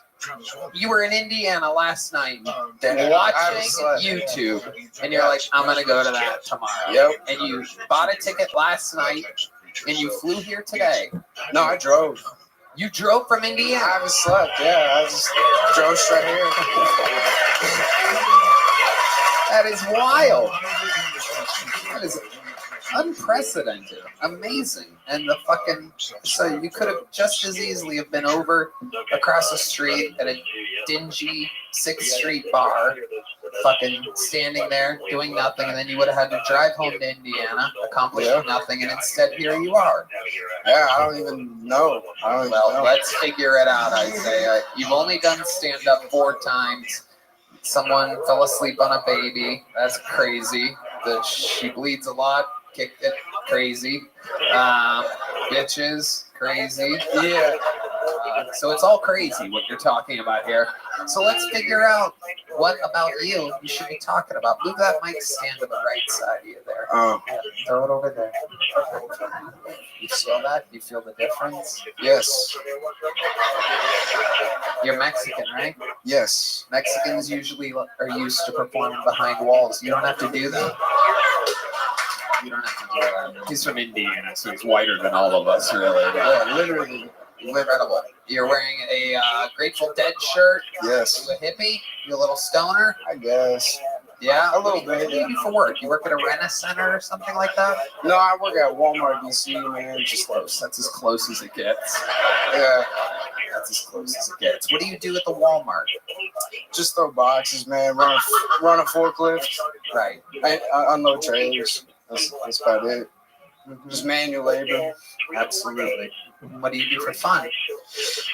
Comedy, and then I like to, throw darts, shoot pool. I just get into random things at random times and like just what? go all in. What like else? this, comedy. I did stand up last March, and I was like, oh, this is kind of fun, and then I, now I'm here. So now you are here. Yes, now you are here. Cam? My favorite part about this set is when he said Chip made it in the back of the head. Somebody just went, what? Yeah. There was one guy in the back of the room that got a bigger laugh than everything that you said. But this is how it starts. I mean, it is not easy just starting out. Crazy. 23, 4th time on stage. You were in Indiana last night. Last night, yeah. Incredible. How was the drive? Tell us about it. It was awful. It was not a good drive. How far did you make it before you're like, what the fuck am I doing? About halfway, I was like, man, I shouldn't do this. And now that I'm here, I'm like, man, I shouldn't do this. There you go. There's something in there. When you like lose yourself, you're pretty funny. How much money did you spend on gas? It was like $40 to fill it up the first time, and the second time it was like 40. So about 80 some bucks. Not bad. I think. Not bad to go from the fucking top of the country to the bottom. Where's that 12 Maybe hours? 3 times I have slept, William's thinking about driving from St. Louis right now. He's like, what the fuck was I thinking? 15 hours worth of flights for $100. You could have saved $20 and driven half the way, twice as fast. Thanks for making me look that dumbass. Holy shit. I love it. Isaiah, you still live with your parents? Yeah. What do they do for work? He works at Toyota. He works at Toyota? Yeah. How about she? Mom? What does she do? Just chills? I don't know. You don't know what your mom is? Does she live with you? No. Okay. How long has she not been in your life? She dipped out when I was like 12, 13. Okay. Where'd she dip out to? Do you know? I don't know. I was like, about 3 or 4 years later, I saw her at a gas station in the same town I lived in, so she was probably around. But do you know anything about her? Did she do drugs or something? No, she's doing all right now. She's living with a sweet old lady in the basement and just, how do you working. know she's doing all right? I see her every now and then, but it's kind of like... You see her at the gas station? That's it? Yeah. Do you ever talk to her on the phone? No, not really. Why is that? because it's, I guess it's on me now to kind of go see her, and I just kind of don't do it. You don't do it. Yeah. You left me at 12. I mean, I see her every now and then, but it's kind of awkward. So it's just like, Why is it awkward? it's just like we're different people now. That's long gone. And it's just like we're on a different. His material is all about hating women too. Yeah, sure. Yeah, no, I was just getting to that. Makes sense that you're going around kicking bitches. No.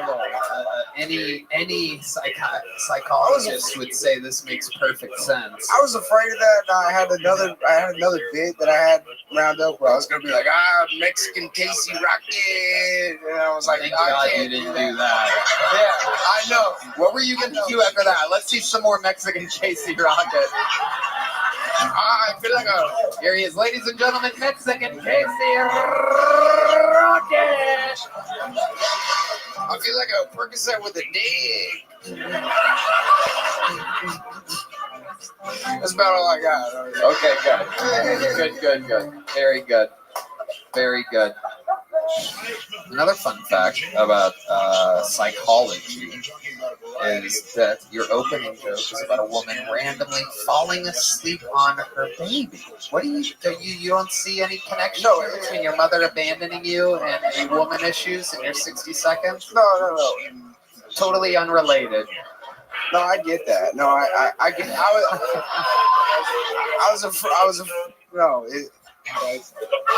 You're okay. It's okay. We're all products of crazy psychology. I always say there's so very few funny people that had both parents in their lives, like that had a normal life.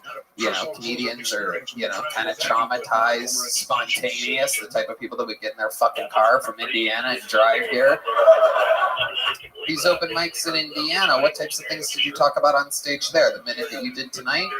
No, I had the dog joke in one of them, but I have different bits. Like what? Do you remember any of them? Yeah, I gotta get wrong. They're not good. Well, let's give it a shot. I'm just curious. All right, we can fix it. So, we got any couples here tonight? Any what? Couples. We got couples here. Absolutely, tons of couples. So couples, this is gonna sound bad, but women tend to ask their significant other, hey, so would you love me if I was in like a beetle? Would you love me if I was a cricket? Would you love me if I was, some inanimate object? So,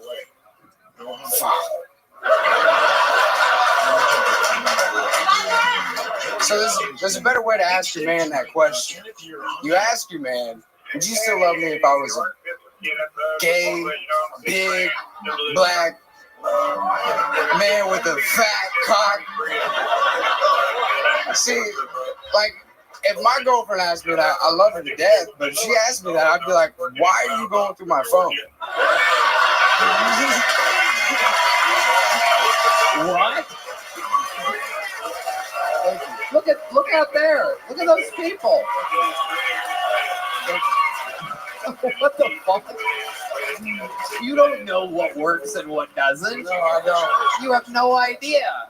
Hey, I got bad jokes. I can do one of those and fuck. I can do one of my shitty jokes and fucking kill if you want me to.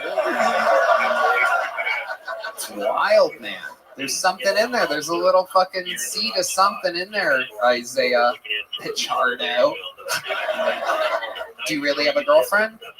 Oh, well, no, I do not. You're a funny guy. I'm going to, I can only give you a little joke book, but, I mean, you know what? You drove all the way here from Indiana. I'm going to give you a big one. Fill this fucker up. Start writing. Use your hatred towards your mother to fuel your wild success. Make some noise for Isaiah Pichardo. It's a long drive to Indiana, ladies and gentlemen. Wow. How can you? Whoa, John D's in the fucking house, ladies and gentlemen. Holy shit.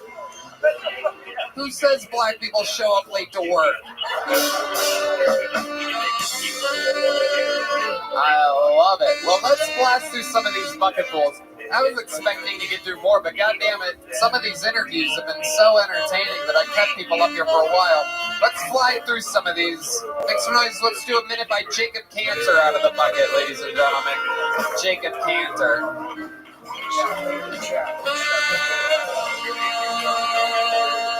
So I'm from Dallas, and I'm a tour guide downtown. I do the JFK tour. And part of the JFK tour, we let you meet this lady who was friends with Lee Harvey Oswald when she was a kid. I swear to God, they just wheel her out like she's Hannibal Lecter. Everyone just shoots her with questions, but it means that I've met someone who's met Lee Harvey Oswald, and now you've met me, so you're welcome. No, I'm really just an Uber driver with a history degree. So I like to drive past the Lake Plaza, and I like the CIA killed the president here. And just, they don't say anything, I just know I'm not getting the tip. And about that time, I'll start to go into like my RFK Jr. spiel. Usually I get like, isn't he a conspiracy theorist? And I was like, you'd be a conspiracy theorist too if the CIA killed your dad and your uncle. And he is, in the political sphere, he is the closest thing that we have to Batman. I mean, really, if you think about it, fighting against the corruption of the establishment that shot his family. All right, thank you, I'm Jacob. Exactly a minute from Jacob Cantor. Jacob, welcome back. You were just on, correct? Yes, I was. Yeah. Welcome back. Welcome back. Casey, what do you think about this young buck? I see Jacob everywhere. Yeah. He was in Dallas yesterday. And I came to see his show. It's fucking great. And then now he's here. You just run into him random places like Isaiah and his mother. I thought it was really fun. Yeah, it was great. And Jacob, you always do good here. You already have a big joke book, right? Mm-hmm. We're just here. What else? Well, since your last appearance, what's changed? What's going on? Nothing's really changed. I got on Secret Show, which was fucking badass. How did that go for you? It was really good. I kind of like ran short on time by like 30 seconds and had a mini freak out, but everyone told me it was like funny because I like admitted I ran out of material and some people laughed. So. It's adorable. How long of a set did you do? I think I was filming it from the back, so I didn't have the time on my phone, but I think I ran out of material at like 9 minutes and 30 something seconds. Right. That's good. Well, why did you say that you ran out? Why didn't you just get off? Because it was 10 minutes. I don't know. I hadn't seen the light yet. I have to do 10 minutes. Well, I was just going, and I'm not used to doing comedy in that big of rooms, so I didn't see the light in the back. It was exciting. It was very exciting. It was fun. It was a lot of fun. The most fun you've ever had on a stage in your life? Actually, well, the green room was really fun. Yeah. It's a backstage too. Yeah. Cam's there hitting on you. No. The cooler. You tripping on mushrooms thinking he's a white bitch. I have to spell it out for you. Hey, yo, white bitch, I'm freezing in here. Hey, help me in the cooler. Go suck my dick in this cooler real quick, white bitch. Poor Jacob. Why is Cam calling me a white bitch? I love it. Jacob, what else is, anything else going on? We're flying through bucketfuls right now. We're going turbo. Yeah, no, I've just been going to comedy shows. I've recently started seeing someone that's going well. She's actually here tonight, too. Oh, wow. Where's she at? She's in Dallas, too, so she's a comic, so it's been going well. She's here tonight? Yeah, she is. Where? She's over at Poor Choices. Okay. Why don't you go tell her to come to a minute? Okay. There goes Jacob Cantor, ladies and gentlemen. Right now? Yeah. We're going to fly through it. Where's Colt? Colt's still wrangling people? Okay. Well, let's get the fucking names up here and then we'll do it. It's a while. Should I leave right now, or? Where'd you meet this girl? We're actually from the same hometown, but I met her through mutual friends. There's like a group from my hometown that eats in Dallas on Sundays. So she actually dated my brother's best friend when they were in high school. And then, no, it's not weird or anything. We met, this is like 10 years ago. So I'm okay. We'll go tell her that she's got, what's her name? Jacob. Her name's Jacob. No, you're also dating a girl named Jacob. It's incredible. I love it. Did you meet her in Germany? Yeah. Okay. What's her name? Sagan Butler. Sagan Butler. Yeah. Okay. Go get her. Tell her that she's going to go up. Did you hear that, Colt? Sagan Butler. We're going to fly through it. Another quick minute by Luke Newcomb. Here we go. I promise bucketfuls, we're going to get minutes out. Turbo bucket mode. Is that okay with you guys? Make some noise for Luke Nukem, everybody. A minute by Luke Nukem. Hell yeah! Here he is. Give it up for Kill Tony. All right. Just do the minute. Here he is. Luke Nukem, everybody. Give it up for the ladies. Yeah. Women. When they're like wine. You can't afford it. It's not something I can keep around the house. Anytime I have one, I am being judged. How quickly I finish. Just bottoms up. Now, women and wine, they have the same quality where as they age, they get older. Day by day, you would think they had already peaked, but they do somehow become even more expensive. That's when you're dating. It's a little different when you're trafficking. What? Women, wine, they're in the cellar. Alert the authorities. Now, women are like wine. I don't know where to find a decent wine.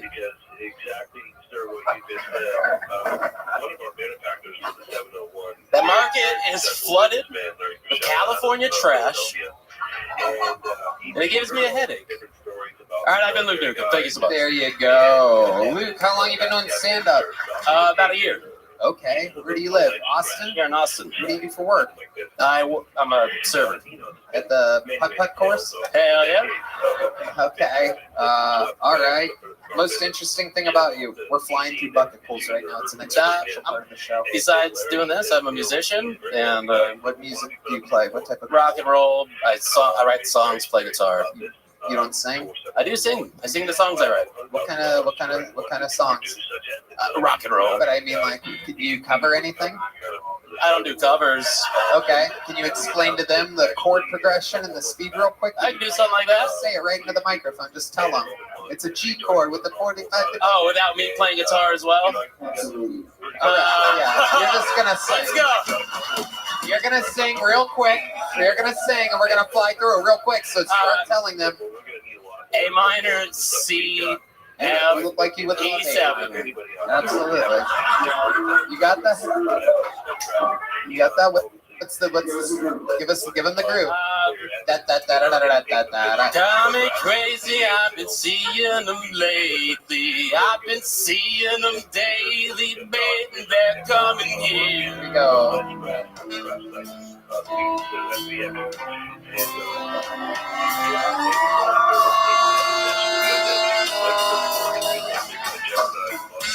Got me crazy, I'm seeing them lately. I'm seeing them daily, babe. They're coming here.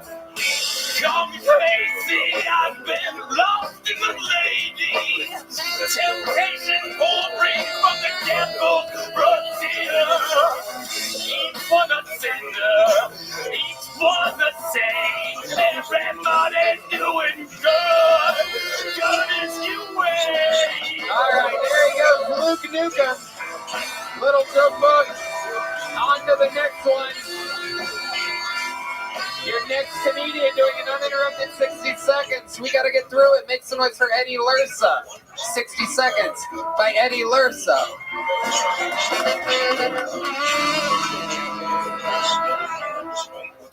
I've accidentally been working in restaurants for the last 20 years. I was watching a fat kid eat the other day, and it made me realize that if I have a kid, I want to have a fat kid. Because he's either going to overcome heavy adversity and build a strong character, or the little guy loses a foot and we don't walk from the back of the parking lot anymore. And it's cool if some of you didn't like that joke. There is a certain type of person that normally doesn't, and that's type 2. I also figured out how to stop school shootings. Right, we have to segregate schools again. What you do is you take all the lonely white kids with gun fascinations and you put them in their own schools. Right, in these schools, all of the teachers will be known pedophiles. Because at the end of the day, school shooters and pedophiles are the same. They both just want to unload on kids. I'm Eddie Larson. Thank you. Amazing. Eddie Lursa with a fantastic set. Great job, Eddie. How long have you been doing stand-up? Just over a year now. Over a year? That's incredible. That was so good. Where are you based out of? I'm here in Austin now. How long have you been here? Since October. A lot of people moved here in October. Incredible. Where'd you move from? Florida. Okay, what part of Florida? I was in New Smyrna Beach, right by Orlando. Ooh, Camp Patterson. What's the? You ever been there before? You ever do any? I was gonna say crime, not shows. I never did crime in New Smyrna Beach. Just in case they looking for me, I never did crimes in New Smyrna Beach. There you go. Case dismissed. No, it's true. We don't have black people out there, so it's perfect. That's why we will do crimes there, but I never did crime in New Smyrna Beach ever. Eddie, what do you do for work? I'm a bartender. Oh, that's right. You mentioned that. And what else is going on? What's the craziest thing about your life? Craziest thing about going through an extra fast portion of it. I was given away by my parents 3 times in 1 year when I was 16. Given away to who? Group home, foster parents, and the guy who eventually became the guy I call my dad now. Wow. What were you doing at 16 that made them do that? Or what were they doing? Just vibing. Vibing. Casey Rocket. Just too chill. He's too laid back. I couldn't handle that amount. They're like, this kid is just vibing. We gotta get him out of here. No, my mom, she needed to have a life, so we had to go so she could pursue her life. It was exciting. Wow. What was that life that she was trying to pursue? My mom was actually a professional jazz and blues singer in the DC area. Yeah, so I made the sacrifice. Go mom. That makes sense. Being an entertainer runs in your family. That's kind of your set was well beyond what most people at a year are at. We're flying through this bucket right now, trying to set a record for bucket pulls. So there he goes.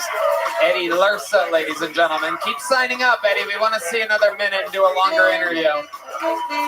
We got a woman out of the bucket. This young lady made her debut only recently and was absolutely hysterical. Here she is again. This is the second set ever by Sherry Baseji, ladies and gentlemen. Sherry Baseji. Thank you. I am originally from Iran. You may know it as Iran. I ran so fast and I never looked back. Yeah, but don't be afraid of me. You know, there are no terrorist women. Can you imagine me going, stop it? But also, women don't work in the Middle East. Yeah, I don't know if you've heard. There's been some downsizing, layoffs, furloughs, stoning. Yeah, let's not even talk about equal pay between the men and the dead women. That's a whole nother Netflix special right there. Yeah, so while we're on the subject of terrorism, how come there are no good-looking terrorists out there? Where are my GQ terrorists at, huh?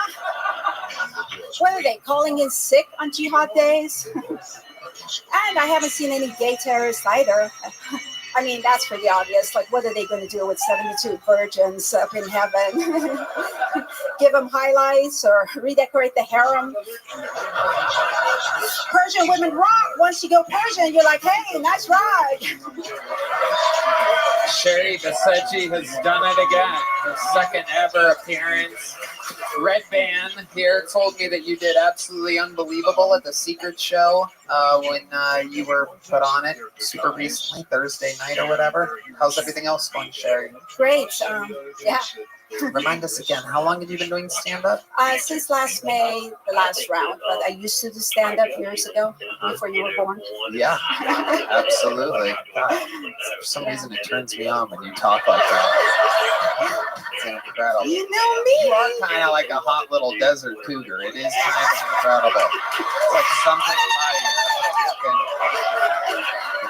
you. You're a little firecracker or shoe bomb or something. I'm not exactly sure. Boom. I love it. I love it. Sherry, you were just on the show. You just killed again. We're flying through the bucket tonight. How about one more time for Sherry Baseji? Red Band? I'd love to have you back on the Secret Show Thursday. Oh shit, look at that. Back on the Secret Show. Once again proved that anyone with a vagina gets booked on the Secret Show by Brian Redband. Welcome to show business, everybody. If you're wondering how it works, the young Harvey Weinstein of Austin, Texas, hard at work over here. Jesus Christ. All right, I made Jacob a promise that I'd put his girlfriend up. Make some noise for Sagan Butler. 1 minute. 1 minute, Sagan Butler. So, my love life pretty much consists of guys shooting like the old school Kodak cameras. Sure, they'll let me take all their shots, but then they forget about me and nothing ever develops. Yeah. In their defense, I do have something in common with those cameras. Yeah. If you wind me up and smack me just the right way, I too will flash. It's not to the point where I'm like, you know what? Polygamy doesn't even sound that bad to me. You're meaning to tell me I'm in a relationship with this man and he's wildly outnumbered? There's nothing I've ever wanted to do more in my life than to stage a coup with my gal pals, alright? Fucking try me. At minimum, we're gonna unionize, and if we go on strike, old dude is fucked. Oh, you don't think domestic work is work? Then good luck keeping the 72 kids and the sourdough starter alive, then bitch. I don't know where I'm at, but that's all I got for you. 57 seconds from Sagan Butler. I love it. Is that lisp natural? Have you always said that? The braces. The braces. It's the braces. It's an adorable delivery you have. Thank you. I want to minimize the 72. Incredible. How long have you been doing stand-up? I started in January. Wow. Yeah. You're so new. Are you here in Austin? I'm in Dallas. Okay. Yeah. All right. So you live in Dallas. What do you do for work? I am a certified postpartum doula, lactation educator, placenta encapsulator, and birth doula, and postpartum educator. Jesus Christ. Are you also an intern at a Goodwill? What doesn't she do? Yeah. I'm also a waitress, so, you know. Wow. Absolutely. Yeah. That's where you make the real money. Right? Yeah. Oh, yeah. Absolutely. And you're dating Jacob? How's that been going? Fantastic, actually. I wrote that joke before I started seeing Jacob, by the way, so we'll see how it goes. Amazing. And you guys are out doing spots together, having fun. Hell yeah. Everything's good. Mm-hmm. What's the craziest thing about your life that we would find interesting during the interview portion of the interview? Only a million people will see it. Give us something good. I am a single mom of 4. Are you fucking serious? Yeah. I'm also a special needs parent. Oh my goodness gracious. So your kids sound like you do. I got braces so that I can relate to my special needs kids. Look, I sound just like you now, Billy. I just wanted to make them feel, normal, so I took them for the team. A single mother of 4. How old are you? I'm 32. Wow. Okay, you're like a reverse David Jolly. You seem younger. You seem younger than 32. Sunscreen, The glitter in the hair. It's the freckles, the glasses, the braces. It's just, I'm gonna laugh it. The braces, the sensation of September sincerity. You just love making S noises with those fucking braces. Oh yeah. So how many of the 4 kids are special needs? The oldest 2. The oldest 2, and what are their special? I have a my oldest is nonverbal autistic. He's 10, and then I have a 9-year-old who's also on the spectrum, but he's a freaking savant, dude. Like, he's way too fucking smart. How is he savanty? Well, he taught himself how to read before the age of 2, and that's how he became verbal. Holy shit. So, yeah. This kid beat you by 24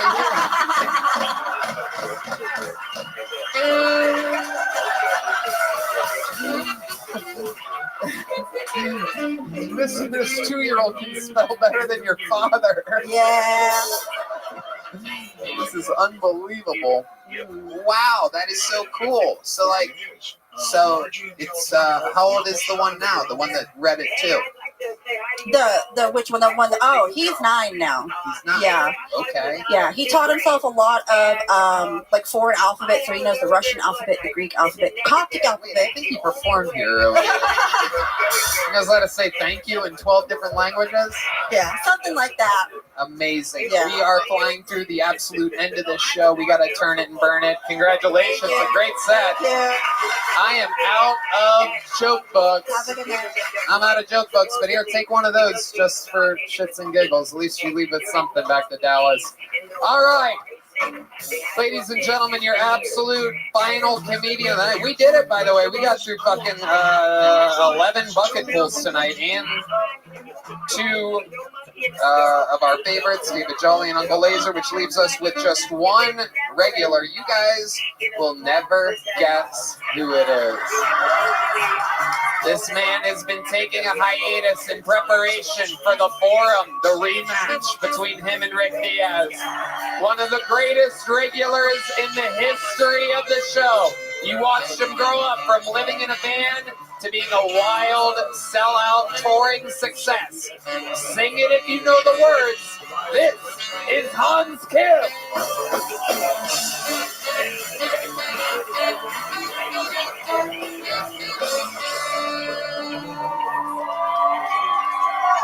Thank you. Holy shit, that last girl, huh? I thought my English was bad.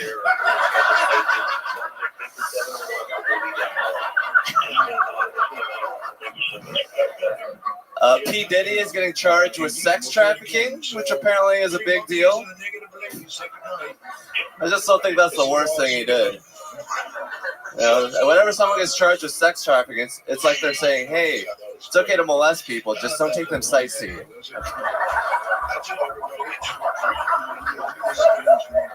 If I'm getting molested, I better get a free trip to Disneyland. I don't want to get raped in a dungeon the whole time. Sucks having black hair, because when I find hair in my food, I don't know if it's mine or if I get to yell at the help again.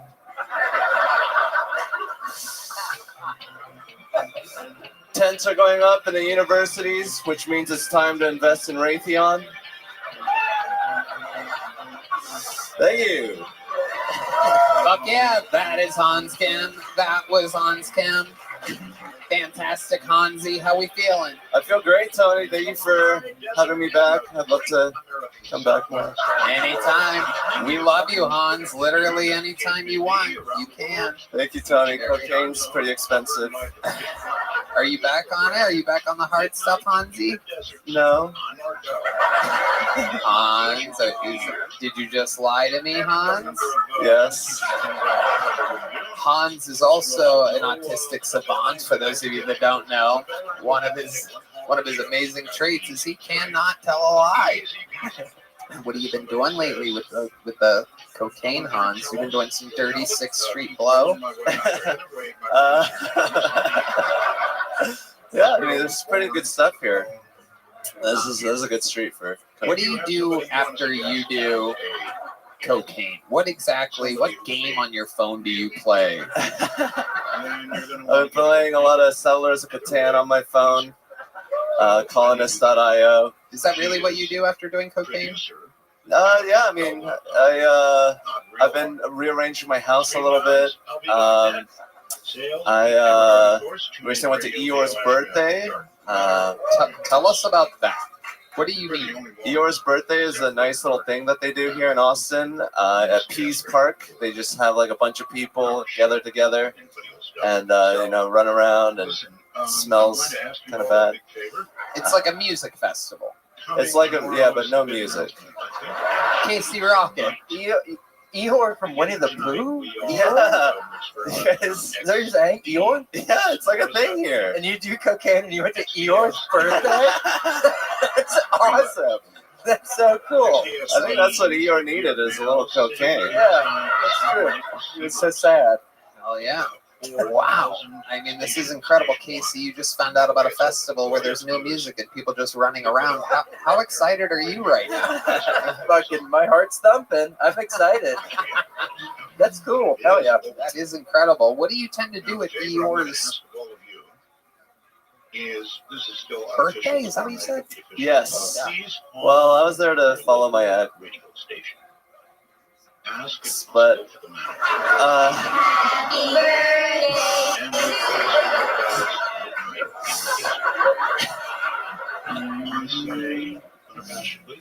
You're stalking your ex-girlfriend. Yeah. Okay. Again, he cannot lie. People, that's why I love, it's just so funny. People, I can't imagine a better interview than you in the world. They've always been fantastic. So how's stalking your ex-girlfriend going, Hans? It's great. Does she ever notice you? Yeah, she said hi to me. I got invited in last night. Ooh. I promised her I wouldn't talk about it, but we had sex. Oh my God. That is the most Hans Kim thing of all time. You think you're probably going to get in a little trouble now that you said that, huh? In 3 weeks.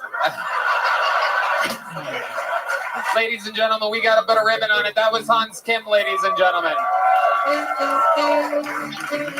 How about one more time for the great William Montgomery? Visit his Instagram. He's on tour. Go to his link tree to find dates. He's selling out all around the world off of his link tree. Guess who else only has a link tree on Instagram? It's Cam Patterson, selling out all around the world. These guys do not have websites. KCRocketComedy.com. He's also on tour. All three of these guys on tour, killing all around the country. It's a lot of fun. I mean, you guys have gotten to watch them grow in front of your very eyes. There's not a show like this in the world where you get to watch a new minute every single week.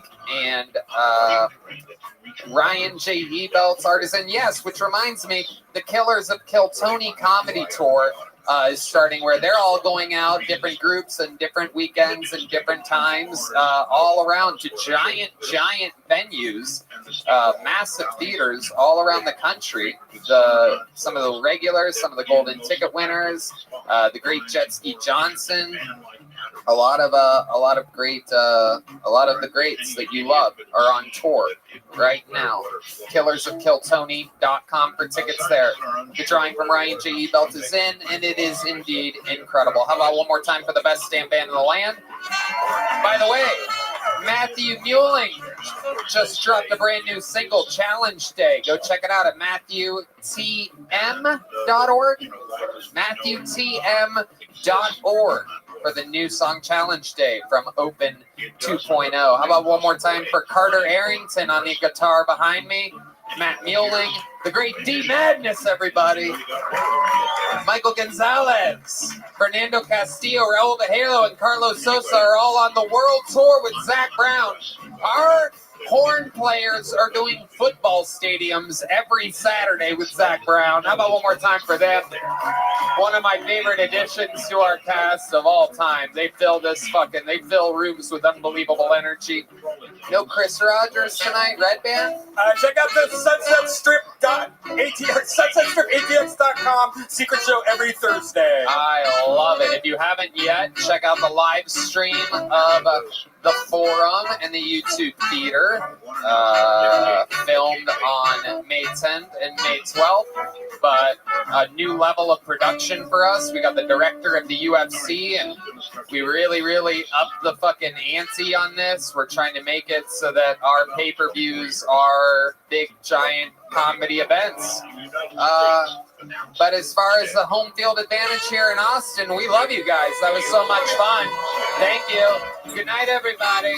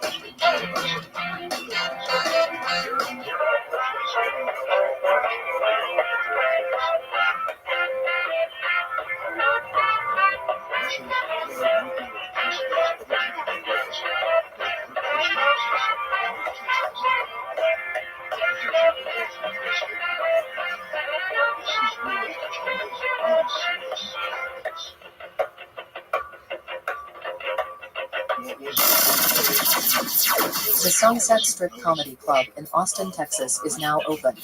Check out Red Band's secret show every Thursday. Go to sunsetstripatx.com for tickets.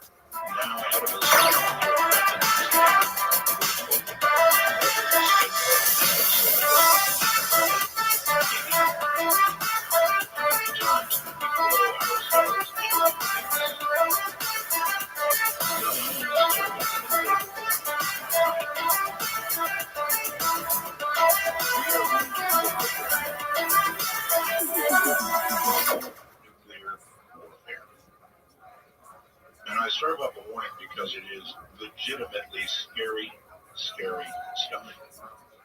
We are going to talk about how a war might start. We're going to talk about how it might escalate.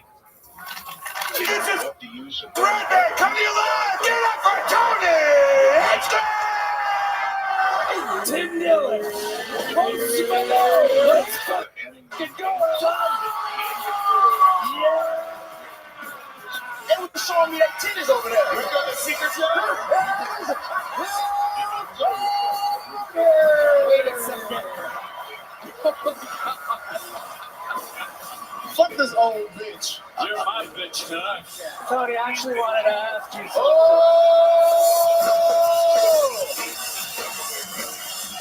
How many of y'all think we should have a fucking Mexican drummer?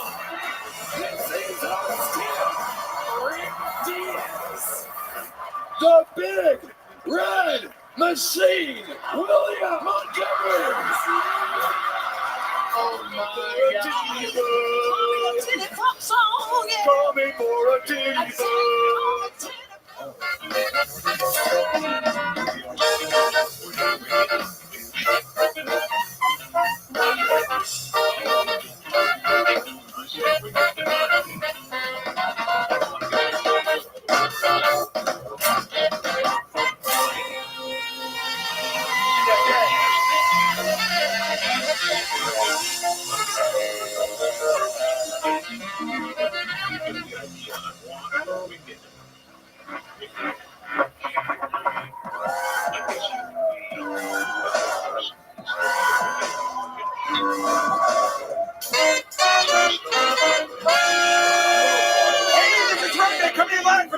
Mothership here in Austin, Texas, for a brand new episode of Kill Tony. Get up for Tony!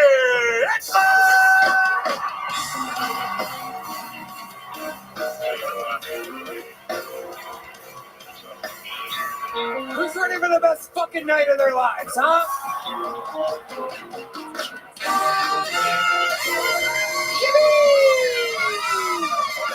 Fuck yeah! You did it, ladies and gentlemen. You made it to the #1 live podcast in the world. You guys excited, huh? Make some noise for Brian Red Band.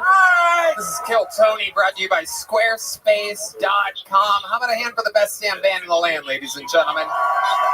That is indeed Fernando Castillo, Raul Vallejo, Carlos Sosa, Huevos Rancheros, Michael Gonzalez, the great Matt Muehling on the electric, John Dees on the motherfucking keys, and this, my friends, is the one and only D Madness on the bass guitar.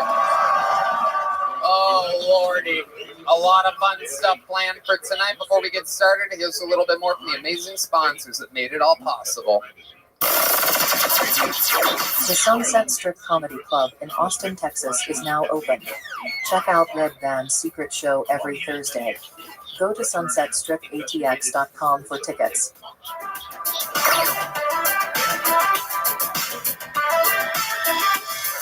Who's ready to start tonight's fucking show, huh?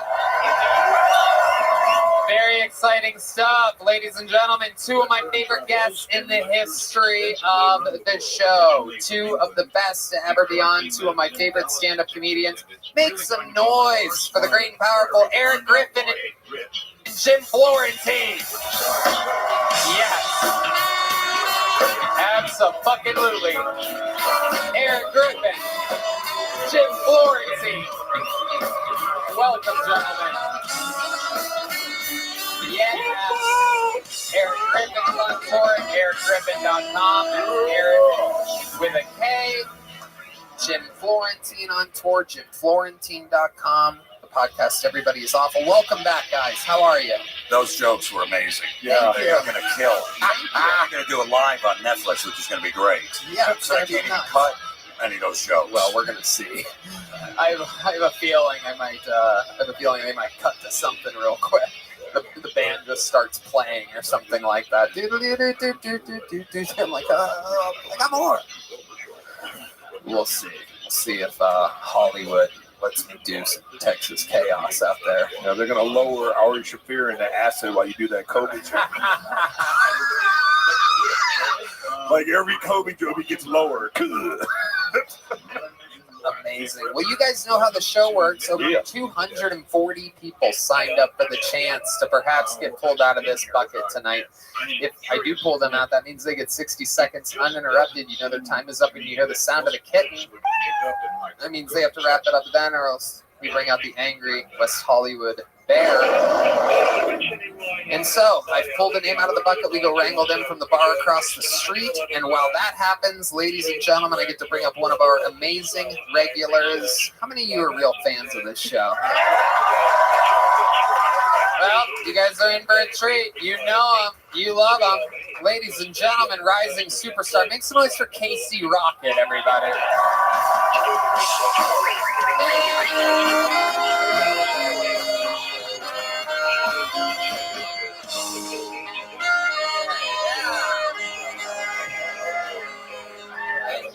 Hell yeah. Lord, forgive me, because I'm about to riff. All right, very cool. All right, I miss when men were men in this country, you know what I mean? Just miss when men were men. You know what I'm talking about? I'm talking about when men were men. You know what I'm saying? I'm talking about dressing up like a deer and scaring your Latino neighbors. You know what I'm saying? Como se dice the Wendigo. You know what I'm getting at? Talking about when men were men. You know what I mean? When men were what? Men. Folks, hey, talking about when men were men. Talking about calling in late to work because you got caught in a saw trap again. You know what I'm saying? Talking about when men were men. Talking about when men were men.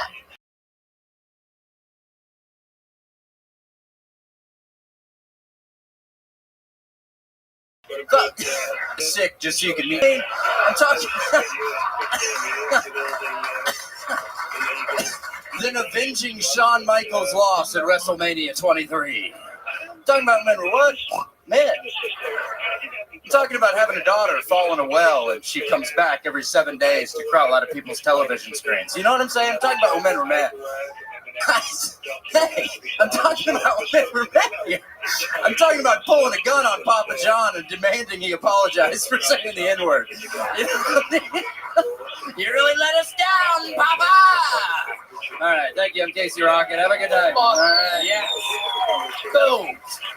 Casey Rocket. Talking about when men were men. When do you think that ended? When did men stop being men? God, what do y'all think? 1983, maybe? Probably 83. When was the last year the Celtics won a championship? I think it was maybe 1983. It was 83. I think it was either 83 or 83. It's just back when men were men. Casey Rocket, you did it again. Lord has forgiven you, for you did riff indeed. I did. I really did. It's just tough, man. When I was a kid, we used to take Roombas to school. You know what I'm saying? Roombas? Roombas. The vacuum cleaner? The vacuum. The floor robotic vacuum cleaner? Those were a thing when you were a kid? When I was a kid, men were men. We used to take Roombas to school, and if it hit a crack, you were fucked, man. You're going the other way. Hopefully your school was north, you know? Yep. No doubt about it. No doubt about it. The old floor compass. That's what they call them. The old floor compass. Yep. The Roomba. Do you have a Roomba now? Do you have a handheld vacuum cleaner of some kind? Nah, man.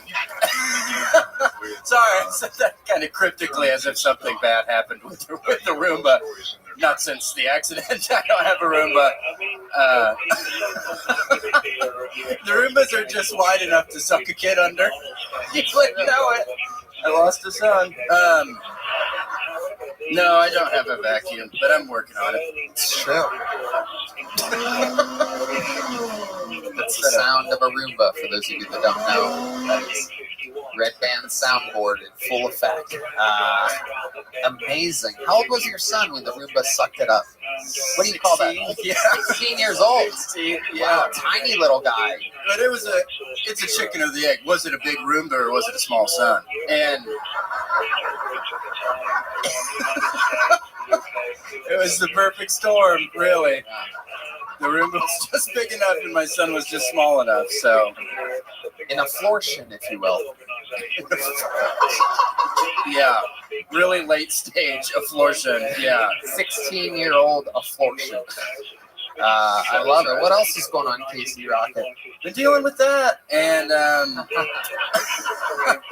stuff like that never really goes away, so trying to make the best of it for now.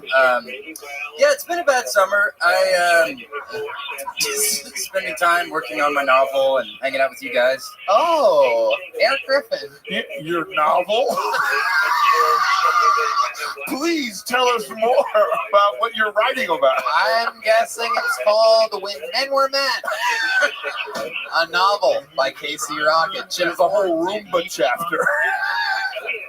I just want to know how he sits still to write a book. Like how you have to really sit and focus. I'm guessing you have a standing table and it's on wheels, and you're on rollerblades, and you're just flying around the room like a Roomba. Like a Roomba, huh? You become the thing you hate the most. So interesting. Casey fucking Rocket. I love the way you get a show started, my friend. You are quite the silliest goose that's ever geesed amongst us. I love your style. A lot of fun stuff happening. He's on tour. CaseyRocketComedy.com. We love you. Thank you. Thank you guys so much. Appreciate it. And like that, the show has begun. And now things get really interesting as we go to our patented bucket of destiny, where anything can happen, obviously. Could be a crazy person, could be the next talent, could be somebody that has been signing up for years, could be somebody who just got here today. Make some noise for your first comedian, Drew Nickens, everybody. Drew Nickens. My name is Drew Nickens. I had a head injury from the Air Force. That's why I sounded like I took 7 Benadryl before I came on stage. I love strip clubs. So for $20, you can talk about your favorite episodes of Dawson's Creek. And I came in, and I was halfway through season 2, and she goes, Jaquavius, because I never get my real name at a strip club. She goes, Jaquavius, you have such a unique voice. You should be a Muppet character. It hurt, because ain't nobody trying to fuck a Muppet, am I right? Man, I had a friends with benefits for a little bit. Yeah, it was real cool. And I used to give her grocery store flowers sex. That means that it wasn't Louis bag or Lambo sex, but it was pretty cool. And she was taking a shower one time. She left her phone. And she came in, and I was like, you know what? Let me call it. Let me see what cute nickname she gives me. Is she going to give me Marv from Home Alone? Is she going to give me Special Needs Jack Harlow? You know what she gave me? The bitch was doing charity work. Charity work was the name of my phone. That's been my time. Thank y'all so much. Fuck yeah. Drew Nickens getting the bucket started for us tonight. I think we all have a brain injury now. I love it. Drew, how long have you been doing stand-up? I've been doing stand-up about 6 years, Tony. I love it. Where at? I live in DFW now. I've done it in DFW for about 4 years. And I've been in Shreveport before that, and College Station. So a little bit everywhere. Yeah, you've been everywhere, right next to each city's nuclear plant. I wish it would explain a lot. But what happened when you were in the Navy? What happened to your brain? I was in the Air Force, and I got bullied real bad, and by your own. My people, yes. Yeah. But you know what? It's made me realize that I need to treat people kindly, just be the best person I can be. You know, when you get things like that, you can be sad or mean, but you do whatever you can. Keep going. What are you saying? Keep that flow. I just know that it happened for a reason. So. What happened exactly? I gotta know now. You bullied somebody and then they bullied No, you back? No. I was weirdo. I like wrestling. I like Yu-Gi-Oh. I was an easy target. Wow. Sometimes this answers the question: chicken or the egg, right here. Yes, Do people sir. with brain injuries like wrestling, or does the No, it was before the brain injury. I liked wrestling. Right. Okay. And then I really enjoyed wrestling after that. Hell yeah, brother! I love it. Let's go, Jim Florentine. He should put that joke in his act. They Yes. gotta laugh. Yeah, absolutely. He reminds me like a retarded Kramer. Yeah. And I think if he uses the N-word, he might get more laughs. Yeah, exactly. Eric Griffin? Yeah, I just want to know, so you made it into the Air Force? Yes, sir. They'll select. I had a 57, sir. It's a 50 to get in.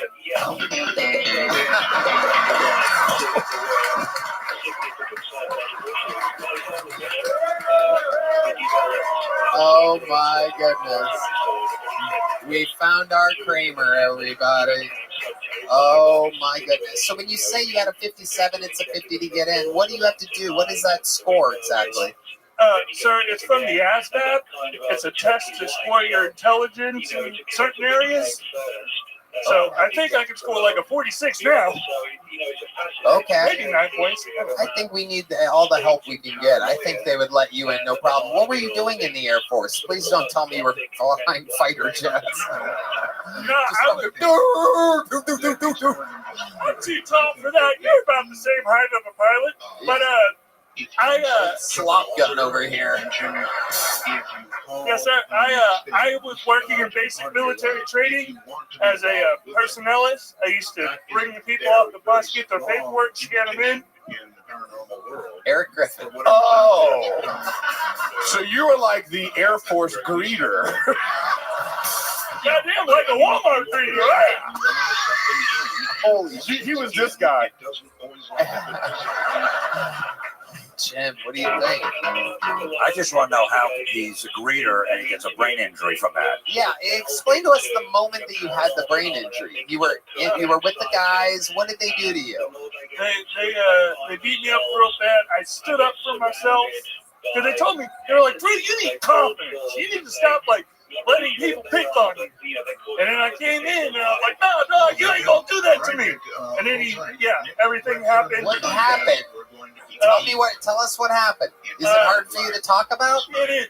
Oh, okay. Well, then we won't talk about it. Yes, sir. I don't want you having flash. Wow. I think I'm fucked up. Is it contagious? I swear. I don't know. I'm feeling I kind of feel it. I kind of fucking feel it. Okay. So, what did the doctors say? That you had did you have a little bleed in your brain or something? They just said that I had really bad concussion and I got 80% disability from the Air Force. So okay, 80%. God, what a bunch of cheap fucks. I mean, Jesus, give the poor guy his full fucking 100%. Wow. What did the guys give you that haircut too on your way out? No, I got it from a guy who your didn't brain speak. and your whole fucking head, dude. No, I got it from a guy who doesn't speak English. I was too afraid to leave the chair, so now I look like a whiter Patrick Mahomes. That's true. That's true. Okay. Oh, what do you? So you don't have a job now, right? I do. I am a cashier for a legal poker room. Whoa, that sounds pretty cool. Here in Austin, Texas? No, I live in Dallas. I work midnight to 8 every Sunday, and then I sleep for 2 hours, and then I come here to try and get on Kill Tony. How many times have you signed up for the show? I've been signing up for 10 and a half months, sir. You've been signing up every Monday for 10 and a half months? Other than 3 weeks when I lost my wallet and I got a new car. Wow, unbelievable. That is incredible what happens here. This bucket of destiny has a mind of its own, and so do you. There's nothing quite like it. So tell us more, Drew. You've waited this long. I'll extend the interview. What else do you do? What are you into? So I love the country dance. I'm really good at it, even though I look like... 1, 2, 3, 4. I have to have a partner to spin around, but I don't think we got any... Oh, here we go.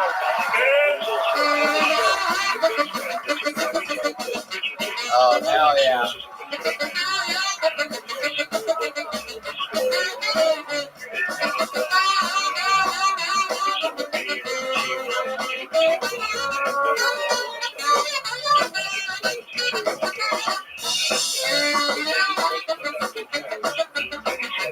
Welcome to the Special Olympics. Holy shit, this party is already jumping. Wow. My goodness gracious. The country feels safer. What's wild is I thought...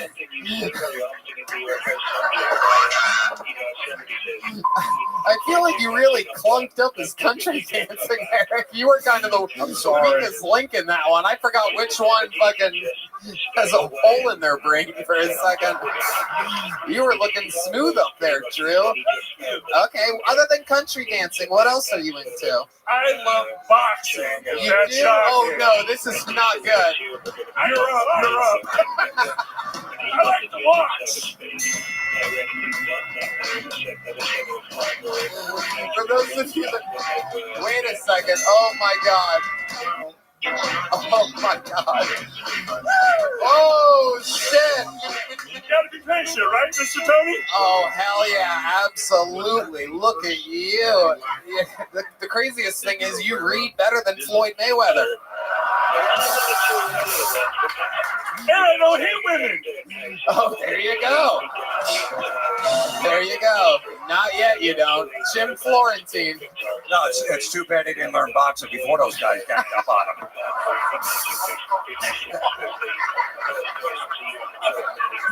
Goddamn, I could have learned the Philly shell before that. For those of you that may have missed it, by the way, Eric got up and danced with him. Then he said he likes boxing, and Eric pointed at Jim and goes, "You're up."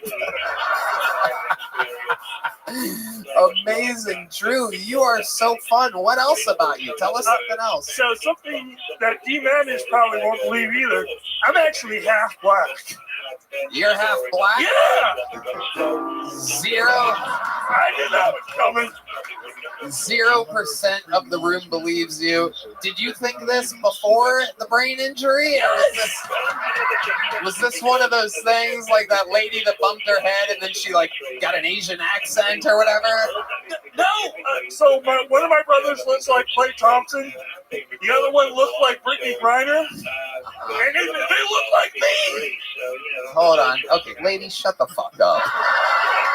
What are you, nuts? Jesus Christ. Let me see pictures. Jesus, someone more retarded than you, Drew. It's fucking incredible. We're having fun. Let me ask you this. What do your parents look like? So my dad looks like Viscera. A big black guy. Big black guy. He's like 450 pounds, 6'6". Holy shit. And I love him. Hell yeah. Hell yeah. He's a badass motherfucker. What does your mom look like? She's about 5'10". I'm not going to give her weight out.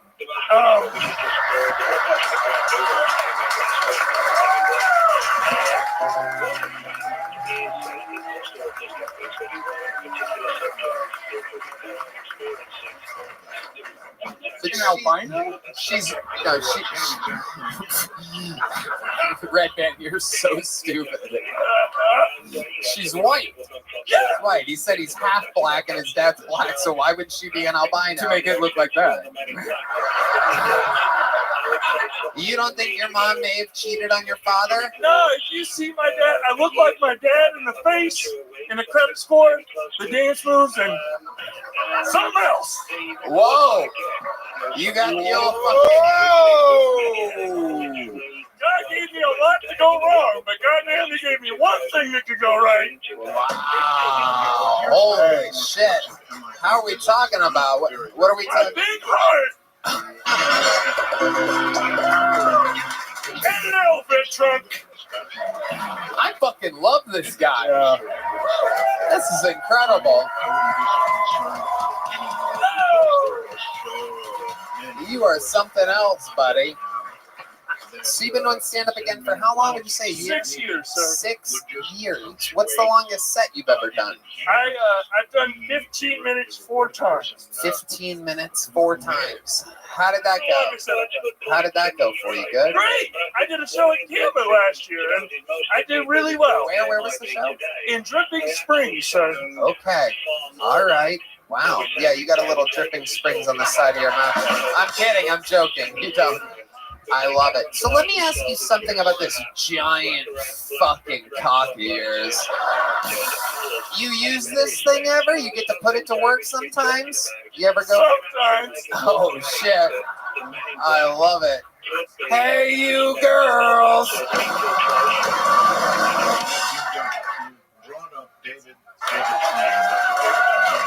Fuck yeah. I haven't been on a date in 2 years. It's all right. You haven't been? No. Let me ask you something. You're up in Dallas all the time. You ever, when you've been in Austin, Texas, you ever give a girl a kiss? No. You haven't had an Austin kiss yet? No, sir. You know, we do a little segment on this show. We do a little segment on this show called Kiss Me. We've been doing it for years and years and years. And I always say, Kill Tony, by far, the best comedy fans on planet Earth. Is there a female out there that wants to come up here and fucking steal the show tonight? Drew Nickens? No, Eric, you don't point at the person. Jesus Christ. Is there, sweetheart, come on up here. Get up here, lady. Come on. Who's got her hand up back there? Oh my goodness. Oh. All right, here she comes, ladies and gentlemen. The shit is about to go down. How many of you have been fans of the show for a long time? Oh my goodness. You gotta be fucking kidding me. I got great damn, it's awesome. I think we're about to see what kind of pants are you wearing, Drew? We might be able to see that fucking... This chick looks cute, dude. We might see the full... Oh my God.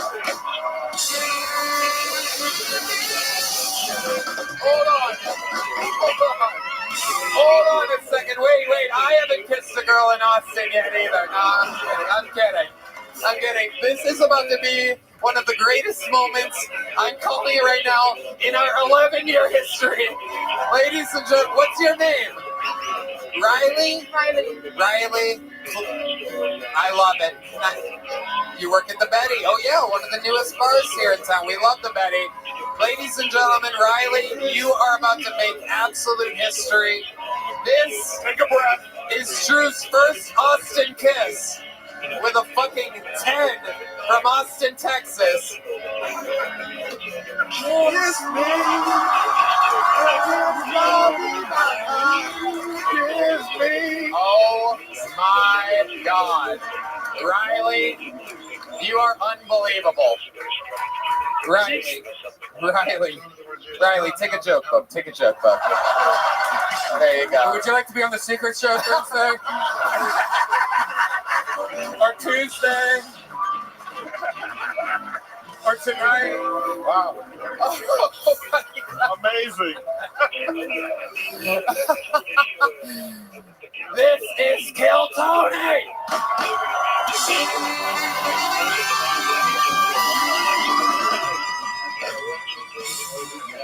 Drew, you waited 10.5 months. You've been driving fucking 2.5 hours every Monday for 10.5